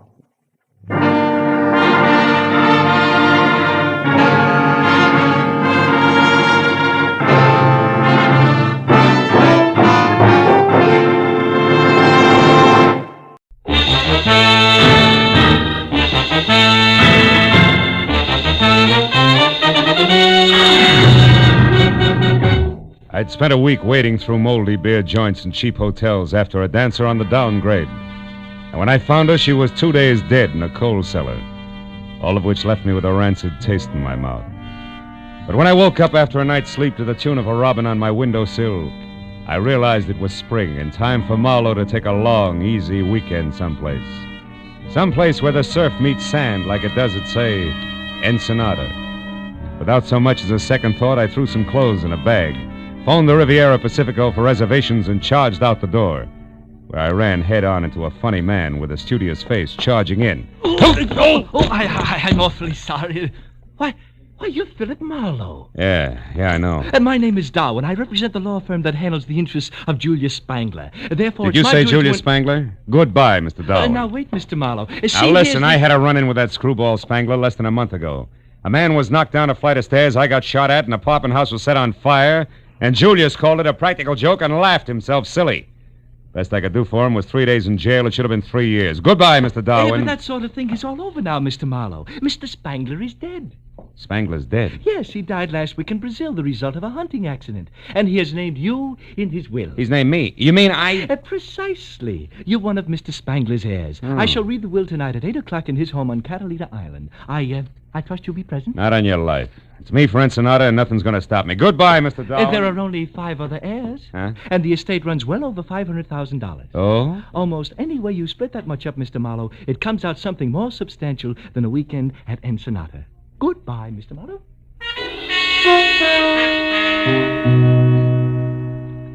It was fantastic. But then so was Julius Spangler.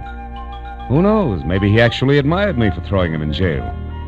After all, what's old Mexico got that Catalina doesn't have in better? What could I lose? It was only a matter of minutes before I was in Wilmington and climbing the gangplank of the last boat for Catalina Island. She nosed past the breakwater and headed for the open sea, and the green water glistened with gold from the sun, slanting into a bank of clouds on the horizon. This was the life.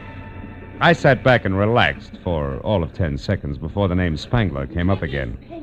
This time being volleyed between a matron meticulously tailored by I.J. Fox, who clung to a pipe-smoking gentleman at the rail, and a cute blonde ball of fire facing them. Some of my friends are aboard, and I don't want to be seen with you. Look, you may be Your Highness Millicent Burke Ashby to those snoots, but you're still just Millie Spangler to me, you overstuffed social climber. Why, you insufferable little upstart, You're nothing. I'll give him a good show, like this. Nicky Spangler, you Spangler, take me away from here. I think I'm going to faint. On nuts. Well, what are you staring at, Buster? Haven't you ever seen a red jersey sweater before? How do you do? Yeah, that sweater plus that right hook of yours adds up to quite an exhibition. You must belong to Julius. He was my uncle, but... Now, wait. Don't tell me you're in his will, too. Then you're Philip Marlowe. Yeah, I got him 3 days in the cooler, so now I'm an heir. Who are your two friends? Millicent Burke Ashby, my half-sister, a professional snob I'm going to get mad enough at to kill one of these days. The jerk with her is Bennett Haynes, a cousin not enough times removed. They're also heirs. Which still leaves 2 more. Yeah, an old geezer who collects butterflies and that blockhead Roderick who passed for secretary and companion to Uncle Julius. Yeah, I know Roderick. And what do you pass for, Nicky? As if I couldn't tell. You can't. Ever been to Nick's Bar and Grill on La Brea, Marlowe? Well, I'm Nick. No kidding. Mm-hmm. And if this inheritance hadn't come along, I'd have lost my shirt. Boy, I'm really in a money jam, and Uncle Julius is saving the day for me. Yeah, but he had to die to do it. Well, sure, that's the only way he ever would. I wrote and asked him for a $10,000 loan once. Got a check back in the return mail, but it was signed by Alexander Hamilton. So I came out here to Catalina to see him, but he'd already left for Iceland. I spent a week by myself painting his launch for amusement. Then I went home again without a cent. Yeah, he was a charmingly whimsical old man. By the way, where's his house? Over on the deserted side of the island, naturally. Naturally. The only way to get to it is by launch. Roderick's going to meet us when we dock at Avalon. Oh, fine. You mean we'll be stuck at Spangler's old house all night? Is that bad, Phil? It's quite lovely. In a lot of ways.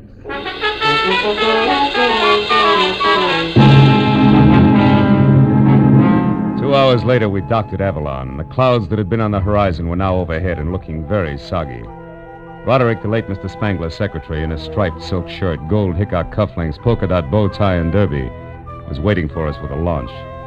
And after we had all shivered through another spray-splashed, wave-bucking hour and a half, we finally pulled into a small cove. A house squatted alone on a point of rocks 100 practically vertical feet above the water. And as we laboriously made our way up to it, the rains came. Julius Spangler would have loved it. When the door closed behind us, everyone dashed for the nearest fireplace, except me. I was cornered by a septuagenarian with a shock of white hair, a scraggly yellow mustache, and spectacles so thick they looked like shot glasses with horn rims. He rolled up in a wheelchair, which he handled like it was a hot rod, skidded to a stop, and shoved a fistful of brandy out at me. Howdy, young fella. This, I figured, was the butterfly-collecting cousin, Yeah. Matthew Spangler. Better have a slug of this before pneumonia sets in. Well, sir, I suppose you're here for the reading of Cousin Julius's will? Yeah, so that's am right. So am I. Wouldn't miss it for the world. Oh. He's leaving me his collection of nymphidium. Butterflies, you know. I don't like money, just bugs. Figures. Yes, sir. Been an entomologist for 50 years, lepidopterist for 40. I've got specimens of 12,000 species. Only a few thousand left to go. Practically nothing. You've a keen mind. Mhm. Here, have a cigar. Thank you. No, Go on. It's the best. Save it for later when you got something to celebrate. Oh, there's Roderick. He'll show you around. I want to go meet these young ladies. So long, son. I'll see you. Out of the way, Roderick. Hey, watch it. Crazy wheelchair jockey almost ran me down. Well, Mr. Marlowe, it's nice to have you with us. Yeah, I'll bet. Look, Roderick, why did Julius stick me in his will along with all his relatives? I don't know. Maybe he was nuts. You can say that again. Keeping all his junk, for instance. Junk? Well, these are trophies. That burnt match there was used in the first Hotfoot. Julius perfected that gag in 1903. Spangler contribution to American culture, huh? Well, get you. What did you ever do? Wait, wise guy. This one's even better. He panicked the whole city with this phony newspaper headline. Here.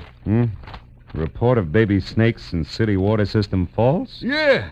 He tells them there's nothing to it, and they still blow their tops. That's tremendous, huh? Yeah, quaint. Julius was right. You got no sense of humor. The lawyer Darwin will read the will in 30 minutes, so be ready.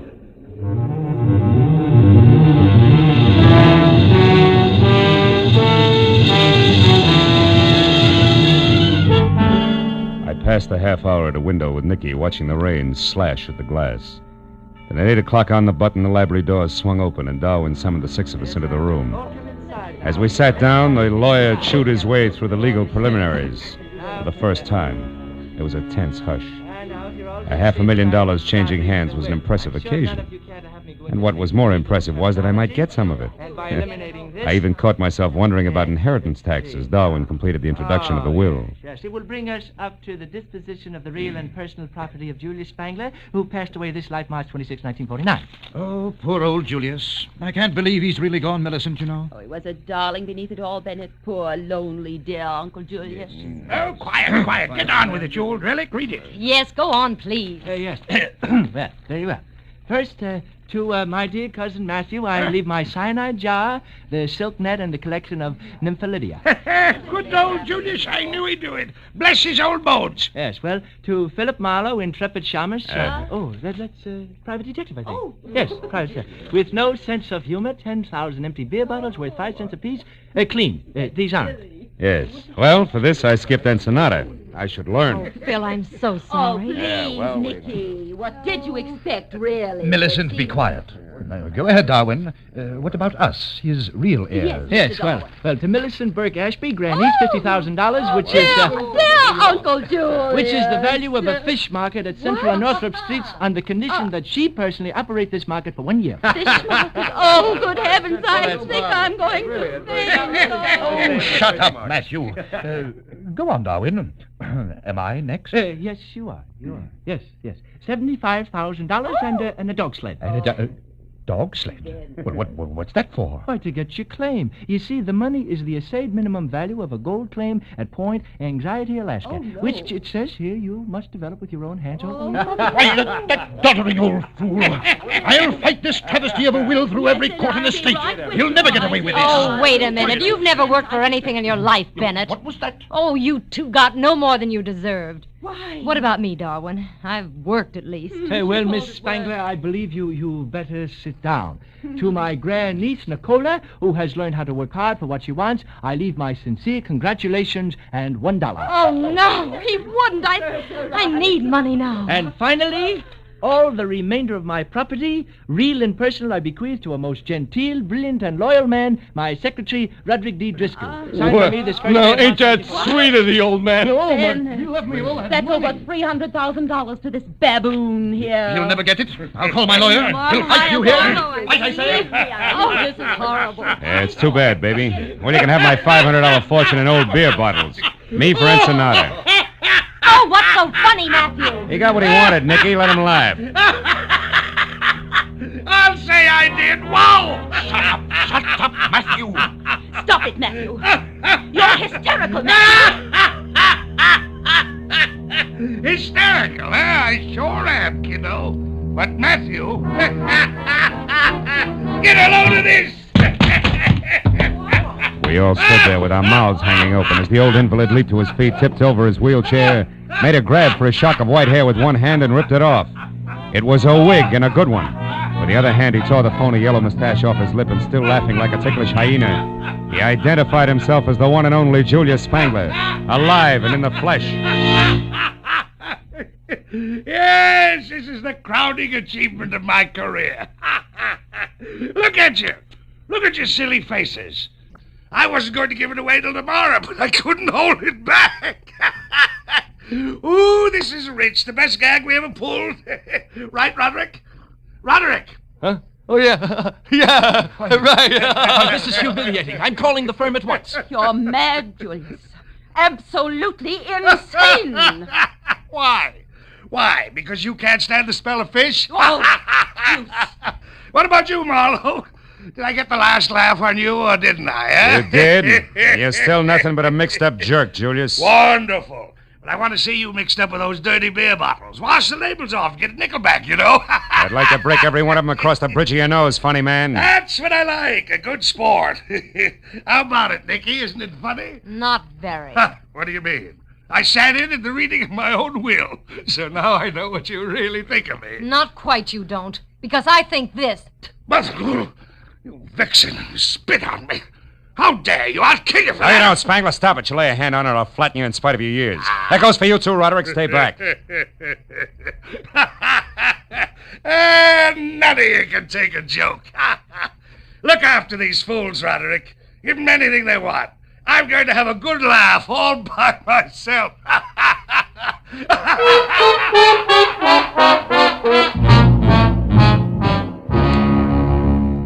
After the mastermind of the impractical joke had guffawed his way out of the room, Roderick took his life in his hands and invited everyone to coffee and brandy. But the zest had gone out of the erstwhile airs like the snap from a second-hand girdle. So without as much as a backward glance, they all went their separate ways to their rooms. All but Marlowe. I drank coffee and brandy, and since the rain had stopped, tried for 20 minutes to threaten, bribe, and argue Roderick out of a way back to Avalon. But he swore it was impossible, and I was about to swear back at him when we heard it. We ran to the French doors at the end of the room and out. Millicent was on the walk outside, her hands clamped against her mouth, staring down at the rocks near the surging water 80 feet below. Mrs. Ashby, what happened? What is it? Millicent, what's the matter? it's Julius. He's down there. He must have fallen. Yeah. Either that or he was pushed by somebody who couldn't take a joke.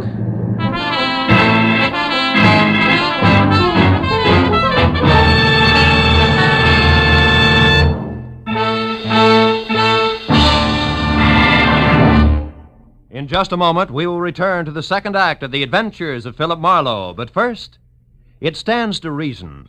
It's a proven fact. If we all work together to produce more per man, per machine, per hour, every one of us will gain from the cooperation. This is the American economic system. It operates for the benefit of all the people. We can and should cooperate for better jobs, higher incomes, more of the good things of life. For your free copy of the booklet, The Miracle of America, write Box 10, Times Square Station, New York City. Now, with our star, Gerald Moore, we return to the second act of Philip Marlowe and tonight's story, The Last Laugh.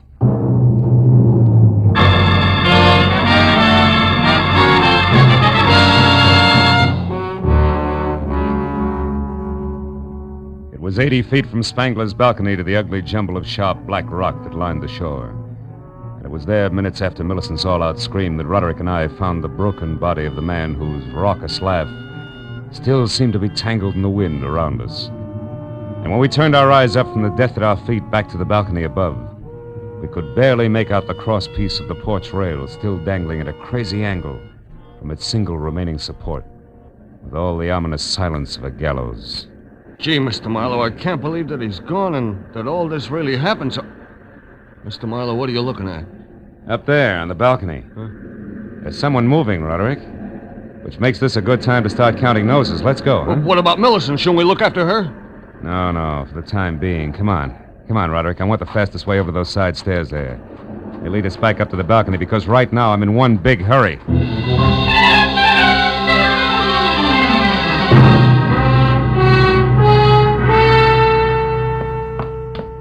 There's nobody here, Marlowe. Are you sure you saw... Hold it.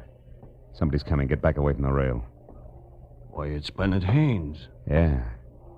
I'm very interested in the spot where that crosspiece came loose from the top of that post. Well, what's he doing there now? I mean, the way he's scratching something across the top of it. The gentleman, Roderick, has forgotten that it rained. Oh. He's trying to strike a match on wet wood. Mr. Haynes! What? Would you like to use my thumbnail? It's dry. Oh, why, Marlowe, what are you and Roderick doing here? It's called spying. And you, Mr. Haynes? I am here, Marlowe, because I think it's very strange that this accident should have happened less than an hour after Julius Spangler left a room full of people who hated him. Which incidentally included you? Yes, but I know that I had nothing to do with this. Now, here, a couple of matches for that stellar thumbnail. Don't go too close to the edge, Marlowe. Thanks, Roderick, I won't. I'll only go close enough to... Marlowe, if you're staring at that mark across the top of the post, stop wasting your time. I just made it with that match that wouldn't light on wet wood, remember? Mm-hmm. But that mark is not what I'm staring at. It's this green one here on the edges of the top of the post.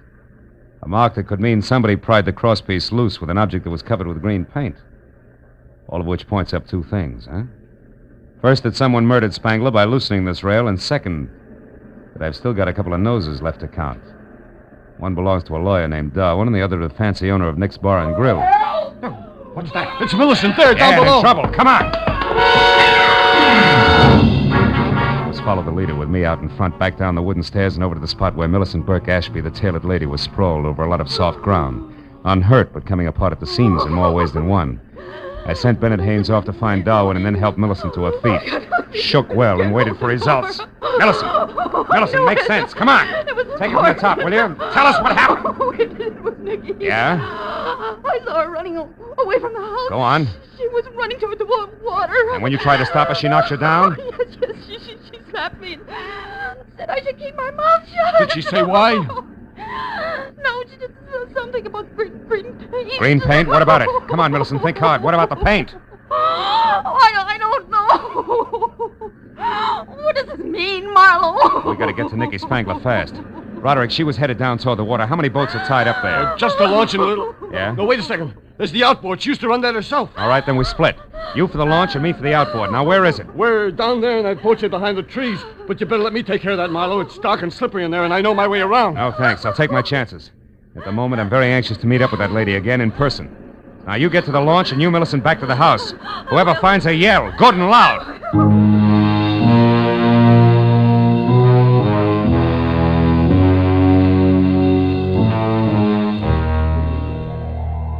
The boat shed was a one-room bungalow on stilts. When I started inside, slowly, unsure of both my footing and the company on hand, I was suddenly very sorry that I'd left my .38 back in L.A. But in the next minute, I began to breathe easier because just visible ahead of me was the Spangler outboard. When I got closer, I saw that it was empty. Then I heard somebody behind me. I turned just in time to see a thick, crooked branch coming at my head fast. Oh! Oh! couldn't tell if the warm blood trickling from the cut just below my ear was from where the branch had hit my head or from where my head had hit the planking. But it didn't matter because either way it hurt. I got to my feet slowly. I reached into my pocket for one of the matches that Haynes had given me in the faint hope that a little light might reveal something about whoever had been guilty of relaxing me like a chocolate soldier in a Turkish bath. But then, even as I was about to strike the match, I stopped. Framed at one side of the open doorway was the silhouette of a man. I stood where I was and waited motionless while he slowly took a step toward me and then another. When he started on his third, I grabbed him. Let go of me. What are Twisting your arm, Darwin, just in case you're still carrying a thick branch. I haven't got anything in my hand. All right. Now, what are you doing here? Come on, barrister. At the moment you're my witness, so talk. Why are you here? I spoke to Millicent. How, Mr. Marlowe? Is the witness relieved? Yeah, I guess so. Sorry about your arm, Darwin, but the last visitor here wasn't empty-handed. This time I wanted to be ready. Do you have any idea who the visitor was, Mr. Marlowe? No, I don't. I was just going to strike this match to see if Oh, my head. Oh, here, Mr. Marlowe. Let me strike it for you. Thanks. I doubt it'll do any good. Oh. Now, there, you see anything? No, nothing. Well, it was a long shot anyway. And what? What do you see, Mr. Marlowe? What is it? Darwin. Something I should have seen a long time ago.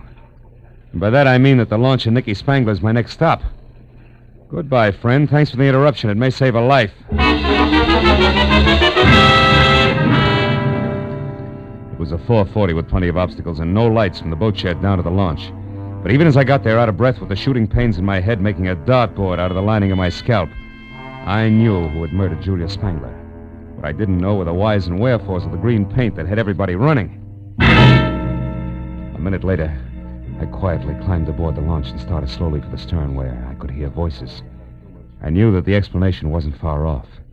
When I was close enough to see Nicky standing in the reflected light of the moonwash, I didn't have to hear anything because, clenched in her hands and held close to her side, was the answer to the marks I'd seen on the post on Spangler's balcony. It was a crowbar, the business end of it covered with green paint. Opposite her was the reason for the fear in her voice. It was the man who had killed the practical joker, Julia Spangler's ever-faithful secretary, Roderick. You're being awful stubborn, Nicky, which is something you must have got from your late granduncle. Now give me that crowbar. Why?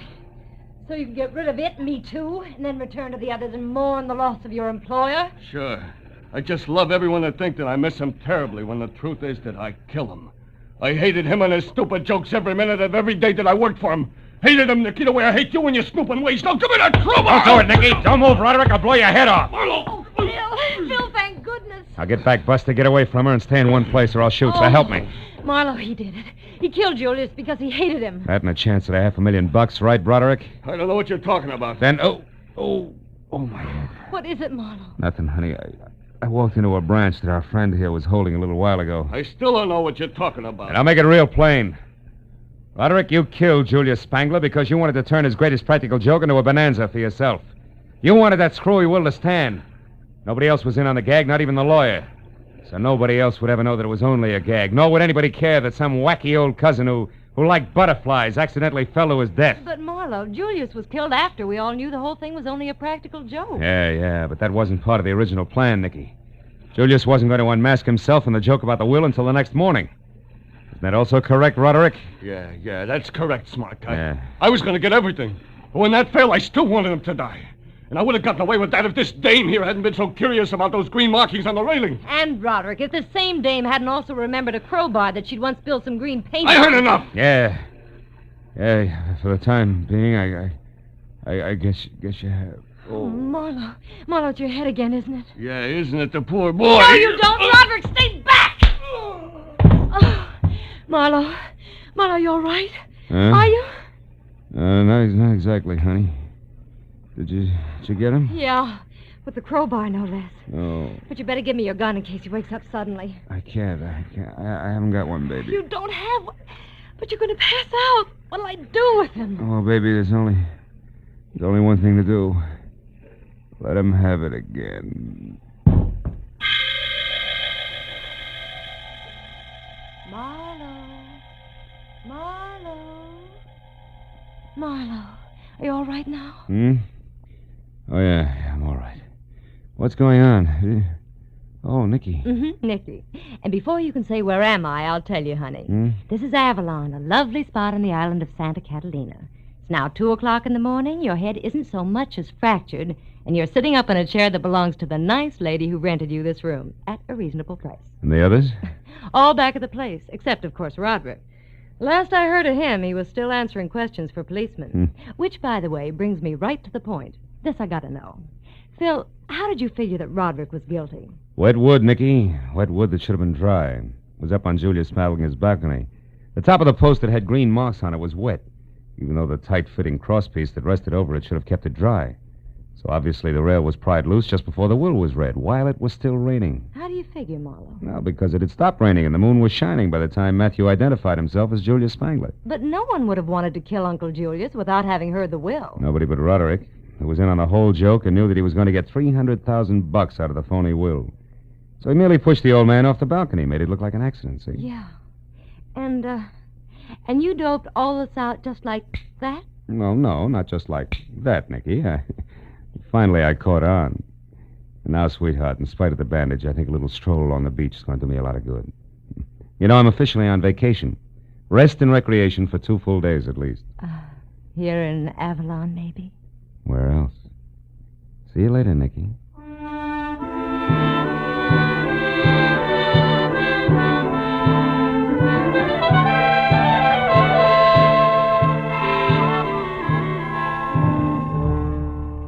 I got outside and down to the pretty strip of beach that runs along behind the spot where the steamer docks. I felt a lot better. I sat down on the moon-drenched sand and relaxed for the first time that night. As I sat there, I reached into my breast pocket for a cigarette, but instead came out with the expensive cigar that Matthew Spangler had given me. It wasn't until I had lit it and was puffing along that I suddenly remembered that Matthew Spangler had really been Julius, so I got rid of the cigar. Hey, just in time. Yeah, I wasn't sure, but maybe Julius Spangler, wherever he was having the last laugh, after all.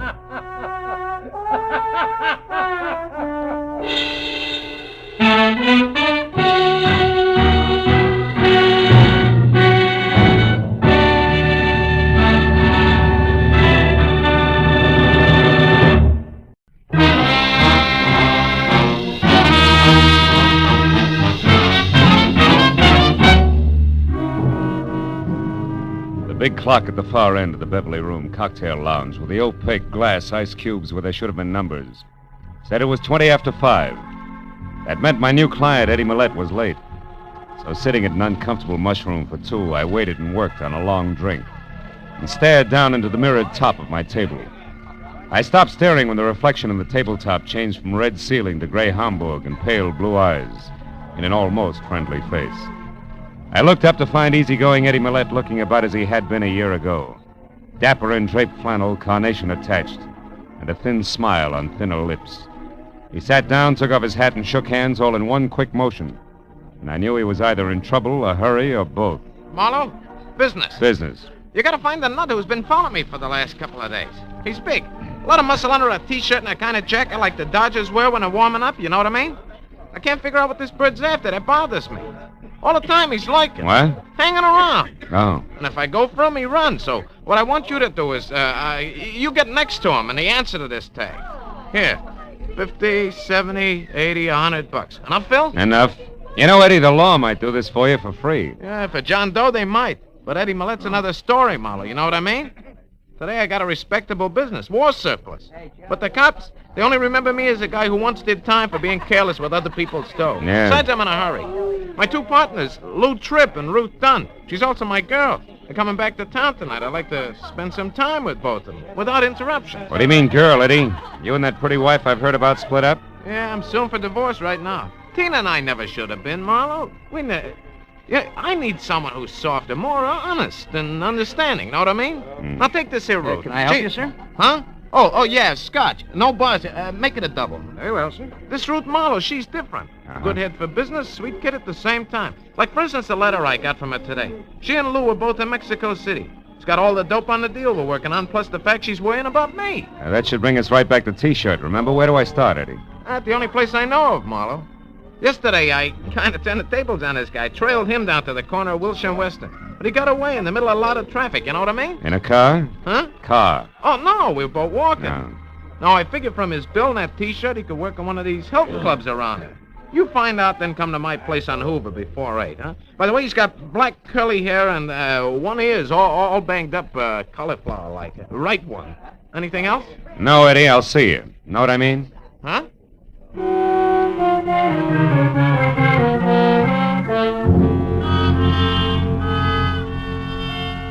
2 hours after I'd left Eddie Millette, I checked with a half a dozen hooray for health clubs in the neighborhood, smelled a lot of liniment, and came away with nothing more than distended nostrils. So at 7:30, I pointed my car toward 8400 North Hoover, in the hope that my client could give me something else to go on. The Millette home was well-groomed and sat sedately behind 50 rolling yards of carefully clipped hedge, and said the gardener must have gone to Barber's College. So when I leaned against the front doorbell, I expected Eddie in at least a silk-lapelled smoking jacket with slippers to match. But when the door swung open, I got a surprise, because I was greeted instead by a lot of white T-shirt, and in front of that and coming straight at my head was a fist the size of a muskmelon. Oh! Okay, private detective hired by Eddie Millette in the Beverly room. Get her up. No. Don't so much as smile crooked or I'll twist your arm in two. What is it you want? Oh, one thing, a chance to bust you in the nose. What nerve. Yeah? Listen, stupid, if I had the time, I'd tie your arm into a square knot, then rip it off at the hinges and throw it away. Right now, I've got what I came for. I'm in a hurry, so you're real lucky. How about Eddie Millette, Muscles? How lucky is he? Very. He's inside, resting. Just like you're gonna be, Mister...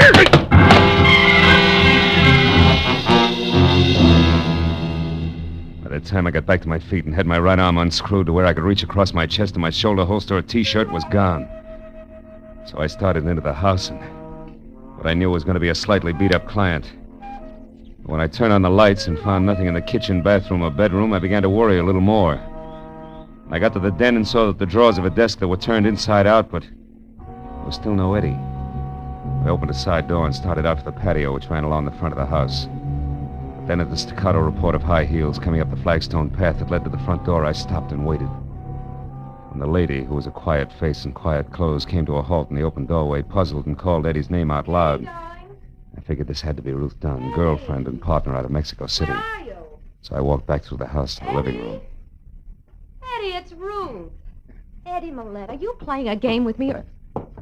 Why, who are you? What are you doing here? I'm Philip Marlowe, Miss Dunn. I was hired by your boyfriend because he was worried about a bunch of muscles in a T-shirt with curly black hair, a cauliflower ear, and a brain you could drop through the hole in a lifesaver. Mean anything to you? Why, no, it doesn't. But where's Eddie, Mr. Marlowe, and why is the front door open like this, and why are all the lights on? In that order, I don't know where Eddie is. Front door's open because that's where T-shirt and I played Ben, the private detective, and all the lights are on because I was looking for Eddie. But he's not here anyplace? The bedroom, the kitchen? So far, no. Come on in here, see if this desk in the den adds for you, maybe. Drawers have been slightly rearranged by a very heavy hand. Hey, incidentally, T-shirt was bragging about getting what he'd come for just as he collapsed me for the second time, so if you... Oh, the letters. They're gone. What letters? The ones I wrote to Eddie while I was on the road. He always kept them here in the bottom drawer. Were they business or pleasure? Well, business mostly, but I did talk of other things, too. Yeah, I know. Eddie mentioned that when he told me about you and Lou Tripp being due back tonight. Oh, by the way, where is Tripp? Well, I don't know. He left me in Mexico City the day before yesterday and said he'd be here tonight at the latest. Oh, surely, Marlowe, you don't think that Lou had anything to do with this? Could be.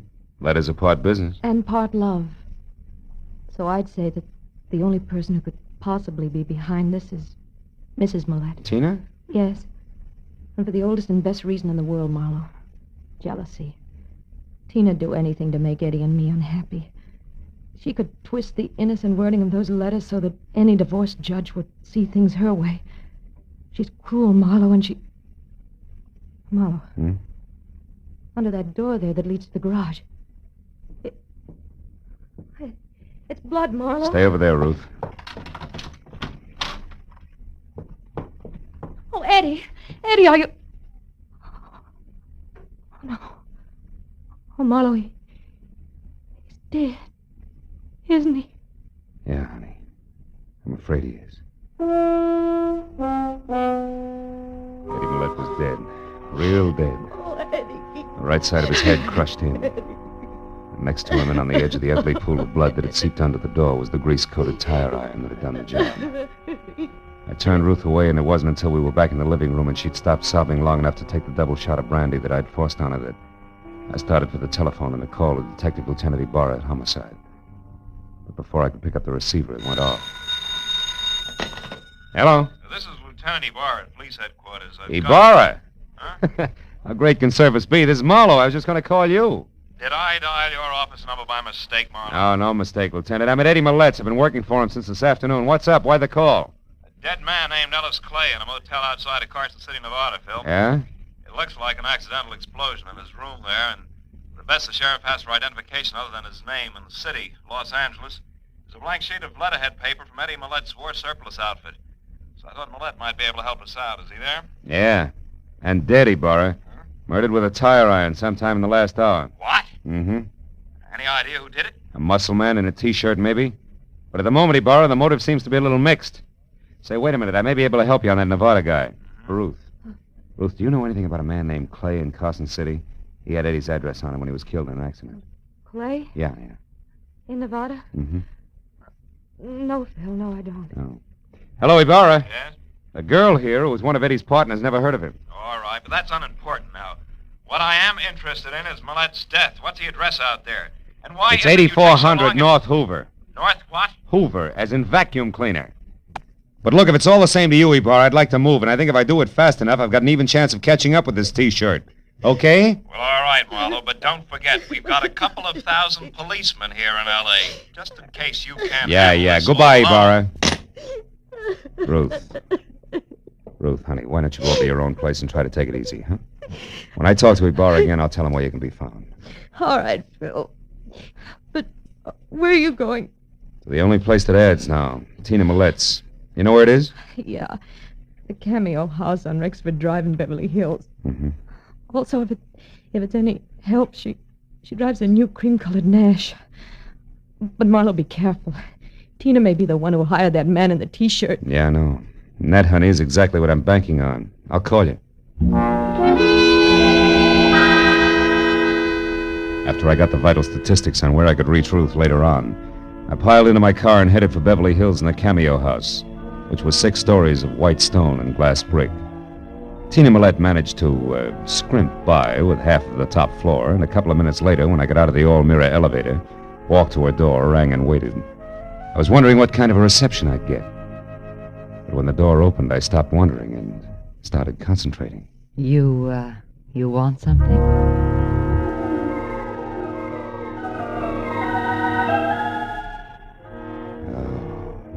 In something the texture of spun smoke rings. It stood 5 feet 6 inches over the threshold and must have weighed in at close to 120. With every inch a thing of beauty, and every pound just in the right place. I asked you if you wanted something. Do you? Mm-hmm. Yeah, the name's Philip Marlowe, Mrs. Millett. I'm a private detective your husband hired this afternoon. Now, why don't you let me in like a good little girl, huh? Because that's something I'm not. Now get out of here before I call the police. Who are probably on their way up here right now. Oh? Your husband's dead, Mrs. Millett. He was murdered. Eddie murdered? Yeah. Now, do you still mind if I come in? No, of course not. I don't know what to say. Oh, that's a trite line. What was that? I said you're acting and doing a bum job of it. Why, I ought to slap your face. Or call your boy with the muscles and have him go back to work on my arm for a while? What are you talking about? The lad in the white T-shirt who killed Eddie and then stole a bunch of letters that were going to help you lie your way through a countersuit for divorce. Would leave Eddie both broke and embarrassed. You don't make sense, bright boy. No? First of all, I don't know who you're talking about. And second, if I were going to file such a countersuit, why would I want my husband killed first? Maybe you didn't. We all make mistakes, Mrs. Millett. Which is only one man's opinion. So why don't I just pick up my coat here and let the perfect gentleman escort me to the nearest police station? All right, it's a date. I see you bowled quite a bit, Tina. Good enough to win that cup there from the Maplewood Alleys on Wilshire near Weston. Eddie figured a health club, and I went right along. Never thought about the bowling alley near there, and Yes, Marlowe? You were saying something? Yes, I was, but the little gun in your hand made me lose my place. Marlowe, I don't believe that Eddie's dead. Nor do I believe that you work for him at all. For my money, you're just a not-so-smart boy who was hired by that hussy Ruth Dunn.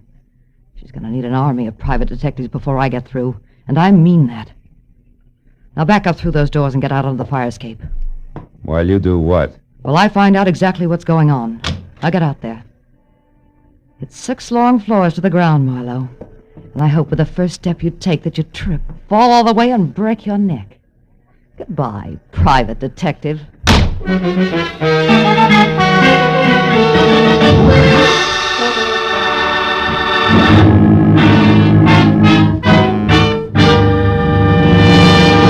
In just a moment, we will return to the second act of The Adventures of Philip Marlowe. But first, just a little later on CBS tonight, you'll hear Sing It Again's Master of Ceremonies, Dan Seymour, giving a perfect characterization of a man going crazy. The reason? Well, Dan's got the biggest, hottest news in the history of quiz shows ready for announcement right after someone knocks off tonight's $20,500 Phantom Voice mystery. So be sure to hear Sing It Again tonight when it comes to you at 10 o'clock Eastern Time on most of these same CBS stations. And now with our star, Gerald Moore, we return to the second act of Philip Marlowe and tonight's story, The Name to Remember.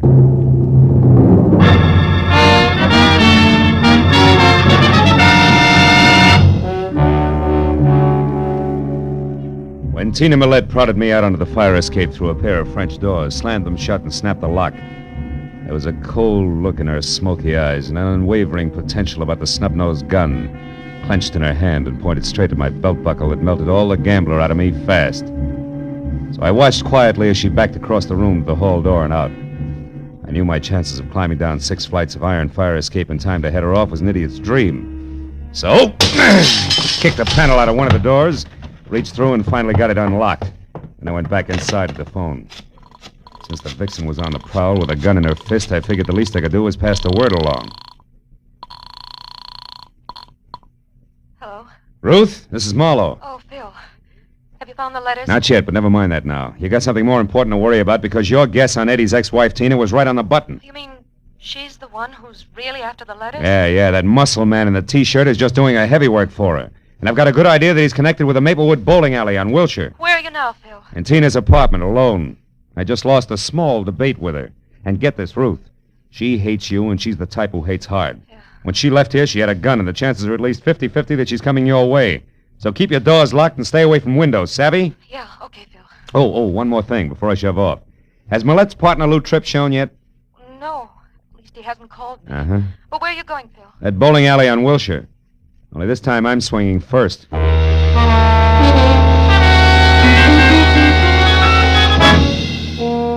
Maplewood was a small and dusky combination 6-lane bowling alley restaurant, bar, and magazine stand, and cigar store, all slightly down at the heel and more than hungry for business. Only 2 alleys were in use, and a lanky postgraduate delinquent with a mouthful of gum and a complexion 1 tone greener than his eye shade was the only houseman in sight.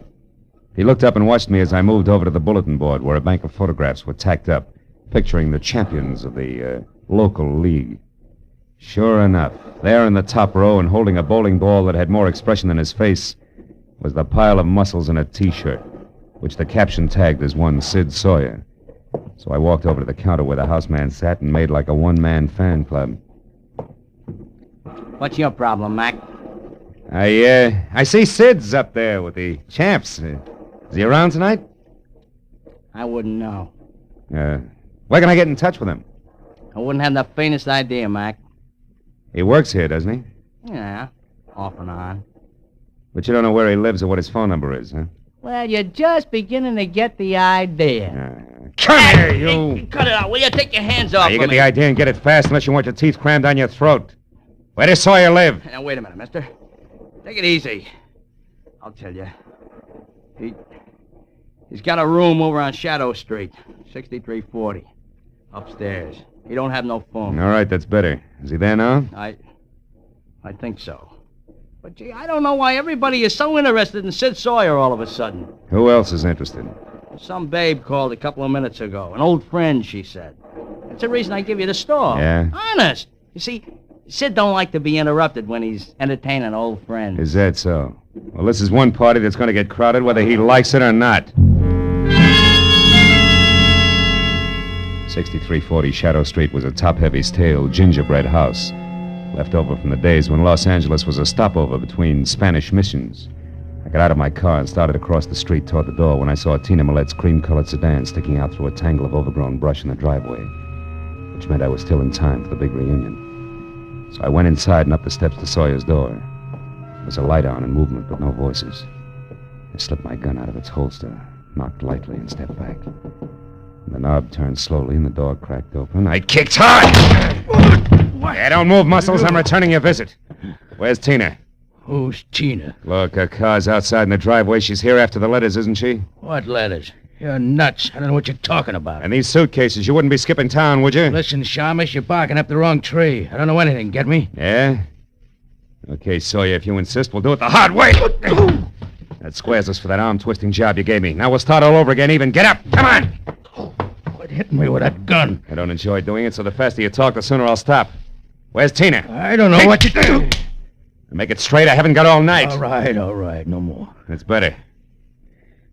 She came and picked up the letters, and she left again. 5 minutes before you got here. 5 minutes, you're lying. Take a look out that window and tell me why your car's still outside. I don't know what... Where? I don't see it. In the driveway next door. Holy smoke, it's gone. All right, Sawyer, that means I can spare 30 seconds for the rest of the story, so make it fast. She told you little Eddie Millette is dead. That's why you're blowing town, isn't it? No. Now, wait a minute, Marlowe. I never killed him. I just knocked him down. Sure, on a concrete floor with a tire iron. No, Skip it! Those letters you got were written by Ruth Dunn. Was Tina heading for Ruth when she left here? I don't know. Come on, Sawyer, I'm running out of time. Won't do you any good to try to protect Tina now. Oh, no. We'll see about that, Marlowe. Why, you... I hope Tina was worth a broken jaw. Good night, Muscles. I took a close look at Sawyer to be sure he was down for the long count. Then I stepped out the door and into a whispering circle of wide-eyed neighbors who had heard the fight and had already called the police. I flashed my identification, issued a battle order to the three huskiest ones, and then ran down the stairs to my car. I made it from Shadow Street to Ruth's bungalow on Normandy in something under 5 minutes, but still not fast enough. Because when I ground to a stop in front of the place, I saw that same cream-colored sedan already there, close to a side door. I belted up the walk and was halfway to the house when I heard it. It made me sick.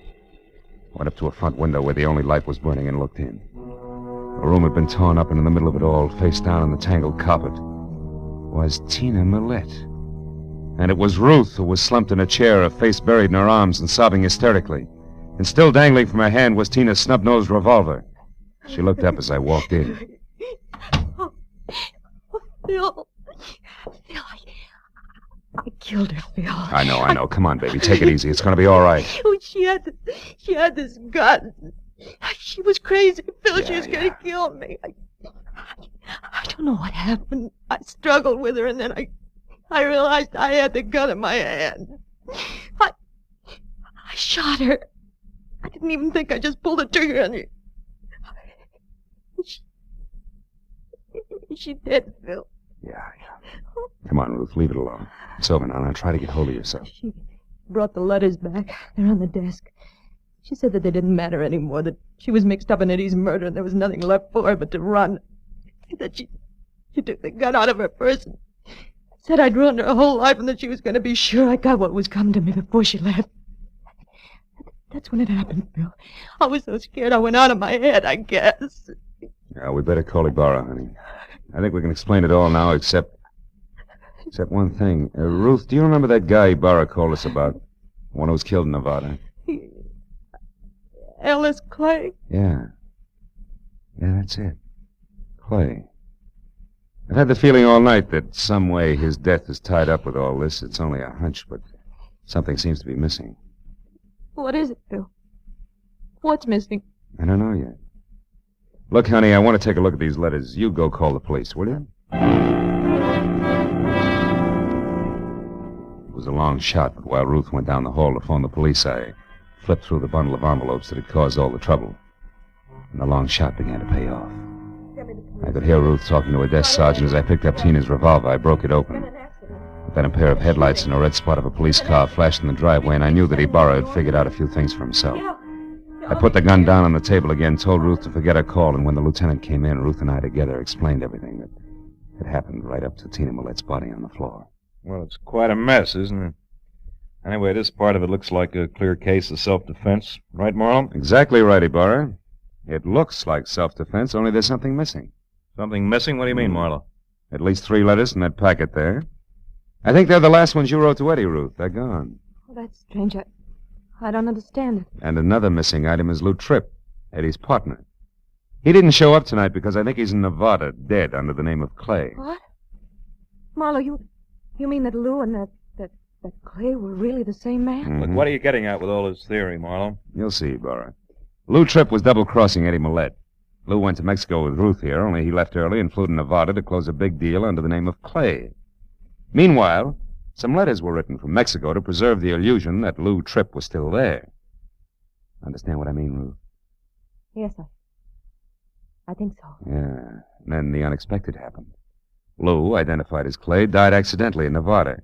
That meant that sooner or later those letters would be exposed as lies. Right, Ruth? Marlowe, that gun on the table, watch it! Too late, Lieutenant. Now don't move. Either one of you. You haven't got a chance, baby. Stay back. Please, Phil, I don't want to kill you, but I will if you come one step closer. Stay back, Marlowe. She means it. Look, baby, you're licked. Marlowe. It was a good try, but you lost. Stay back. Why not go out? Like a lady! I'll shoot. Oh, what difference does it make now?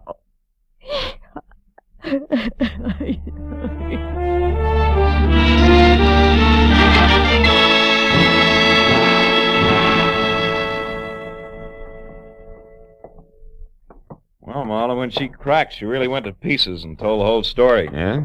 And she and Lou Tripp were working together all right. When he died in Nevada, the lies she told in those letters put her in a tight jam with Eddie, see? So when she found Eddie unconscious in his garage, she finished him. But when she went for the letters, Sid Sawyer scared her off. Is that it? Mm-hmm.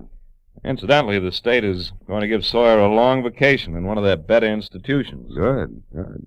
What happened down at Sawyer's place, Ibarra? You know, Ruth had a lot of nerve, Marlowe. Yeah. She found Tina Millette's car at Sawyer's, so she waited in the back seat until Tina came out with the letters. Then she sapped her, drove the car to her house, and faked that slick self-defense setup. And she still doesn't know where she made the mistake that caught her. Hey, where was it, Phil? Well, she was being real cagey, Ibarra. She decided it was too dangerous to write the name Clay down anyplace, so she made it a name to remember. And she did. But too well. What do you mean, Phil? Well, when I asked her for it, the first name Ellis popped out, too. Mm-hmm. There was no legitimate way for her to know that you gave me the full name over the phone, but I only gave her Clay. That was an opening, but I needed proof. Mm-hmm. So you needled her until she made a break. Mm. Then you walked into the gun she'd grabbed. You take some long chances, Phil. Oh, I'll do anything to see justice prevail, Ibarra. I smell a rat. You should. I emptied the gun. When she was phoning. Good night, Phil. Good morning, Ibarra.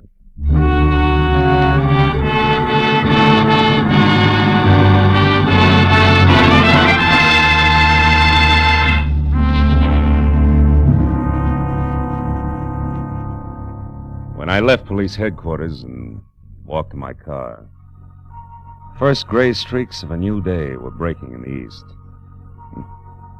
Should have given me a lift, but it didn't. And now it was time for me to go home and go to bed, but instead I sat in my car with the door open and smoked a cigarette while I watched the dawn come up. I couldn't help thinking what an odd trick nature plays on us. Some of her most beautiful creatures are her most deadly. For instance, Ruth. How soft and sweet and lovely she was. And how hard she could swing a tire iron.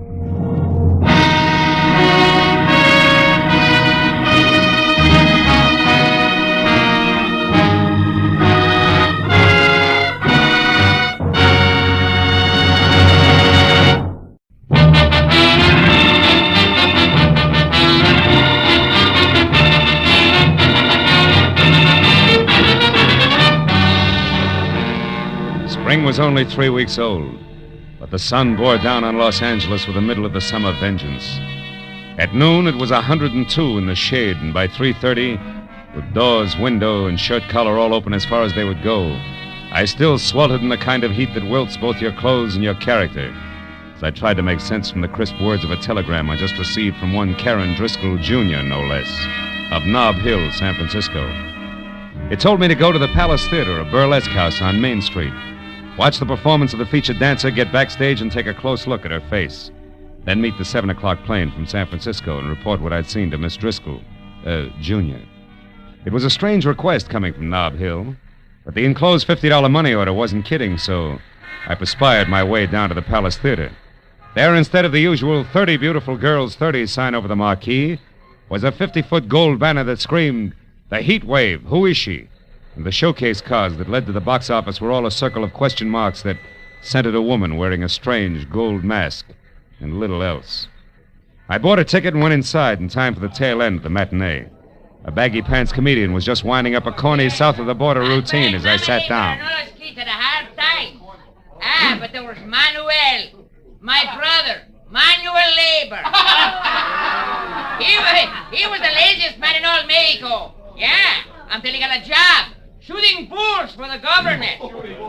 He shot 800 bulls a day. Yeah, that made him the biggest bull shooter in Mexico City.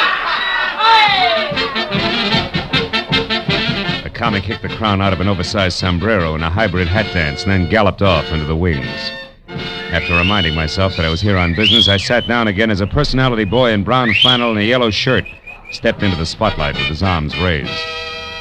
Ladies and gentlemen, you're now privileged to witness one of the most unusual and breathtaking spectacles ever presented on any stage. In a moment, you will see her, the woman of mystery, performing exotic rites to the pagan sun god of the Incas, exactly as they were performed 3,000 years ago in the strange temples of the Andes. But who is she? Who is this woman? And who knows what secrets lie behind her mask of gold? The Palace Theater presents the masked marvelous, the beautiful, the dazzling, the mysterious Heat Wave!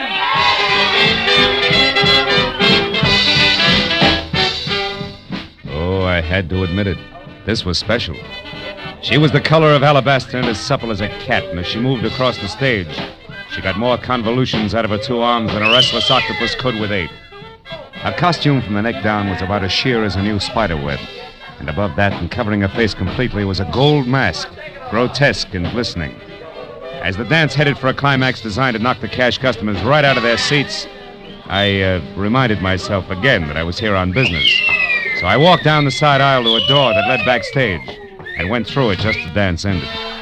And while the audience tore the house down begging for more, the Heat Wave tossed a couple of kisses through a gold mask and ran to a dressing room.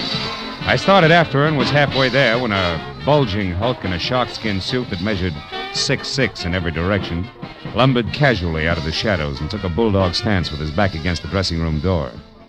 I started thinking up fast ad-libs and was hot for a switch on the eager reporter gag when the baggy pants comic slid up beside me. Hey, chum. Huh? They're asking for a load of mayhem if you try to get to the heat wave past Jesse there. Jesse?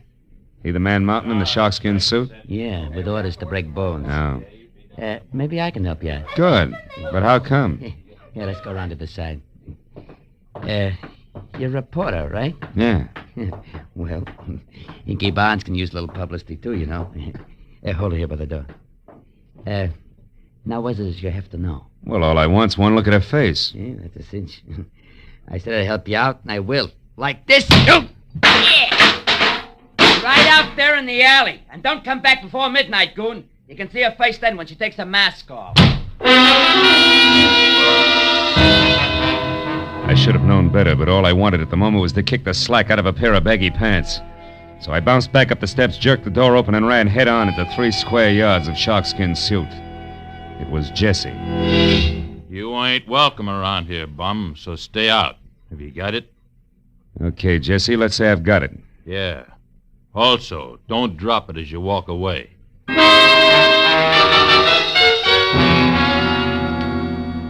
I was glad to remember that I had a client to meet at the airport. So in spite of the fact that the Heat Wave's face was still a well-kept secret behind a gold mask, I took Jesse's good advice and left.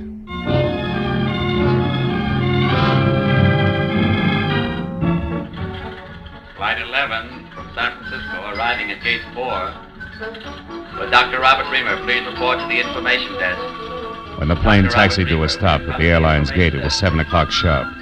And as the passengers unloaded, a tall, sinuous brunette with arched eyebrows, an imperial gesture, and a hat that kept some imaginative milliner out of the red for several months had to be Miss Karen Driscoll, Jr. I introduced myself, ushered her to the cocktail lounge, and when a Gibson sparkled in front of each of us, she got down to business. Well, Marlowe, did you see her? Yes and no. I have a photograph here. Look, is this the same girl? It's a headshot. It's pretty, but no help, Miss Driscoll. You didn't see her face then? No. Look, Junior, do I refund your money now or start asking questions? Don't be ridiculous. I must know who that girl is, and I'll tell you why. This picture is of my sister, Midge Driscoll. Oh? Think your sister's the heat wave? Yes. Oh, she's doing it to humiliate me, Marlowe. Tomorrow, I'm being married to a man whose family is distinguished in diplomatic circles. No? And this burlesque heatwave woman is to be revealed at midnight tonight. If she is my sister, can you imagine what the papers will do with that story tomorrow morning? Yeah, some wedding present. But your own sister, I don't get it. Why? Oh, it's an old hate, Marlowe. Midge lost a love affair, and I won it. Years ago. She's never gotten over it. Oh. And she's done things before. The day I was elected president of the Metropolitan Club, she faked an elopement with my chauffeur. The night of my engagement party, she rode a horse into the Flamingo Room. A brawl started, and she spent the night in jail. I see what you mean, but this heat wave's got a lot of talent for burlesque.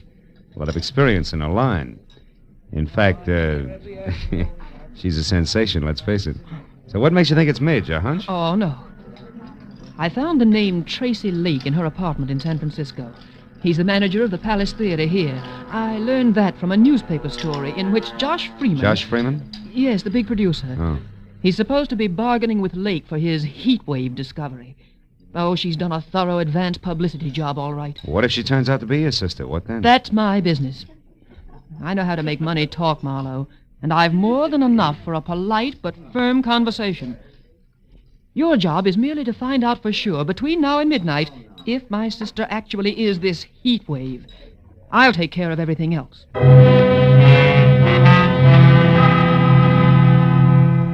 Karen Driscoll, Jr. gave me her local phone number, then got up, cursed the hot night, bid me hurry, and summoned a taxi. All with a regal wave, one hand. And I was left to my own devices in something less than 5 hours to make them work in, so I drove back to the Palace Theater, which was stalling until midnight by showing a triple feature movie. Paid another admission and slipped backstage again. It was deserted except for 2 electricians tied up in pinochle under the switchboard light. The heat wave's dressing room was locked. Jessie was nowhere in sight, and I was about to leave again when I heard a familiar voice cooing into a dark note that turned out to be a phone booth. It was Hinky Barnes, the baggy pants comic. Beauty to the beautiful, you know. Hey, listen, baby. About that other deal, did you talk to her? She won't. You sure? Yeah. Yeah, well, look, I gotta talk to you. How about dinner? You can't? Well, I know you got things on your mind, but... Yeah, honey, I know you're tired. Well, okay. Don't worry, things are gonna be okay. You'll see. Bye-bye, baby. Hey, Hinky. Oh, you again. Yeah, that's right. That brings us up to date, even Steven. Now get this. First, I'm not a reporter. Second, I represent Josh Freeman's office. And third, I haven't got all night. You mean Josh Freeman, the big producer? Know any other Josh Freeman? I want to talk to Tracy Lake about the heat wave, but I want to see her before I talk. Is she here? No. She won't be back until the big midnight show. Where's Tracy, then? He's home. The Toppert house out in Wilshire. About 2 blocks down from Arthur Murray's. Hey, but listen, tell me something. Is Josh going to make a star out of her? With a talent like hers? What do you think, Hinky? I left Hinky with his mouth hanging open and the fire of ambition burning like an alcohol lamp in each eye as I drove out to the Toppert house on Wilshire. Leaning on the bell at Tracy Lake's apartment, I got ready to be a hard-hitting, practical-minded producer's right-hand man. Yeah, what is it? Tracy, my name's Marlowe out of Josh Freeman's office. Caught the Heat Waves Act this afternoon. Willing to wrap her up and take her home right now. But not sight unseen. Who is she? Wait a minute. Huh? You say you're from Josh Freeman, Marlowe? That's right. And I got a blank check right here in my pocket. Authorized to fill it out unless you're completely unreasonable. I see. Well, now, look, Marlowe, this heat wave thing is going over 1,000% better than any of us expected. Yeah, I know, but you see... The price is high already, and the bids have only started to come in. Oh, excuse me. I just opened a bottle of Parmesan over there. Help yourself, Marlowe. I'll be right back. A perfectly good telephone sat within an arm's reach of Lake, but instead he went down the hall to an extension and closed the door behind him. It was distinctly malpractice, but time was running out on me, so I picked up the phone and listened. Is Mr. Ridgely the jeweler? Oh, yes. What is it, Ridgely? The bracelet you selected is ready now. We can deliver it immediately. Fine. It goes to Miss Nita LeVar, 44 Edgewood Terrace. Oh, close a card. Don't worry, darling. You're my real heat wave. Sign it, Tracy. Lovely, lovely. And the engagement ring? The sunburst? Yeah, that's for Miss LeVar, too, but deliver that to the theater at midnight. You got it? Yes, indeed, sir. Thank you. And congratulations. Tracy Lake and Nita LeVar. Who might she be? Sorry, Marlowe, a little personal business. Now, you were saying... Yeah, I was saying I can hand you a nice fat check if this mass marvelous is really okay. You're building up to quite a surprise, Tracy. You must have something. Yes, indeed I have, old boy. Plenty. Yeah? I can't reveal the lady's name until midnight. All right. Play coy. What's her background? Has she got class? Class? Marlowe, you wouldn't believe it. Not blue book stuff. Society girl in burlesque? Why, anything's possible, Marlowe. Sure. She could even be from Nob Hill, huh? Yeah, like I said. Anything's possible, sure. Okay, Tracy, that's what I wanted to find out. See you after the unveiling, and you got a great night for it. Oh, Marlowe, I suppose Big Ed Peters is in on the deal as usual, along with Josh? Yeah, it's a regular Josh Freeman deal, just as usual. See you later, Tracy.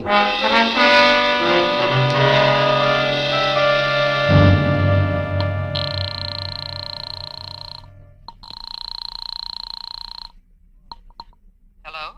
This is Marlowe, Jr. I just wound up an interview with Tracy Lake. When I threw Nob Hill at him, he turned green. But it's not official yet. The odds are high that it's your sister Midge, all right, who's knocking him dead as the heat wave. I knew it. That horrible, vindictive little tramp. What else, Marlowe? Did you find out where she is? Yeah. She's going under the name of Nita LeVar and staying at 44 Edgewood Terrace near MacArthur Park. But listen, it's not positive yet, so I'm going there to check right now. Where are you calling from, Marlowe? A phone booth at a closed gas station out here on Wilshire. But Oh. What's the matter? What is it, Marlowe?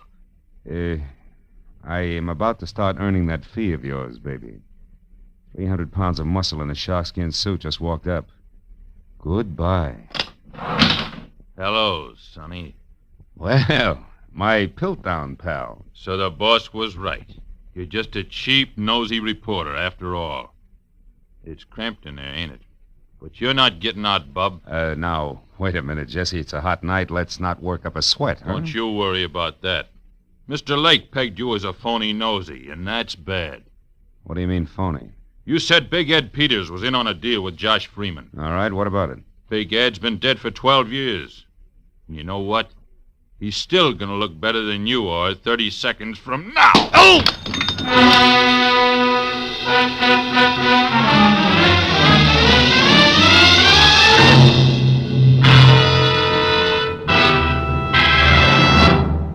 In just a moment, the second act of Philip Marlowe. But first, tomorrow night, in order of their appearance, you'll hear Joseph Cotton, Ozzie and Harriet, Jack Benny and his gang, Amos and Andy, Sam Spade, Lum and Abner, Helen Hayes, Eve Arden, and hold tight now, a special show with Bing Crosby, Bob Hope, Claudette Colbert, and Dinah Shore, over most of these same CBS network stations. And Jack Benny with Mary, Phil, Dennis, Don, and Rochester will be heard over them all.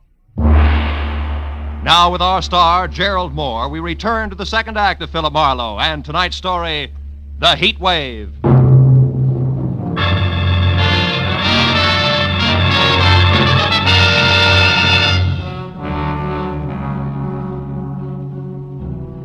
When the little man in big iron boots who were kicking at the lining of my temples finally quit, and I dragged myself back up to the vertical, Gargantua was gone. And I was sure of only two things. Tracy Lake did not know that I was anything other than a nosy reporter, and second and more important, it was time for me to head for Edgewood Terrace and the lady known as Nita LeVar.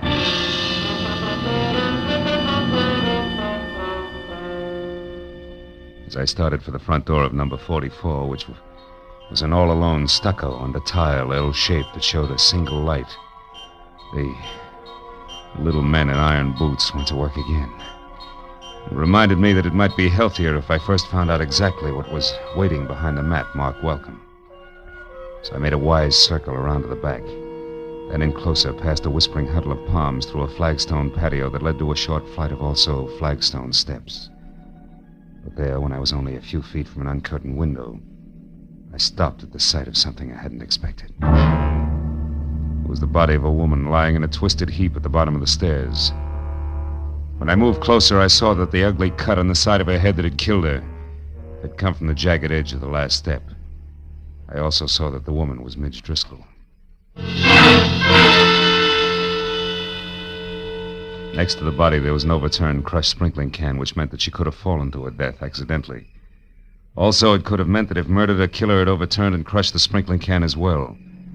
I was somewhere between the two thoughts when I heard a car brake to a stop in front of the house, then high heels on a cement walk. I quietly moved around to where I could see something tall and blonde who, in a better light, would have been better looking. Good evening. What? Who's there? Name's Philip Marlowe. Mean anything? Nothing. Then try this. I'm a friend of Midge Driscoll's. Midge? I never heard of anyone by that name. I'll bet. Step up a little closer, honey. Now, wait a minute, Mr. Bright Eyes. Midge! Yeah, Midge. And Driscoll. Name you never heard of, remember? Now, what do you say? Do we play it straight?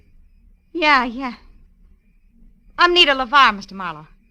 Baby, you're getting in deeper by the minute, and by that I specifically mean that Midge Driscoll here and Nita LeVar are one and the same. Oh, you're crazy. I know my own name. It is and always has been Nita LeVar. That's Midge Driscoll. All right, since you've grown so cooperative, maybe you can tell me why she's dead. Could be that she fell down those stairs. An hour before her unmasking is the heat wave? You know an awful lot, mister. How come? It's strictly business. I'm a private detective with client. We'll talk about that later. Right now it's time to go in and call the police. And don't tell me you can't find your key. Don't worry, private detective. I won't. Here, catch. Got it. Now let's get inside. But let's not call the police, huh? Why not? Are you afraid that they'll... Oh, I see what you and that pretty little gun mean. I'm glad. I'd hate to have to shoot you. Why, want to night your quota? Don't be funny. I didn't kill Midge. Then why no police? For a very good reason. Until tonight, Marlowe, I've been the heat wave. The substitute heat wave for Milady there, who didn't have the time or the talent for the build-up to the great joke she was going to pull on her sister. You mean you were the one I saw today? The one everybody saw every day. And liked. Liked so much that business boomed and all the heads in the front row weren't bald. Which has what to do with me calling the police? In general, everything. In particular, my career. I tried to get that crazy kid there to back off and let me go on with the act that she'd kill after one performance, but no. Miss Bunny Moneybanks wouldn't hear of it. Now that she's dead, you're in, is that it? Solid. And that's also the reason why I don't want to spend the next 2 hours talking to cops. So go on, put the key in the lock, turn it, open the door, and walk in. What happens then? Then, Mr. Marlowe, we call Tracy Lake and arrange for a playmate for you. Playmate named Jessie, maybe. A playmate named Jessie. And no, maybe.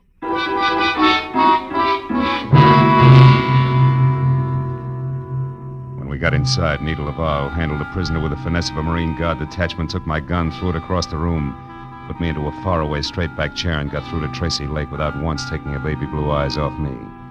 Then when she told the man she called Darling all about Midge's death, which could have been for my benefit, she placed a rush order for the monster. After that, she hung up, sat down, lit a cigarette, and waited. But a second later, she was back on her feet. When I said that friend Jessie was fast, she said I should shut up and more. Listen, Marlowe, you do exactly as I say. Coming! Now stay right where you are and don't so much as open your mouth. Who is it? It's me, Nita. Hinky. Oh, good. Come on in, Hinky. Hello, Nita. Hi. I just happened to be going by, and since I knew it was Midge's night, I thought that... Never mind what you thought. Just come in and listen. It isn't Midge's night, Hinky. It's mine. And don't ask questions now. Here. Ooh, what's the gun for, Nita? What's the matter? A private detective, but public nuisance named Marlowe. Marlowe, a detective? Mm-hmm. He told me he was from Josh Freeman's office. He was lying. Now get this, Hinky. Midge Driscoll is out and back, dead. But why? I don't know why, and I care less. But Marlowe here is crazy for calling the cops, which would leave me at midnight doing my big number for the desk sergeant. Great. So use that gun, see, and hold him here until Jesse shows up, which should be any minute. Now goodbye, and be careful, Hinky. So long, bright boy. Gentle soul, huh, Barnes? Never mind, Marlowe. Save the gab for Jesse. He's a great listener. I doubt if he'll give me the time, considering that I know it's an odds-on bet it'll be a couple of slugs in my belt buckle before he's even in the room. Jesse, kill you? Why would he do that? Because he works for Tracy Lake. And Tracy Lake has to kill me, Barnes. I know he's a murderer. Midge Driscoll was murdered? You sure of that? Just about. Doesn't figure any other way. Nita herself told me how much this chance means to her and how hard she tried to get Midge to back off. Yeah, but Tracy, how does he tie in? 2 ways. The money he'll get out of the show continuing indefinitely, and better than that, the fact that he and Nita are going to be married. Those two get married? You're nuts, Marlowe. No, it's straight, Barnes. I know because I overheard Tracy talking to a jeweler about the ring he ordered. Now, you mind if I have a cigarette? Hey, Barnes, can I reach for a cigarette? Oh, yeah, okay. Hey, Marlowe, you sure of this? Everything you just said, I mean, about them getting married and all? Sure I am. Why, a little disgusted with your buddies? Yeah, a little.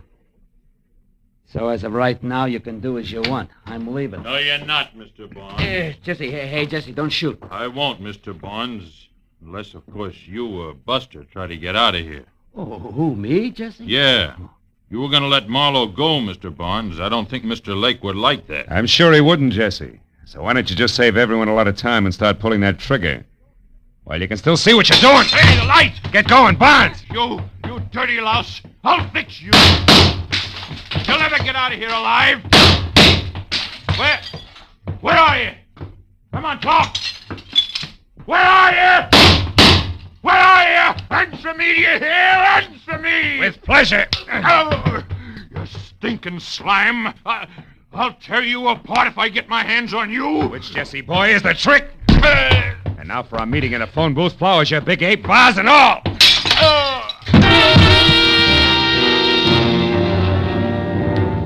After I got some lights on and found my gun where Nita had tossed it when we first came in, I checked Jesse over once to make sure that he was neither dead nor too alive. Then I started for the door. But there, even as my hand closed over the knob, I stopped. A crazy thought from I don't know where wedging its way into my mind. I turned back toward the room and stared at the flower and vase-strewn form of the ape that covered half the carpet. Then slowly the wedge broke through and there was light, lots of it.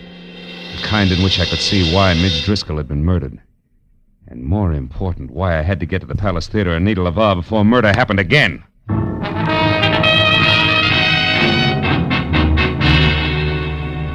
I lurched from the curb in front of Nita's at 20 minutes to 12. When I screeched to a stop downtown at the Palace without somehow hitting or being hit along the way, those 20 minutes were gone. And I was worried because midnight meant that Nita would already be on stage for the unmasking. I raced past the general at the door and then across the lobby and into the theater where I figured I could get down a side aisle to the wings. That was figuring wrong. Because fire laws notwithstanding, the place was strictly SRO and packed tighter than the 7th Game World Series. Between the backs of perspiring necks, I could see that Nita, who was across stage from Tracy Lake himself and in the center of a single spotlight that could have opened a supermarket, was still masked. So while I prayed that Lake, who was winding up his spiel, would think of bigger and better adjectives, I ran back to the lobby and around to a flight of stairs that led to the first balcony, where over on one side and near the railing, I found an old man who was daddy to a trio of baby Spots, and the one giant that was on Nita. I shoved him aside just as Lake finished and the maestro took over. And with one hand, I got a good grip on the .38 in my pocket, and with the other, the handle on the big Spot. Hey, what are you doing? Hoping I'm wrong, Dad. But if not, hoping the gun I expect doesn't come from the wings, but... Hey, there, in that side balcony near the curtain, see it? Yeah, it's a gun, all right.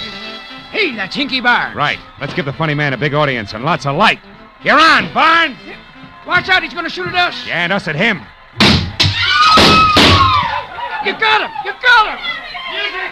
Music! Play something! Play music! Play some music!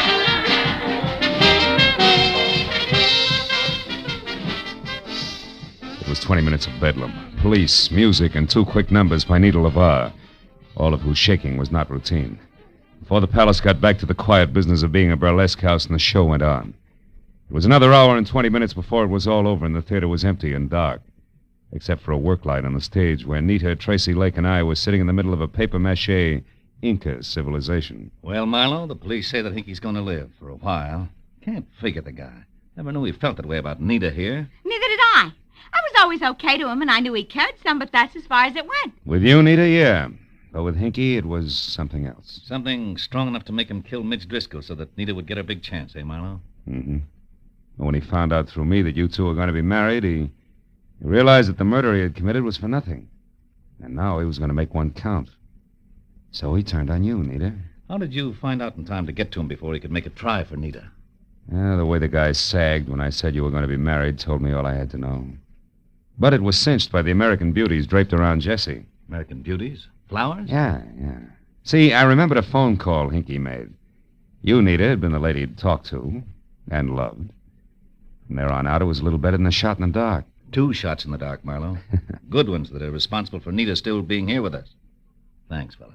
Yeah, Marla, thanks a lot. Don't mention it.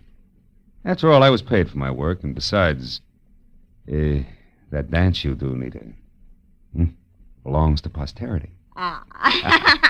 Good night.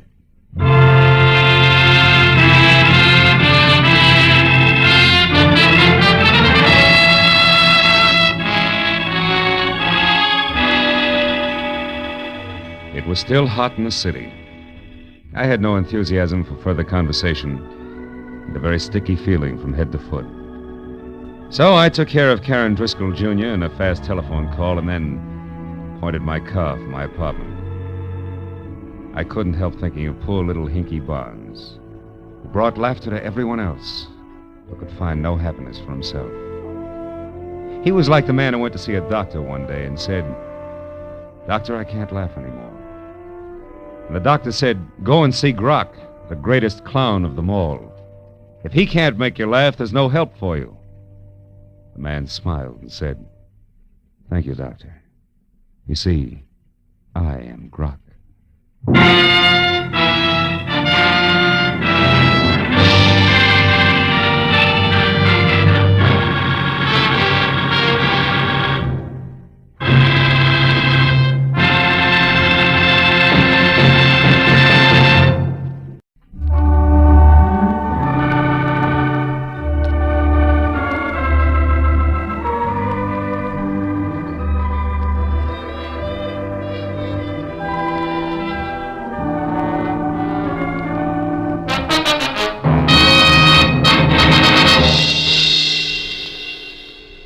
The message that a repulsively wide-awake boy who was missing a tooth front row center had delivered at 6 in the a.m. had come in 2 parts. The first, scrawled in black ink on a wrinkled piece of paper, said, "Marlowe, get hold of a taxicab. Pose as the driver yourself, and at exactly 8 o'clock this morning, come past 8840 North Ogden Drive. Signed, Pollard Schindler." The second half made more sense. It was printed in neat letters on neat green paper, and under an engraving of Benjamin Franklin read, $100 silver payable to the bearer on demand. So at exactly 8 o'clock, I was behind the wheel of a hired cab, leather jacket, peak cap, toothpick, and all, and within taxi distance of number 8840. Mr. Pollard Schindler, a round man in square clothes with haircut to match, was not late. Taxi! Are you there? Taxi, wait! Yes, sir. Cab? Of course. Why do you think I'm shouting my head off? I want to go to the municipal airport. Do you understand? The municipal airport at Inglewood. Okay, Inglewood. Municipal airport it is. Marlowe, the meter. Quick, put the flag down. Every minute I'm being watched. Oh, yeah. Watched by whom, Mr. Schindler? I do not know. Now, listen carefully, Marlowe. Later, you are to go to the Halimoana Hotel and wait for a young lady named Lani Collier. Then, at the hour she designates, you go to her house, number 44 Diamond Head Circle, and pick up the cloak. Oh, wait a minute. Holly Moana, Diamond Head, all those places. This hotel isn't by any chance in Hawaii, is it? Didn't I mention this in my note? No, you didn't. Nor did you mention picking up a cloak. That just proves I haven't been myself ever since yesterday when I received this anonymous letter that's postmarked Honolulu. All it says is, Kamehameha's cloak of golden feathers will bring no less than death. Huh. Marlowe, have you ever been to the islands? Yeah, twice. Once business, once pleasure. Well, then surely you've heard people speak of King Kamehameha. Oh, sure. He was back in the 1780s, right? Yeah. Big organizer, conquered Oahu by driving the defenders over that cliff that divides the island. It divides it in two, the Pali. That's it. Marlowe, the feathered cloak that Kamehameha wore was about 100 square feet, and every inch of it a golden yellow feather. Huh? And valued at more than $500,000. Really? How come? Well, the feathers. Oh, yes. They are from the now extinct black marmot bird, Marlowe, and there was only one yellow feather on each bird. That could explain why they're now extinct. Don't tell me this is all a game of Collier to Marlowe to Schindler with a cloak that belongs to the museum. Oh, no, Marlowe. No, it isn't with the cloak you speak of. But Lonnie Collier has another one. Less valuable, of course. It's 1/4 the size. Oh. But it also belonged to the king. And it also is made of the priceless feathers. And is this her property to have and to hold legal-like? Yeah. Lonnie is wealthy, young. How young? About 25. Oh? She went to a fashionable schools here in California, and as a result cares more about fun and furs from I.J. Fox than she does priceless heirlooms. So for $50,000, I have bought the cloak to resell to a New York millionaire for almost twice that sum. It's a lot of loot. Well, yes, he loves island law. It figures. Marlowe, I was right. I am still being followed. Don't look back. Just drive faster? No. Do nothing. This is exactly as I want it. Whoever it is will follow me, not you. And when I am in Honolulu, they will still follow me. While I take care of the business on hand, huh? Yes. There is a reservation for you on the next plane. So, after you leave me and collect your cab fare, which will be $500, you drive away. And then later, Marlowe, get back here, board your plane, and underway. And tonight, when I've got the cloak? Take it back to your hotel room at the Hale Moana and sit on it hard. Mm-hmm. Because unless I am a complete success as a decoy, you will have your share of trouble too, I'm sure. But Marlowe, from which specific direction it will come, I do not know.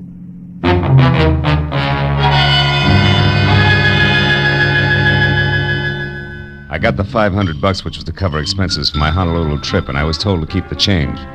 So after I'd returned both cab and costume to their owner, I added 10 to the original hiring price and had him drive me back to my apartment and wait while I packed. Then I got into the cab again, rear seat, said Municipal Airport, Inglewood, and settled back to think about the crossroads of the Pacific. Lovely hula hands and what shouldn't be too rough a job. But there I was wrong, because in the next minute and those that followed, everything was done the hard way. First we ran out of gas, then got tied up in a traffic jam, and after that got stopped for speeding. All of which added up to me at the airport just in time to watch my plane take off without me. But then when I told a cherubic clerk in a gray flannel and insipid smile that my name was Philip Marlowe, and that I wanted a reservation on the next flight, which was leaving in an hour, things got even worse. But you can't be Philip Marlowe, sir. That is not the Philip Marlowe who was on Flight 21 that just left. You have a reason for saying that? Well, I most certainly do. There were 36 seats on that plane, sir. And when she took off, all 36 were full. Now, I know, I checked them myself, and I don't make mistakes. Well, bully for you, boy. But I happen to be both Philip Marlowe and the man who was supposed to be on that plane. Also, Buster, I'm out of patience. Now, do I get the next plane or don't I? Come on, I can't stand indecision. Well, You what? I think it can be arranged, Mr. Marlowe. As a matter of fact, I know it can. Well, in that case, my friend, thank you.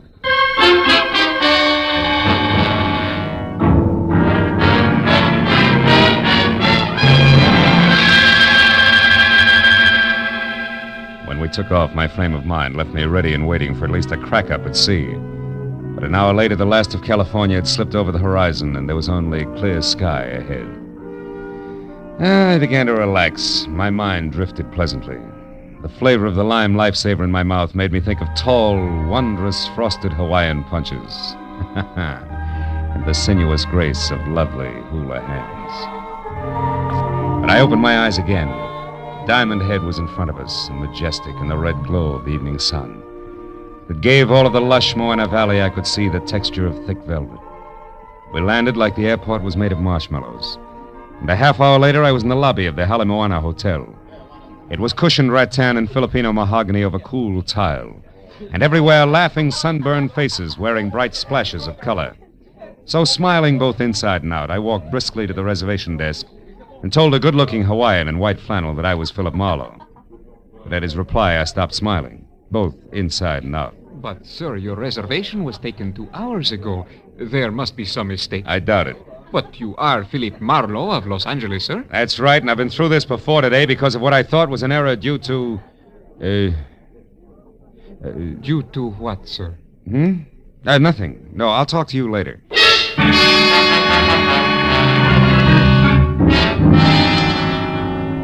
There was a large circle of mirror on the wall behind the clerk.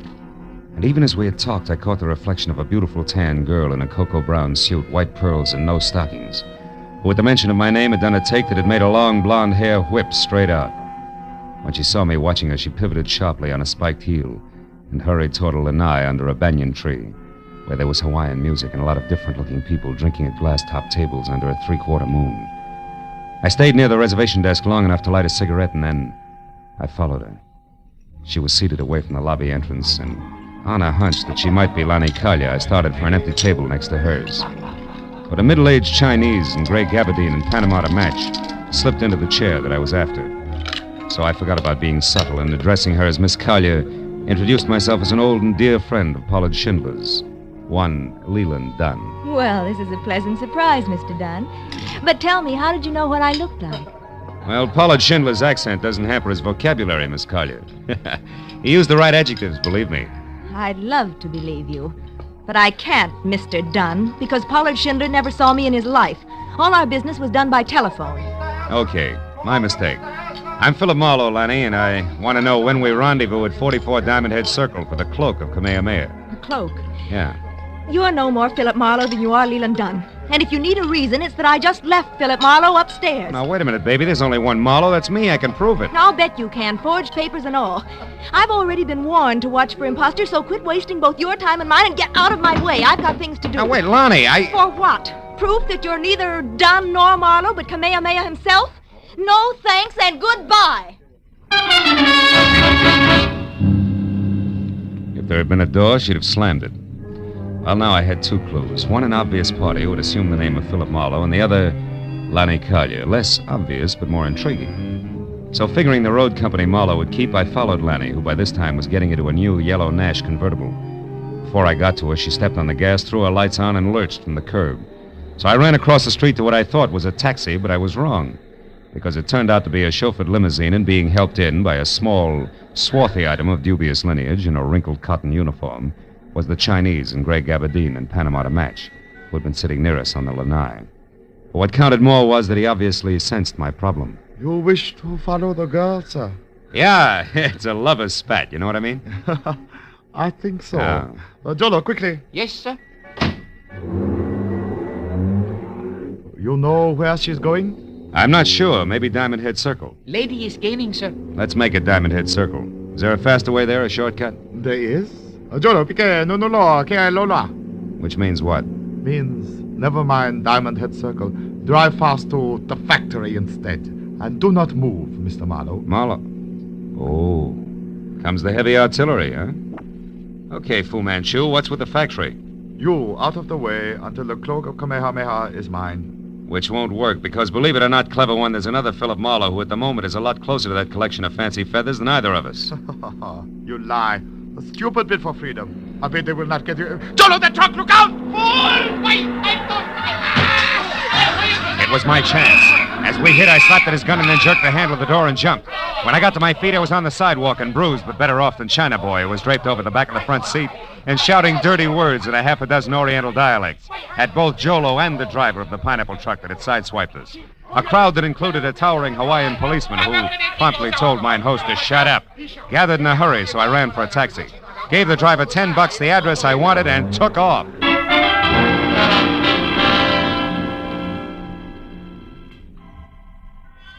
The street on which Lani Kalia lived was a neat curving strip that rose sharply from sea level up to the shadow of Diamond Head itself. And we were there in less than 10 minutes, but finding number 44 was something else. And another 30 minutes disappeared before we finally parked away from the place, which was glass, Kona wood, and you can't find the front door without a blueprint tucked deep behind a thick grove of date palms. I told the driver to back down the hill without using his motor. Then I slipped into the grounds and carefully moved toward the house, until what I thought was the trunk of another palm tree stepped into my path fast. Stop where you are. At the top, which was over 6.5 feet, there was a shock of flaming red hair. The whole frame was half covered in dirty yellow shirt, once upon a time white ducks and battered brown sandals. In broad daylight, it would have looked worse. You. Who are you? Someone with an appointment to see Miss Collier. Why, you belong to this place? Yes, and this place belongs to me as well. All of it. Miss Collier included. She's mine to protect. You understand that, Malahini? Mala which? Malahini. Greenhorn tourist, the kind that I hate. Kind that's ravaging all that's beautiful. Stealing the islands from those to whom they belong. Now, take it easy, Red. I'm not here to ravage or stick your pretty island into my pocket when you're not looking. All I want is words with Lani Kalia. You are like the rest of them, trying with cunning and deceit to turn her head away from these shores and toward the mainland where you come from. I won't stand for it. Look, why don't we break this round table up and get to the house? I'm in a hurry. All right. But I'm sure that Lanny will be on my side. So sure, in fact, that we really shouldn't disturb the flowers, should we? Should we? Oh! Malahini.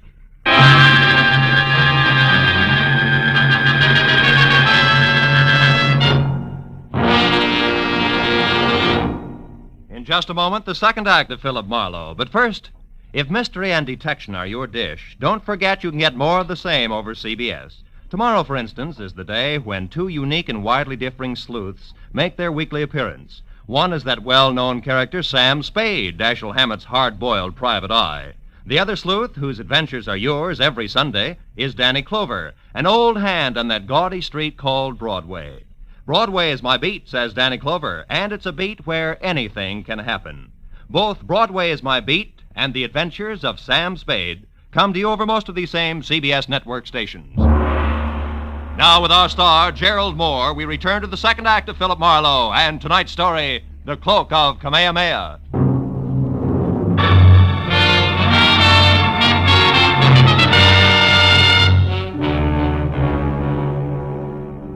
The red-headed lunatic with the slow, soft voice and fast, hard fist took me by surprise, and I wound up flat on my back before I realized he'd so much as moved. By the time I got to my feet and took after him, he was sprinting for a bamboo thicket and had a 30-yard lead, which was all he needed to lose me completely. When I finally untangled myself from the jungle, I came out on the road. But then I heard a motor behind me, so I dove for the underbrush again, just as a heavy car roared by. I'd seen it before. In fact, I'd been in it. It was the limousine that belonged to the Chinaman. The back seat was empty, but the half-caste chauffeur, Jolo, who was crouched behind the wheel, drove out of sight like his life depended on it. As I walked back toward the house, I saw that a door was standing open and spilling a shaft of yellow light across the dark grounds. I started up the walk when it came. Then a second later, Lanny Collier burst into the path of light and ran for the open door. I went after her, caught her by one arm, and spun her around. No, let me go. What happened? Why'd you scream, Lanny? It was back there in the pond. Yeah? I heard a noise, and when I came outside, I found him. Found who? Come on, show me. I talked to him just a few minutes ago. I gave him the cloak. Yeah? Now it's gone, and he's dead with a knife in his back. What? There. Look, there in the water. Oh, brother. Who is it, Lanny? Do you know him? Yes. That's Philip Marlowe. The skin on my neck crawled as Lanny tagged the thing in the lily pond with my name. He was face down in the shallow water in 3 inches of crooked steel, and the ugly carved handle of a kriss stuck straight up between his shoulder blades. Somebody had made a very grim mistake. But it took 5 minutes of argument and a thorough checking of all the credentials I carried to convince the badly frightened Lanny. I dragged the body out of the water and up onto the grass. And then I went through his pockets. What did you find? A card. Oh? Yeah. From the Hawaiian Island Art Products Company, Limited. Number 12 Harbor Street. Mean anything? No, I've never heard of it. Oh, what's that on the back? Flight number and departure time of the plane I was supposed to take out of Los Angeles. Whoever he is, he's been one jump ahead of me all the time. Right up to your lily pond here. Was anyone with him when you gave him the cloak? A half-caste in the chauffeur's uniform, for instance? No, he was alone. I gave him the cloak just as Schindler had instructed me to, and... Listen, Lonnie. There was a down-at-the-heel redhead here just before you came out. He claimed to be a friend of yours. Oh, that was Lawrence Cochran, the poet. That guy's a poet? Yes. At least he was going to be. He wrote one great poem years ago about 2 lovers who leaped to death over the Polly. Oh. To keep from being separated, and their souls turned into birds. It's still very popular here on the island. Mm-hmm. What happened then? Then he got the habit of drowning himself in gin. Now the natives call him Papuli, the crazy one. That's closer. Oh, he's always hanging around. I suppose he still believes he's in love with me. He's not so crazy. My mother wanted me to marry him at one time. Now that she's dead, he thinks he should look after me. Okay, Lonnie, let him keep thinking so. What do you mean? Well, I mean you can use a good watchdog right now. So when Cochran comes back, you make him park on your doorstep, and you stay inside and be careful. With guys named Philip Marlowe getting knives in their backs, I've got a few things to do myself, but fast. I'd like to borrow that souped-up convertible of yours, Oh, where are you going? Number 12 Harbor Street. and the Hawaiian Island Art Products Company Limited.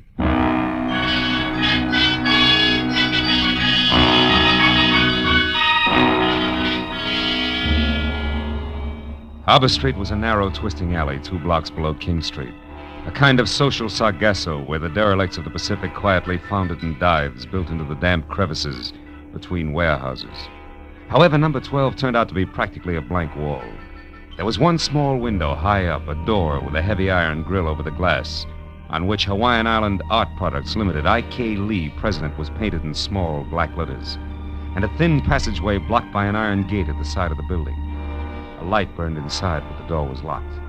So after I'd ruined my shoe shine and skinned all my knuckles, I managed to climb over the gate and edge down the passageway to the rear, where I could hear water running. There was a marble fountain playing in the center of a walled garden as oriental as the Forbidden City.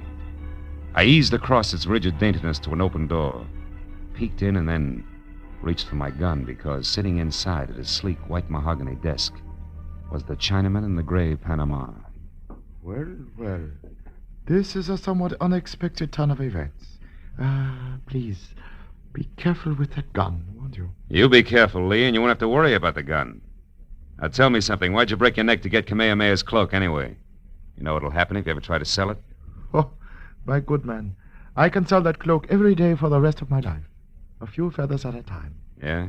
The world must be full of feather collectors, huh? But it is. I manufacture the beautiful feather lace islanders wear on their hats. And while the bird is extinct, the desire for its gleaming feathers is not. 1 or 2 golden mamo feathers in each lay, and instead of a mere $100 apiece, I can get double that, triple that. Now do you understand, Mr. Marlowe? You've got things a little mixed up, haven't you, Lee? Mixed up how so? Yeah, your boy Marlowe is dead up at Lonnie Collier's place. Oh, that. No, that was a Mr. Blake, an easily accessible gentleman I hired on Main Street in Los Angeles. He only pretended to be you, for obvious reasons. To intercept the feather cloak, huh? Oh, yes. I've known all about Pollard Schindler's plans since their inception. I followed every move he made. In fact, it was I who caused all your trouble on the way to the airport this morning, by means of a bribe to your driver. Yeah. Aren't you the one? Yes.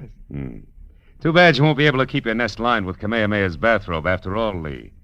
Because I'm going to walk out of here with it, or big chunks of your puss. Now, name it. Where's the cloak now? Oh, I'm to gather from this you don't have it, Marlowe. Shrewd observation. And that Schindler, as I suspected, has tricked us You're both. stalling, Lee. I'm warning you. Start talking. Oh, that's all I wanted to find out. Go ahead, Jolo. That is judo, Mr. Marlowe. Almost like magic, isn't it? Jolo can break your back if I tell him to, Marlowe. So you behave. Schindler has the cloak, no doubt about it. So I must find him at once, with no interference from you. So, Jolo, you have his gun. Yes. Lock him inside. Keep Marlowe until I call. I may need him later. From something the half-caste had done to my spine. With the edge of his hand, my legs were paralyzed. I felt like the practice dummy in a school for chiropractors. Every joint in my body ached when I moved. So I didn't move until the feeling oozed back into my legs. And then I wobbled to my feet and looked around. There was the small high window I'd seen from the street. A heavy chair, a desk with a lamp, and something like a picture framed in bamboo on the wall. I glanced at it and then I looked back. And kept looking hard for a long, long time until I finally realized what it meant. The answer to the whole thing was contained in that bamboo frame. I had to get out and get out fast. I unplugged the lamp, plastered my back against the wall next to the door, and tapped on the lampshade to intrigue Jolo into coming in. It worked. When the knob turned slowly, I threw the lamp up at the window. A crash brought the door open with a jerk, and Jolo stepped in with my gun in his hand. What is going on here, Mr. Where are you? Answer! Right here, Jolo! Come on, get up. I've got some magic to show you now. A trick I learned in Kansas called the haymaker.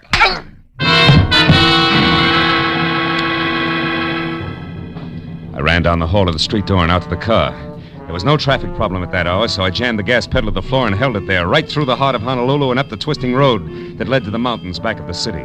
The echoing roar of the motor as it tunneled through the forest lining the road was finally replaced by another roar, wind. The unending gale that shrieks through a precipitous pass 3,000 feet above the city. The Polly. I swung the car to the side of the road and ran the rest of the way out to where the rocks rose to a knife edge that dropped a sheer 1,000 feet to the valley floor. Then I spotted them. Lanny lying stunned at the cliff's edge, and standing over her, his red hair ripped by the wind, was the mad island poet drunk as a lord. And flapping around his shoulders like a pair of huge gold wings was the Cloak of Kamehameha. Oh, don't weep, my love. I offer you the freedom of the birds. Come, Lonnie. No, let me go, Lawrence. You're mad. No, Lonnie, you're the mad one to think you could sell your treasures and leave the islands. Your destiny is here. No, stop it, you murderous lunatic. I tried to warn Schindler, but the fool kept on, so I killed his courier, the man you gave the cloak to. I'd kill 1,000 times to keep you here with me. No. You belong to the islands, Lonnie, like this cloak, and I do. We must never leave. Come, it'll all be over soon, and our souls will turn to birds and live forever in this paradise. No, stop it! Catherine, stop! Marlowe, help me! Stay back, Marlowe, don't interfere! Lonnie! Lonnie! Oh, Marlowe! Marlowe, he slipped, he fell over. I know. Are you all right, Lanny? Yes, I'm okay. Marlowe, look. The cloak. Cochran must have lost it as he fell. The wind brought it back here to me. I don't want to touch it ever again. I know what you mean. Come on, baby. I'll carry it for you. Let's get out of here.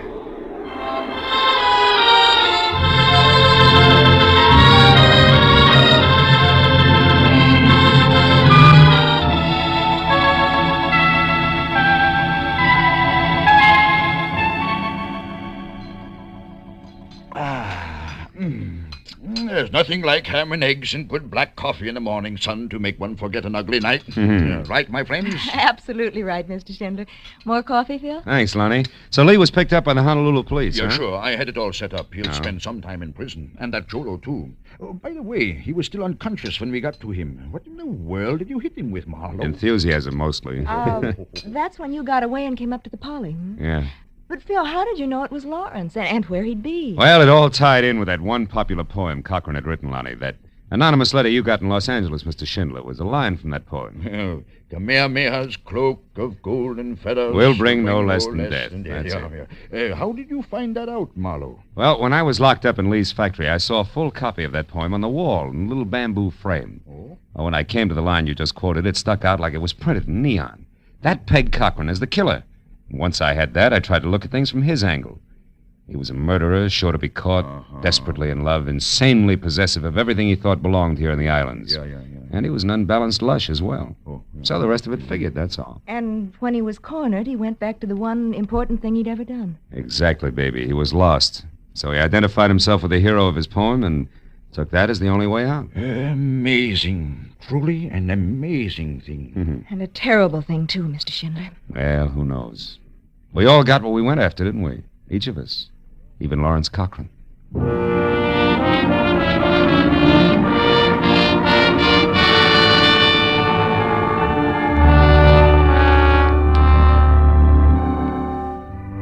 After Schindler left to catch a plane for the mainland, and Lonnie said aloha and left to get ready for our date, I sat on the lanai of the hotel and watched the sweep of the Pacific from Diamond Head to the hills across the harbor, from the white sands of Waikiki to the green shallows over the reef to the purple depths beyond. And as a warm wind whispered through the palms and a native strummed his ukulele under a banyan tree, I heard Lonnie whisper aloha.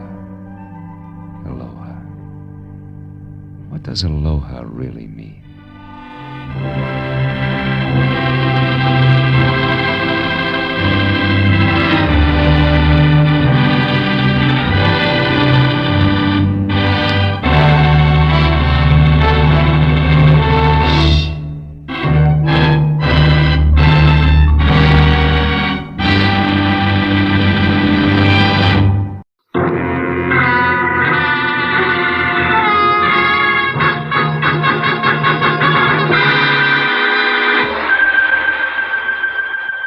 By Pacific Coast time, it was only 5 o'clock in the afternoon.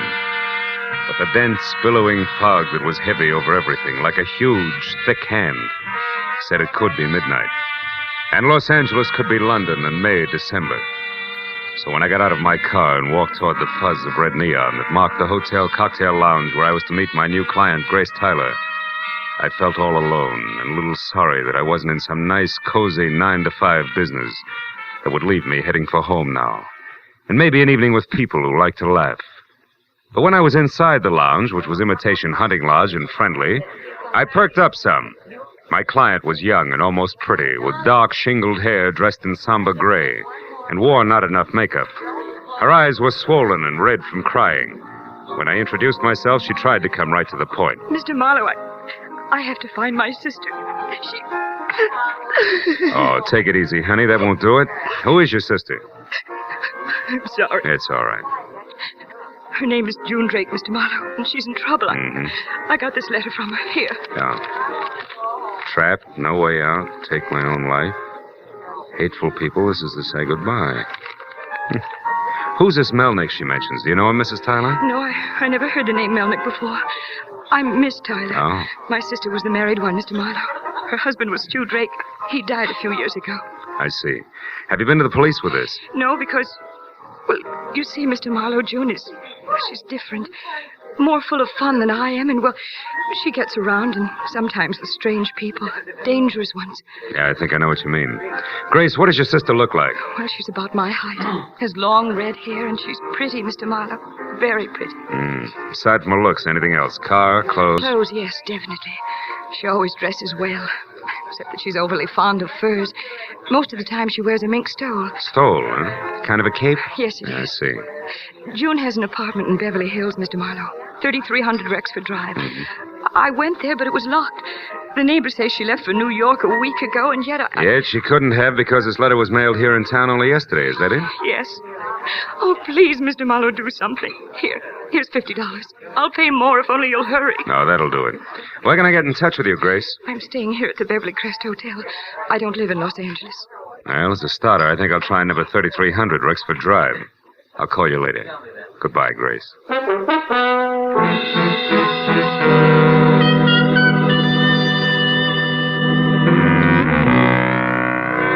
Outside, the fog felt about the same.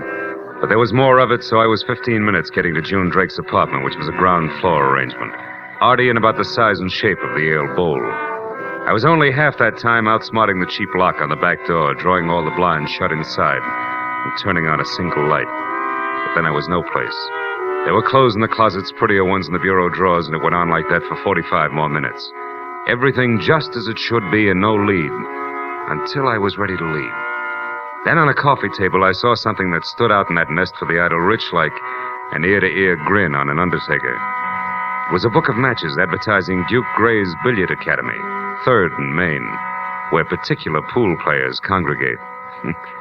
That and the name Melnick had to dovetail or I was licked.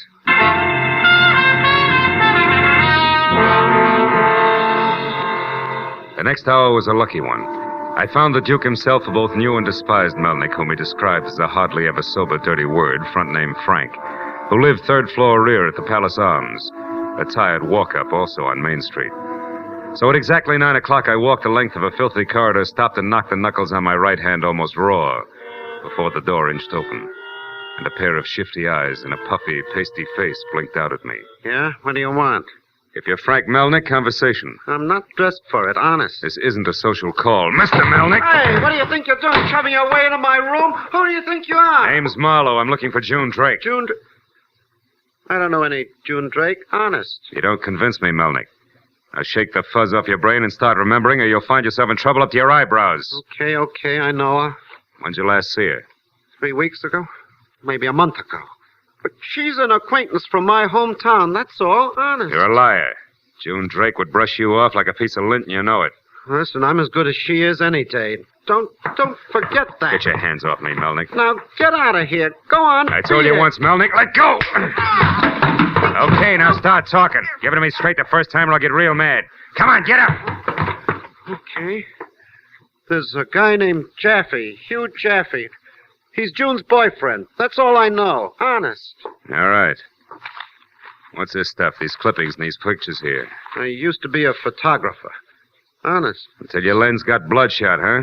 Yeah, on the Salinas Herald Star. All right, Melnick. What's Hugh Jaffe's address? It's 2001 North Beechwood Drive. Thanks, I'll try it. But if you're not telling me the truth, Melnick, I'll be back. Honest.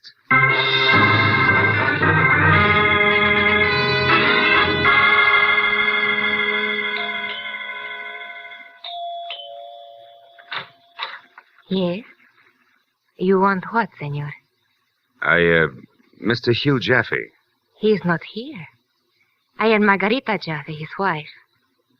What do you want with him? A few words, Mrs. Jaffe. Do you expect him soon? Since he does not live here anymore, no. Oh. You and Hugh are divorced, eh? I didn't know that. And I did not say that. Now, what are you looking for? June Drake. What do you want to know about that? I want to know where that is. Can you help me? No, I cannot. I do not know and I do not care. But when you find her, senor, I hope you find her dead. If I'd have followed the approved technique, I'd have lost a leg on the lady's threshold. And I was about to lean on her doorbell again to try once more for an address on Mr. Hugh Jaffe when I saw I didn't need to. Because stuck over the mailbox was a letter forwarded to him at 41 Peacock Lane, Brentwood, California, which was a half-hour drive due west of Hollywood. 30 fog-filled minutes later, Hugh Jaffe and I exchanged introductions, and I stated my purpose. Then I stumbled behind him through a 2-inch thick rug that ended in an oak-panel library, where he cigared me, then settled back and waited. We looked at each other until it became embarrassing. Then he opened. Marlowe, I wish I could help you, but I haven't seen or heard of June Drake in over 3 weeks. Well, I was under the impression that you two were on closer terms, Mr. Jaffe, if you don't mind my mentioning it. Not at all. He used to be, but all that's changed now. She was too expensive for me. A lovely creature, but terribly vain. Now that she's out of the picture, you're going back to your wife, No, I'm not. Frankly, Marlowe, my, shall I say, infatuation for June has completely destroyed everything Margarita and I ever had. Which I suppose makes divorce the next step? Sure, I wish it were that easy. She refuses to give me a divorce, Marlowe. Her way of striking back. Yeah, I know what you're getting at. I had a brief chat with Mrs. Jaffe myself. Well, if you hear from June, get in touch with me, will you? I'll appreciate it. Of course. I'll be happy to help in any way I can. And please, Marlowe, call me if you find her, hmm?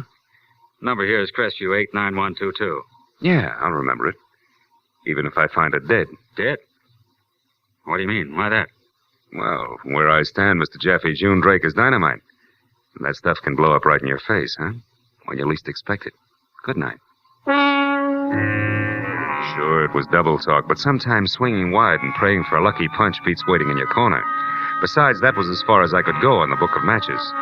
So after slowly walking a block through the chilling fog, I found a phone, called my client, and brought her up to date on the Jaffe Triangle and my own contention that if June Drake didn't try actually to kill herself, Senora Margarita Jaffe might.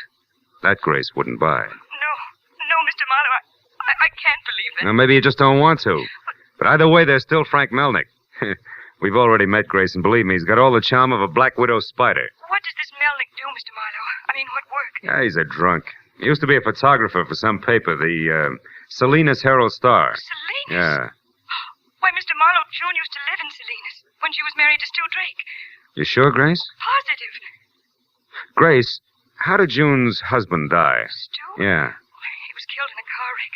Drove it over a cliff. Mm-hmm. June just got out in time. Nobody knew exactly how it happened. It was a terrible accident. Maybe. What do you mean, maybe, Phil? Well, you might as well face it, honey, because the chances are slim that that's the whole story. What? Look, Grace, suppose something else happened, like June being responsible for Stu's death. Oh, no. Yeah, and Melnick the photographer with a picture to prove it. You know, a small case of blackmail. Oh, no, Phil, you're wrong. She wouldn't kill. I know that she wouldn't. Okay, she's your sister, honey. I'll do the dirty guesswork for both of us until we get some proof. And right now, that makes back to the hacienda of one Senora Jaffe my best bet.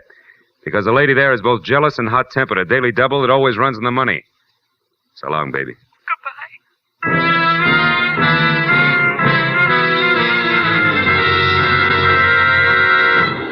When I got back to my car and pointed it at 2001 North Beechwood Drive again, I was feeling pretty low because no matter which way I added things, June Drake always came out a minus, which wasn't good. The sometimes lady had a real sweet sister.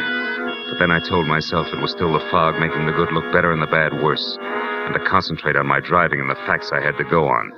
When I did just that, I took my foot off the accelerator and slammed it down onto the brake hard. It had suddenly occurred to me that I was going the wrong way. Because if I was right about Frank Melnick being a blackmailer and June Drake a killer, the Senora would keep a lot longer than the drinking man in the Palace Arms, 3rd floor rear.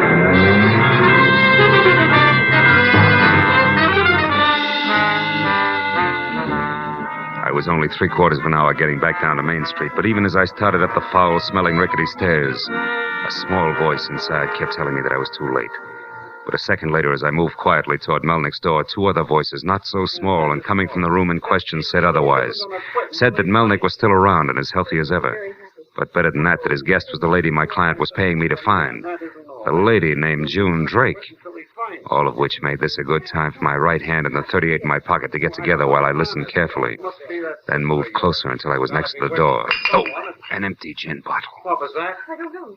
Outside in the hall. Open up, Melnick, before I blast my way in. Come on. Marlowe, get out of here, Jim. Okay, wise guy, wait a minute. For what? The lady's exodus? I warned you, Melnick. Get back. Hey, what's the matter with you? What are you doing? Looking for June Drake, remember? Now, where is she? What are you talking about? I'm alone in here. Yeah? You always talk to yourself in a high voice, don't you? That window to the fire escape there is always open on foggy nights, too, isn't it? Listen, smart guy, I want to know where she... Hey, wait a minute, this Mink stole here. Maybe it doesn't matter where she went. Maybe she'll be back after she thinks I'm gone. I don't think so. You see, mister, June Drake never left. She's right behind you, stupid! Yes! Oh!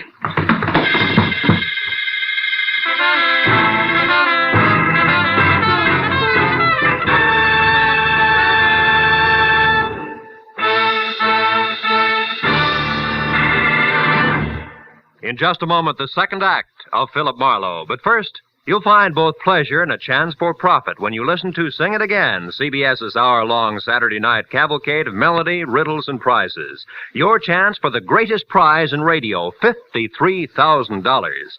When Sing It Again comes your way over most of these same CBS network stations later tonight, be sure you're listening. $53,000. It might be yours. Now, with our star, Gerald Moore, we return to the second act of Philip Marlowe and tonight's story, The Lady in Mink.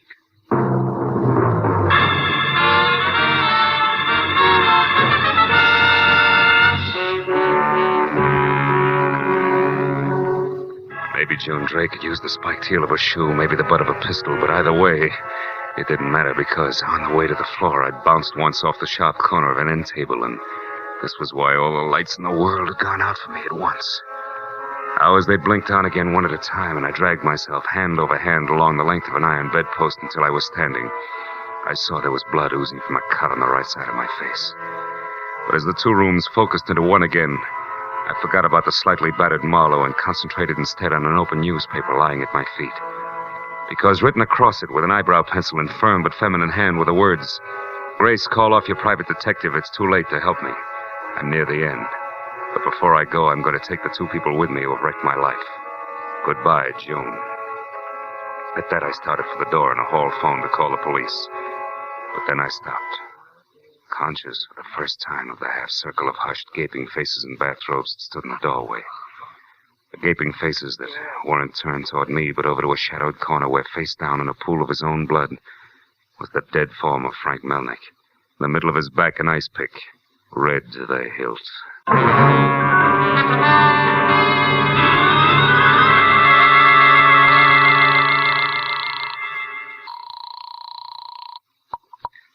Lieutenant Ibarra's office. Sergeant Mooney speaking. Marlowe, Mooney, where's Ibarra? He had to go out of town. Oh, well, look, Mooney, I'm at a place called the Palace Arms on Main near 4th. 3rd floor rear. There's a man named Frank Melnick with an ice pick in his back. Very dead. Know who he is, Marlowe? Yeah, an ex-newspaper photographer, a drunk, and I think a blackmailer in reverse order. Any idea who did it? Uh-huh. One June Drake, a red-headed lady in Mink, who's out to kill herself just as soon as she tidies up her affairs a bit, which I think includes killing again. So if you'll put out a call for her, the Mink, by the way, is a cape. The lady, young and about 5'6". I'll try to get to what I think is her next stop before she does. Call you later.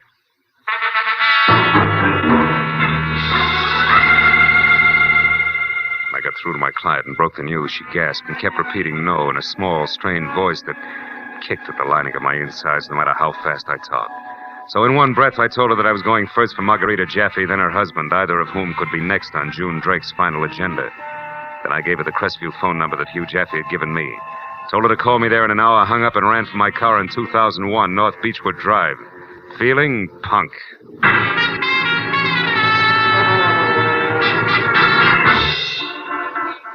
It was a minute better than midnight when I got there, and it was 10 wet, dripping minutes more before the door finally opened. A hatchet-faced housekeeper with a stocking on her head said that Mrs. Jaffe had left a half hour ago, saying something about meeting a woman. And the housekeeper would have said more, but I was already back in my car heading for Brentwood in number 41, Peacock Lane. There, the Oriental houseboy said the boss man was busy playing poker in the den. And something stronger than Esperanto, I made it clear that my business was more important. A minute later, a door opened on the far side of the room. Excuse me, gentlemen. Well, aren't you working a little late tonight, Marlowe? Murder isn't always done during office hours, Mr. Jaffe. Murder? Yeah, with a nice pick at that. Tell me, have you heard from your wife or June Drake tonight? No, of course not. Why do you ask? Because June Drake just killed a man named Melnick.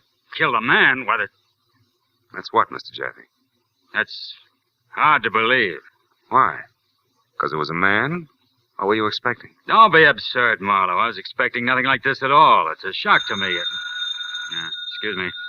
I'll take it myself, Jung, in the dining room. Be with you in a minute, Marlowe. All right, Mr. Jaffe, make it fast, will you? Love to listen on telephones. Joan, listen to me. You don't know much... Wait a minute. There's a private detective here. I think he's listening in on the extension. It doesn't matter anymore. Nobody can stop me now, Hugh. I'm leaving tonight. I only called to let you know that you don't have to worry anymore, that I won't be any... Never mind that. Where are you, June? Tell me. I'm out in Santa Monica, the Ocean Way Hotel. But don't try to do anything, Hugh. It's too late. Much too late. Goodbye.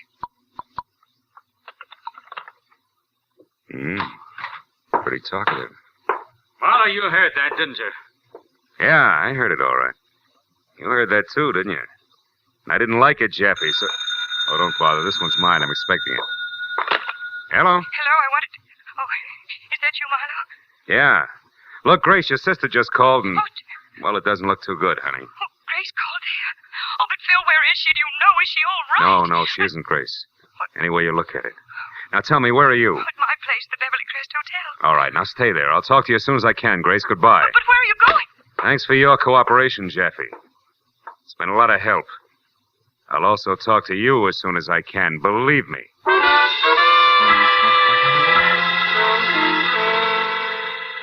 When I got outside, piled into my car, and took off, I didn't know if I was racing to keep a mixed-up girl from committing suicide or going after a murderer who was scheduled to kill again. I was 20 precious minutes following the wriggle at Sunset Boulevard from Brentwood to Santa Monica, where it hits into US 101 that parallels the Pacific. And out there with the fog even thicker, I was 20 minutes again finding the Ocean Way Hotel. The landlady there was a fat henna blonde with a mouthful of gold and foul language. She said that she never heard of a June Drake until I lied that I was an L.A. cop and described the girl as a lot of red hair flowing over a mink stole who could be using any name. Then she told me that what I called June had just been a woman visitor a little while ago. At that, we started down a short corridor to a rented room, fast. I wouldn't do this for no one but a cop. Brother, believe me, we both better be talking about the same girl. Raising a fuss at this hour of the night. It's a room there. No light on. I thought you said she had a visitor. Maybe the visitor went home. What do you expect? 2 o'clock in the morning. Not a peep. Come on, open it up. Open it up. Now, he tells me. Ain't got my keys. They're over on the other side in my room. Okay, then we'll get in the hard way. You cut it out, you'll bust my door. Take it easy, Blondie. You're in for a shock. Oh, dear. Okay, turn the lights on. Oh, that's the woman that visited her. Yeah. Spanish woman known as Margarita Jaffe. Ice pick and all. I better get a little air over here by the window. I don't feel so good. Yeah, and I better get to a phone and... Hey, there's a cigarette over there. It's still smoldering. She may not be very far away. Brother, you said a mouthful. Come here and look. What is it? What do you Across the see? street there. Near the pier under that street lamp. Ain't that the one you're after? Where? Oh, yeah. Uh-huh. Red hair and mink stole She's seen included. us. Right out to the end of the pier. She's running. Call the cops. Blondie, sit tight. I'll see you later.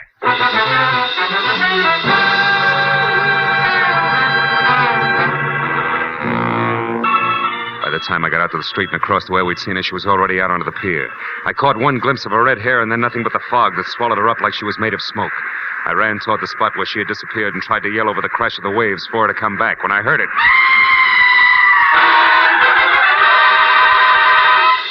After that, things happened fast.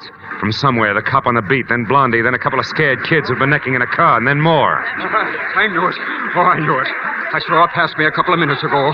Dressed too nice. I should have stopped her.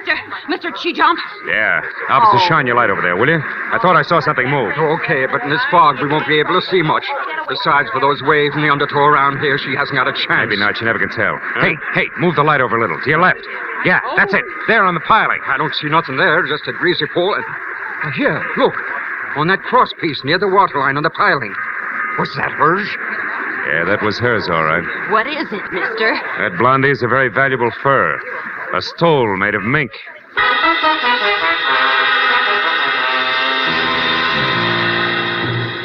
I never could figure where people came from at 3 o'clock in the morning when something nasty happened. But they always do. Some come to help, some just to stare, and others maybe to see if they can take it. An hour after I'd heard June Drake scream, we'd found nothing but the stole. I couldn't take any more.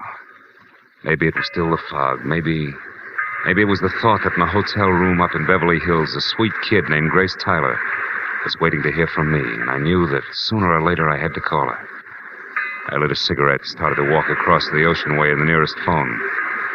But then, just as I was about to enter the hotel lobby, I stopped and slowly turned back toward the pier in the swirling cloak of ocean-covering fog. A crazy thought seeping into my mind like an ever-widening circle of ink into a white blotter. Until finally there was nothing but dark.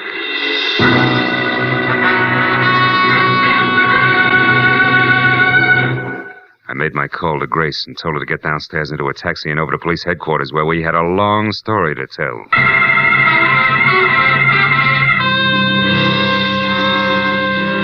An hour later, we were sitting in Ibarra's office, and Sergeant Mooney knew what had happened from the time I had first met Grace at 5 o'clock that afternoon. Well, Marlowe, looks like June Drake meant what she said in that note. She took care of Melnick, Mrs. Jaffe, and then herself. Did they recover the body before you left? No, Sergeant, they didn't. And I don't think they will. You mean the undertow? No, I don't.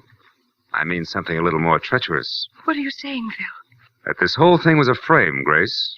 The interested parties, Hugh Jaffe and your sister, June. The object, get rid of the difficult Mrs. Jaffe. The means, have June Drake kill her without keeping her intentions much of a secret, and then have June Drake pretend to kill herself. The result?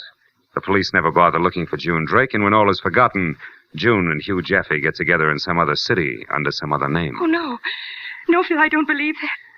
I don't believe any of this. I can't. I won't. I don't see... Hold it, please, Miss Tyler. I'm sorry. Go on, Phil. Well, this part's a guess at the moment, but I think it'll hang together. Mrs. Jaffe wouldn't give Hugh a divorce. Jealousy? Yeah, that and one idiosyncrasy. The Senora was crazy about money, and since he was doing the running around, a divorce would cost him much more than he was willing to pay. Which means that although Miss Tyler here hired you, you fell into the stellar role of the patsy, the star witness. Who would always be close enough to later tell a story they wanted told, but never close enough to actually catch June Drake, who has already murdered twice tonight. Right. Then, Marlowe, big question. Where is June Drake now? That is something I worked on all night, and I almost had the answer once. I almost caught June at Melnick's flat in the Palace Arms because I surprised her. She thought I was going to Mrs. Jaffe's house at the time, but I changed my mind. Remember, Grace? What? Oh, you must remember, baby. You were there. You're June Drake.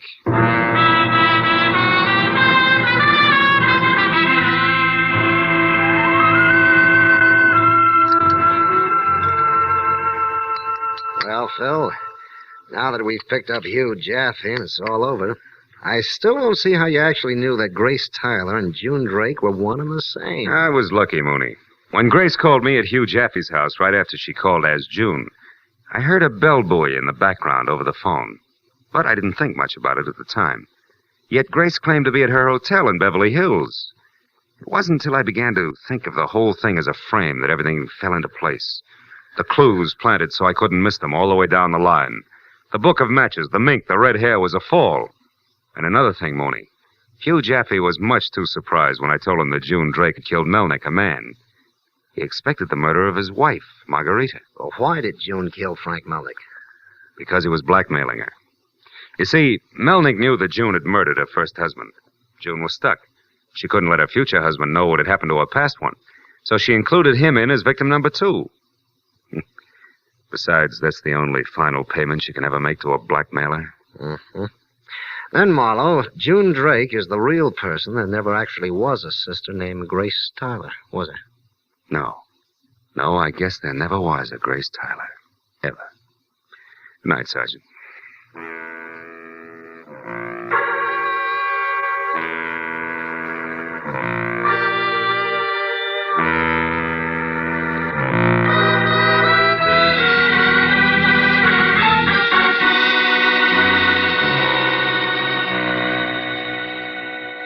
Outside, it was that strange time, between the end of one night and the beginning of the day that follows. When I looked up, I could see that the thick, heavy fog that had been with me ever since I'd first met the woman called Grace Tyler was lifting, breaking apart, so that here and there it was only thin, spiraling wisps above which there was the pale, gray promise of a nice tomorrow. As I walked along, it seemed to me that there was less and less fog, until by the time I'd gone a few blocks, I was sure that I could feel fresh air, cold against my face, and clean. I figured I might walk until the sun came up.